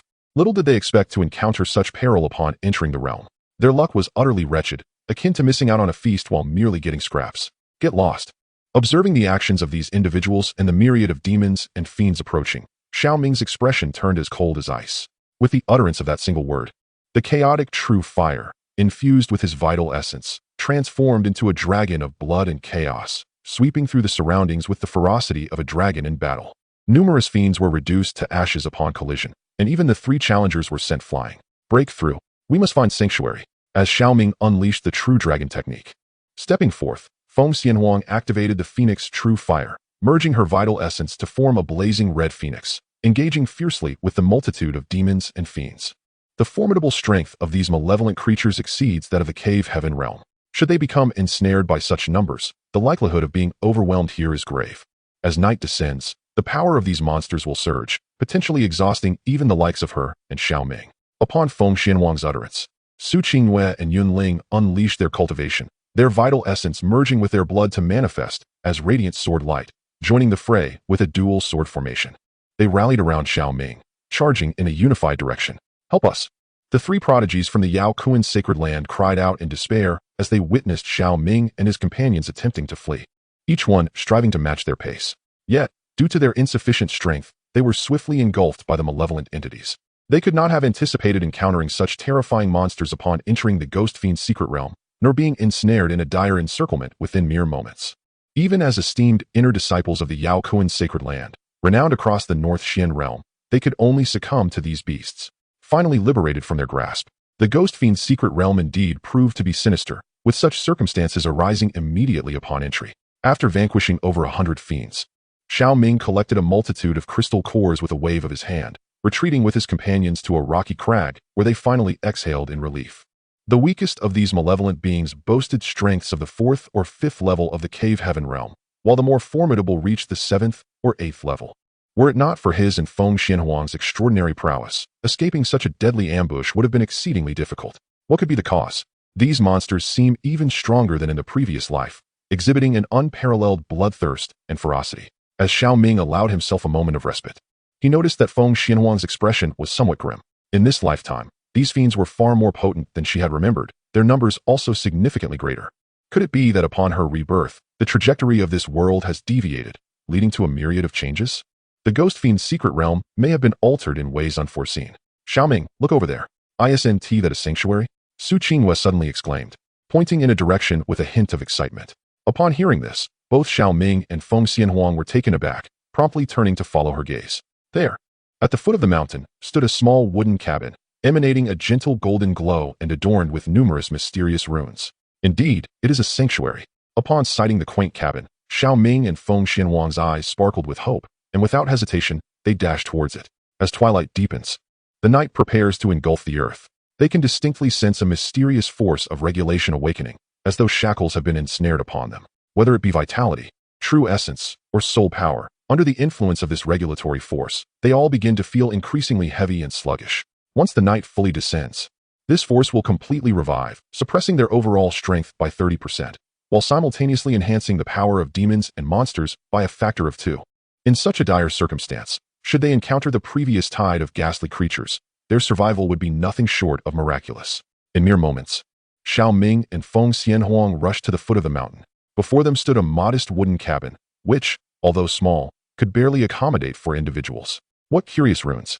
These do not seem to belong to the Tsang Yuan realm. Surveying the cabin and the enigmatic symbols inscribed upon it, an expression of disbelief crossed Xiao Ming's face. Even with his inheritance of the formations from the Elder of Annihilation, he could not discern the nature of these runes. Either the Elder himself had never encountered such symbols, or the portion of the formation inheritance he received was incomplete, lacking the Elder's understanding of these runes. Let us enter, he said, glancing at the perplexing symbols. These runes harbor a mysterious power, seemingly innate in countering negative forces. If I could comprehend them, It would grant me a formidable advantage. However, with nightfall upon us, I shall have to wait until daylight to ponder them. Ha! A sanctuary. Truly. The heavens do not forsake those with fortune. I, Zhang Hao, am indeed blessed with great destiny. Just as Xiao Ming and the others were about to enter the cabin, a booming laughter echoed from above the cliff, and several figures descended on the opposite side of the cabin. It was none other than Zhang Hao, the saint child of the Fuyo sacred land, accompanied by 3 other renowned core disciples, Qin Pingzhi, Li Qingyang, and Zhang Tianming, undoubtedly formidable figures among the previous generation's top 10. This spells trouble, Xiao Ming thought, furrowing his brow upon hearing the laughter and seeing the approaching figures. Even Feng Xianhuang and Su Qingyue shared his concern. Oh, someone else here? It's you. As Xiao Ming turned to Zhang Hao and his companions, they too registered his presence, their faces displaying surprise. This cabin was discovered by us first. You should seek another refuge. Without any further ado, Xiao Ming cast a brief glance at them before delivering his matter-of-fact warning. This caused the expressions of Zhang Hao and his companions to darken. Xiao Ming, Feng Xianhuang, along with Yun Ling and Su Qingyue from the Yunwu Peak. So it was that they were the outstanding talents of this generation from the Fuyo sacred land. Before our esteemed seniors of the previous generation, do you not understand the virtue of humility? Upon the conclusion of Xiao Ming's statement, Qin Pingzhi cast a cold glance at the group and retorted with an icy tone. Humility? Xiao Ming scoffed at the remark, his gaze disdainfully sweeping over Qin Pingzhi, his voice resonating with even greater frost. I have no desire to engage in idle conversation with you. As fellow disciples of the Fuyo sacred land, I am willing to allow you to depart safely in search of another refuge. However, should you insist on provoking us, do not blame me for disregarding our shared bond. With Xiao Ming's words hanging in the air, Feng Xianhuang remained silent, taking her place beside him, her icy stare fixed upon the group. Even Su Qingyue and Yun Ling wore expressions of cold disdain, stepping forward to confront Qin Pingzhi and the others. This refuge is the only one available. Should we relinquish it, we would be forced to wander through the darkness, facing certain peril. In the face of death, all are equal, they are not saints, and thus cannot be expected to yield so easily. Ah, indeed, you are the epitome of the rising youth of this generation, with such an arrogant demeanor and tone. After Xiao Ming's declaration, Zhang Hao stepped forward, his aura growing increasingly menacing, his gaze fixed upon Su Qingyue. Qingyue, I am devoted to you. Yet you persist in ignoring my affections, instead favoring a scoundrel who openly kisses other women before your eyes. I cannot fathom what merits he possesses that could inspire such infatuation in you, even at the cost of your own dignity. What business is it of yours? What right do you have to speak of brother Xiao Ming? Su Qingyue's furious interruption cut off Zhang Hao before he could finish. She could endure Zhang Hao's belittlement, but would not tolerate any slander against Xiao Ming. Very well. I lack the qualifications. Zhang Hao's response to Su Qingyue's bluntness seemed to ignite a fire within him, his cultivation and vitality erupting explosively. He radiated a terrifying heat, like the sun itself. I had intended to offer you a chance to join me in the pursuit of the 7-colored demons, but since you are so obstinately deluded, do not blame me for my ruthlessness. Eliminate them. Leave Su Qingyue to me. Deal with the other 2. As his command echoed, a formidable surge of vitality coalesced behind Zhang Hao, manifesting as a sea of energy, while a golden crow's phantom descended from the heavens like a blazing sun. With a powerful punch, he directed his assault towards Xiao Ming. The sheer force of his attack, despite having reduced his cultivation to the 9th level of the Spirit Sea, was enough to instill fear in most experts of the Cave Heaven realm. Seeking death. Upon hearing Zhang Hao's brazen words and witnessing his audacity to strike, Xiao Ming let out a cold snort, unleashing his own cultivation. His vitality merged with the chaotic true fire, transforming into a fiery dragon as he launched a devastating punch towards Zhang Hao. Boom! As the clash between the fiery dragon of vitality and the ethereal shadow of the golden crow occurred, a terrifying shockwave erupted, akin to a tsunami. Zhang Hao was hurled away, his right arm exploding like a watermelon. This left Qin Pingzhi and the others utterly astounded. How could someone as formidable as Zhang Hao not withstand even a single strike from Xiao Ming? In a mere encounter, he had his arm obliterated. Was Xiao Ming truly this fearsome? No, it was inconceivable. As he beheld his right arm burst open, an excruciating pain surged from his shoulder, and Zhang Hao, his expression twisted in agony, let out a scream of disbelief. He could hardly fathom that. As a bearer of the radiant sun's sacred body and a practitioner of a sacred king-level technique, he, the most extraordinary prodigy of the Fuyo sacred land, could appear so fragile before Xiao Ming. I initially considered sparing your lives, but now, I shall summon the human sovereign sword for a blood sacrifice. With a cold glare cast upon them, Xiao Ming summoned from his dantian an eerie sword, bone-chilling and exuding a dark aura. It was none other than the Devouring Spirit sword. However, Xiao Ming found the name Devouring Spirit to be somewhat unappealing, deeming human sovereign sword to possess a more imposing resonance. The dense dark aura was merely a manifestation of the profound primordial purple chi, not an embodiment of malevolent energy, albeit tinged with a slight darkness. As his thoughts settled, Xiao Ming infused the human sovereign sword with his formidable vitality, chaotic true fire, and soul power. The sword erupted with a terrifying wave of sword energy, subsequently transforming into a menacing dragon silhouette of demonic aura, advancing towards Zhang Hao and the others with an invincible demeanor. Chapter 65. This is a righteous treasure, albeit with a somewhat fearsome appearance. Damn it! This holy sun cannot be defeated by you, Zhang Hao bellowed, his expression contorted as he witnessed the human sovereign sword morph into a dragon shape hurtling towards him. A mirror materialized before his eyes, radiating devastating energy. The Great Sun Celestial Wheel Mirror. This was a sacred king-level treasure he had discovered within a relic. Though the mirror had shattered and lost much of its former might, its material still surpassed that of many sacred weapons. As he infused it with his true essence and vitality, the Great Sun Celestial Wheel Mirror unleashed a tremendous power, awakening a strand of sacred king energy within. Yet, before this force could fully manifest, the secret realm trembled violently as a force of law descended, firmly suppressing the mirror. Boom. Unable to unleash power beyond the confines of the secret realm, the Great Sun Celestial Wheel Mirror ultimately could not withstand the might of the human sovereign sword. As the two collided, the mirror was effortlessly sent flying by the human sovereign sword. No, we are of the same sect. You cannot. Witnessing the Great Sun Celestial Wheel Mirror being cast aside, Zhang Hao, in a moment of life and death, attempted to activate the protective jade pendant upon his person. However, under the restraining forces of the secret realm, these powerful trump cards capable of unleashing transcendent strength lost their efficacy at this critical moment. Thus, Zhang Hao could only stand helplessly as the Emperor's sword pierced through him. A bizarre scene unfolded. At the very moment the sword penetrated, Zhang Hao's entire being shriveled instantly. His flesh and essence were devoured entirely, and after his body transformed into a desiccated corpse, it erupted into ashes. Even his soul was consumed by an enigmatic force, dissipating into shimmering light that entered Xiao Ming's third eye. Only a storage ring and tattered clothing fell to the ground. Xiao Ming, you actually killed Zhang Hao. The Holy Lord will not let this go unpunished.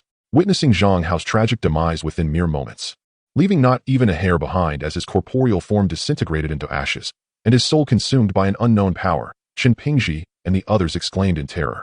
At that moment, without hesitation, they unleashed their powers and charged into the forest. However, before they could escape, a terrifying surge of true essence erupted in three directions, revealing Feng Xianhuang, Su Qingyue, and Yun Ling, who had already surrounded them in a triangular formation, effectively trapping them. They maintained sufficient distance from one another, ensuring that no more than 4 individuals occupied the same Tinzhong radius. As a resounding explosion reverberated, Qin Pingji and his companions were forced back, their faces a mixture of fury and fear. Do not worry, the Holy Lord will never know, Xiao Ming uttered ominously. Then, with hands forming seals, he wielded the Emperor's sword, adopting the stance of a predator as he began to harvest Qin Pingji and the others. No, Xiao Ming, may you suffer a terrible fate. In a desperate scream, as the forces of blood and true essence erupted, despite Qin Pingji and his companions unleashing their most potent attacks, they appeared as frail as ants before Xiao Ming's full power wielding the Emperor's sword.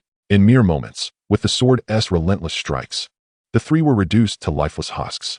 Such a horrifying scene left Feng Xianhuang and Su Qingyue in shock, utterly unprepared for the revelation of Xiao Ming's possession of such a fearsome and diabolical weapon, an imperial weapon. After fixating on the devouring sword for a while, Feng Xianhuang's breath quickened. She had discerned its significance. After slaying Zhang Hao and the others, the sword emanated fluctuations of law. There could be no mistake. This was undoubtedly the power of an imperial weapon. Yet, she found it perplexing why this imperial weapon exhibited such pitiful might, failing to unleash powers surpassing the secret realm. Nevertheless, Xiao Ming, even with this weapon's material and its extraordinarily peculiar devouring ability, managed to obliterate Zhang Hao and his companions into mere ashes. Night has fallen. Let us retreat inside. Just as Feng Xianhuang was about to inquire about something, Xiao Ming noticed that the night had completely engulfed the entire secret realm. With his strength suppressed by 30%, he immediately addressed Feng Xianhuang and the others. Upon finishing his words, he waved his hand to collect the remnants left by Zhang Hao and then first entered a small wooden cabin. Without hesitation, Feng Xianhuang, Su Qingyue, and the others followed him inside. As the wooden door closed, an eerie chorus of howls suddenly echoed throughout the secret realm, and countless demons and monsters crawled out from the shadows. Be it above or below, grotesque beings were visible, more bloodthirsty and savage than during the day. Some outsiders, who were caught alone and had not yet managed to reach the sanctuary, could only wail in despair as they perished under the onslaught of these creatures. Regardless of the formidable strength of their opponents, they ultimately succumbed to the monstrous tide. Even outside the small cabin, Xiao Ming and the others could sense the presence of numerous beasts prowling and howling, yearning to burst into the cabin and tear them apart. However, as the runes inscribed on the cabin emitted a dazzling golden light, these monsters seemed to suffer a grievous blow, ultimately retreating and circling around the wooden structure. The darkness was indeed an adversary not to be underestimated. Sensing the power of the fiends outside, a grave expression crossed Xiao Ming's face. Although he possessed the Emperor's sword and the Emperor's banner, even summoning these two treasures would hardly ensure his survival in the wilderness. After all, under the constraints of the Secret Realm's laws, these imperial weapons could not unleash their full potential, and his vitality and spiritual energy were not inexhaustible. Once depleted, even the Chaos Body would meet its end. This ghostly fiend's secret realm was indeed perilously treacherous.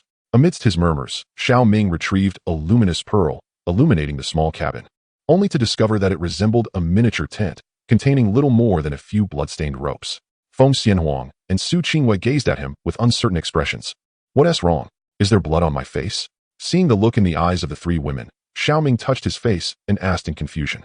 No, it's just that the sword you wielded earlier was quite terrifying, more so than some demonic artifacts. Could it possibly control your mind? Su Qingwei replied, shaking her head, her voice tinged with anxiety. Generally speaking, the more sinister the object, the more prone it is to breed malevolence. Once a demonic artifact cultivates such an essence, it can turn against its host, reducing them to a mere puppet. The sword Xiao Ming had just summoned instilled such a feeling in them. It could devour the flesh and blood of living beings, and with each life taken, it grew incrementally stronger, making it particularly susceptible to the corruption of malevolence. Do not worry, he reassured them. This is a treasure of righteousness, albeit with a somewhat fearsome appearance, primarily intended to intimidate. In truth, it is a sword forged by the ancient human emperor, a blade meant to judge the sins of all beings. Upon hearing Su Qingyue's inquiry, Xiao Ming began to speak fancifully. This prompted a smirk from both Feng Xianhuang and Yun Ling, yet Su Qingyue's expression radiated admiration. The emperor's sword? Does this mean that brother Xiao Ming has been chosen by the ancient human emperor and might very well become the new emperor of this era? Upon hearing Su Qingyue's words, Feng Xianhuang and Yun Ling were nearly taken aback, exchanging bewildered glances with her. Was this girl truly so naive as to not think critically? Or did she trust Xiao Ming implicitly? It seemed she believed every word he uttered, unafraid of being left with naught but a hair in the end. As the rating increased slightly, everyone was reminded to kindly offer a small free gift or a 5-star rating in support, as Xiaoyu would ensure stable updates. Yun presented Chapter 66. Did you hear the sound of a woman weeping? Upon hearing Su Qingyue's innocent remarks, Xiao Ming felt a surge of emotion. He chuckled and replied, of course, with your brother Xiao Ming possessing the Chaos Body and an extraordinary level of comprehension, he is destined to become the emperor of this era. Should you wish, you may become my empress. His words were akin to soothing a child. Yet was Su Qingyue truly a mere child? Did she lack the ability to discern right from wrong? Certainly not. She simply harbored affection for him, willingly choosing to accompany him without doubt or inquiry, believing in him unconditionally. Thus, Xiao Ming did not mind teasing her, as it brought them closer together. Empress.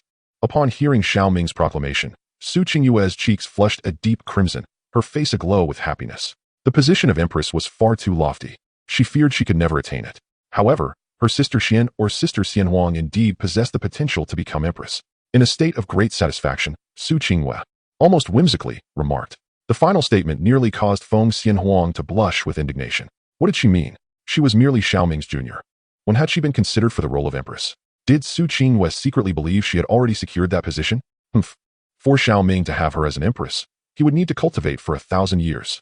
Within her heart, Feng Xianhuang felt a twinge of defiance and let out a cold snort. Of course, regardless of her protests, it did nothing to alter Su Qingyue's thoughts. And Xiao Ming remained indifferent to the matter. He merely cleared his throat and retrieved the storage rings of Zhang Hao and others. Let us divide the spoils. As the conversation unfolded, Xiao Ming retrieved an array of exquisite treasures from the storage rings of Zhang Hao and the others. Among these were numerous high-grade spirit crystals, as well as a considerable amount of medicinal pills and spiritual herbs. Regrettably, the protective jade pendants, once refined, became intrinsically linked to their original owners, should the owner perish. The internal seals would be irrevocably damaged, even if the pendants remained inactive. Thus, despite Zhang Hao and his companions retaining their protective pendants, they had become utterly worthless.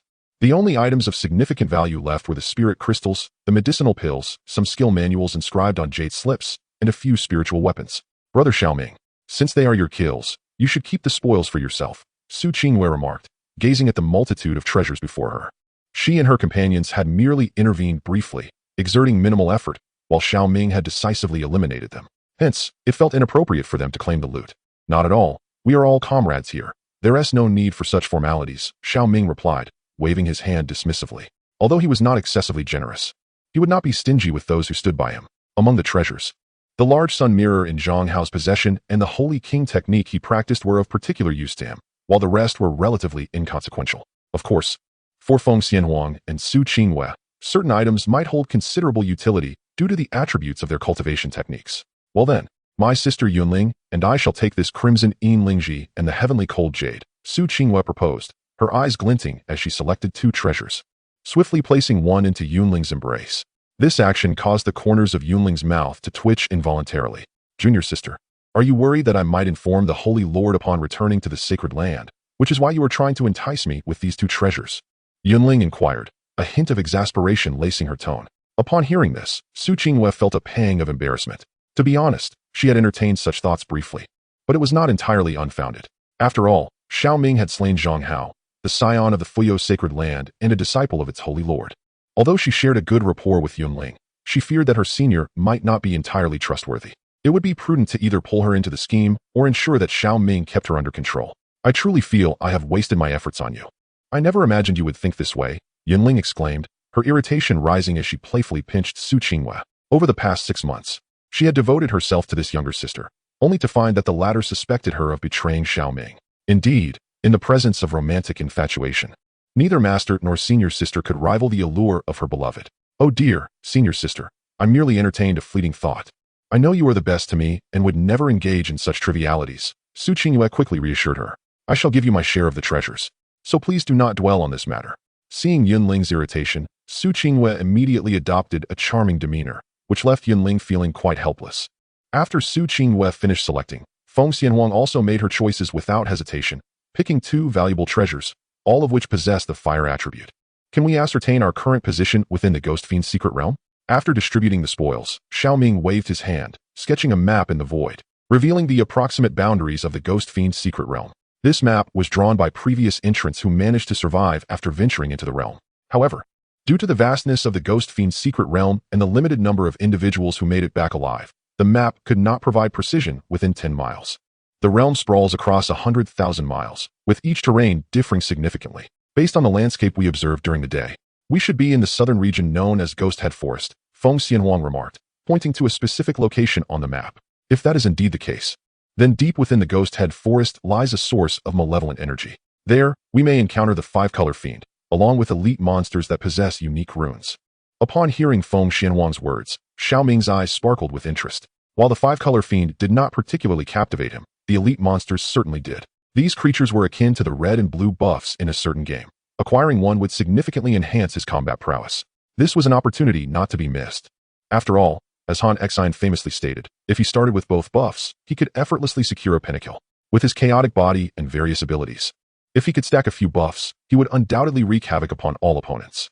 Then let us rest for the night, and at dawn, we shall venture into the depths of Ghost Head Forest. Resolute in his decision, Xiao Ming addressed the group. However, as his words fell, he couldn't help but furrow his brow, casting a suspicious glance at his companions. At that moment, a faint sound of sobbing reached his ears, resembling a woman's weeping. Yet, upon observing Feng Xianhuang and the others, it seemed they did not emit such sounds, causing his pupils to constrict. He was reminded of a rule mentioned in the information provided by the sacred land of Fuyao. Do not look back upon hearing weeping. Could it be that his luck had led him to this peculiar situation? Stay still, do not turn around. Feeling a surge of dread, Xiao Ming uttered a low command, startling Feng Xianhuang and the others, who looked at him with puzzled expressions. Did any of you hear the sound of a woman crying? As Feng Xianhuang and the others turned their gazes towards him, Xiao Ming took a deep breath, his tone grave as he posed the question. Upon hearing this, Feng Xianhuang's expression changed dramatically. Su Qingwei and Yunling also felt a chill run down their spines, their faces reflecting shock and disbelief. They had never anticipated that Xiao Ming would encounter such a deadly law. The 3rd installment has arrived. After reading, please remember to click on the free gift or leave a positive review to show your support. Xiaoyu will continue to strive for updates. St. Kaier presents Chapter 67, The Mysterious Figure in the Bloodstained Cabin. The weeping does not look back. This can be deemed as one of the most inexplicable phenomena within the ghostly fiend's secret realm. Anyone who hears this weeping and turns back, regardless of how enchanting their counterpart may be, will perish within a short span, their 7 orifices bleeding, their faces contorted in sheer terror, as if they have witnessed some unspeakable horror. No one knows what these individuals encounter, as bystanders remain oblivious to any abnormalities, unless they also hear the crying. Xiao Ming, no matter what transpires, you must remember not to turn around. Taking a deep breath, Feng Xianhuang spoke with utmost gravity. In her previous life, she had witnessed a prodigy who claimed to have heard that eerie cry, only to scream in terror and instinctively attempt to flee. Yet, at the moment of turning, he bled from all 7 orifices and perished on the spot. In this life, though she has been reborn, she still fails to comprehend the nature of this strangeness. However, she believes it must be the great terror concealed within the ghostly fiend's secret realm, possessing such formidable power that it could influence the realm's rules, allowing it to kill indiscriminately within the sanctuary. Fear not, no matter what it is, I believe it cannot slay me. As long as you remain unobserved, everything will be well, Xiao Ming said with a slight smile, reassuring Feng Xianhuang and Su Qingwen not to worry too much. He bore the imperial banner for protection and possessed various life-preserving artifacts. Even if he were targeted by some strange entity, he would not lack the ability to contend with it. However, just as Xiao Ming finished speaking, the weeping by his ear intensified, becoming almost deafening, akin to a woman sobbing uncontrollably on his shoulder, sending chills down his spine. At that moment, Su Qingwen, who had been seated beside him, suddenly grasped his hand tightly, surprising Xiao Ming. He turned slightly to gaze at Su Qingwen. Brother Xiao Ming, I too have heard the eerie cry of a woman. It seems we are destined to share life and death together, she replied with a smile, devoid of any trace of terror or fear, instead revealing an expression of happiness and contentment. For an ordinary person, hearing such weeping would surely instill profound fear, constantly worrying about their own demise. Yet Su Qingwen felt that being able to hear this cry alongside Xiao Ming was a sign from the heavens, affirming their bond as a couple, destined to face life and death together. Thus, she felt no fear. Instead, she experienced a sense of gratitude and fulfillment. Initially feeling a sense of dread, Xiao Ming found himself at a loss for what to fear at that moment. With a love-stricken childhood companion by his side, what specters could he possibly shy away from? You too, cease your affectionate antics. We are in a precarious situation, Feng Xianhuang interjected, her tone tinged with irritation as she observed the pair of childhood friends. The pallor of Yunling's face and her peculiar demeanor indicated that she, too, had heard the unsettling cries. Ah, there is someone, Yunling suddenly shrieked, her expression one of terror as she pointed behind Xiao Ming. The cramped confines of the wooden cabin allowed the 4 of them to sit facing one another. Feng Xianhuang to Xiao Ming's left, Su Qingwen to his right, and Yunling directly opposite him, forming a square around their makeshift table. This positioning enabled Yunling to clearly see what lay behind Xiao Ming. Upon hearing her words, Xiao Ming felt an urge to turn around, yet he restrained himself, choosing instead to release his spiritual awareness to sense the presence behind him. However, his perception revealed the wooden window to be devoid of any presence, save for the flickering ghostly runes. A sense of unease washed over him. Was Yunling experiencing a hallucination, or was there truly an entity beyond his perception? At that moment, Feng Xianhuang and Su Qingwen, gripped by their own terror, instinctively turned their heads to glance at the window. In the next instant, their pupils constricted in horror, for they too discerned a vague figure, shrouded in an eerie black mist, resembling a specter peering in at them. This apparition was visible, yet utterly imperceptible to their spiritual senses. Even Feng Xianhuang, a reborn empress with a soul of extraordinary caliber, could not fathom this shadowy presence. What manner of being was this? In that fleeting moment, even the formidable Feng Xianhuang felt a chill creep into her heart. What constitutes true terror? It is the encounter with entities that transcend one's comprehension, possessing the power to extinguish lives effortlessly, yet eluding definition by the common folk. Was there truly something lurking behind the window? Observing the reactions of Feng Xianhuang and Su Qingwen, Xiao Ming realized that this was no mere figment of Yunling's imagination. There was indeed something crawling upon the wooden window behind him. Yet, the runes inscribed within the cabin were meant to repel the fiends of the night.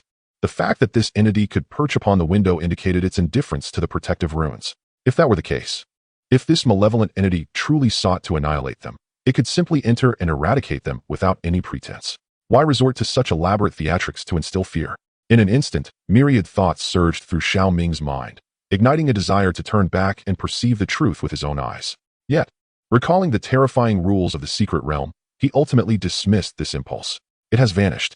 Just as Xiao Ming's expression grew somber, Yunling and the others gasped in horror. After speaking, they instinctively sought to locate the entity's presence.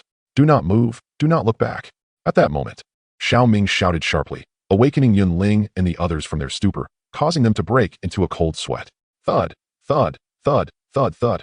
Just as Xiao Ming's voice faded, an eerie knocking resonated from outside, accompanied by a sorrowful wailing. It was as if a forsaken little girl stood outside the wooden cabin, weeping and knocking at the door in search of warmth. Ignore it. As long as it does not attack us, we shall pretend nothing has transpired. Noticing Yunling's complexion pale, Su Qingyue and Feng Xianhuang anxiously grasped her hand. Xiao Ming promptly cautioned them.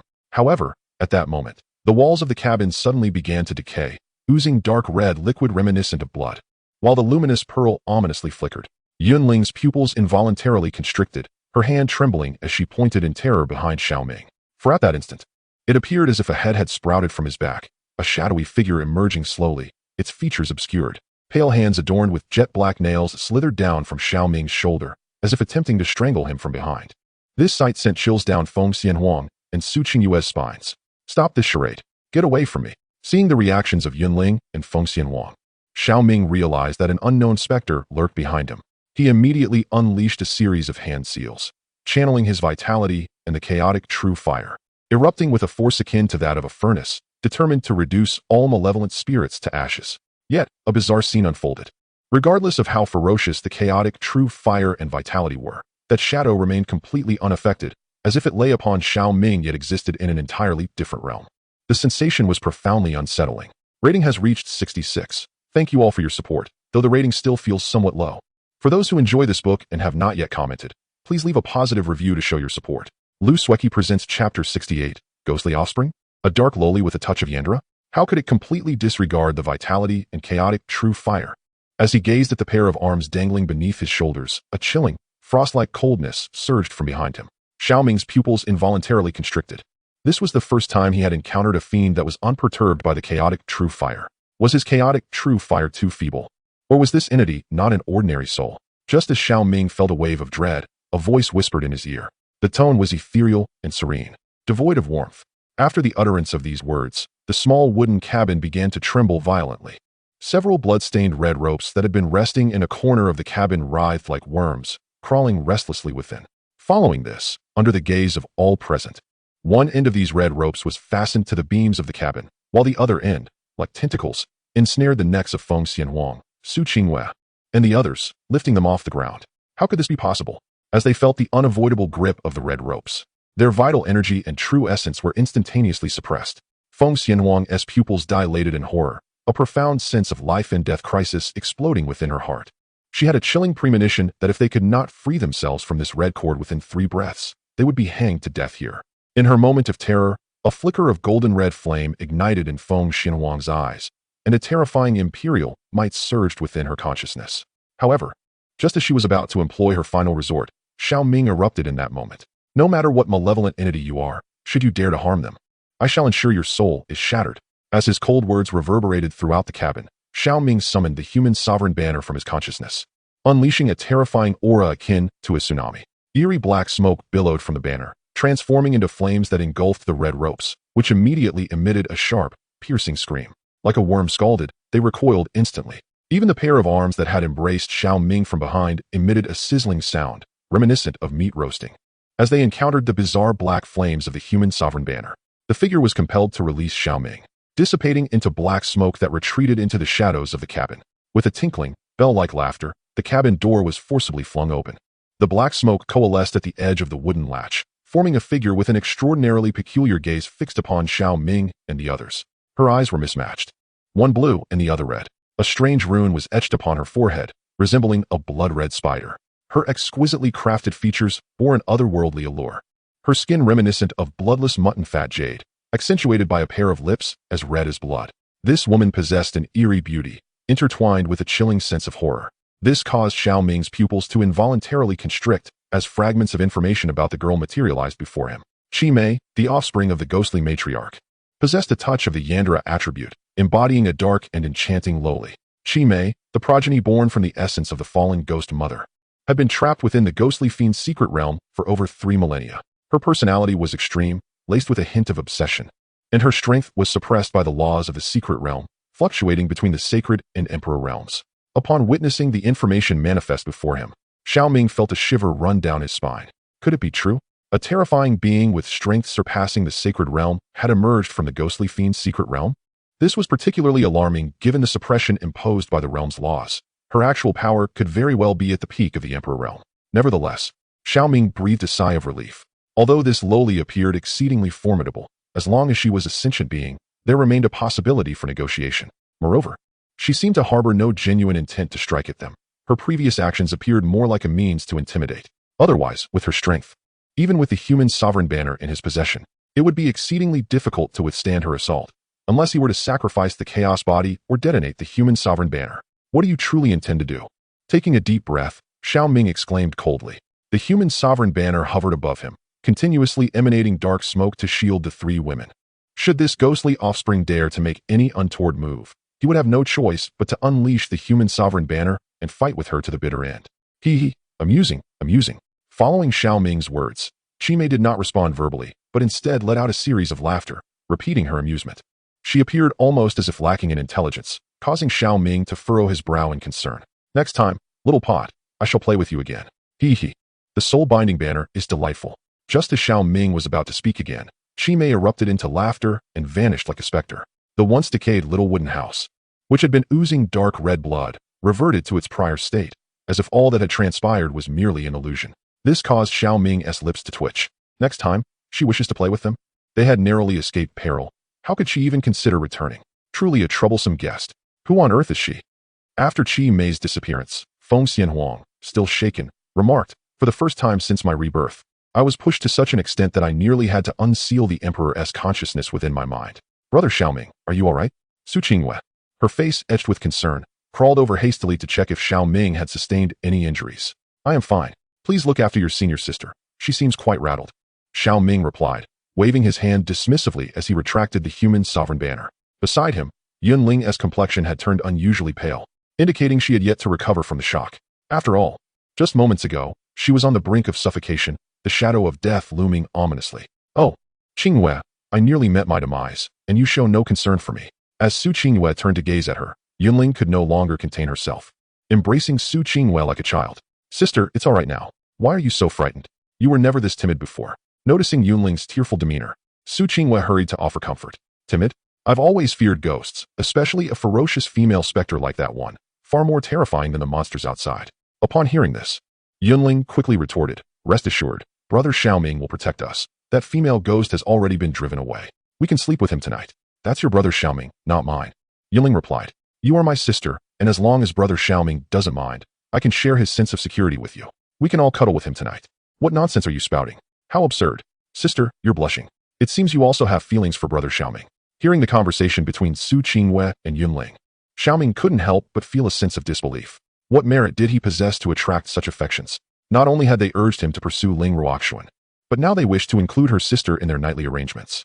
Would they soon involve their master as well? In such a scenario, he wouldn't need to court anyone. A harem would gather around him effortlessly. You possess 2 imperial weapons? What is your true origin? While Su Qingwei and Yunling deliberated on how to spend the night with Xiao Ming, Feng Xianhuang raised her head, her intense gaze fixed upon him, as if attempting to unravel the mysteries of his being. Chapter 69. Where is she foolish? She is quite astute. Everyone harbors secrets, even you are not exempt. You exude an aura even more enigmatic than our master. As your senior brother, it is only natural for the future emperor to possess 2 imperial weapons, is it not?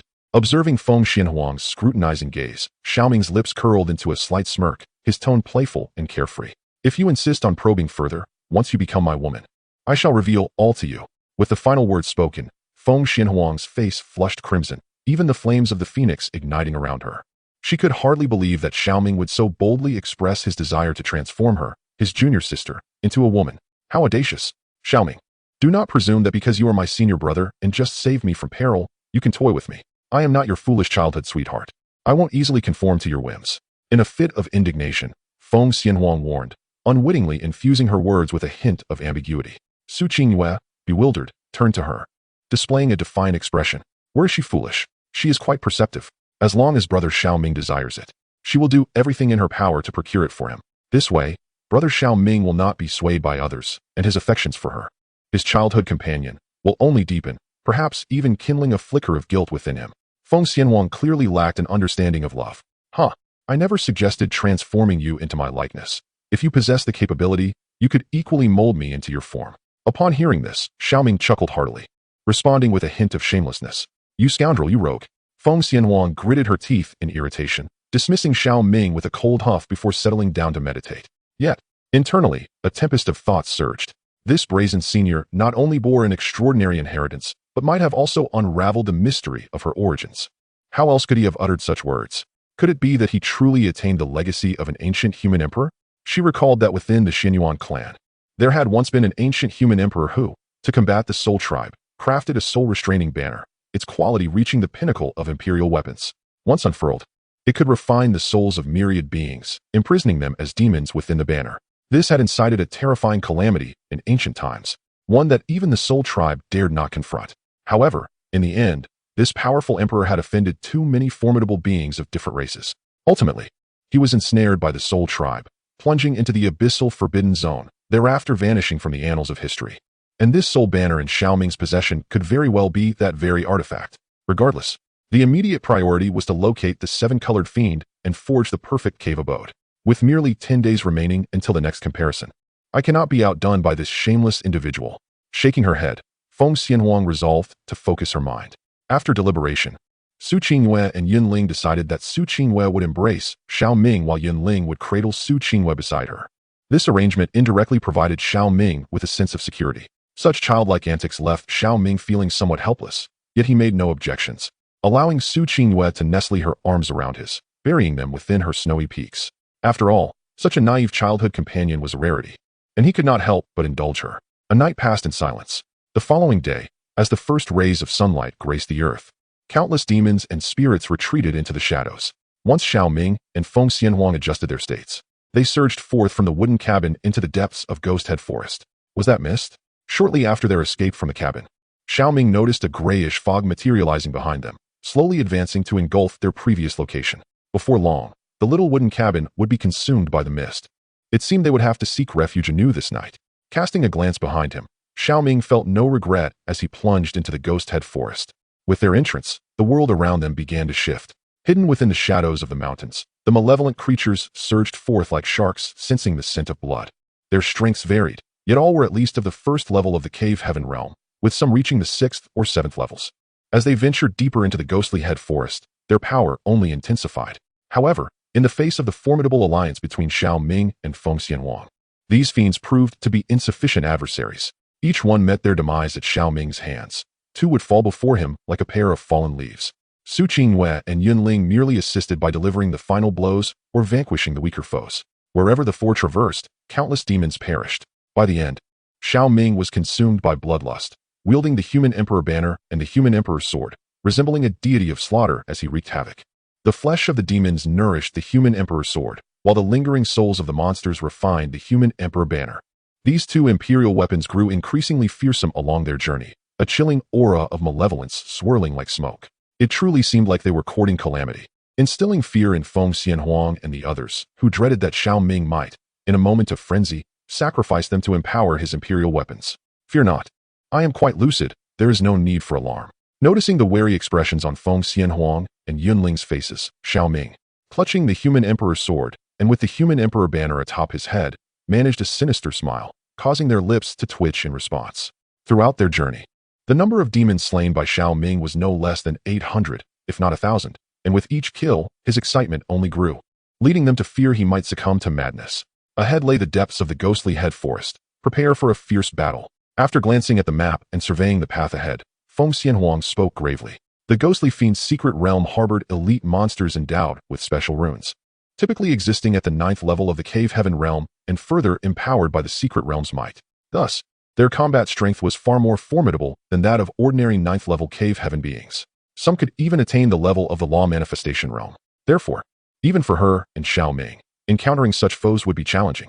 After all, they only possessed soul power and vitality at the cave heaven level, while their cultivation remained at the 9th level of the spiritual sea realm, making such a leap quite daunting. You two need only safeguard yourselves. Leave the fighting to us. Xiao Ming reassured Su Qingyue and Yunling before he and Feng Xianhuang charged ahead, unleashing a torrent of violence. As they penetrated further into the ghostly head forest, an unusual pool came into view. This pool, approximately 10 zhang in size, was shrouded in a terrifying aura. Below, vibrant colors swirled, appearing exceedingly splendid. It was the five-color fiend. Upon witnessing the dazzling spectacle of colors emanating from the gathered malevolence, Xiao Ming and Feng Xinhuang's eyes brightened. The five-color fiend, while of little interest to them, was indeed suitable for forging a cave heaven for Yunling. Once the opponent forges the sacred realm, restoring their cultivation to the level of the cave heaven, they will gain a formidable fighting force.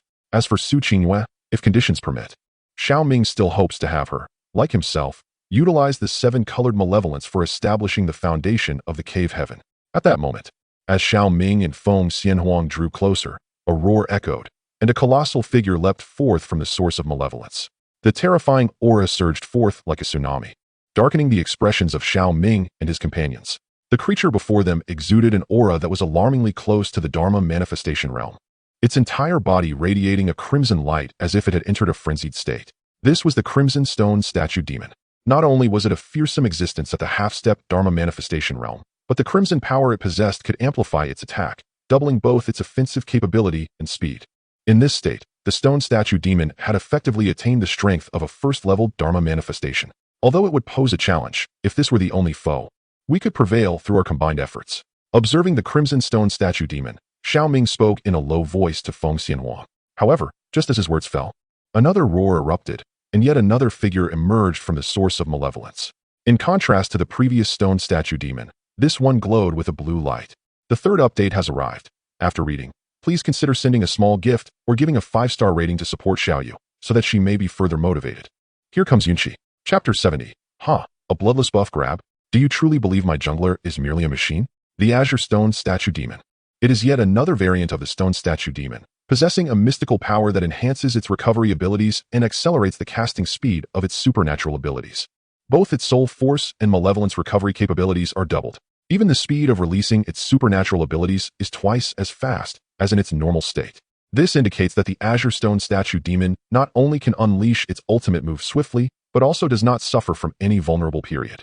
The most alarming aspect is that the Azure Stone Statue Demon is, under normal conditions, even stronger than the adjacent Crimson Stone Statue Demon.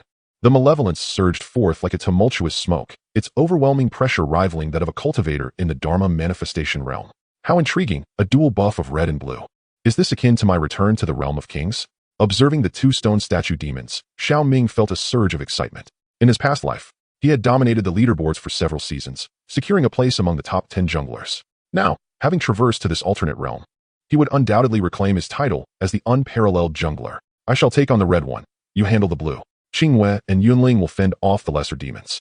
As Xiao Ming reveled in his excitement, Feng Xinhuang's gaze locked onto the Crimson Stone Statue Demon, her voice cold as she addressed the others. At that moment, her cultivation erupted violently, her vital energy merging with the true fire of the phoenix, manifesting as a phoenix phantom behind her. In her grasp, a singular phoenix feather materialized, which subsequently transformed into a resplendent sword forged from phoenix plumage. This treasure, discovered in her family's ancestral shrine, was a relic from an ancient phoenix, now refined by her into a weapon of her essence. Although its current rank is modest, the potential of this feather is boundless.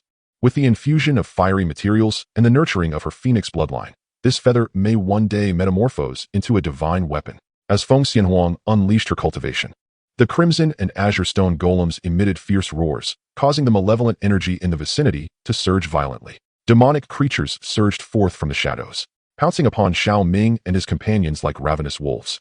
Hold back. Are you underestimating your senior brother? I can handle two with ease. Xiao Ming felt a twinge of dissatisfaction at Feng Xianhuang's words. Yet, to maintain her dignity, he refrained from contesting the monsters with her. Instead, he unleashed his cultivation. Stepping forward with the human sovereign sword in one hand and the human sovereign banner in the other, charging toward the azure stone golem. Under the suppression of the human sovereign banner and sword, despite the azure stone golem possessing the strength of a first-level Dharma aspect, Xiao Ming subdued it effortlessly with his unmatched prowess. However, its recovery and damage output were extraordinarily formidable, making it challenging for him to vanquish the foe in a timely manner.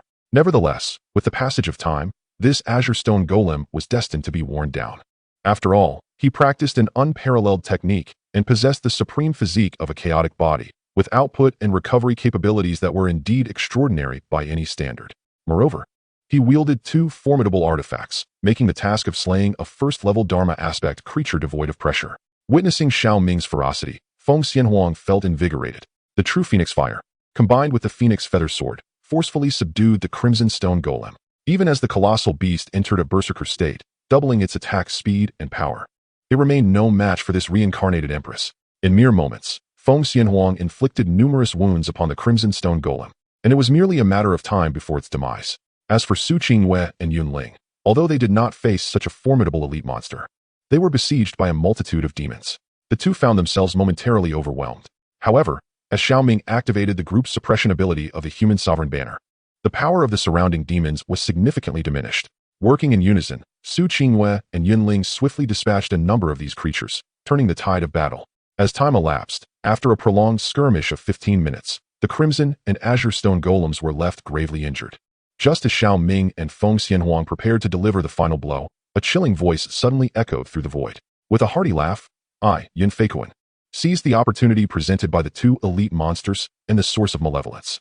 As my voice reverberated, a terrifying wave of vitality and true essence erupted in the void above, a phantasmal manifestation of divine power, resembling a celestial fish soaring through the skies, descended with a catastrophic momentum upon the two colossal stone gargoyles, darkening the expressions of Feng Xianhuang and Xiao Ming. Oh, attempting to snatch the buff with mere threads of health? Do you truly believe that this jungler is as feeble as a mere NPC? Just as the divine strike was about to obliterate the two stone gargoyles, Xiao Ming swiftly formed a seal with his hands, causing the human emperor banner to swell dramatically in the wind. Countless fiends erupted from the banner, colliding fiercely with the impending attack. These fiends were crafted from the demonic entities Xiao Ming had vanquished over the past few days. Although they were of mediocre quality, primarily ordinary fiends, their sheer numbers were overwhelming.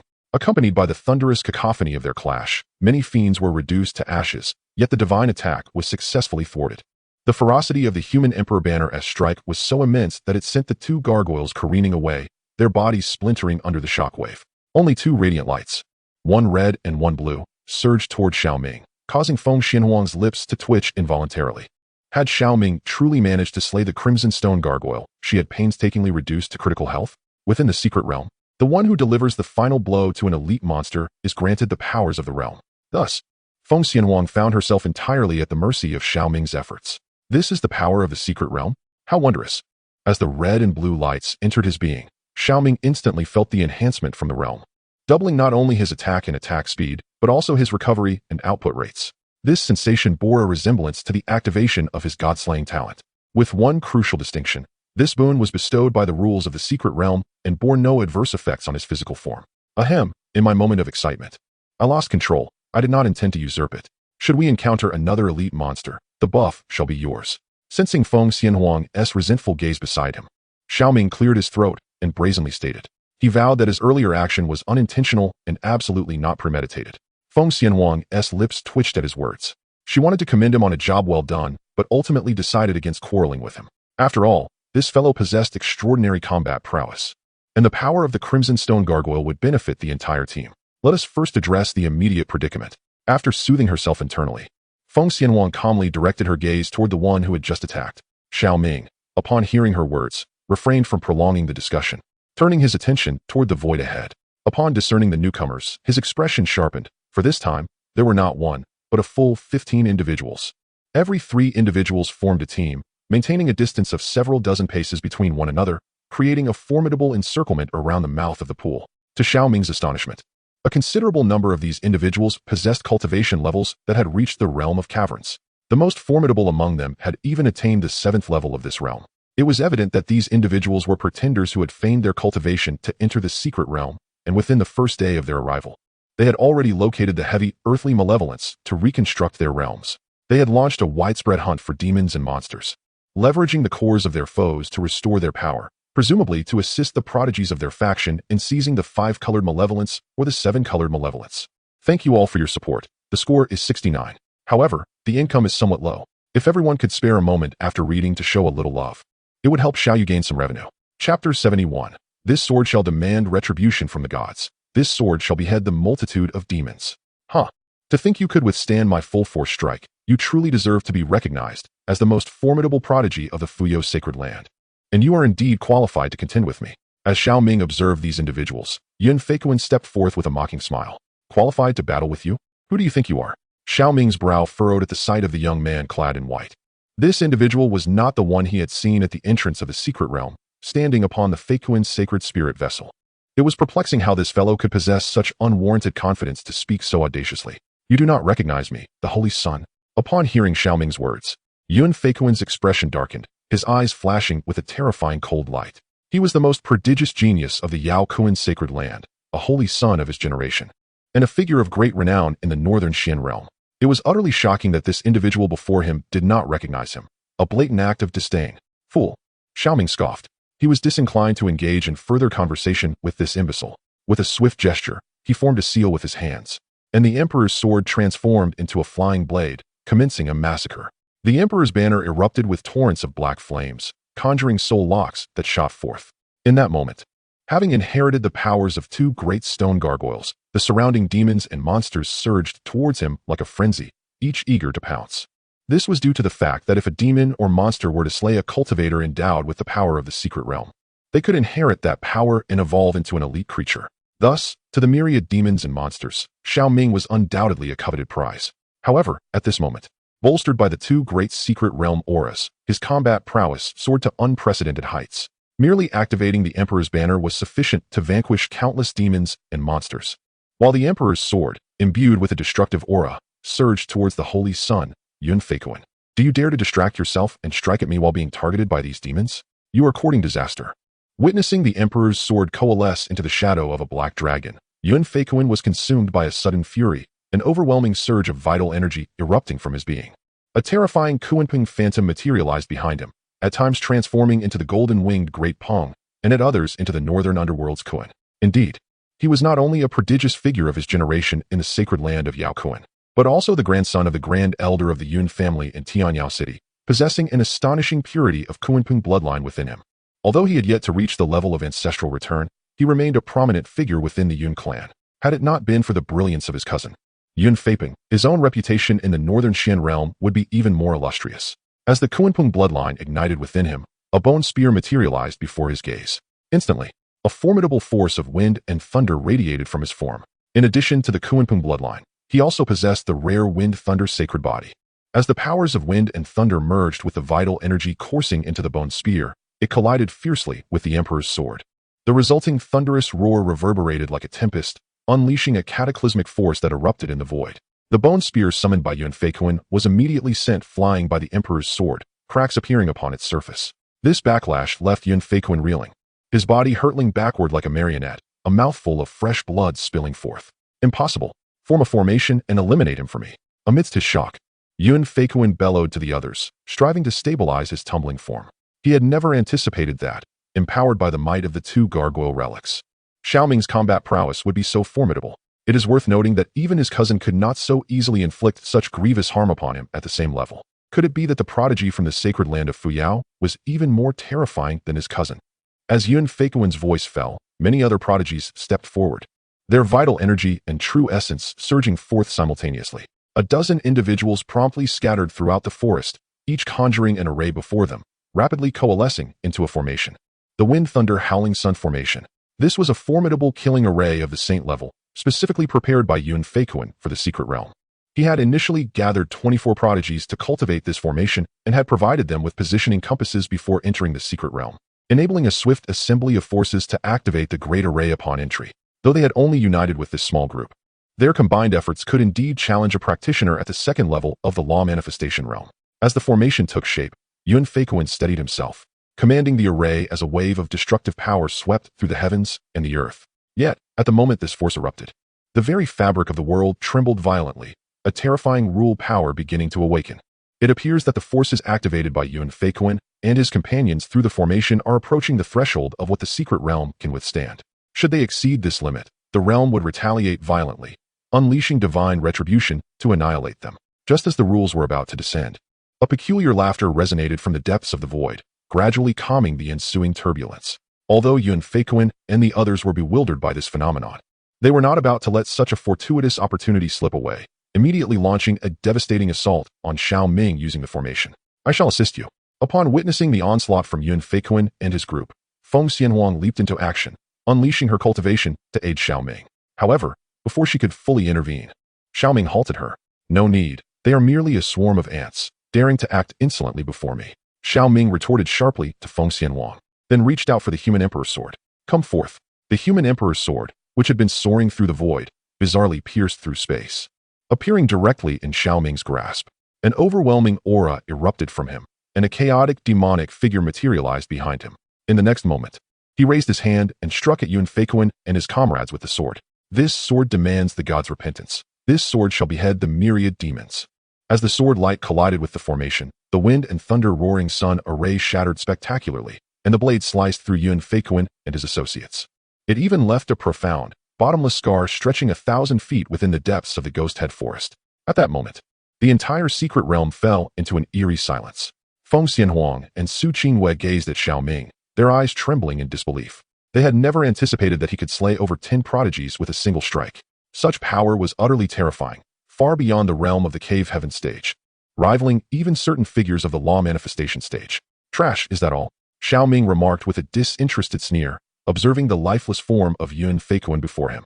He had expected the formation to possess formidable strength, yet it proved to be merely ornamental and ineffective. In his boredom, he relinquished the human emperor's sword, allowing it to consume the flesh and blood of these individuals, while collecting their souls into the human emperor banner. Yunling, this source of malevolence contains the 5-colored malevolence, sufficient to forge a supreme-grade cave heaven.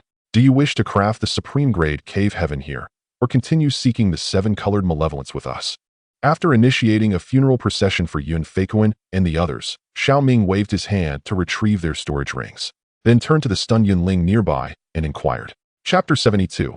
Yunling achieves the qualification of a Saint King, new sanctuary, the remnants of the old village. I choose to forge the cave heaven here. As Xiao Ming's words echoed, Yunling's gaze flickered, and she promptly made her decision. Her initial purpose for entering the Ghost Malevolence secret realm was indeed to seek the 5-colored malevolence. Now, an opportunity lies before us. To forego it would indeed be foolish. After all, she is merely cultivating an incomplete Sacred King technique, and her innate talents do not measure up to those of Xiao Ming and the others. There is no necessity for her to pursue the 7-colored fiend for foundational cultivation. Very well, then, hasten to reconstruct the cave heavens, and we shall stand guard for you. Upon hearing this, Xiao Ming nodded, a smile gracing his features. It appears that this senior sister Yunling is not one to be excessively greedy, which endears her to him somewhat. Yunling acknowledged his words and, shedding any pretense, dove into the source of fiendish energy, beginning to consume the 5-colored fiend to forge the foundation of her cave heaven. Brother Xiao Ming, should I also consume the 5-colored fiend to establish my cave heaven's foundation? As she observed Yunling entering the source of fiendish energy, Su Qingwei, after defeating the last of the monstrous foes, approached Xiao Ming with eager eyes. Of course, her longing for the treasures was not born out of greed. She simply did not wish to be a burden to Xiao Ming and the others. Though she is the most gifted prodigy of this generation from Jade Maiden Peak, she still falls significantly short compared to Xiao Ming and Feng Xianhuang. Even with Ling Ruoxuan assisting her in harnessing the lunar sacred spirit vein and consuming various rare herbs to enhance her physique, her body's strength has only reached the 7th level of the cave heaven realm. If she could break through to this realm sooner, her combat abilities would elevate several tiers, enabling her to protect Xiao Ming and the others in turn. Why the urgency, silly girl? Wait until we can't find the 7-colored fiend. Then you may use the 5-colored fiend for your foundation. Besides, the 5-colored fiend in this source of fiendish energy is not abundant. It can only allow one person to forge a perfect sacred-grade cave heaven. If you were to meddle, it would only squander your talents. Hearing Su Qingyue's words, Xiao Ming affectionately ruffled her hair, unequivocally dismissing her notion. As his childhood companion, even if they truly cannot find the 7-colored fiend to forge her an imperial-grade cave heaven, he would at least ensure she obtains a perfect sacred-grade cave heaven. It would not do to settle for anything less. All right, I shall heed Brother Xiao Ming's advice. Feeling the warmth of his affectionate gesture, Su Qingyue nodded eagerly, her expression one of utmost compliance.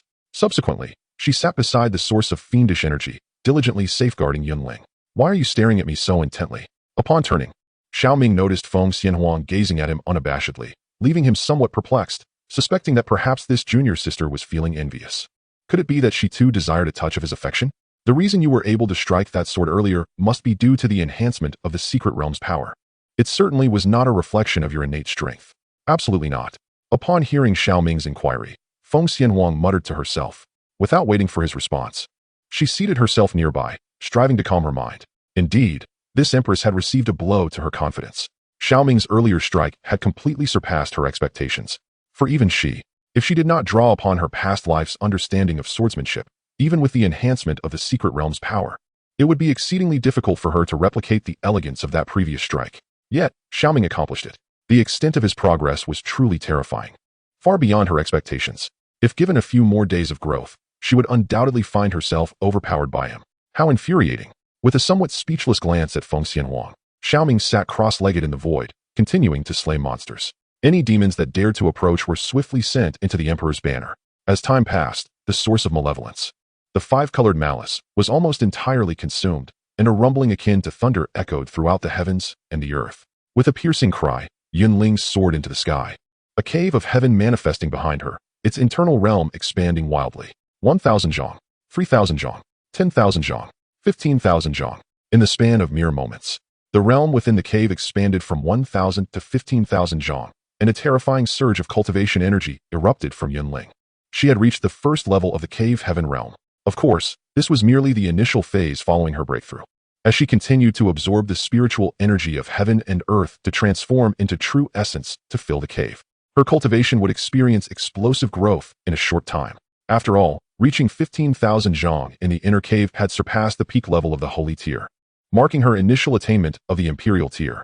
In other words, Yunling now possessed not only the potential of a Saint King, but also the prospect of eventually reaching the quasi-emperor realm. Congratulations, senior sister, on achieving a peak holy tier cave heaven. No, an initial imperial tier cave heaven. Seeing Yunling frozen in disbelief in the void, Su Qingyue quickly offered her congratulations. In the Tsungyuan realm, the size of the internal realm of a cave heaven determined its foundation and quality, thereby limiting future heights of cultivation. A realm under 1,000 zhong was considered heavenly tier, destined to halt at the celestial peak. Under 10,000 zhong was regarded as holy tier, with the potential to become a Saint King. Should one reach 99,999 zhong, they could attain a perfect cave heaven, with hopes of proving their path to becoming an emperor. Before entering the secret realm, Yunling's cave heaven foundation had only reached 5,800 zhong. Although she had the potential to achieve the Saint realm, becoming a Saint King seemed arduous. Unexpectedly, this time in the Ghost Fiend's secret realm, the reforging of her cave heaven foundation with five-colored malice allowed her to possess the potential of a Saint King, and perhaps even the prospect of becoming a quasi-emperor. This was nothing short of leaping over the Dragon Gate. All of this was thanks to you. Without your assistance, how could I have attained such achievements today? Yunling expressed her heartfelt gratitude, her gaze glistening with emotion as she looked at Su Qingyue and the others, particularly Xiao Ming and Feng Xianhuang. Had it not been for these two prodigies, how could she have so easily acquired such abundant five-colored malice to forge her cave heaven foundation? This kindness and favor were simply immeasurable. If senior sister Yunling feels indebted, perhaps she could repay it by joining me as one of Xiao Ming's women. Seeing Yunling's face filled with excitement, Su Qingyue approached her side and teasingly remarked in a light-hearted manner. This instantly caused Yunling's cheeks to flush crimson. You mischievous girl. What are you saying? Be careful, or your brother, Xiao Ming, might give you a beating.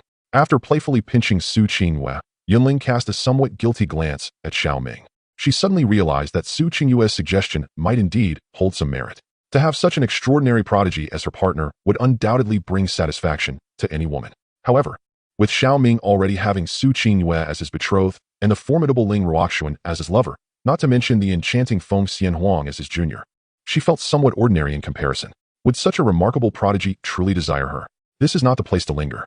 We have already spent considerable time here and must swiftly locate our next refuge. While Yunling and Su Qingyue conversed, Xiao Ming glanced towards the distant horizon. A layer of mist was advancing towards them, and with the day already half spent, he spoke gravely to the others. As Xiao Ming's words fell, the group subdued their laughter and prepared to depart from the Ghost Head Forest. Yunling continuously produced spirit crystals and cores, fervently consuming spiritual energy to replenish her cave abode, rapidly enhancing her cultivation as they journeyed. After 2 hours of arduous travel, the group finally escaped the confines of the Ghost Head Forest, pressing onward towards the center of the secret realm.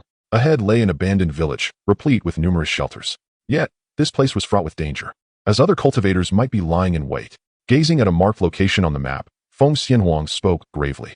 As she spoke, a dilapidated village came into view. It resembled a forsaken mountain hamlet, with various wooden and earthen houses in a state of disrepair. The desolation was palpable, with only a few structures adorned with intact, ghostly ruins flickering in the gloom. This place was known as Songlao Village, seemingly a dwelling for the frail and elderly from the original world of this secret realm. Songlao Village, located in the southern region of the Ghostly Fiend's secret realm, was a hub for shelters, concealing some ancient legacies of its former inhabitants. However, with the repeated openings of the Ghostly Fiend's secret realm, many of these legacies had long been excavated. It is noteworthy that although Songlao Village serves as a gathering place for refuges, the rear mountains conceal a chaotic burial ground. a concentration of malevolent energy. This area not only easily births malevolent spirits, but also harbors elite monsters. Even more advanced and peculiar elite monsters. As a few individuals approached the remnants of the Elder Village, Feng Xianhuang spoke in a low tone. This statement caused Xiao Ming and Su Qinghue, among others, to freeze momentarily, their expressions reflecting a mix of surprise and curiosity. Elite monsters can indeed possess such extraordinary characteristics? The ghostly fiend's secret realm is shrouded in mystery. Its rules remarkably formidable. Depending on the abilities conferred upon them, these elite monsters exhibit varying levels of strength. The Crimson Stone Golem and the Azure Stone Golem you vanquished are merely standard elite monsters within the ghostly fiend's secret realm. Above them exist tyrants, sovereigns, and kings. These higher-tier elite monsters not only possess terrifying strength, but are also endowed with exceedingly bizarre abilities by the realm's rules. For instance, damage immunity, rampage, and invincibility. At this point, Feng Xianhuang's pupils involuntarily constricted, as if recalling something dreadful. In her previous life, she had encountered a high-level elite monster whose damage immunity and rampage capabilities truly illustrated the meaning of the word perverse. Numerous prodigious talents appeared as mere infants before it, utterly incapable of inflicting harm. Ultimately, it was Xiao Ming's brother, who possessed the supreme bone, that managed to slay that elite monster, albeit at a considerable cost to his own health through the invocation of a supreme divine ability. Consequently, that monster began to dominate the ghostly fiend's secret realm, seizing the seven-colored fiend to forge a perfect cave of wonders. Damage immunity, rampage, invincibility. Upon hearing Feng Xianhuang's words, Xiao Ming momentarily faltered, his mind swirling with conjectures. Yet, he found it hard to believe that such perverse abilities could manifest within the ghostly fiend's secret realm. Damage immunity refers to the ability to mitigate a certain percentage of damage taken, regardless of the strength of one's powers or the might of the abilities employed, with reductions ranging from 10% to several tens of percent. Rampage occurs when an elite monster's life force is severely compromised. It enters a terrifying state of frenzy, capable of disregarding various abilities and amplifying its own damage several-fold. Invincibility is a unique state that an elite monster enters when its life force is critically damaged, allowing it to ignore any incoming attacks for a duration of up to 15 minutes. Noticing the bewilderment on Xiao Ming and Su Qinghue's faces, Feng Xianhuang paused before elaborating. Her words instantly petrified Xiao Ming and Su Qinghue. Incredible! The ghostly fiend's secret realm is indeed so abstract that it can bestow such abilities? As an independent microcosm, everything bizarre is possible here. Observing the shock on Xiao Ming and his companions, Feng Xianhuang spoke gravely. However, such special elite monsters are not commonly encountered. Their appearance signifies the presence of a high-grade source of malevolent energy. If one were to cross paths with them, it could indeed be considered a fortuitous event. Interesting.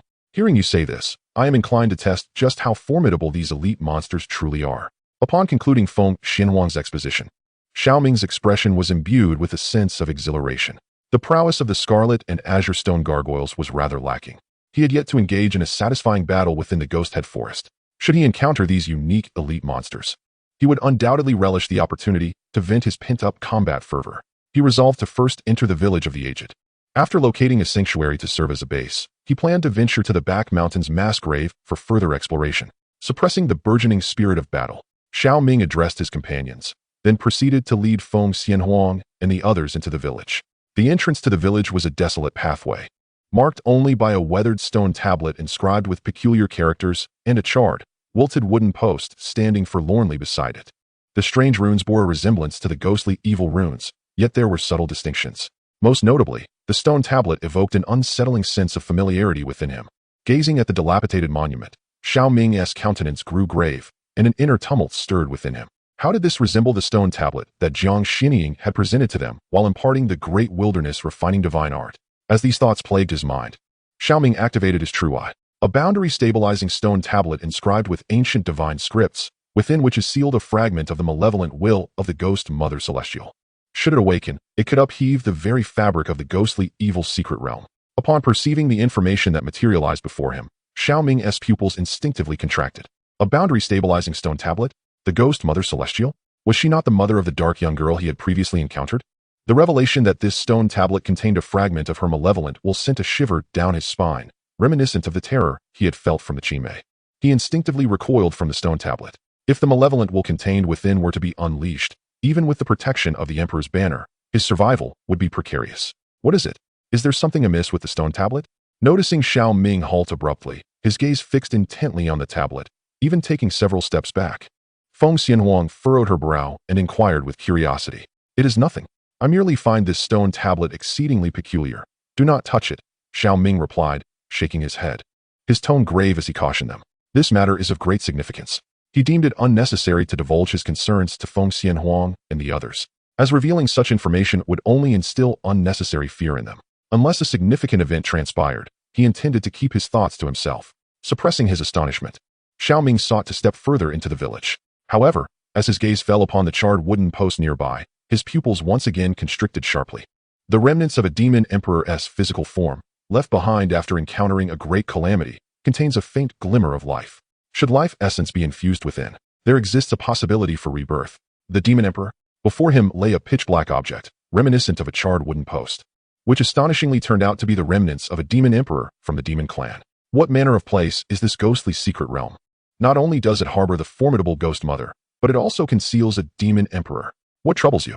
Upon seeing Xiao Ming, Feng Xianhuang appeared as though she had encountered a specter, her gaze fixated on the wooden post.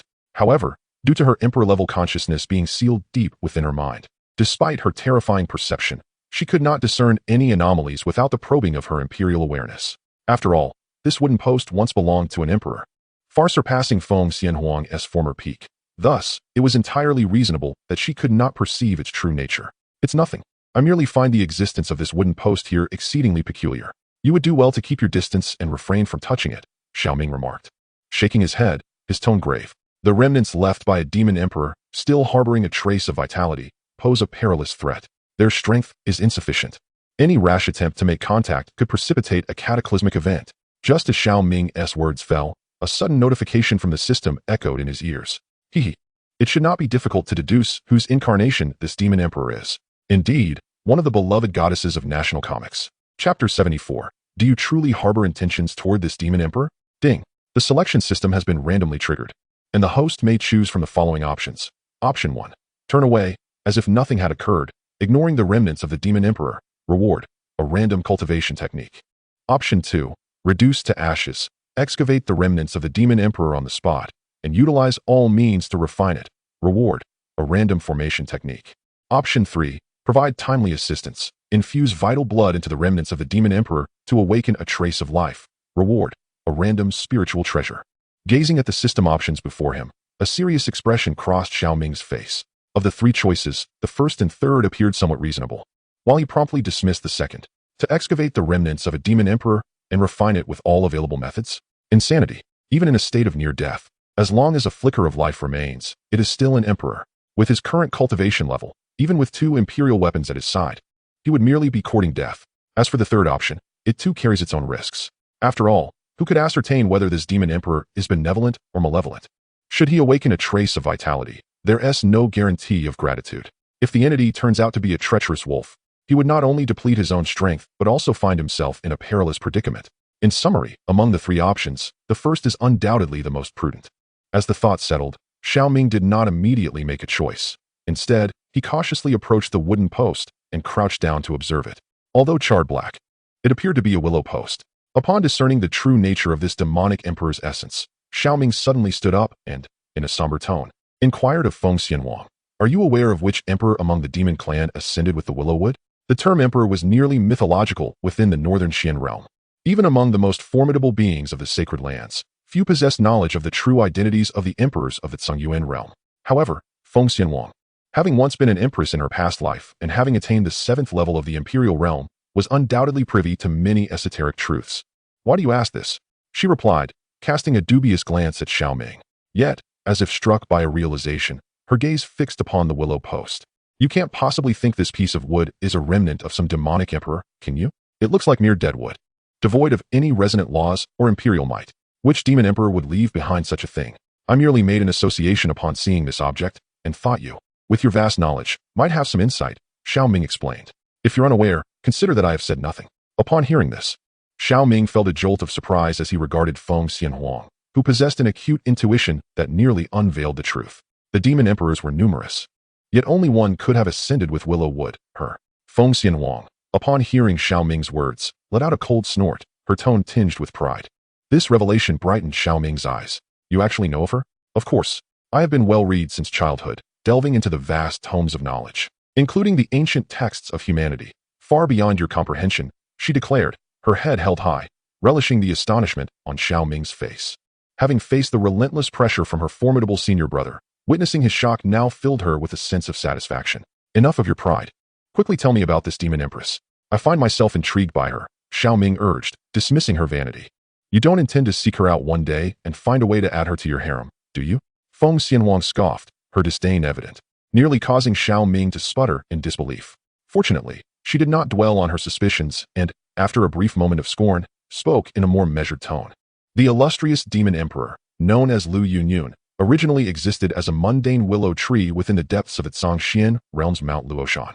By a fateful stroke of lightning that spared her life, she inadvertently awakened her consciousness. After a century of relentless pursuit of transcendence, she ascended to the stage of nirvana, and in a millennium, she achieved the sacred realm, ultimately transforming into human form. Although her early cultivation was notably sluggish, her profound comprehension of the celestial principles allowed her to master each level of cultivation to its zenith, rendering her unparalleled within the same realm.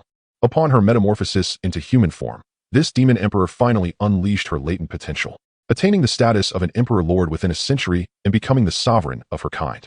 Over the subsequent 3 millennia, she led her fellow demons in fierce battles against the formidable abyssal territories, single-handedly vanquishing numerous kings of the malevolent abyssal race, thus earning her place among the 4 most powerful emperors of the demon clan.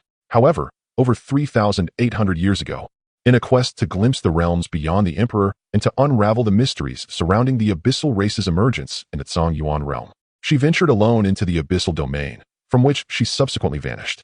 Due to her overwhelming strength, she was revered as a deity among the demon warriors, and few dared to utter her true name, referring to her instead as the Willow Goddess. At this juncture, Feng Xianhuang's face reflected a touch of reverence, a testament to her respect for the formidable. In her previous life, she was an empress, having attained the 7th level of the Emperor Lord realm. Upon hearing tales of Lu Yunyun's exploits, she felt profound admiration for her, even viewing her as a target to aspire towards. Regrettably, her own journey was cut short when she fell victim to betrayal. The Willow Goddess? As Xiao Ming gazed at the willow stump before him, a complex expression crossed his face, astonished by her remarkable origins. By the way, you haven't yet mentioned her character or virtues, he inquired eagerly, as this was his primary concern. Oh, are you truly inquiring about her character and virtues? Do you harbor thoughts toward this demon emperor? Feng Xianhuang smirked with disdain, casting a scornful glance at Xiao Ming. With several women already surrounding him, he now seemed to be contemplating the allure of the demon emperor, perhaps intending to indulge in her enchanting charm at some future opportunity. Though Lu Yunyun belonged to the demon race, her demeanor was gentle. As long as she was not provoked, she would never instigate conflict. Moreover, this demon emperor was deeply loyal and affectionate. Should anyone dare to harm those close to her, she would not hesitate to upend their lineage. Despite her scorn, Feng Xianhuang dutifully relayed all she knew to Xiao Ming. In her view, the long-vanished demon emperor and Xiao Ming belonged to disparate realms. Even if Xiao Ming were to develop feelings of admiration, he would never encounter her in this lifetime. Gentle and loyal? How splendid. Upon hearing Feng Xianhuang's account, Xiao Ming's eyes gleamed with excitement, prompting him to communicate with the system. System, I choose 3. When it comes to saving a life, what matters most? Undoubtedly, it is the character of the individual being saved. If the person possesses great strength but lacks virtue, they are unlikely to feel gratitude or repay the favor after being saved. They might even turn against their benefactor. Conversely, if the individual values loyalty and righteousness, they will surely harbor gratitude and seek opportunities to repay the kindness shown to them. This is precisely why Xiao Ming inquired so extensively. He aims to make the most discerning choice. Chapter 75. Is this a competition to see who resembles a demon more? Ding. Congratulations, host, on making a choice. You have received the reward, Holy Source Ring. The reward has been automatically placed in the system space and can be extracted with a single click after the host finalizes their selection. Holy Source Ring. This ring can devour the cultivation of others and convert it into holy source power, which is stored within the ring. Once activated, it can be attached to the host, elevating their cultivation to the holy realm. The more holy source power stored, the stronger the cultivation enhancement, up to the 9th level of the Holy King realm. Caution. Each activation of the Holy Source Ring will impose a significant burden on the host's physical body and soul. Exceeding the capacity for cultivation enhancement may severely injure both. Is it truly as astonishing as it seems? Upon viewing the rewards from this choice, Xiao Ming could hardly believe his eyes, fearing he had misread the information. To absorb another's cultivation, convert it into holy source power, and augment oneself with it, achieving holy realm cultivation? This is utterly monstrous. If he could capture a powerful Holy King to absorb their cultivation, he could subsequently activate the Holy Source Ring to attain Holy King-level prowess. Although it may not be permanent, it is still incredibly formidable. Naturally, with his current physical and spiritual strength, he would likely be unable to withstand the enhancement of Holy King-level cultivation, resulting in immediate collapse. Nonetheless, even so, this ring is extraordinarily powerful and could serve as a crucial trump card in a moment of need. After all, with his current physical and spiritual strength, he should be able to attach a cultivation level equivalent to the first stage of the Holy Realm. The Human Emperor Banner devours souls. The Human Emperor Sword consumes flesh and blood, and the Holy Source Ring absorbs cultivation. I truly possess increasing qualities of a human emperor. Reflecting on the treasures he possesses, Xiao Ming could not help but feel a sense of awe. In the next moment, his gaze fell upon a wooden stake, and with determination, he pointed towards his chest. A stream of vibrant life essence in the form of blood was immediately sprayed onto the wooden stake, causing Feng Xianhuang's pupils to constrict. Su Qingyue and Yunling also changed their expressions, bewildered by Xiao Ming's actions. Have you lost your mind? Spraying your precious blood so carelessly, you don't truly believe that this wooden stake is what I referred to earlier as the Willow Deity, do you? Upon witnessing Xiao Ming's reckless act, Feng Xianhuang exclaimed, "Blood essence is the quintessence of a person's flesh and vitality. Once excessive losses occur, it may jeopardize the very foundation." Strangely, the drop of essence blood, upon touching the willow stake, vanished as if instantaneously absorbed by the object itself. This spectacle caused Feng Xianhuang's pupils to constrict in disbelief. How could this be? Could it be that this wooden stake is indeed the deity of the willows? Observing the bizarre scene before her, along with Xiao Ming's absurd actions, Feng Xianhuang, despite her skepticism, found herself compelled to consider this possibility. Yet, wasn't that willow deity said to have descended into the abyss over 3 millennia ago? How could it possibly manifest within the Ghost Fiend's secret realm? Could it be that the Ghost Fiend's secret realm is linked to the abyssal entities? In mere moments, a multitude of thoughts erupted in Feng Xianhuang's mind, leaving her utterly bewildered. She sensed that they had inadvertently stumbled upon something of monumental significance. If the little pot could awaken her, this realm would suppress her entirely, allowing me to frolic freely. At the moment of Feng Xianhuang's astonishment, in a shadowy corner of the village of the aged, the spirit of the wraith chuckled ominously. Is it still ineffective? Observing that the wooden stake reacted not at all even after his essence blood was expended, save for a slight strengthening of the vitality contained within, Xiao Ming couldn't help but furrow his brows.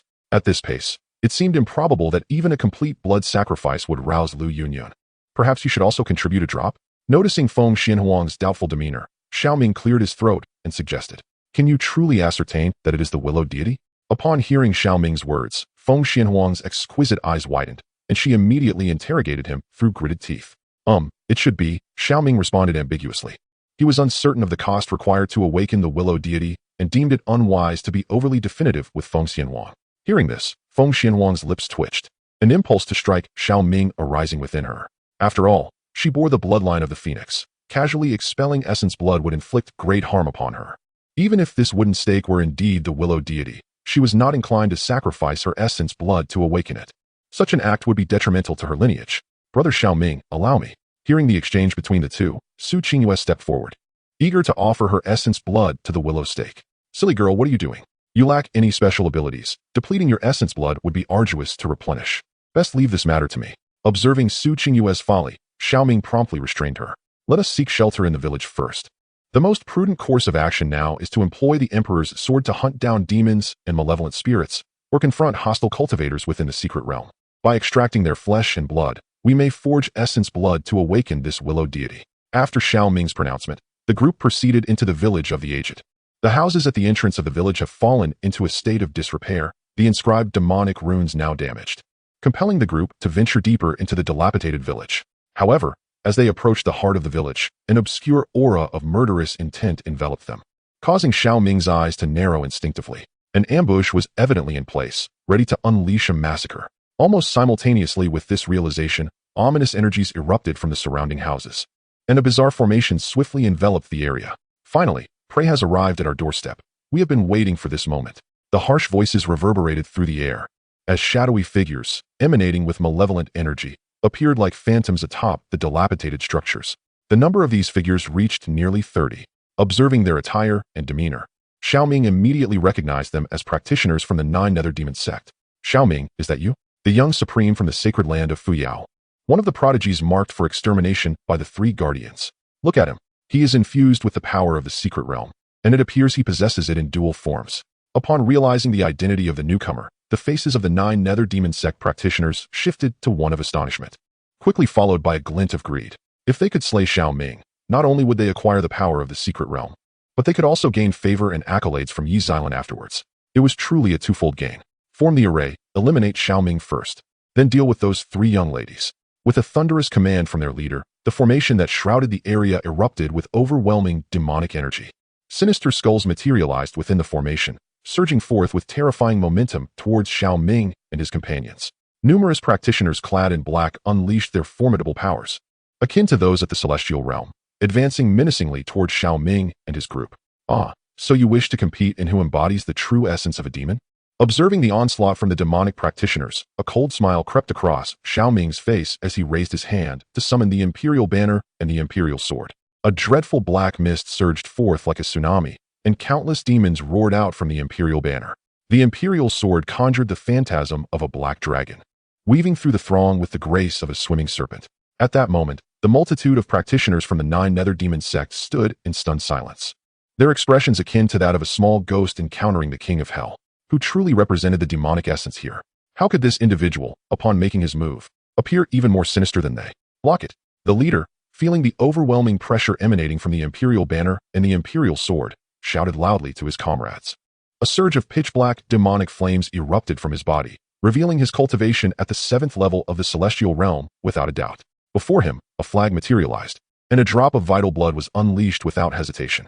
In an instant, a ferocious blood-poison wolf spider emerged from the banner, roaring with a destructive force as it collided with the shadow of a black dragon formed by the human emperor's sword. The sound of the impact resonated like thunder, and the terrifying shockwave transformed into a tempest, tearing the blood-poison wolf spider into fragments beneath the might of the black dragon's apparition. The human emperor's sword continued its relentless advance towards the figure clad in black. Surrounding them, the numerous black-clad figures activated the formation that conjured skulls, which were mercilessly shredded by the demonic remnants forged by the human emperor's banner. The formation trembled violently, causing many of the black-clad individuals to spew blood, as if subjected to a dreadful backlash. Impossible. You have yet to break through to the cave heaven realm, yet your power is so formidable. The leader of the black-clad figures, witnessing the demise of his vital goo seed and the formation on the verge of collapse, retreated in terror, his face a mask of disbelief. However, undeterred by his cries, the human emperor's sword surged forward, closing the distance in the blink of an eye. In a moment of life and death, the black-clad man could only hurl a jade pendant, unleashing a terrifying beam of sword light capable of severely wounding a 9th-level cave heaven expert. This was a life-saving trump card he had procured at great cost prior to entering the ghostly fiend's secret realm. Yet, even with this ace, he could not stave off the onslaught of the human emperor's sword. The sword light was shattered by the black dragon's apparition, which continued its relentless pursuit, intensifying the life-threatening crisis for the black-clad man, his pupils narrowing to pinpricks as the overwhelming sense of peril nearly drove him to madness. Blood, save me! The desperate cry echoed through the heavens and the earth, and in an instant, a dark red figure descended like a vengeful spirit, colliding with the human emperor's sword. A deafening roar reverberated, and the terrifying shockwave sent the black-clad man flying, while the formation enveloping the area burst like a mere illusion. Interesting. You managed to withstand my strike. Truly worthy of the 9 nether demon sex prodigy. Observing the gaunt figure with pallid skin and blood-red hair before him, Xiao Ming displayed a hint of surprise. This individual was none other than Xiao Ming of the 9 nether demon sect, who not only possessed the blood fiend's sacred body, but had also inherited a trace of the imperial bloodline from the blood-killing demons, making him an extraordinary force within the northern Xian realm. What astonished Xiao Ming further was the flickering red and blue lights emanating from this individual, clearly indicating that he had vanquished 2 elite foes and possessed 2 powers from the secret realm, most likely akin to his own. You are formidable. But this is where your journey ends. As Xiao Ming assessed Xiao Ming, the latter lifted his head to meet Xiao Ming's gaze, his voice rasping as he spoke. A terrifying surge of blood energy erupted from him, activating both the blood saint body and the blood-killing demon clan's bloodline, as strange crimson patterns spread across his form. This ominous aura was exponentially more formidable than that of Yun Feiquan. I'll leave the rest to you. Remember to come back for the finishing blow, Xiao Ming remarked to Feng Xianhuang, feeling the oppressive presence emanating from Xiao Ming. The secret realm power within Xiao Ming seemed to be of the same nature as his own. Defeating him would yield little benefit. Instead, it would be more advantageous to severely wound this fellow and allow Feng Xianhuang to deliver the final strike. In doing so, she would acquire 2 secret realm powers. significantly enhancing their team's strength. Kill. Feng Xianhuang nodded in agreement, then called out to Yun Ling and Su Qingwei before unleashing her cultivation to eliminate the surrounding black-clad individuals. The trio faced 30 foes, initially at a numerical disadvantage. Yet, as Feng Xianhuang and her companions engaged, the battle swiftly tilted in their favor. Akin to 3 tigers plunging into a pack of wolves, this scene rendered Xiao Ming's expression frigid. He stepped forward, charging at Xiao Ming with lethal intent. The two prodigies clashed in an instant, their destructive power capable of instilling terror in any who wielded the cave heaven realm, as their fists and feet collided with thunderous roars reminiscent of a storm. Interesting, he possesses a physical combat technique, and its level has reached that of a holy king? Xiao Ming observed, surprised, as he sensed the surging blood energy from Xiao Ming, who conjured a shadow of the blood-killing demon clan behind him. If this individual were to unleash his full strength, even Feng Xianhuang would find it challenging to subdue him effortlessly. Unfortunately for him, he had encountered Xiao Ming. Without further delay, Xiao Ming unleashed his full potential, summoning a terrifying dragon claw ignited with chaotic true fire that struck the blood-killing demon clan shadow. The shadow was immediately gravely injured, causing Xiao Ming to spit out blood, his face a mask of horror and disbelief as he stared at Xiao Ming. He had never anticipated that Xiao Ming's physical combat technique would be so fearsome, easily dismantling his blood energy technique in mere exchanges. Burning blood, blood soul call. Consumed by humiliation, a blood-red rune materialized on Xiao Ming's forehead, with every drop of his blood seemingly igniting. An even more terrifying aura surged forth from him. Moreover, a blood-red skeletal shadow howled out from his brow, emanating a dreadful soul power as it charged toward Xiao Ming. This was a soul attack. Should it penetrate the opponent's consciousness, it would be capable of annihilating the souls of most cave heaven realm experts. A mere trivial skill, daring to show off in front of me. Upon witnessing Blood Ming's blood-imbued enhancement of power, coupled with the frightening soul attack he unleashed, Xiao Ming could only respond with a dismissive cold snort. At that moment, his interest in continuing the battle dissipated entirely. The Godslayer talent erupted, causing an instant surge in his aura, as a terrifying wave of soul energy emanated from his brow. A ball of soul fire transformed into a resplendent fire lotus, colliding with the blood-colored skeleton. This was the Soul Lotus secret technique. Although it was merely a common soul attack method from the Soul Emperor scripture, one must remember that the scripture was crafted by the ancient ancestor of the Soul clan, Soul Emperor Tian. Even a seemingly ordinary soul attack technique appears as a horrifying soul-killing move in the eyes of the average person. As the fire lotus collided with the blood-colored skeleton, the latter was instantly obliterated, and Blood Ming's soul faced immediate backlash. He emitted a wretched scream as his vitality began to collapse. A glint of cold light flashed in Xiao Ming's eyes as he struck a palm against his opponent. The true dragon technique swiftly obliterated every inch of Blood Ming's bones, sending him plummeting into the depths of the dilapidated village as if he were refuse. Had it not been for the intention to assist Feng Xianhuang in claiming the kill for buffs, that strike could have easily claimed his life. Finish him. The utterance of these 3 words reached Feng Xianhuang's ears. After dispatching a cloaked figure, she directed her Fengling's sword to pierce into the deep pit, thereby eradicating Blood Ming on the spot. 2 streams of secret realm power transformed into radiant light and entered Feng Xianhuang's body. Observing this, Xiao Ming reached into the pit, intending to refine Blood Ming's corpse and extract the essence of his flesh and blood. However, at that very moment, a startling turn of events unfolded. A figure clad in black appeared like a specter, swiftly materializing in the pit and seizing Blood Ming's corpse right before Xiao Ming's eyes. The initial showcase concluded, yet the response was somewhat underwhelming. For those who appreciate this book, could you assist Xiao Yu in alleviating the book drought? It is rather ineffective for me to do this alone. Thank you all. Chapter 77. Unforeseen events in the back mountain. The arrival of the Dark Tyrant? Attempting to snatch from the jaws of the tiger? Upon seeing the black-clad figure, a flicker of cold light shone in Xiao Ming's eyes, and without a hint of hesitation, he unleashed his cultivation. The Emperor's sword transformed into a streak of light, hurtling towards the figure. However, it seemed that the figure was prepared. The instant he grasped Blood Ming's corpse, he shattered a jade pendant in his hand. A small-scale formation instantly unfolded beneath them. In the blink of an eye, the space rippled, and both individuals vanished from their original positions. The Emperor's sword pierced through the shadow of the black-clad figure, embedding itself in the pit as effortlessly as a dagger through tofu. A space-transmitting jade pendant? Witnessing this scene, Xiao Ming's gaze flickered. He had not anticipated that someone would resort to a space-transmitting jade pendant merely to seize a corpse. That individual was none other than Yi Li, another prodigy from the 9 Nether Demon sect, whom Xiao Ming had glimpsed aboard the sacred spirit vessel of Demon Bones. Was it the coveted trace of the bloodline of the blood-killing demon clan within Xiao Ming, or the potent essence housed within this corpse? reflecting on the earlier revelation through the eye of truth, which unveiled a hint of demonic blood within Yi Li, and considering Xiao Ming's unique constitution and lineage. Xiao Ming found himself pondering in this moment. Was that individual earlier another prodigy from the Nine Nether Demon sect? As Xiao Ming contemplated in the depth of the pit, Feng Xianhuang approached him, her expression revealing a grave concern. If her memory served her right, this particular prodigy from the Nine Nether Demon sect was named Yi Li. Although she had not made a significant impression within the ghost-killing secret realm, nor had she competed against the formidable Xiao Rin and Yun Feiping. She had severed ties with her master upon exiting the realm.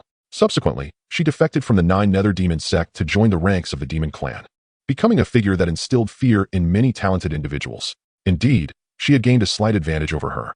Nevertheless, regardless of her teleportation, she remained within the ghost-killing secret realm. Should they cross paths again, she ought to repay the favor with interest. Xiao Ming nodded in acknowledgement, a smirk playing at the corners of his mouth. This woman had piqued his interest, and he hoped she would not disappoint him in the forthcoming encounters.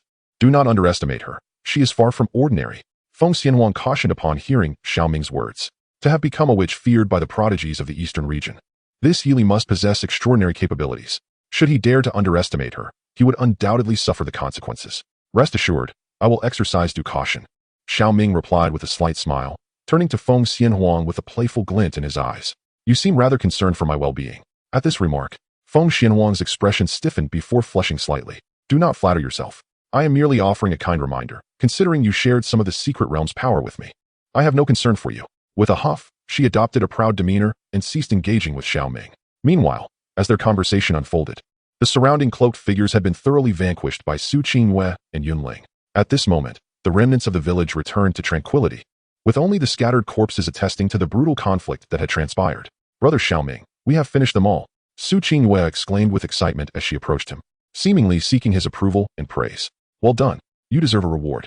Observing Su Qingyue's enthusiasm, Xiao Ming, not one to be indifferent, affectionately ruffled her hair and then planted a fervent kiss on her cheek, nearly causing her to swoon with joy. This spectacle drew a twitch at the corner of Feng Xianhuang's mouth from a distance, while Yun Ling could not help but reveal an expression of envy. Brother Xiao Ming is truly wonderful, Su Qingyue thought, her cheeks flushed and legs trembling, as she returned the kiss with fervor, noticing Yun Ling's envious gaze. Su Qingyue's eyes darted with mischief as she affectionately addressed Xiao Ming. Brother Xiao Ming, senior sister has exerted considerable effort this time. Why not reward her handsomely? Huh? At Su Qingyue's unabashed words, Xiao Ming nearly lost his composure, while Yun Ling's face flushed crimson. She had never anticipated such boldness from Su Qingyue, leaving her utterly flustered. You mischievous girl, what are you saying? In a flurry of surprise and urgency, Yun Ling rushed to Su Qingyue's side and playfully swatted her rear, stealing glances at Xiao Ming with a bashful demeanor. Ahem, why don't you go with Xianhuang to find shelter while I take care of these corpses? Sensing the awkward atmosphere, Xiao Ming cleared his throat and spoke. With that, he began to handle the surrounding bodies, employing the human emperor's sword to devour their flesh and blood essence, transforming it into vitality to replenish his own losses. This would allow him to once again gather the essence to nurture Lu Yunyun. This was the remarkable aspect of the human emperor's sword. It not only consumed others' flesh to enhance its own primal power, but also converted that essence back into life force for its host. Once again, I can condense essence blood. Let me first nourish Lu Shan. Feeling that his previous depletion had been completely restored, Xiao Ming's spirit soared as he approached the exit of the remnant elder village. He then expelled a drop of essence blood, allowing it to fall upon a willow stump.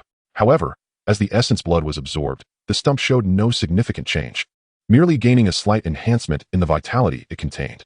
Still not enough. Truly, it is no wonder that a powerful emperor would make awakening a thread of life so challenging. It seems I must continue to consume more flesh and essence. Gazing at the willow stump, Xiao Ming felt a tinge of helplessness. After murmuring to himself, he decided to return to the remnant elder village for the time being. As night was fast approaching and the ghostly fiend's secret realm was about to experience another onslaught of ghastly creatures. Upon returning, Feng Xianhuang and Su Qingyue had already found a shelter, a spacious and impressive earthen house, far more accommodating than the previous small wooden cabin. Inside, they set up a large bed, easily accommodating all four of them. Even the ghostly runes inscribed upon it were more mysterious and intricate than those in the small cabin. This shelter is quite satisfactory, and it is also close to the back mountain.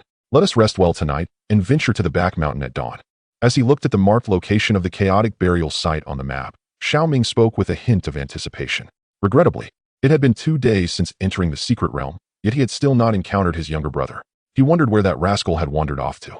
If they could meet, it would be an opportunity to deal with him beforehand. Otherwise, If that fellow were to slay any special elite monsters or discover the seven-colored fiend and successfully break through, it would surely complicate matters when it came time to confront him. I recall this particular location. After Xiao Ming's words fell, Feng Xianhuang's gaze fixed intently on a specific point on the map, as if recalling something significant. That location was marked as the Bone Pit. If her memory served her correctly, this was the very site of the fierce contest between Xiao Ren and Yun Faping for the seven-colored evil in her previous life. Boom. Just as Feng Xianhuang furrowed her brow, preparing to disclose this information to Xiao Ming, a tremendous roar suddenly echoed across the heavens and the earth. From the direction of the back mountain of the remnant old village, a dark beam of light soared into the sky, its terrifying might causing the malevolent energies within a radius of several dozen miles to tremble violently. Such a commotion prompted Xiao Ming and Feng Xianhuang, among others, to abruptly lift their heads, their gazes instinctively directed towards the back mountain. Could this signify the arrival of the Dark Tyrant? Chapter 78. Xiao Ren's Arrogance. Yili's Scheming. What? The Dark Tyrant has descended. Upon hearing Feng Xianhuang utter this phrase, Xiao Ming almost spat out a mouthful of blood. Although her words seemed innocuous, they felt profoundly discordant. This sensation was unmistakable. It was reminiscent of that fellow from his past life. In response to Xiao Ming's shock and sarcasm, Feng Xianhuang paid no heed, merely whispering to herself internally. Sister Xianhuang, what is the Dark Tyrant? Is it a powerful monster? Unable to contain her curiosity as she observed Feng Xianhuang deep in thought, Su Qingyue inquired. The intelligence provided by the Fuyo Sacred Land had only mentioned elite monsters such as the gargoyle, which possessed the power of secret realms, while the tyrant, ruler, and monarch were all categorized as high-level special elite monsters, appearing solely during the millennial opening cycle of the ghostly evil secret realm. In the previous 2 millennial cycles, very few prodigies had emerged alive from the major sacred lands, leading to a lack of detailed records regarding these elite monsters. Consequently, Su Qingyue and Yun Ling found themselves momentarily perplexed. The Dark Tyrant was merely a collective term. This being was likely a corpse howl birthed from the ghostly evil secret realm, bearing a resemblance to the Dark Kirin, as well as to the Pishio and True Dragon. Not only did it possess terrifying dark attributes, but its strength also reached the 3rd level of the law manifestation realm, with a physique rivaling that of some primal aberrations. What was most fearsome was its secret realm power, allowing it to reduce damage taken by 30% and granting it an extraordinary recovery ability. After sustaining severe injuries, it would enter a berserk state, with its combat prowess surging threefold in an instant, truly making it a tyrant among myriad demons and monsters.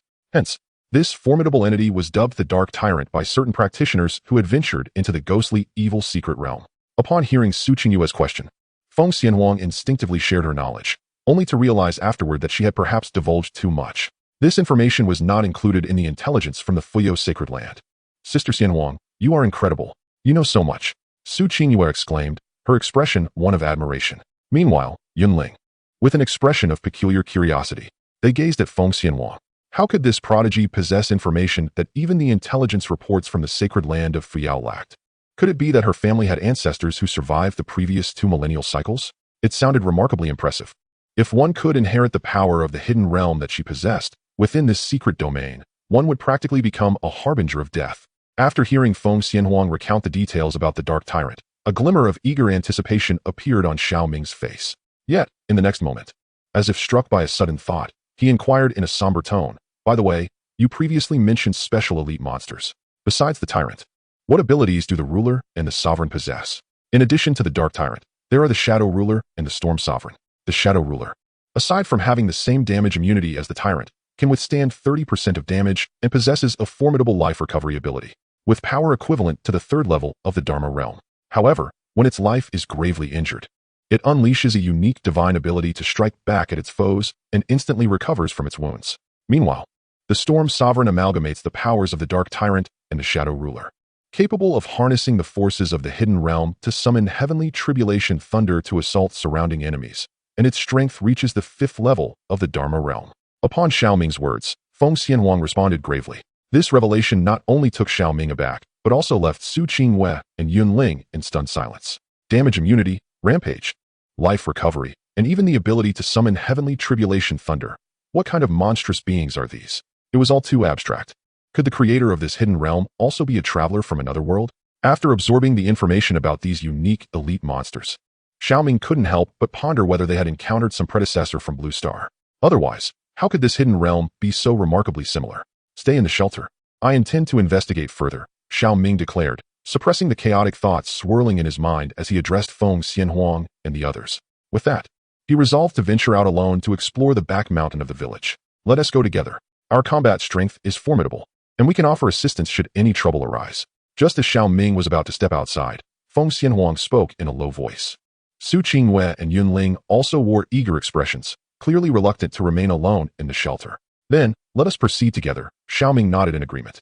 Subsequently, he led Feng Xianhuang and the others toward the back mountain. Meanwhile, over 10,000 miles away, in a marshland, a dark pillar of light erupted, accompanied by a terrifying roar that reverberated through the heavens and the earth. A creature emanating an aura of terror surged forth from the depths of the swamp. It appeared to be neither snake nor dragon, nor was it a mere flood dragon. The surrounding demons and specters trembled in fear, and many cultivators abruptly lifted their heads in astonishment. Could this be the Shadow Sovereign, a formidable elite monstrosity? Recognizing the figure from afar, numerous cultivators were struck with dread. Capturing such a being of this caliber would undoubtedly amplify their own combat prowess. Furthermore, its lair likely harbored a source of high-level malevolence. Even if it had not birthed the seven-colored malevolence, the five-colored malevolence was surely within reach. As this thought crossed their minds, many cultivators hastily communicated with one another, intent on rallying their companions to vanquish the foe. At last, I have discovered you, a high-ranking elite monster. This time, I shall harness the power you possess to crush my esteemed brother beneath my feet and forge the perfect cave of wonders with the seven-colored malevolence. Amidst the gathering of cultivators, a raucous laughter echoed. A figure, akin to a divine monarch descending upon the mortal realm, charged toward the Shadow Sovereign with an overwhelming aura. This individual was none other than Xiao Ren. Is this Xiao Ren of the Taichi Holy Land? Does he intend to confront the Shadow Sovereign alone? Such audacity borders on recklessness. A creature of this caliber must possess the five-colored or even seven-colored malevolence within its lair. He must not be allowed to seize it. Brothers, keep a vigilant watch on him and await the opportune moment to strike. We must capture the Shadow Sovereign in one decisive blow. As Xiao Ren charged recklessly toward the Shadow Sovereign, many cultivators murmured warnings. With the convergence of numerous cultivators, a peculiar energy wave swept across the land. Demons and monsters from a 100-mile radius flocked toward this location, transforming the area into a harrowing battlefield. Is this the Misty Swamp? Amidst the ripples of spatial distortion, Yi Li emerged in a low-lying area, carrying the lifeless body of Xiao Ming. Observing the encroaching malevolent energy and the cultivators engaged in fierce combat with the myriad of demons, as well as Xiao Ren, who was intent on confronting the Shadow Sovereign alone, her eyes flickered with a hint of intrigue. She then formed hand seals, beginning to absorb the bloodline of the blood-killing demon clan within Xiao Ming, as well as the immense essence of flesh and blood contained in the blood-killing sacred body. She needed to awaken the ancient demonic bloodline within her as swiftly as possible. Only then could she achieve a significant enhancement in her strength. Only then would she be qualified to contend for the Shadow Sovereign or ultimately reap the rewards as a cunning observer. She sought an opportunity to seize the special soul-banning flag from Xiao Ming. She had a strong intuition that acquiring that soul-banning flag would enable her to effortlessly dispel the soul insect left in her consciousness by Yi Xilan. Cackling with delight, this ancient demonic bloodline resides within the memories of my revered matriarch. How amusing! With the presence of the little pot and this enchanting woman, we can finally venture forth. As the ancient demonic bloodline within Yi Li begins to awaken, in a certain void within the Misty Swamp, a dark-haired girl with heterochromatic eyes radiates excitement. Yet, none of the cultivators or demonic creatures present can perceive her existence. The score has reached 71. If you enjoy this book but have not yet left a comment, I kindly ask for a 5-star review. I shall strive to update diligently, and soon, the Queen Medusa will make her appearance. Chapter 79. The confrontation between the Kunping and the Sacred Dragon, a duel of two formidable beings. Regarding the carnage occurring in the Misty Swamp, Xiao Ming remains unaware. After departing from the remnant elder village, they head straight for the chaotic burial ground in the back mountain. Before they can approach, they behold the mountains emanating a menacing aura, with numerous demons howling in the shadows, seemingly welcoming the birth of their king. At the heart of the burial ground, through layers of ominous mist, a colossal and ferocious beastly silhouette can be faintly discerned. Although its exact appearance is obscured, its towering stature, reaching 10 zhang, and its horned head exude an overwhelming sense of dread. What astonishes Xiao Ming and Feng Xianhuang the most is the sight of several flickering lights within the deep pit behind this dark tyrant. Clearly, these are sources of advanced malevolence. Judging by the variety of colors, the lowest grade appears to be the 5-colored malevolence, with a strong possibility of it being 7-colored. However, with the emergence of this dark tyrant, the surrounding area has been thoroughly alarmed. Numerous cultivators from various factions are hastening towards this location. In a mere moment, Many figures have concealed themselves within the back mountains forest, each radiating a terrifying aura. As the cultivators gather, several demons launch their attacks, transforming the back mountain into a chaotic battleground. Observing the situation, Xiao Ming notes the numerous cultivators charging forth, attempting to ascend the tyrant's lair to slay the dark tyrant. After exchanging a few words with Feng Xianhuang and the others, he seeks a relatively concealed spot to hide, under the protective aura of the human emperor banner. As long as Xiao Ming and his companions refrain from taking the initiative or inadvertently collide with the unaware, the surrounding demons are unlikely to detect them. Of course, as night falls, the amplification of the mystical realm's laws renders the demons even more fearsome, making concealment significantly more precarious. It appears we have encountered a special elite creature, along with a source of advanced malevolence. This entire back mountain is now our sacred land's domain. Such audacity. This elite creature, steeped in dark energy, is clearly fated to be intertwined with our 9 nether demon sect. Those who dare to seize it shall face dire consequences. Opportunities in the world belong to the capable. In the midst of chaos, a foreboding voice echoed through the air, questioning the audacity of those who dared to speak so brazenly. The sacred dragon guard of the great Qian, assemble and cleanse this place. Amidst a cacophony of laughter, a young man garbed in a resplendent purple and gold robe descended from the heavens, exuding an air of regal authority. Surrounding him, warriors clad in golden armor formed an imposing barrier, as the ethereal figure of the sacred dragon loomed above, scattering malevolent beings in its wake, instilling a profound sense of trepidation. This individual was none other than Yang Yuanqing, the 9th prince of the great Qin dynasty. Possessing an unparalleled sword heart and the rare sacred dragon bloodline, he was deemed the most extraordinary talent of his generation. Should he succeed in forging a supreme sanctified realm, he would undoubtedly be crowned as the crown prince by the great Qin emperor. Thus, the dark tyrant and the source of malevolence were his inevitable conquests. Merely a waste with the qualifications of a saint king dares to proclaim a cleansing within the ghostly fiend's secret realm? Have you consulted me, Yin Fapin? As Yang Yuanqing commanded the sacred dragon guard to commence their mission, a voice resonated through the void, heralding the arrival of a figure draped in white, akin to a celestial being. The aura surrounding him was formidable, radiating an essence of supremacy. Most notably, 3 distinct lights flickered around him, red, blue, and yellow. This indicated that he had vanquished at least 3 elite foes and wielded 3 different powers from the secret realms. The red and blue represented the crimson statue power and azure statue power that Xiao Ming had encountered. As for the yellow, although Xiao Ming had not come across it, his eye of truth revealed it to be a defensive power that could double one's defensive capabilities. For many prodigious talents, such an enhancement was exceedingly formidable. Yin Fapin. The appearance of this figure caused Yang Yuanqing's expression to shift dramatically. Even the numerous cultivators engaged in battle against the demons and monsters in the back mountains of the cursed old village were struck with astonishment. This was the most extraordinary talent from the Yao Kuan sacred land. Not only did he possess the ancient Kuanping bloodline, but he also bore the rare dual-eyed constitution, rendering him even more terrifying than Xiao Ren of the Tai sacred land. The unexpected arrival of this individual indicated that the dark tyrant and the source of malevolence had found their champion. Even if you are the youthful sovereign of the Yao Kuan sacred land, I, Yang Yuanqing, shall not yield. Let this prince see if your prowess is truly deserving of your reputation. As his words reverberated through the void, Yang Yuanqing activated his sacred dragon bloodline. Golden scales erupting from his skin, a terrifying wave of vitality surged forth, akin to a tsunami. As the numerous Saint Dragon guards sat cross-legged around him, streams of dragon energy surged forth from these warriors, converging upon Yang Yuanqing like smoke signals. This was the art of breath fusion. Provided that the practitioners share similar martial arts, they can utilize this technique to merge their strengths against adversaries. Essentially, it allows one individual to harness the collective power of many, rendering it a profoundly formidable fusion technique. However, mastering this art necessitates a deep mutual trust and extensive practice over time, making it exceedingly difficult for ordinary individuals to achieve. To everyone's astonishment, the 9th prince of Deqian, alongside his subordinates, had succeeded in its cultivation. It seemed he intended to unleash his prowess within the ghostly fiend's secret realm through this method. The breath fusion?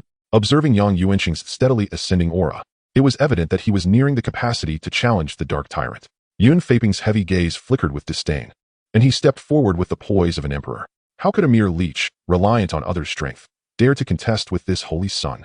As these words fell, the ancient Kuanping bloodline within Yun Faping awakened, unleashing a terrifying surge of blood energy that erupted skyward like a volcanic eruption, manifesting a colossal illusory Kuanping behind him. In the next moment, as Yun Faping raised his hand and grasped towards Yang Yuanqing, the Kuanping illusion surged upward with the force of a celestial battle. subsequently descending with cataclysmic momentum. The Kunping technique. When Yun Feiping's bloodline returned to its ancestral roots, he grasped the martial combat methods from the bloodline heritage. Though this technique was not wholly complete, it was still an ancient Kunping legacy. Once unleashed, its might was beyond description. Moreover, at that moment, he was bolstered by 3 sources of secret realm power, amplifying this technique's potency by 2 or 3-fold. Do not underestimate me. I am a Saint Dragon of Duqian, not a mere waste to be looked down upon. Upon hearing Yun Feiping's words, Yang Yuanqing roared and unleashed a punch. A dragon's roar reverberating throughout the heavens and earth. The Saint Dragon illusion erupted with terrifying killing intent, charging directly towards the Kunping illusion. With a resounding crash, as the Kunping illusion and the Saint Dragon illusion collided, a cataclysmic shockwave swept across like a tsunami. Some demons and monsters attempting to breach the battlefield were instantly torn to shreds. The Saint Dragon illusion, coalesced by Yang Yuanqing, barely held for 2 breaths before being obliterated by the Kunping illusion, causing Yang Yuanqing and the numerous dragon guards to suffer backlash and spew blood. Their eyes widened in horror as they gazed upon Yun Feiping. They could hardly fathom that with Yang Yuanqing as the core of the formation, the combined might of 36 dragon guards could not withstand a single Yun Feiping. Before us stands a youthful sovereign hailing from the sacred land of Yao Kuan. Yet his power and depth of strength are truly awe-inspiring. Even when drawing upon the strength of others, this holy child remains unrivaled in the world. With a single hand, he obliterates the phantom of the sacred dragon, while Yun Feiping, with one hand resting behind his back, expresses an air of utter indifference. After uttering these words, he swiftly gestures towards Yang Yuanqing and the others, and the phantom of the Kunping instantly transforms into a golden-winged rock, unfurling its massive wings to unleash a terrifying brilliance. Descending upon Yang Yuanqing and his companions with an invincible might. Do not underestimate others. Yang Yuanqing seethes with indignation, feeling the sting of Yun Feiping's derision once more. Accompanied by the resounding roar of dragons that reverberates through the heavens and earth, the bloodline of the sacred dragon within him boils to its peak, causing his vitality and strength to surge once again. Yet, this is far from the end. As the sacred dragon bloodline reaches its zenith, Yang Yuanqing's unsullied sword heart erupts with a formidable sword intent, a terrifying sword energy bursting forth from his being. With a grip of his right hand into the void, a dragon-patterned bone sword materializes in his grasp, followed by the reappearance of the sacred dragon phantom. Yang Yuanqing raises his hand and cleaves through the empty air with his sword. The sacred dragon phantom merges with the sword light in an instant, and the fearsome brilliance of the sword resembles the wrath of an ancestral dragon, as if the divine dragon were thrashing its tail to rend the heavens. Colliding directly with the golden-winged rock, with a thunderous explosion that echoes throughout the land. The mountains behind the remnants of the Elder Village are swept by a tempest akin to an 80-level typhoon. A cataclysmic shockwave transforming into a raging storm that devastates the forests for miles around. Numerous demons, monsters, and cultivators howl as they unleash their powers, barely managing to stabilize themselves amidst the onslaught of the storm. In the dark abyss of the dragon pit in the mass grave, the dark tyrant emits a furious roar, and the surrounding dark forces immediately suppress the area. However, in order to guard the source of malevolence, this tyrant refrains from charging out to engage in battle, his gaze fixed intently upon Yun Feiping and his companions. Meanwhile, in the void above, after Yang Yuanqing unleashes the power of the sacred dragon bloodline and the unsullied sword heart to deliver his strike, the golden-winged rock that Yun Feiping had summoned is explosively shattered. Golden feathers scatter through the air, resulting in a degree of backlash against Yun Feiping, a trickle of blood escaping from the corner of his mouth. Yet in the next moment, as if ignited by a surge of adrenaline, an incomprehensibly terrifying aura erupts from Yun Feiping, his dark hair thrashing wildly like tentacles. Ha ha ha, to think this holy child could experience some backlash. Even if you die next, you shall have reason to take pride. Amidst this maniacal laughter, as he gazes upon Yang Yuanqing, Yun Feiping suddenly forms a seal with his hands, causing the Kunping bloodline within him to boil over once more, the Kunping technique transforming yet again. Kunping technique, rock descending from the 9 heavens. As the echoes of these words reverberate, the golden-winged rock, which had just exploded in the void, reappears as if reborn from the ashes. Following a piercing cry that echoes through the skies, the golden-winged rock ascends rapidly to an altitude of 90,000 miles, its wings twisting like a golden shuttle, spiraling downwards, bringing with it a devastating tornado as it descends upon Yang Yuanqing and the others. Block it, witnessing a devastating strike. Yang Yuanqing could not help but let out a